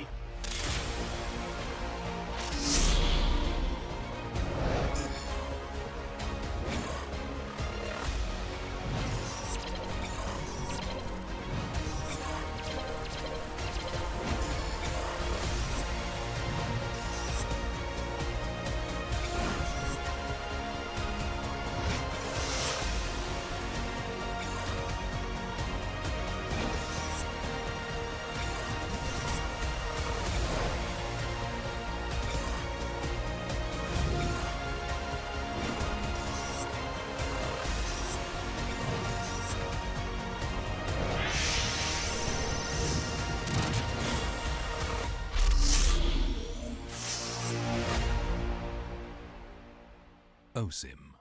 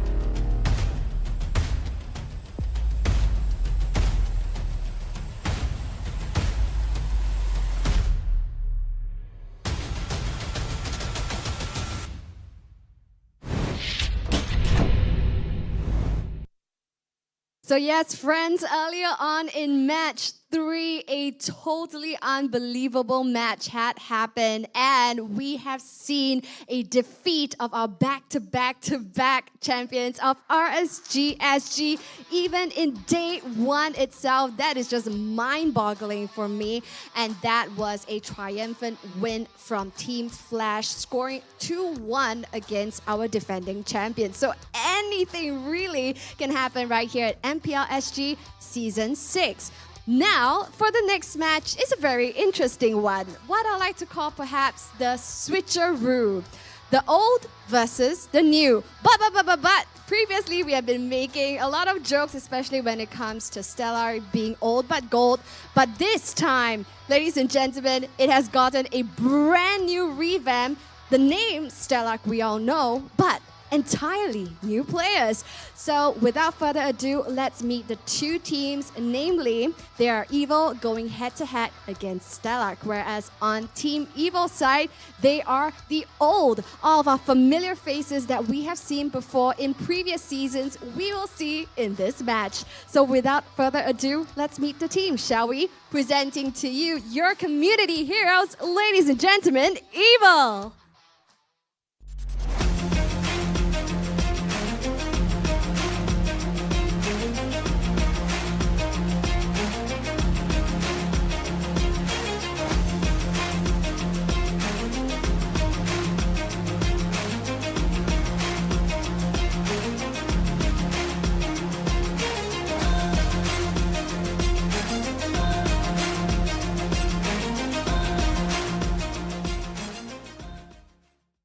So yes, right beside me, we can see probably the OG team right here of Team Evil gearing up and getting ready to head on over to the Land of Dawn. Ironically, as it seems, Team Evil is the team that is old right here. And next up, presenting the brand new team, ladies and gentlemen, Stellar SG.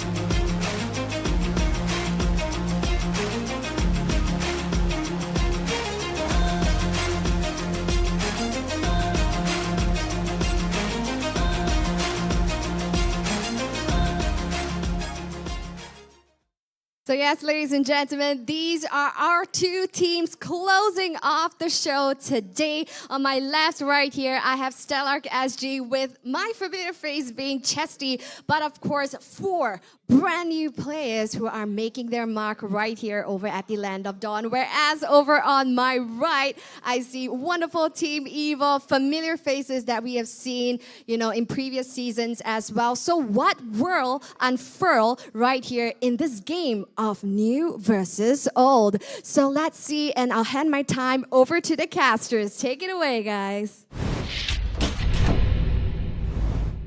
Thank you so much, Cheryl. I mean, new versus old, that's a nice little story, right? It's like this little desk that we have right here. New versus old. I mean, we have new team versus old team as well. New people and old people. Guys, welcome to MPL SG Season 6. It took me a long time to be able to catch what you say. Yeah, because Vertigo and I have been casting since like the first season, and we got a new guest coming on the casting desk. Hopefully this is not a guest, make it permanent. Youngin, the ex-coach of Bleed Evils SG. How's your first day at work, my good sir? Yeah, I think definitely nervous because I've been stumbling a little bit here, but happy to have you guys picking up my slack. Yeah, man, don't worry. We pick each other up, man. We are Singaporeans. We are united as one. Our pride and our passion. Is our pride, our passion, right? Yeah, it is. Yeah, I have to say that. Yes. Yes, Singapore, yes. Hashtag that. Our pride, our passion, guys. This is Singapore, Singaporean blood right here. But we have the final game, the final series of the day, guys. That's what right. are your thoughts? We're going to go into watching Team Evil going up against Stellar, and of course, Team Evil community team going in since season number 3. They always have one change every season. And only yet one. Managed to stay in the seat without a coach. Yeah, consistency. I mean, right now on the screen that's going to be coming up, we will see what Evo has for us right now. They're going to pull on their usual, the play off. They're not going to bring in Angel yet, but right now they're going to go for the nice, confident pick. Coconut on the gold, as well as JS on the mid this time, not in the EXP, and then Twist on the EXP, Powerful on the jungle, and Carrot on the roam. So a bit of a role change there. I mean, JS from medical school to right now into the gold lane. EXP to medical school to gold lane. Exactly. So he's back from the dead, and he is originally a mid laner. He tells me, oh, I play mid one. Then I was like, then what are you doing in the EXP lane? Right? It's just a whole waste. But yeah, Evo is amazing. I love the lineup, but you know, next up on the screen, we do have the Stellark lineup. And Youngin, what can you tell us about the Stellark SG lineup? Yeah, so for Stellark SG, right, brand new faces, you know, people who have been playing in community tournaments. We have Howski, Chesty, Bear, Blade, and Youngski. So personally, I think I've only tried Blade before. None of the other players. Maybe Bear, I've seen him stacking with some of the pro players here. Yeah, and there. Bear has been appearing a lot. Correct, but for Howski and Yunski, I'm, you know, it's a bit of foreign territory for me. So excited to see what they show on the table, and then you know, let's see what they can actually provide for this newly formed Stellark. Wow. Yeah, let me just add on for, sure. for Youngin as well. For Stellark, Howski is brother Hao. If you guys catch other tournaments, community tournaments in Singapore, you get to see him in Campus Legends, if I'm not mistaken. Also, another Beatrix one trick. Oh, Chesty man. has played in the previous MPL Singapore's season number 5 already, and he plays a lean, mean Eve. Wow, I mean, the Beatrix again, what's so... It's just Everybody. a Beatrix. Oh, okay, I get it. She's strong. She has strong. Renner's Apathy, Nibra's Passion, very strong in the late game. Good sustain as well, good shred. But there's so much others. There's a Brody. One basic attack, 1.5, 1.6k, easily chunks you off. But you know, enough of our thoughts. Let us show you what have we predicted in today's lineup. And yes, today I'm the odd one now, okay, but across the whole board, it's very little Stellark and a lot of Evo as well. But okay, no. Actually, it's kind of balanced. Wait, hold on. Yeah, I'm gonna put it in fact check everybody's that. Evo besides both of us here. So, so I think there's a particular reason why I'm voting Stellark here, right? Yeah. Even though I know that on paper, Evo should be the stronger team, right? Coming with that experience. That's but true. I am always a fan of new teams. You know, you know, they're willing to go out of their way. You know, to try out new things, try out new members. You know, with last season, people like Singh, people like Bambi setting in. You know, and then now we have Chesty. You know, being the captain for the team, and then he will lead the rest of these guys to victory. Capitan. Yeah, and not only just that, if you guys actually pay attention to the MPLSG MPLSG Instagram as well, don't forget to follow us. On Facebook as well. The only two casters that voted for Stellark is on the desk right now. Everybody is went on the Team Evo. Team Evo, right? So honestly, right now with the addition, with the change, honestly, I think, you know, Evo is looking strong. I feel they should be considered a powerhouse. We've been undermining them for the longest time ever, but I feel they're just cracks that they, you know, small little bits of cracks that they can, you know, use a little bit of a filler to cover. But enough of us covering. Let's cover what we have to hear from the team. In my opinion, I feel that our team fight perhaps is like more stronger than them, so we are able to like resolve their surprise engage and get a higher placing than them. Stellark is definitely a threat. During season 4 when I played against them, I could definitely feel Forza's impact so much. But I'm hoping they let their substitute roamer play, because he's also a friend that I want to play against on the MPL station. I think I'm comfortable going against them lah. Them switching team, I believe it may be a good or a bad thing lah, cause doesn't mean you play well in this team, you go to another team, you'll be still playing well. It doesn't work like that, because everybody have their different type of play style.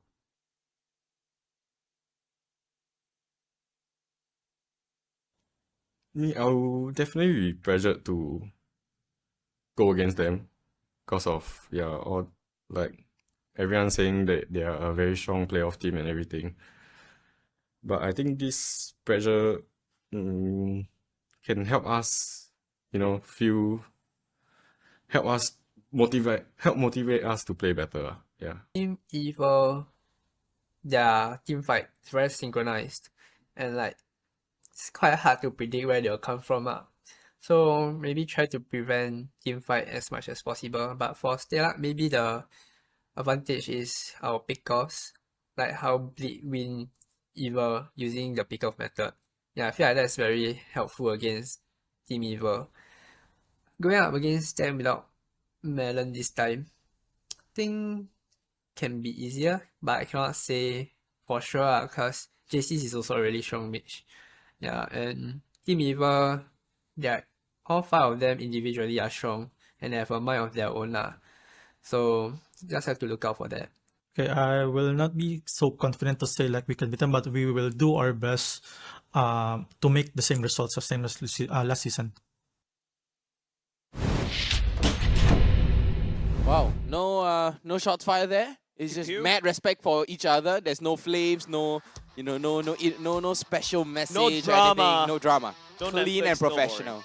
Yeah, so I think one of the things that Ben mentioned, right, he was talking about the pick-off of Bleed, and that is actually something that I have devised especially always for Evo. Okay. Against a team like Evo, because they have this teamfight magic in them, right, this synchronized level teamfight, and what is the counter to teamfight? You pick you pick them off before they are ready. You play the numbers game. Correct. So I'm very impressed Ben actually say this out, and then let the whole world know as well, right, of how to I feel like day one on this desk, everything that we say, you're just like, yeah, I said it before. Yeah. Hey, the 3-2-1 thing comes in. Hey, the pickoff method comes in. It's like basically ages ago. He's being validated right now, Yeah, man. exactly. He's like, yeah, I've been doing this for the longest time. You guys just discovered about this? It's amazing, right?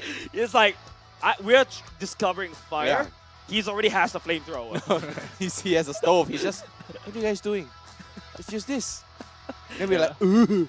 It's a Stone Age. So definitely with this in mind, right? Okay, we definitely will see, teams Evo, probably they'll ban out things like Funko, Kaja, single target pick off, right? So the 3 main culprits are always looking at Kaja, Chol, and Defenko, right? These 3, right? But maybe they'll think to themselves, let's just face it head on and then see what happens from there, because ultimately, end of the day, against a single pick-off team, the thing is, if the team is not experienced enough, maybe for the side of Stellar, still fresh players coming out, on their first MPL, there could be a chance that they will just say, let them take it, we'll try to teamfight into that regardless. Exactly. I mean, I have to point out as well, but this time they're going to go for the Eve ban, targeting Chesty. Definitely. Right on, and along with the Kadita ban, banning away JS, a nice little comfort hero for him. I mean, he does like to play Kadita, especially Coconut as well. Coconut plays a lean, mean Kadita as well. Come on, and Dexter. The Frederick It's our showtime.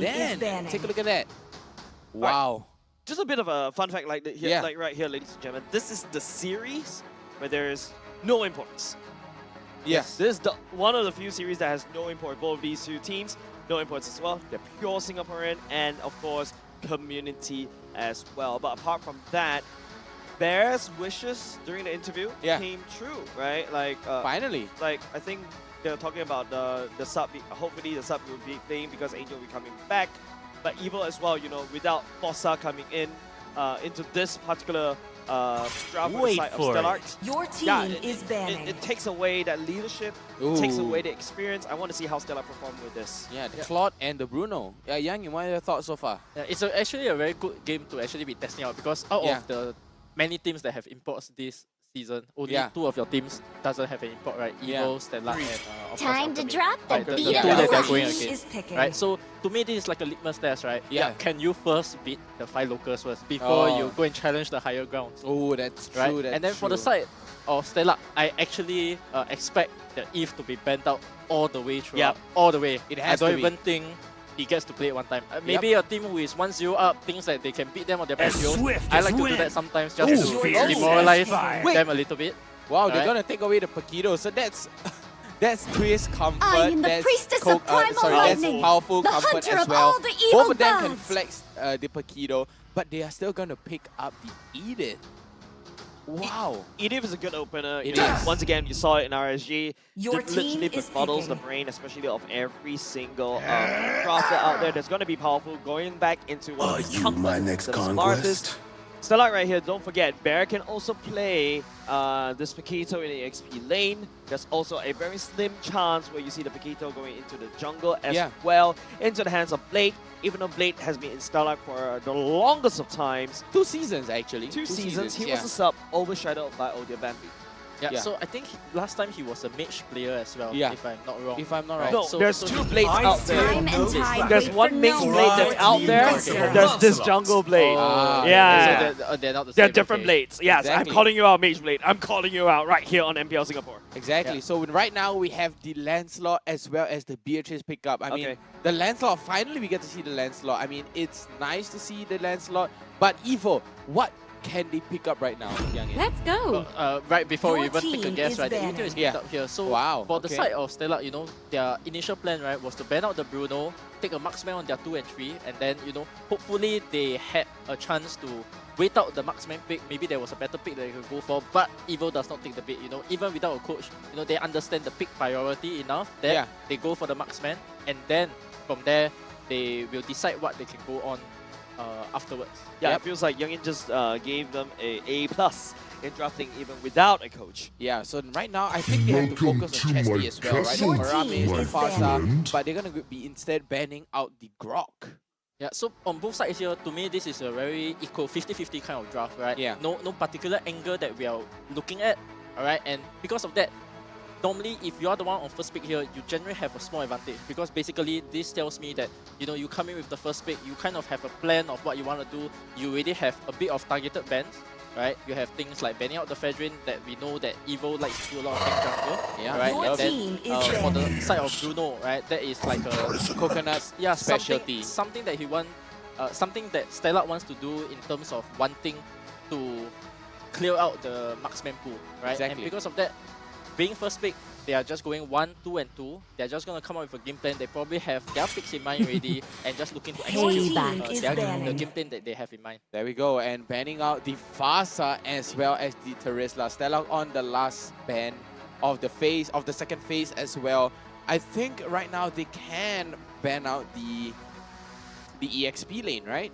Yeah, they have to ban out. So they have to ban out the EXP lane. Something to point out here as well, right, is that with this Beatrix, right, actually Evo has decided, as I said earlier on, right, they decided not to go for the single target bans. They actually are still banning out key heroes that are detrimental to their team fight composition. Yeah, correct. set So me on fire the Franco is open, the Cho is open, the Kaja is open. Yeah. Right? The And judging falling by this form stars alone, brought us here. looking Your at team being, is the mage is not even picked up Ooh. yet, right? So Yeah. I think Kaja is okay because this gives you a very good fast clear. And a good catch as well. Yeah, a good mage. Later, which will combo with the Beatrix as well, right? And it can, most importantly, it can combo with any of these heroes, right? Any of these heroes have the damage to, Burst with the anybody Kaja, down. yes, with the Kaja, to actually take off anybody on the side of Evo. Yeah, so Stellar is slowly going towards that pick potential, pick composition against Team Evo, trying to crack that code of Team Evo's team fight capabilities, right? So Kaja still not banned out yet. Even the Franco is also easy pickings for the side of Stellar. But look at Evo, right? Like this is a very kind of frontline draft with Edith. Martis right now usually goes for this this kind of weird, I would say in my opinion, kind of weird Hunter Strike and then go into your tank. Then go back to the good old Arlott. Sure, this kind of solidifies the main weakness I want to point out for the side of Team Evo, the lack of tankiness, right? Stellar right here concludes the draft with the Cho and the Lilia. I mean, they have kind of they lack a little bit of tankiness, right? I mean, the Cho, of course, is going to go into the full tank. The Paquito is kind of forced to go into a semi-tank, unless this is going to be a tank Lancelot. Yeah, so one thing I want to point out as well, right, is that we have been seeing this trio combination all day long. The Martis, the Edith, and the Alert. Yeah. Right? Good synergy between each other, good team fight potential, and, you know, Evo being Evo, going for that team fight draft again, right? My only grab with this composition is that when they picked up the Novaria, you know, there are things like the Lancelot, the Paquito coming in from behind you. Oh, So yeah, that's true. positioning is going to be key for GS here, you know. Yeah. First game as the mage for Evo, right? You gotta Probably be- hasn't played it in MPL before. Exactly. My eyes are on him this game. Wow, eyes on 5 JS, seconds but till the enough enemy about that. reaches Game the number 1, battlefield. ladies and Smash gentlemen. them. Stellar up against Evo. Yeah, another thing also to point out before we actually go into the game proper, Chesty, apart from the Eve, Welcome also to plays Mobile the Legends. Lilia quite well. So we're going to go into game number 1 for now. It's powerful starting in orange. Yeah. Both sides, in fact, going to be starting at orange instead. So they'll end up on different sides of the map. different sides of the map, equal mirrors right now, but JS and Carrot clearing out into the mid lane. As of right now, Stellar are looking kind of not bad. They're doing good. Yeah, so I want to point out as well, right? Cho and Lilia are two of the fastest mid clearers in the game, right? Both of them are able to do their rotations fast. They're able to camp out maybe Carrot.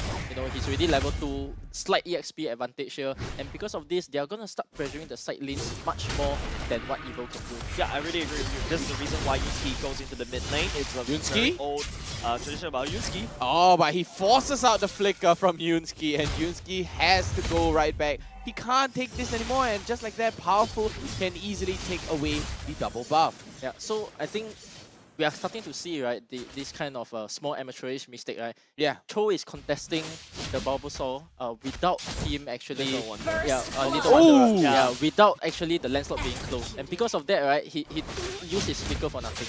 Yeah, I mean, the Lethal Wanderer, he tried to contest for the Lethal and just died. I mean, it's kind of a waste, and he had to use a flicker. I mean, that's how detrimental is that? Yeah, means for the first turtle, very likely, even if he is level 4, he will not be able to actually go for the Way of the Dragon and Flicker combo.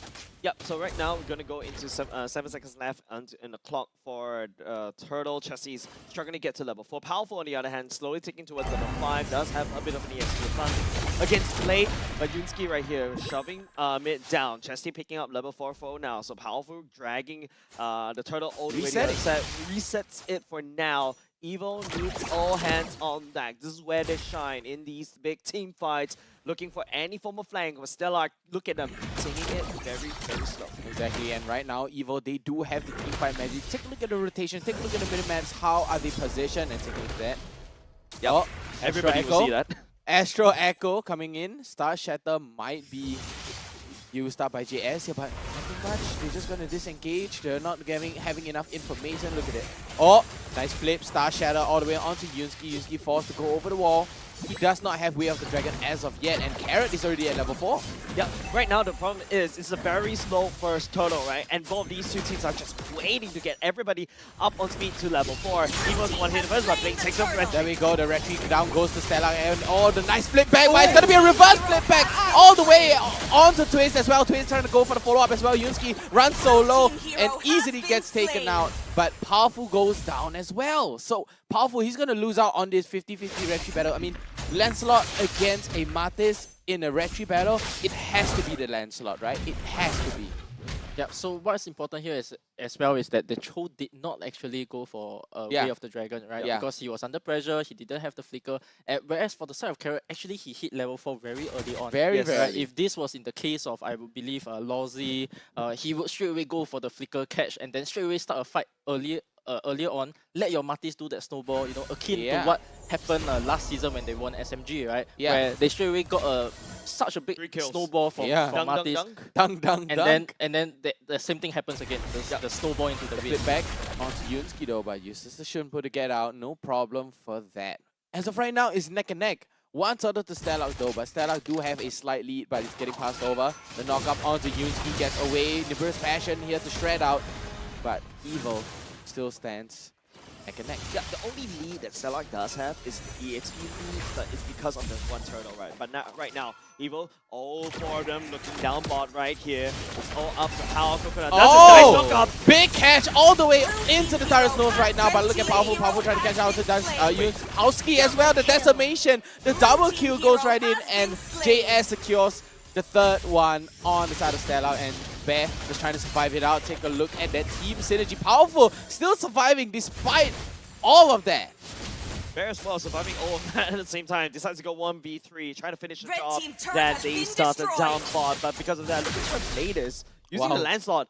Shove up top. Shoved up top, alright. He's perhaps ready to go and contest Turtle as well. As you can see here, Powerful is actually about at 1/4 of his life. Yeah. So with the vision being shown here, both by Bear and Yunsky, yeah, unfortunately, Evo has to reset here. Go and take your go and take your orange buff, go and take your blue buff, and then afterwards, you can try to mount a comeback from there. Exactly. Yep. I mean, because of that fight, and because he decided to stay in that fight, he's behind Blade already. Yeah, it's just because of the evil, but sorry, just the EXP diff right now. Because don't forget, first turtle goes over to Stellar right here, but evil is the one that's actually literally farming heroes. Now, the most important thing that we're looking at is a bit of a switcheroo coming in for the side of Stellar as well. You can see Coconut actually responding to the rotations from the side of Howski as well. And I'm like, hey, why are you doing this? Because you know, this is a very unsafe positioning for Coconut to be in, but Turtle is up at the bottom lane. Yep, Astro Echo right down, catches out 3 members. Star Shadow strikes out onto Blade, but right now Blade might be able to get onto the Turtle right now, but oh, it's going to be powerful instead! And they're going to be able to catch down onto Blade Tweets, but the Thorn Road's going to get them right out, but the knock up onto Yunsky. Chesty runs low. He does still have the Black Shoes available though, as well as the Purify, but the Star Shadow will not be able to take down onto Chesty. And Yunsky is running for his life, but take a look at that synergy, that combo. 1 turtle and 2 members on the side of Stellar going into Evil's pocket. And not only just that, right, the turtle, right, this is also how Evil slowly snowballs, and this is exactly where Evil wants to be. They really want to fight S5. Stellar right here is just literally going into playing what Evil wants to play. Blue team turret has been destroyed. Yeah, so currently for the side of Stellar, I think the main problem we have ongoing here, right, is that we are not getting the pickoffs that we need, right? That's number 1. Number 2, for playing Lilia, right, for having such a fast clear in the mid lane, he is not dealing enough damage to put them low enough to actually start the fight. We don't see Paquito harassing the opponent enough. We don't see the Lilia putting, you know, enough pressure. Correct, into a range where they can actually commit for. So that to me is the big problem of why they are unable to execute their composition, even though they are better at clearing the mid lane. Exactly. So Chesty has to step it up with the Lilia. He has to give that information. He has to start chunking down the members of Evil right now to give them space and give them the pressure that they need, right? Lilia as well as Howski. Oh no, Blade. Oh no, sorry, the Paquito. So Lilia and the Paquito. Chesty and Bear, they have to step up. They have to amp up the pressure. Astro Echo catches out onto Chesty though. Yeah, so for me, this game is a standstill until somebody makes a big move, and then we see like a 3-0 swing for one of these shots to actually see like who is actually leading the game. Yep. Oh, Yunsky right into the neck of it, but Chesty gets caught all the way back, but the Libra Special able to chunk them down, not enough. A killing spree coming out for Powerful, and down goes Howski. What a catch from Coconut, still at full HP as well. Amazing, amazing teamwork from Evil. Team Evil is exactly what delivering what Young is literally looking out for. Someone to make the first big move. It was Evil that started first. Yunsky and Howski went down, and you see the positioning. Coconut understands that he's already hit that power spike that's required, and then just goes down with the heavy crossbow and just guns down Yunsky, Debowski, right? And now Evil suddenly revealed, and look at where Blade has to go. Look at just how has they to abandon the purple. Yeah, they just rotated instantaneously, but the final swing all the way down onto Yunsky, forced to use the Jeet Kune Do to get right out, but Evil, did you see how fast they rotated? The moment the Lord is slain, they were right at the purple buff already, instantly. They already pre-anticipated the move. Yeah, so for the side of Evil, right, what they're doing very well is they get their first fight in, just nice Lord about to spawn, they get the Lord for free. But the big question here is there are still so many towers, like all tier 2s are still standing. Mid tier 1 is still standing, right? With a Lilia and a Beatrix who clears their lane so efficiently, even adding on to this Lancelot over here, right? Exactly. So they have to go for Bear instead, just like that, and a nice 3-man catch. This time without even any catchy heroes, they catch Bear off guard. Yeah, which opens up the game for them as well, because suddenly now both of your side lanes are pushing in. Mid is being taken for sure here, and because of that, you are able to actually put a lot of pressure into the tier 1 and tier 2 mid, and potentially from there try to get the explosion down and then pick the next slot and hopefully end the game there. Yeah, Evil still has to go through a lot of defenses. Looking really healthy for the side of Evil. Now, Stellar right here, but you do have the wave clear advantage, but hold on a second, literally... Oh! The final sweep all the way back, but the Thorn Rose gets him right out, but Yunsky using Way of the Dragon does not kick in, roll back, but then take a look at that. Bear trying to use the knockout strike, give them a little bit of space, and just like that, in a blink of an eye, they are here to get to accomplish their objective, take their tier 2 turret and just take it home. They're just here, objective base, macro, macro, macro. Yeah, so my biggest gripe here, right, is that you don't actually see Stellar doing any form of damage. Even though a teamfight looks like it's breaking out, there is no counter damage being done, which is enough to put them into a teamfight situation. Exactly. powerful, just giving them some space, putting the good amount of damage and walking right up and giving them the map control as well. Yeah, it's just right now, just Evil's game, right? Like, Yeah. literally, everything has been unlocked. I feel like, even though Stellar has like the first turret, and it's the only turret that they've cracked open up top, and that's because Blade was focusing mostly on it. And there goes to show, like, you know, Stellar without the leadership of Fossa right here, because Fossa is evidently not here, they had the sub in for Yunski. Yeah. Just doesn't have experience to deal with a team like Team Evil. Exactly. I mean, to me right now, this is purely my opinion, right? I mean, Yunski does not have the map presence, does not open up the map as compared to Fossa. He has good catches too, but it's just not like Fossa. Correct. To add on to that as well, right? One thing that we are not seeing as much from as well is Bear actually on this Makito.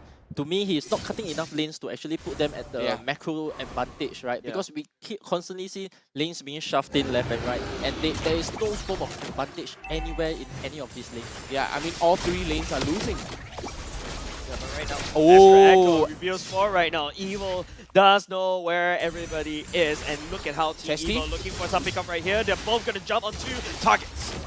Oh, Chesty runs down low, but take a look at Yunski. Oh, Coconut a little bit far, but Bear still at within arm's reach as well. But Evil with 8k goal lead, they are thriving on this. JS is just He's landing the enjoying. hurt from afar. He's And- enjoying. Yeah, exactly. And Stellar, every time they just eats that one shot, and they have to back away and refresh. Yeah, so luckily for Team Evil here, they actually wait for the lot to be enhanced first before they actually start doing it. Because 12 even though minutes. they are owning this game pretty hard, but you know they kind of like waited for the enhanced slot because they know that with this enhanced slot, it is a enough for them. Correct. Win. Yeah. Yeah. They can guarantee you a tower at least. Minimally a turret, at best the game. Yeah, but I'm looking at Stellar's wave clear right now, right, boys and girls? Yeah. It's very easy to wave clear. You've got Chesty, you've got the Beatrix.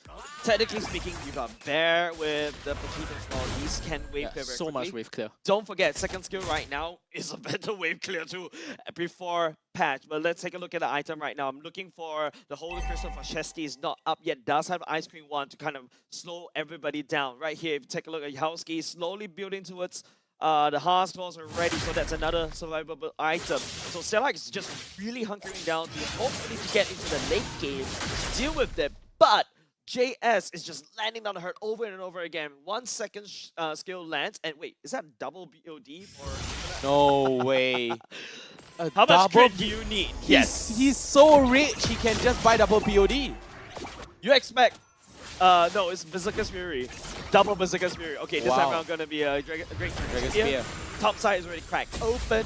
There you go. The wave clear is the only thing that's keeping Stellar alive. Yeah, they have that wave clear to keep them alive. They can clear out the wave, but Chesty using the black shoes already so early, and the tier 3, Yunski jumps right in, catches nobody and walks right in, but it's gonna be a 2-man final sweep all the way back. But take a look at Bear trying to jump into the neck of it, but it is not gonna be enough. 3 members, double kill by Coconut, pops the win of nature as well. But there we go, Astro, Echo jumping right in. They have the wave, they have the push. Blade takes so much damage, gets knocked back just like that. Evil takes game number 1, nice and easy. Right now, there's a lot of problems that Stellar was facing. First of all, the catches they're supposed to do, they did not work. They did not play towards their win conditions. Secondly, they allow powerful to snowball out of control. JS is back in his element, just landing down shots after shots, and it makes it very hard for Stellar to do anything, because even before they want to go ahead for a catch, JS has already landed the snipe on them, and I'm half HP. Do you want me to go in the fight? No, I have to go back home. I gotta go. Yeah. So for me, the theme of the game, right, is that they are not playing with confidence. I think that's the number one thing that they have to solve, right? All new players, first game in MPL, alright, we give them a chance, you know, hopefully. Welcome to game MPL 2, Singapore. Correct. Mentally, they really have to step up, because draft-wise, I think it is okay, right? It's okay, it's okay. They have the right ideas. Fast clear mid, you got the catch, you already said what you want to do, right? You want to go for the catch, but the damage is not coming through. Yeah, it's not coming through. I mean, maybe because of the snowball as well, right? I mean, they were pretty far behind, and then the snowball just got out of hand. Take a look at the items right here. We have the Windtalker as well as the Blade, as the Berserker's Fury, and the Malefic Roar, Husk Claw, and the Great Dragon Spear. Yeah, so what I want to point out as well is Chesty here, right? Being the only magic dealer for the team, but still opting to go for the Ice Queen very early on, right? For Lilia, you actually need more damage early on in the game because your team wasn't doing enough damage in the first place, right? Why are you going for utility so early in the game? That's true. No matter who you touch, he's gonna run away. Yeah. Right? You have to go for damage first. You have to find a way to engage. That's where your Lance can come in, your Paquito can come in to finish off some of these fights, and that's where you actually take off some trades, right? Yeah. For a composition that actually does a pretty good damage, right? Only 2 kills, and this is with them taking like 5-man group fights. Yeah, I feel like right here, Stellar doesn't. It's just Team Evil is able to get away with exactly what they want to do. They want to team fight you all the time, and that's exactly what Bear say during the interview as well. Team fighting with Evil is really scary. It's very scary. I mean, they have the team fight magic, like what Youngin loves to call it. But take a look at JS items right here. You got the Lightning Trunk here, the cooldown boost, as well as the what we call it, the magical lollipop. But take a look at this. He goes for the Ice Queen wand. Yeah, I the realized Astral Echo. He wants to, you know, get the most out of it. Not only just that, this is something of an interesting trend that we're seeing from Novara players, right? The second, your second skill lands, it also slows down the person. At the same time, it allows for easier follow-up for your team to basically catch whoever, you know, the Novara hits. And the bigger hitbox as well. And not to mention, you have a Assassin Emblem build on JS. Why not? You need the magic penetration to just exactly penetrate through every single the magic resist that your enemy built. But of course, apart from the emblem as well, take a look at how the Arlot's being built right here. Interestingly, this I think is second Arlot in this particular MPL, and also even though Arlot kind of fell off in meta a little bit, we prefer the Terizlas, we prefer the Lapu. The Uranus as well. The Uranus as well, right? Yeah, it goes in with the Brace Might and the tank emblem as well, just so that he provides that additional frontline on top of what Coconut can provide. Exactly, and we're going to take a look at the post-game statistics right now coming up on your screen, and it is going to be a big landslide, of course. Take a look at the damage dealt. 157,000 compared to 99. So that's 6-digit against 5-digit.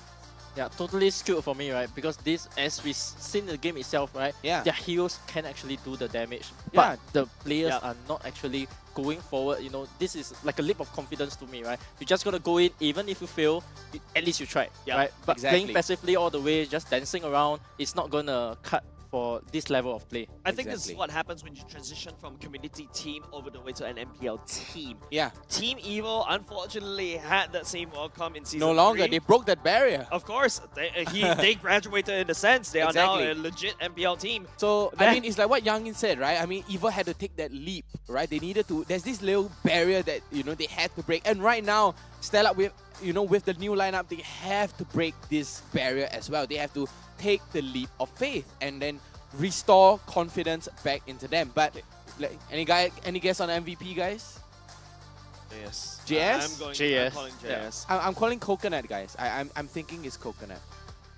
Dang it. JS, right? Man to look out for, right? We have been putting him in the spotlight for a while, you know. First game back into MPL, and what a masterful performance. Yeah, it's like he never left. Like he never left at all. EXP laner, one season he medical student, and then he's a mid laner, and it goes to show how strong mechanically he is as a player. And of course, you know, this is one of the players that quite a few teams was looking out for during his hiatus. Even I wanted to recruit him at some point. Wow. Yeah, I mean, you heard it yourself from Youngin. He wanted to recruit JS, but JS like, nah, you know, I'm just gonna focus on my studies. No, his loyalty is well placed, right? Of course, but don't forget, before we actually go into the MVP screen, something I want to point out is that the team fight participation for the side of Team Evil is highly skewed to the main 4, i.e. everybody except for Twist. Oh yeah. This shows that Twist likes to set up the macro pushes and also comes in for the flank at the last minute. Oh yeah, he always comes in at the last minute, goes for the engage. But you know, enough about that. Let's check out let's check out the recap / the replays or the highlights of the game. And yeah, I think it looks amazing, right? Take a look at this. Yeah, take a look right now. It's just, Blade. This is the first, Very first fight. Turtle. At the same time, it's also a nice setup by the side of Carrot that evidently almost kind of wanted the team fight earlier. Don't forget, this is a very late first turtle. Both teams delayed, make sure they hit level 4 power spike, and then they go.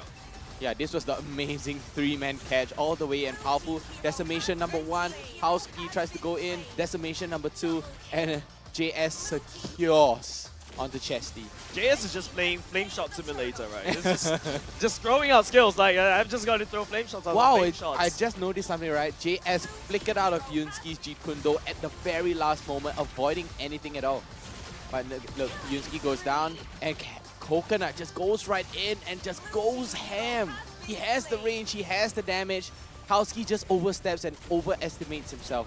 Yunski goes for the Jeet Kune Do but catches nobody at all. I think this is the particular fight that Youngin was pointing out. Yeah. Actually, because Chesty burned the ultimate super early. Too early. It was a little bit of an emergency button. And then after that, he ate another shot from the Navaria. Oh, and then it's from just game Jace's over. again. Yeah, and he's 2 like, what am I HP, supposed 2 bar. to do? Do I go for him? But I need to be there to kind of defend and wave clear. So it's also pretty hard for Stella to basically turn that game around. All because Jace's is the one landing the shots, poking them down, slowly whittling down until, Team Evo is ready for this massive team. Yeah. Exactly. And that's exactly what Stellar needs to be doing as well, right? You don't get on the side of Evo, right? You they need got to the poking trade. first, right? And then immediately once they found it was a window, because from there heroes are low, that is where the alert twist comes in and goes for the 3-man flicker.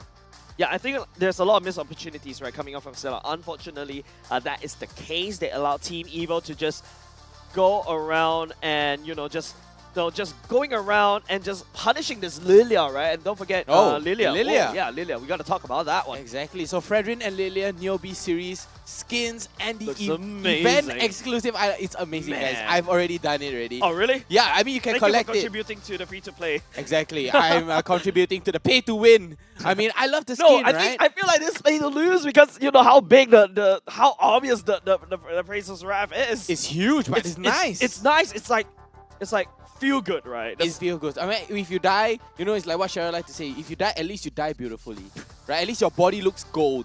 There's gold on the field, right? That's the first time I'm hearing of it. That's the first time I'm hearing. Yeah, I'm not I mean, sure whether Cheryl actually said that line. She did say that, but we have a extra 30% off for your first 10 times draw, and of course a guaranteed elite or better skin from it. And your first 1 times draw every day will be a 50% off. So aside from these, more exclusive skins are available in a prize pool as well. Go check it out. Don't miss it. MLBB New Beast. Yeah, of course. This only limited time only. Don't forget, grab yours right now, all the way until October the 4th. Yeah, October the 4th. But what the Stellar has to do right now? Yeah, like what's going on in their heads? Like, do they need to reset? Is it just a nerves thing? Is it their first time? He's thinking about whether should I get the Niobe skin. No, he's like, what he said? Young is like, I got tournament mode. I don't need to get it. I have it in tournament mode. I don't need it. That's right. I can test the skins. Yeah, I can go tournament mode and test the skins. I'm like, oh, this is nice. Then if he likes it, he can buy it. Yeah. Too bad I'm not a mage player, so unfortunately. Wait, what player are you? I can't remember. You were. I started on Marksman. Uh-huh. Yeah, Marksman, and then afterwards, right now I'm playing a lot of Roam. Yeah. Okay, perfect. We got to roam for our talent versus production. That we always do My heart at the end of aches. every season. But of course, apart from heart that, aches. speaking about tournament moves, something I'm also noticing from both sides of you guys, right, is that you came in. I always wonder what's behind this blue file that you always bring on stage. Yeah, and this time around, I get to see it right here. It's actually like a tier list of heroes, and then Vertigo also made a copy of his own as well. And I'm like, yeah, I got my tablet. It used to be pen and paper, but I've upgraded to computer and paper. Yeah, way easier. Yeah, because you gotta spend a lot of time to write down everything. My hand hurts, right? Using the pen. My whole book is full of writings and full of pictures as well. Yeah, I remember your Lucky Charm on your notebook once. Yeah. You remember that one? But of course, before you go into... Yep, of course, to also help you to get your Neobees as well, we do have a weekly Diamond Pass. And Wow. enjoy a rebate up to... Was that not 455? That's not a typo. That is more than 100%. That's 400%.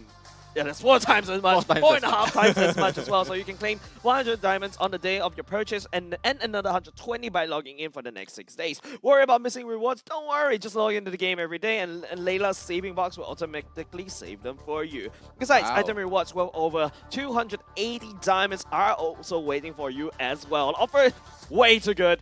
I know, you know, we're in a day of age that is too good to be true sometimes, but this is really good. It's not a and scam. true. It's not a as scam. well. It's not a scam. It's real. Go ahead and unlock your pass right now and enjoy the benefits. Yeah, man. And get the new biscuit. Right now, Youngin, what's going on in your head, right? If you were in the shoes of Stella, what would you do differently?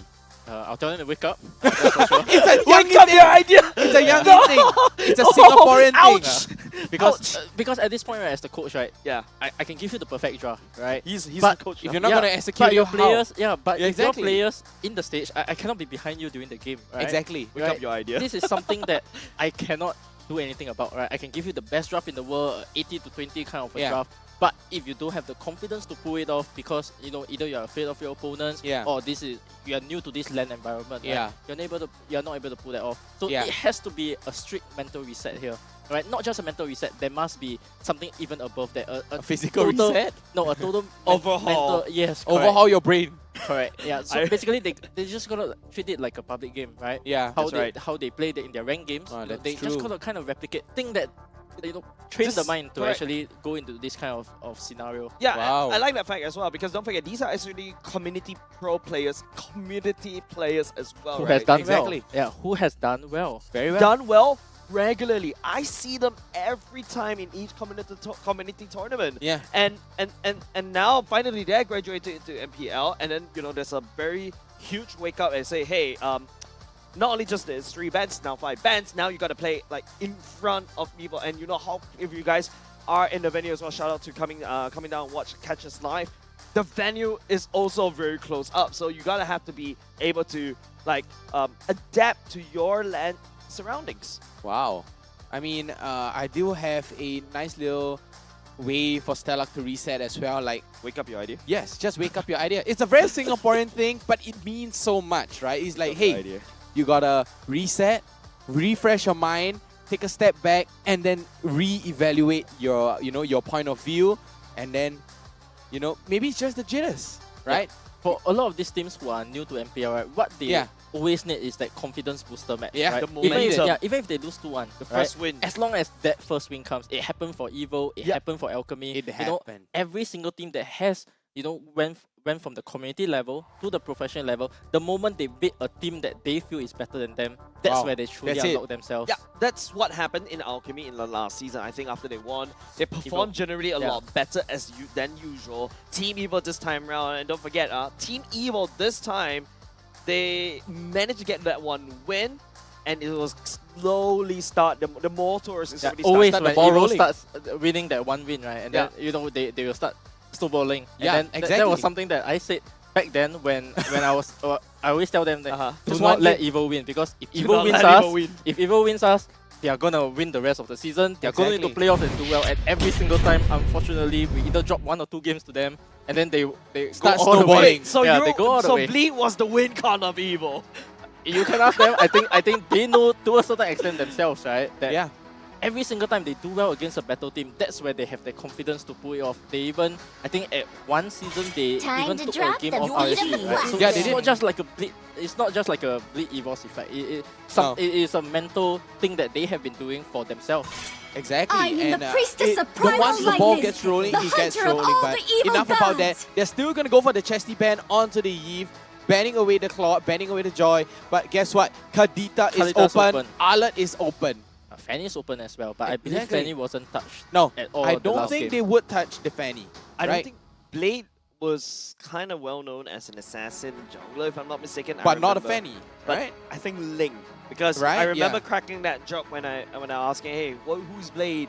How Who's does he Blade? play? Like, oh, it's like, oh, he's a Link player. Then I was like, then the four Blade. The 4 Blade. Came on screen, I actually Your see team is picking. powerful with his notebook. I actually saw a few scribblings of Oh wait, writing there. he brought the notebook already Yes, at day I 1? saw it for a very brief period. Yeah. Oh my god, he had the notebook! Yeah, he had it in game all the way. Right. He's So prepared very now. clearly, you can see the word Stellar here, and then a list of heroes. He's leaking all the strats! Yeah, don't point it to the camera, my friend. You're leaking strats! The Obi was panicking! He's like, oh no! But take a look at that. The Bruno was leaked out. But they're gonna prioritize, they're gonna prioritize the Paquito as well. They're like, you know what? Let's keep the Paquito for ourselves. We can do so much better on the Paquito, right? We can go into the jungle, we can go into the EXP lane, but they're like, you know what? Leak the Bruno.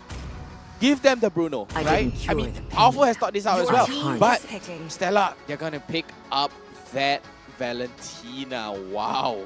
Yeah, so something I realized about these teams, the local SG teams, right? Yep. They draft to the way they draft to me is very neutral. Yeah. Right. Usually in the earlier games, they straight away from your first 2 picks, first 3 picks, there is already a form of direction to me of how they want to play the game, and they are very clear conditions. But usually for like example the last game, right, I had to wait until when I see both of the lineups, then I could decide, oh, this is what the win condition looks like, this is what the lose condition looks like. And then for them, it's a little early for a Kufra, don't you think? First phasing Kufra? I think it's okay because for the Valentina, it is a pretty difficult ultimate to utilize very well, right? With the IMU, right? And because of that, it is a decent, I wouldn't say a counter pick, but decent enough to be picked early on. And this also, the main point, right, is that you're actually denying a lot of assassin picks. Oh, wait.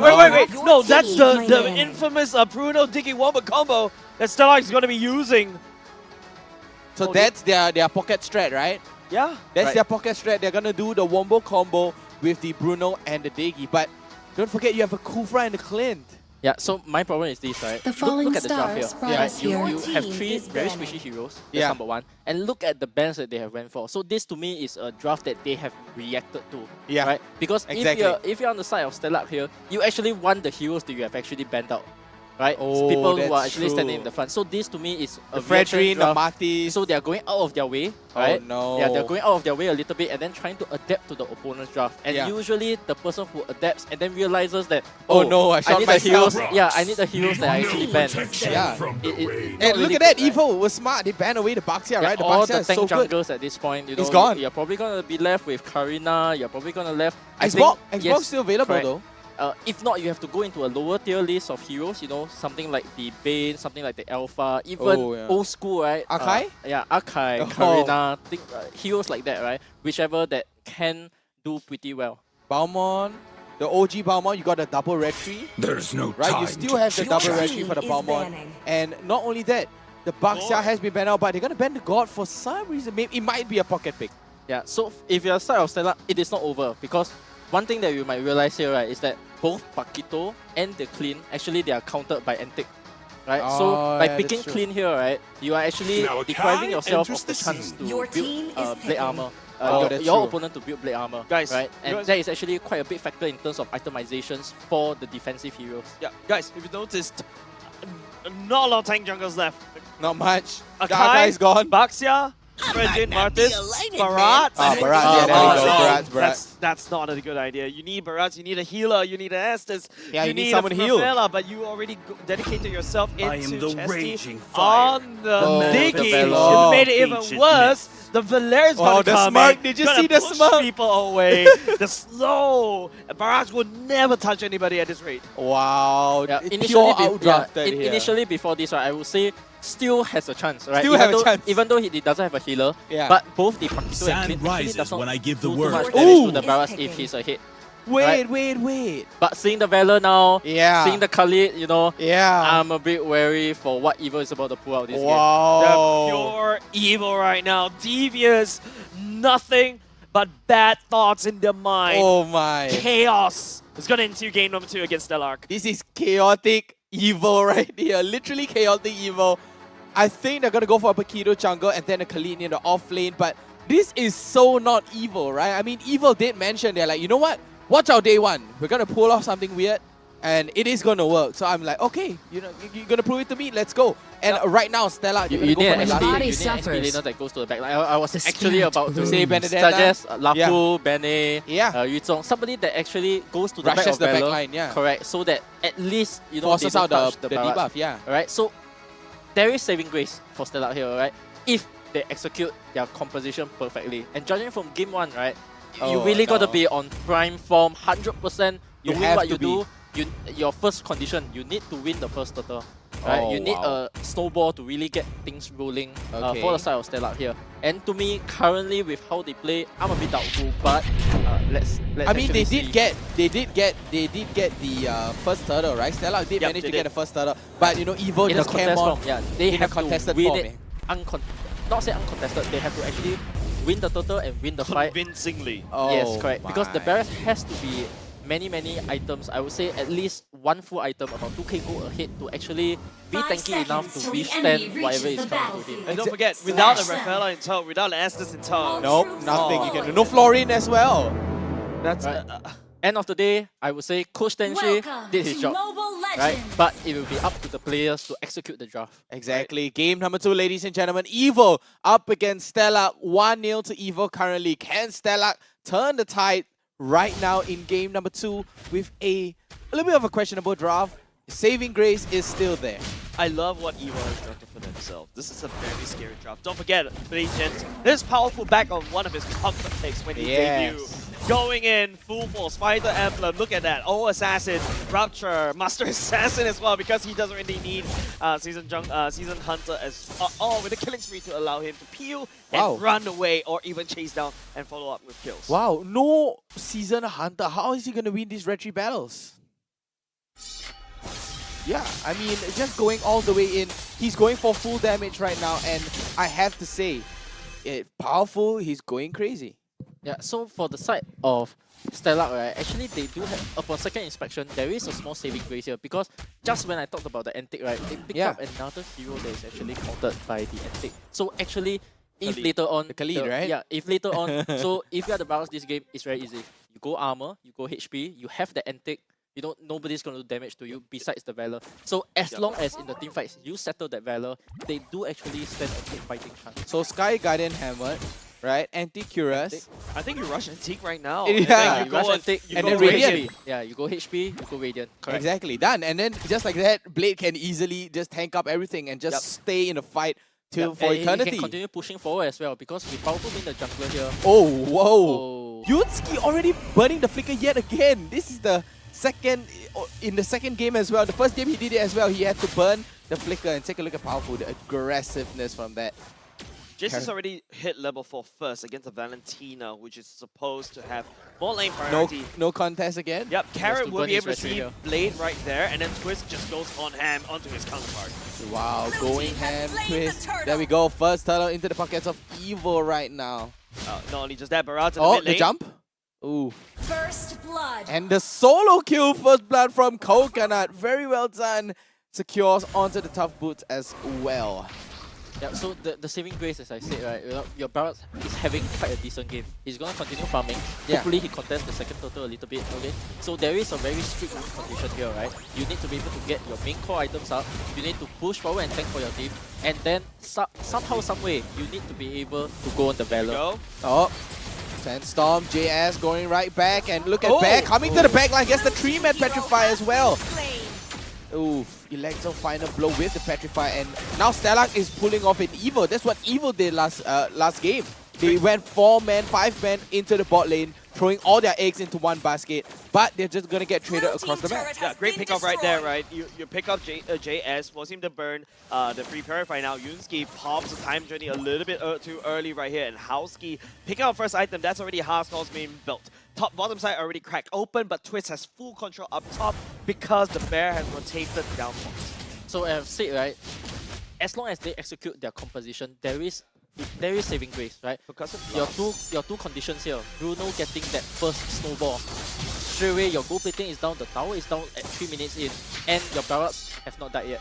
As long as they avoid these 5-man clashes. Oh, the catch onto Bear as well, but Bear has nowhere to go and walks right into the hands of Evo. That's the thing, right? Going with the Diggy, you do not have much information to go on. Yeah, Barras has to be the one opening the map all the time, Correct. but he still has to farm as well, correct? So because of that, he has double just got to responsibilities. play- Correct, you have to play slightly more careful. Wait until the Barras has farm finished all the camps. Make sure your stacks are full before you actually move forward and take, take map space. Exactly, have opened their map space. And right now, yet again, the second turtle goes uncontested. for Evil. And as you can see from the code down at the bottom of the screen, scan that QR code, hashtag #OurPrideOurPassion. But big knockout, Raging Sandstorm, but forced to use the time journey already. And down goes Yunsky as well, and Chesty still going. Detona's welcome from Blade, able to get... too powerful! And there we go, just gonna be a 1 for 2. Yunsky for Powerful and JS, and that's gonna be very, very big for Stella. Yeah, double ultimate just to deal with one person coming off of Stella. Stella is literally going overkill right here. They lost the turtle for now, maybe they can trade. Carrot charging out the charge. Bear will be able to find him though. Get up onto Bear, and a killing spree coming out as well, but they're trying to put out the damage.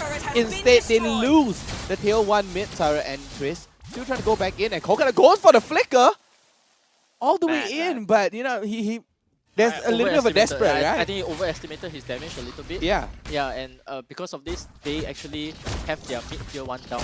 Alright, so on the side of Stella, this is your perfect dream start, right? Yeah.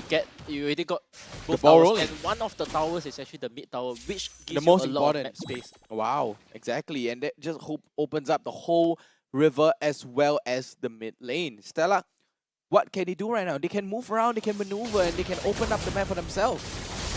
There, the CC immunity coming in. Carrot will be bouncing around. That Electro Thunder Blow already committed right here. Blade will be able to Detona's swallow down welcome. Carrot. The Licky Tongue will be committed. Exactly, Carrot right now, but trying to go for the Tyrant's Race. Bear runs low, but take a look at this. Twist still coming in, trying to put down some damage, but the time journey saves them. And Twist reverse time onto himself, but take a look at Bear. Bear still going in, dealing a good amount of damage. Twist hits nobody. Powerful goes down, and Housekey with the precise hit onto Powerful. Chesty gets traded back. It's going to be a 1 for 2. Yunsky. Ooh, JS with a flicker and the burn. There we go, just like that. Evil force the trade. I mean, I feel it's a very bit of an iffy fight as well, right? They are forcing the trade. Evil are like one step behind. They're like, I need to trade back, and they barely made it. Yeah, they overstayed a little bit long here because Blade actually, in between the fight, right, he actually saw his orange bars is out, and he also realized that the turtle is actually spawning. You can take a look at this replay as well. Look at the wall that was set up by JS right here, allowing Coconut to just shoot from afar. Even Housekey coming for the flank right here, actually coming the worldie around. By the way, then he realizes a bit of more they could chew. The flank was a fail as Evil turned attention towards him, and then JS, see, like they're just Stellark right here is just trying to do everything they can, right? Just output some damage, but they ultimately got punished because they're not coming in like what you train the 3-2-1. Yeah, Chesty was a bit greedy there, taking that last shot on the bush when his core, the barrels have already rotated away, preparing to contest. And he still wants to stay, right? And it looks like Stellark's first contest for the turtle is out right now. Blade, he's still able to tank it out. Like you said, he got the item, he's able to build to tank up the fight. And there we go, Reggie battle. Blade runs a bit low, Carrot jumps and he catches onto nobody. The reverse time comes out. Oh, Blade. Oh, but it's going to be a disengage from now. And Evil gets 2 turtles into the name. Yeah, Carrot actually had a flicker there. Yeah. I think if he went for the flicker He play would there, have catch, it would have been a very, very different scenario here. But it doesn't really matter because Evil was able to walk away with the turtle, right? Blade was trying to contest the retreat right there, unable to do that because Powerful was well with the better retreat finger. Blade right here has to look elsewhere to find some value. He's slowly losing the jungle that we were talking about, right? Like how Blade really relies on his jungle to gain stack and also be ahead in terms of items. Yeah, and Evil slowly taking away with this chaotic Evil craft. Wow, I mean, I saw something that caught my eye, right? Chesty used that iron view from Carrot, taking the Tyrant's Revenge, or Tyrant's Rage, and then he just cancels it. Oh, misses on the Coconut. Okay, for now it's just all about defense. Stellark right here defending in the mid. There's a stack of wave up top. The Blade will be able to do that for now. Housekey, Yunsky, and Bear all the way down bar. Powerful right here already. Slam out. Look at the burst damage coming out from Coconut already. It's a little bit too hard to bear. Too hard to bear, and Stellark has to leave it. Stellark has to leave the lane, but I have to say, right, Youngin did mention about the tier 1 mid turret going down. And look at Stellark's tier 1 mid turret is still alive and healthy. But where is Evil? They are taking control of the map. They are controlling the jungle. They are controlling the mid because of this goalie. Yeah, so one thing I like now is actually, they Benny is actually Bear is actually moving around to the side lanes, putting pressure on the other side of the map. Because initially, right, for the last 2 minutes or so, he has been hanging around his teammates a little bit too much. He was defending mid for a little while, but this could be something that the Baras and Valentina could do instead. And he actually needs to be pressuring out other lanes so that you can push your opponents back into their half of the map so that they can get some space to pull out. This is where your Baras have the chance to pull out and get that space. Exactly, and Blade taking a little bit of a damage right there. The proper buff being taken and stolen away from Powerful, but Powerful still holding on to the tree charge, but Chesty comes in! Wow, with the Raging Sandstorm and the Flicker as well, but here comes the Electro Final Bay, but look at Powerful all the way, catching him in the backline, but the reverse is gonna be a 4-man catch all the way into the backline, and Twist with the big Raging Sandstorm plus the Flicker back in return. Very good trigger discipline there. Chesty took the threshold. Hold on, there's no over Blade. yet. Powerful comes in, Twist breaks up, and monster kill right here. Chesty will be terrifying. Carrot all the way underneath, and Yunsky right here will pick up. I think that's a bomb. I think that picks it up. I'm not too sure. It feels like a JPL thing. Remember in season 5. Yet again, Yeah, the Estes Lord steal. Yeah, that fight was also saved by the fact that the Time's journey was active, right? And if not for that, we could have expected a wipeout actually. Oh, Houski finally doing some work onto the side lanes right now and going back. And it forces Evil into, they have to push out the wave. But take a look at the bottom lane here. The wave are pushing in. They do have Bear to clear that out though. So that'll be A-okay. Evil with a 4.8k goal lead now. Wow. Yeah, so one problem I have currently, right, is that your Baras is starting to fall off. And because of that, the Lord is coming in. You will not be able to stand in front of your team to defend because the Valor's going to be poking you out. Oh wow, he can push you easily. Correct. Carrot gets terrified though, but he uses bouncing ball, but he's going to get reversed. Got Carrot, can he do anything? Goes for the Tyrant's Rage. Oh, but not enough. Oh, Chesty! Chesty, ooh. Look at the aggression for Powerful. Look at that Paquito. I mean, Paquito not supposed to be this strong. But he brings it back. He makes it look like there was never enough. Right now, destroyed. Just, Evil, Powerful attempted that trade, right? You gotta have to trade something instead. This is exactly what Stellac should have done, whenever what Evil wants to do against Stellac. If you take a look at the items, yes, that's Anti-Karas rushed first for the side of Blade, because Evil was like what Yami was talking Blade about. and Bear as well. Exactly how the doctor prescribed, but now Twist right here, just shoving this Barats out. It's constantly slowed down because this is a big moving target that JS easily land down the fireballs. Yeah, I mean, constantly lands it, but our Raging Sandstorm is being taken out using that IMU from Chesty yet again. Yeah, so 2 Antic and 1 Dreadnought from the DE, right? Yeah. This is going to be enough, probably enough in extended team fight, as long as they survive the first wave of damage. Later on in the big team fights, maybe at the second lot, this is going to be very beneficial for Stellac because they are going to have, right now, your Barats, it's going to build HP, correct? Oh, yeah, and that's true. Because of that, he is going to be much tankier and he will be able to start to withstand a lot of the damage coming through from Evil, and with this, possibly being able to push through and contest the second lot. Yeah, but look at Blade right now, right? Because of Evil just dominating in terms of the jungle, Blade is a small Barats, is able to pick up any form of stacks, and it's starting to hurt, right? Like, yeah, he looks. Look at the amount of HP bars on him. Yeah, Evil actually made a conscious decision to actually freeze the waves here. You can see them playing on all 3 lanes. Alright, they are waiting it out, making sure that Barats doesn't have his stack. And once the Lord is about to spawn, maybe right as the Lord spawns, shove it all 3 prong. Right. A little bit early here. Alright, they are letting the Barats stack up a little bit. I think, if I'm not wrong, no, I think they're looking for a fight. Top and bottom is also pushing in as well. And Barats will be able to maintain his stack for a while. Exactly, and they're trying to wait it out right now. They have no info though.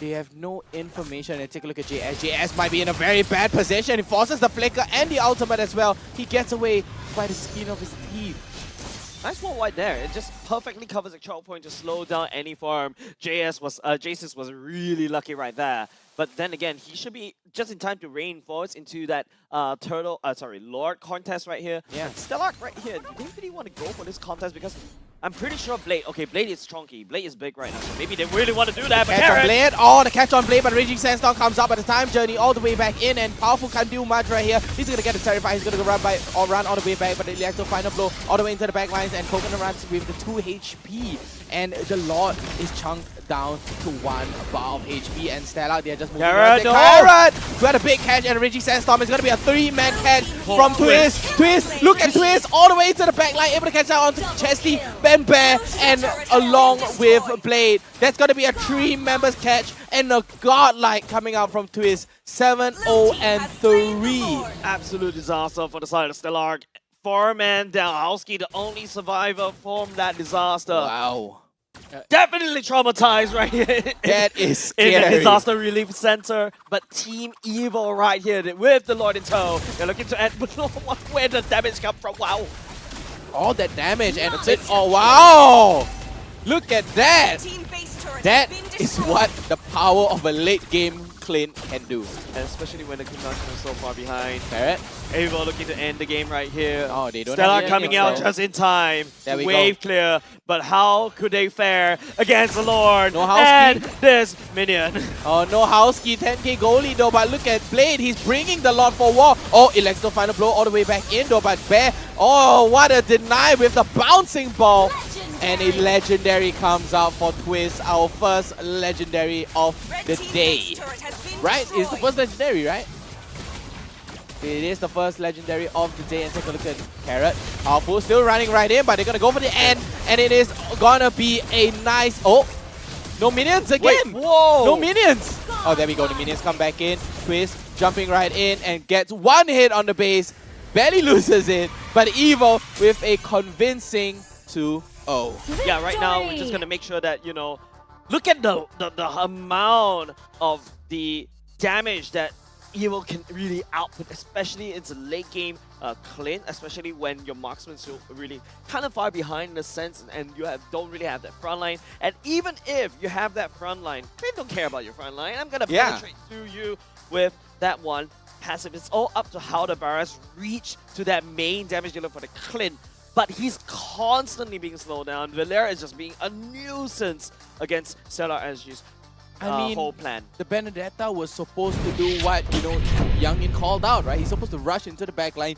He did a couple of occasions, but just not enough. Yeah, there was no pressure. There was no they were fear. way too far behind, right? Yeah. At one point in the game, right, when they were already freezing your waves, yeah, right, that goal lead will just extend more and more because they were contesting the orange and purple buffs so many times that, you know, that goal lead just became bigger and bigger. And yeah, it starts the ball rolling and they start snowballing. Yeah, even with, you know, good item choices, right? Ultimately, we can see good item choices. You know, all of them went for the radiant armor, radiant armor. You know, but ultimately not enough. For the side of Stella, perfect item choices actually. Yeah, very good. But because of that goal lead, you know, not being able to push that goal deficit became a problem for us in the end. Yeah, I mean that deficit is, it just gave Evil that edge. Take a look at the goal, 51k comparing to 39k. Wow, that's a mile. That's it's 500 a massive miles. landslide. Exactly. Literally disaster. I would say 10k gold lead. Stella couldn't even find an angle against Evil. Even if they did, Jasis is right there to stop. Carrot was able to snuff out where they want to go. Powerful is just too slippery, even though he's just baiting out all the damage, all the skills. Yunsky pops the flicker way too early in the early game and then popped the time journey. And Twins was just having a fun time, letting down that raging sandstorm, kill the Daru sandstorm track because my man is going to be slicing all 4 members at the back line. And you see how Stellar just melt like butter. Oh, I mean, later we might be able to get to watch that replay, but Twist, what an insane play. 8-0-3. Wow, but let's take a look at their emblem set right now. I mean, Twist probably went for the full tank. Oh no, he went for the fighter, yeah. He went for the thrill as well as the Festival of Blood. Right here, I think I echo what Young is saying about it's not just about it's not about the emblem choice anymore. Yeah, it's not about the item choices the deficit, anymore. the execution. It's all boils down to the execution. Bear sometimes had the right idea. He was able to, you know, hold the Lord just a little bit, pull a little bit, buy some time. But the lack of the follow-up, the fear in Stellar is ultimately costing. There's nobody to say go, go, go. Like, you know, like how Lozy likes to do is go, go, go! Like just scream and everything. And that will actually motivate you to really go in. At the very least, you know, Stellar in the last season, you have got Fossa and you also got Sync and some of the more experienced one. And right now, Stellar is actually experiencing this experience drain, and it's ultimately hurting them in day number 1. Yeah, I mean, someone with a firm hand, someone who can assert that dominance, or rather take charge and take the lead of, you know, the team, right? Give them a clear direction, like, hey, listen up, this is where we're gonna go, this is the direction that we have to head towards. And the stats right now onto the board, 69k for Coconut damage dealt. Wow. This reminds me of Alchemy day 1, right? Like last season when before Pacifist actually started, before Pacifist joins the team, you don't really have somebody to shot call, you don't have somebody to give them directions. Yeah. And Stellar right here, just they're all playing their own game, right? Literally just running away one by one and giving kill to allow Evil to snowball out of control. And of course, Twist and Coconut, right? Don't forget, Coconut is like this baby, if you left unattended, this baby is gonna become a giant baby. It's Jack. Exactly. It's Jack. He has powers, but he has yet to unlock them. You know, given the right toys, given the right food, he will be OP. Let him cook, right? Let him cook. Let him cook. Yeah. Let him stew. Exactly. And we have our MVP ready for today. I think it has to be Twist, right? Has to be Twist. It has to be Twist. If it's not Twist, I will twist my ear off my face. I'll help you. Oh yeah, I'm ready. I'm ready. I'll help you. It's Twist. Come on, Twist. Don't disappoint me. And production, imagine production hears this and like, no, let's put Balsco out. Is that why they're actually delaying the MVP screen? They're there we changing go. it? Okay, it's Twist. Your ears are safe. Okay, I'm good. He had the pride right there, ladies and gentlemen. He had the pride right there. Yeah, but exactly. Production literally said, I really want to see us twisting his ear off. But Khalid, I mean, great play, amazing play, great map sense. Yep. He has his mentality in the game, the catch, the timing, the discipline to hold onto the Raging Sandstorm was immaculate. Yeah, especially the last fight there, right? The one near the lock pit. Yeah, the Chef one Kiss. where he actually realized that the time journey was over, and then he went on for the play. And most importantly, he caught 3. I think four. 3 or 4. Yeah. Yeah, and you know, this makes the mark of a good Khalid player. Exactly. And, you know, probably inspired by Diablo, I would say. Of course, we have to. Everybody is inspired by Diablo. Of course. So very happy to always see, you know, MPL SG evolving in their own way, right? Learning from the best players in the league and then utilizing it in their own gameplay. Yep. All right, and I can't wait what the players have to say in their comms. Let's hear what are they saying to each other and how are the shot calling going on in there. 今天你有 flick 吗？ 也是在啊，我要 flick 进去啊 ，flick 进去啊！哎，来，出屁啊！こ呢度。啊，對啊，對。哎，back。nice，白幾多 flick 啊？白幾多 flick 啊？ 來 savage。 Nice 算了！哎呦 ，N 你啦。這邊 record 了，一條線。哎呀，easy啦，喂。來算。stop the bait. Nice. 你好，別。哎，let's go。哎，咪。講啦。哎呦！有啲。那個落啊！哎呦，接不起來，明了。來。Reminds me saw of that, right? Yeah, Yeah. hands off clap. You know what does this remind me of? Yeah. This reminds me of the, you know, the hooligans in Singapore that plays at the coffee shop downstairs. Yeah, like You mean the Abangs, right? Yes, the Abangs in Singapore. In, you know, most Asian countries, the hooligans that, you know, hang around at a coffee shop all day playing Mobile Legends, and all you hear is wow, sweet lah. Then they just clap their hands, for right? context to the international, it means let's just go. Hooligans. Let's go. Like means Yeah. come, let's go. Anyways, the most important thing of the day apparently is also what I know this more powerful. After that twist lands, he put down his phone. No, he never put down. His phone is always on the table, right? Yeah. And he starts clapping like an audience house. Like, I'm done. That's the amount of confidence and momentum Evil has garnered in day number 1. Wow. So I feel like that's also a prelude to something even Is the bigger ball rolling? going into day number 2. Starting out day 1 like this, you know, wow. hopefully they continue that momentum. Yeah. in tomorrow, hopefully they continue this momentum, and then when they versus the big dogs, right, they're able to take not only games off, a potential upside may be coming as well. Yeah, I feel like, don't forget, right? Like, I remember last season when Team Evo started off in the regular seasons. Yeah. Wow, their performance wasn't really stellar, no pun intended right there. Then this time round, you saw Powerful with a notebook. Yeah, man's serious. Yeah, man is serious. I mean, you know, I asked Powerful, like, you know, like, hey, what's your you know, take on regular season? Like, this time we're serious. And I'm like, oh, so the previous time you won? That was last season. No, I wasn't right? prepared. I remember that last season. I didn't prepare last season. I just came here to play. That's but right. you know, who else is not here to play? Cheryl. But you know, enough about us. We'll throw it over to Cheryl. Cheryl, take it away. Thank you so much, guys. But I have to add on, what's wrong with playing at the coffee shop? I do that too. Now, what's very exciting to see right here is, you guys know, especially right here in Singapore, if you guys study, right, you guys know that there's such a thing called the 10-year series. And what I believe we saw is the 10-year series right here on Powerful. And now you have upgraded already. Last time normal, you know, what you call that, the notebook. Now hardcover already. Do you want to show everybody? It's like evil merch, right? Show lah. Of course not inside lah. Say, well, you show me, show everybody. Look, this is like evil merch, you know. So cool. Even has like the gold clasp and all.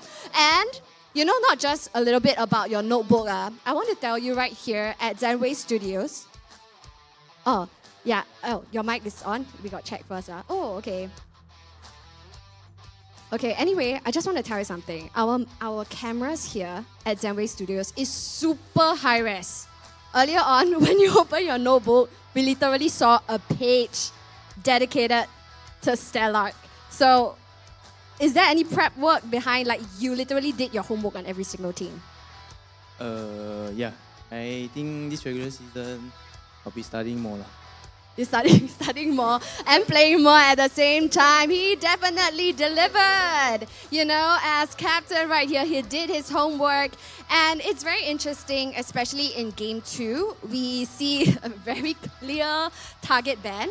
And how do you feel about that target ban towards you? I wasn't scared. I still have my Paquito, that's why. You still have your Paquito, and of course, you know, your team definitely stepped up and delivered.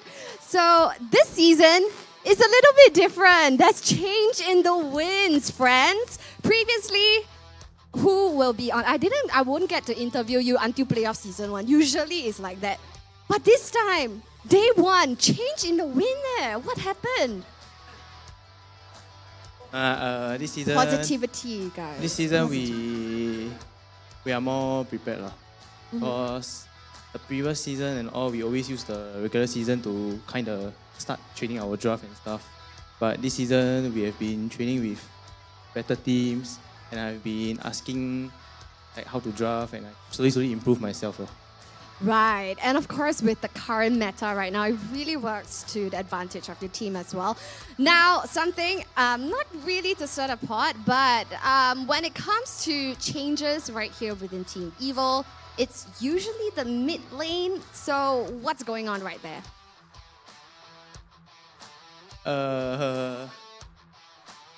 I think we just changed the mid laner because I think JS is better lah.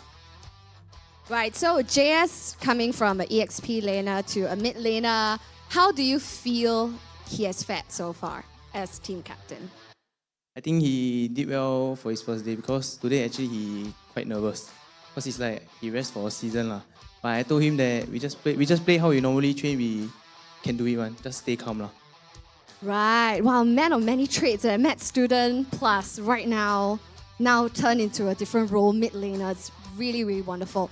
Now, since you know there's change in the win, as I've said, you know this is the first win, pretty something different for the team. So moving forward, what team is there that you're looking forward to face right here in the regular season? I think I will look forward to face every single team lah. But of course, I want to face Fresh and RSG more because they are the top team lah. Flash and RSG. Ah, that is interesting. Okay, so just now you give me a very PR answer. I wasn't very happy with that. I love to face every team. I needed some tea. Okay, that's great. Now, as a jungler, who are you looking to face off more? General QT. Hades from Flash. Ah, yes, Team Flash. Hades has definitely been making waves. So yes, you guys will be meeting them in due time. So once again, congratulations right here on your win. But of course, there's still many more to go. So keep it up. Thank you so much, Powerful, for this wonderful interview. Thank you. So yes, guys, they are ready, more ready than ever. They've done their homework and they are ready right here for MPLSG Season 6. So this concludes, our wonderful Week 1, Day 1 right here at MPLSG Season 6. So with all that's happened right here on the first day itself, let's take a look at the overall standings.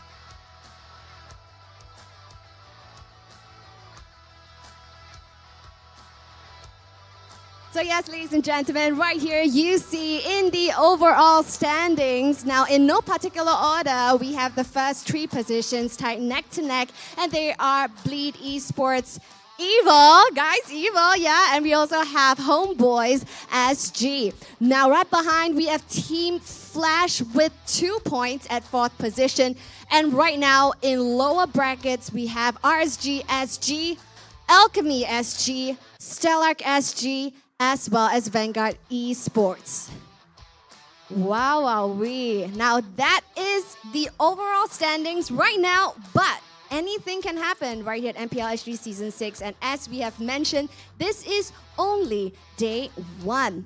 So now, we're headed over to Day 2 just tomorrow. So let's take a look at the overall schedules for tomorrow.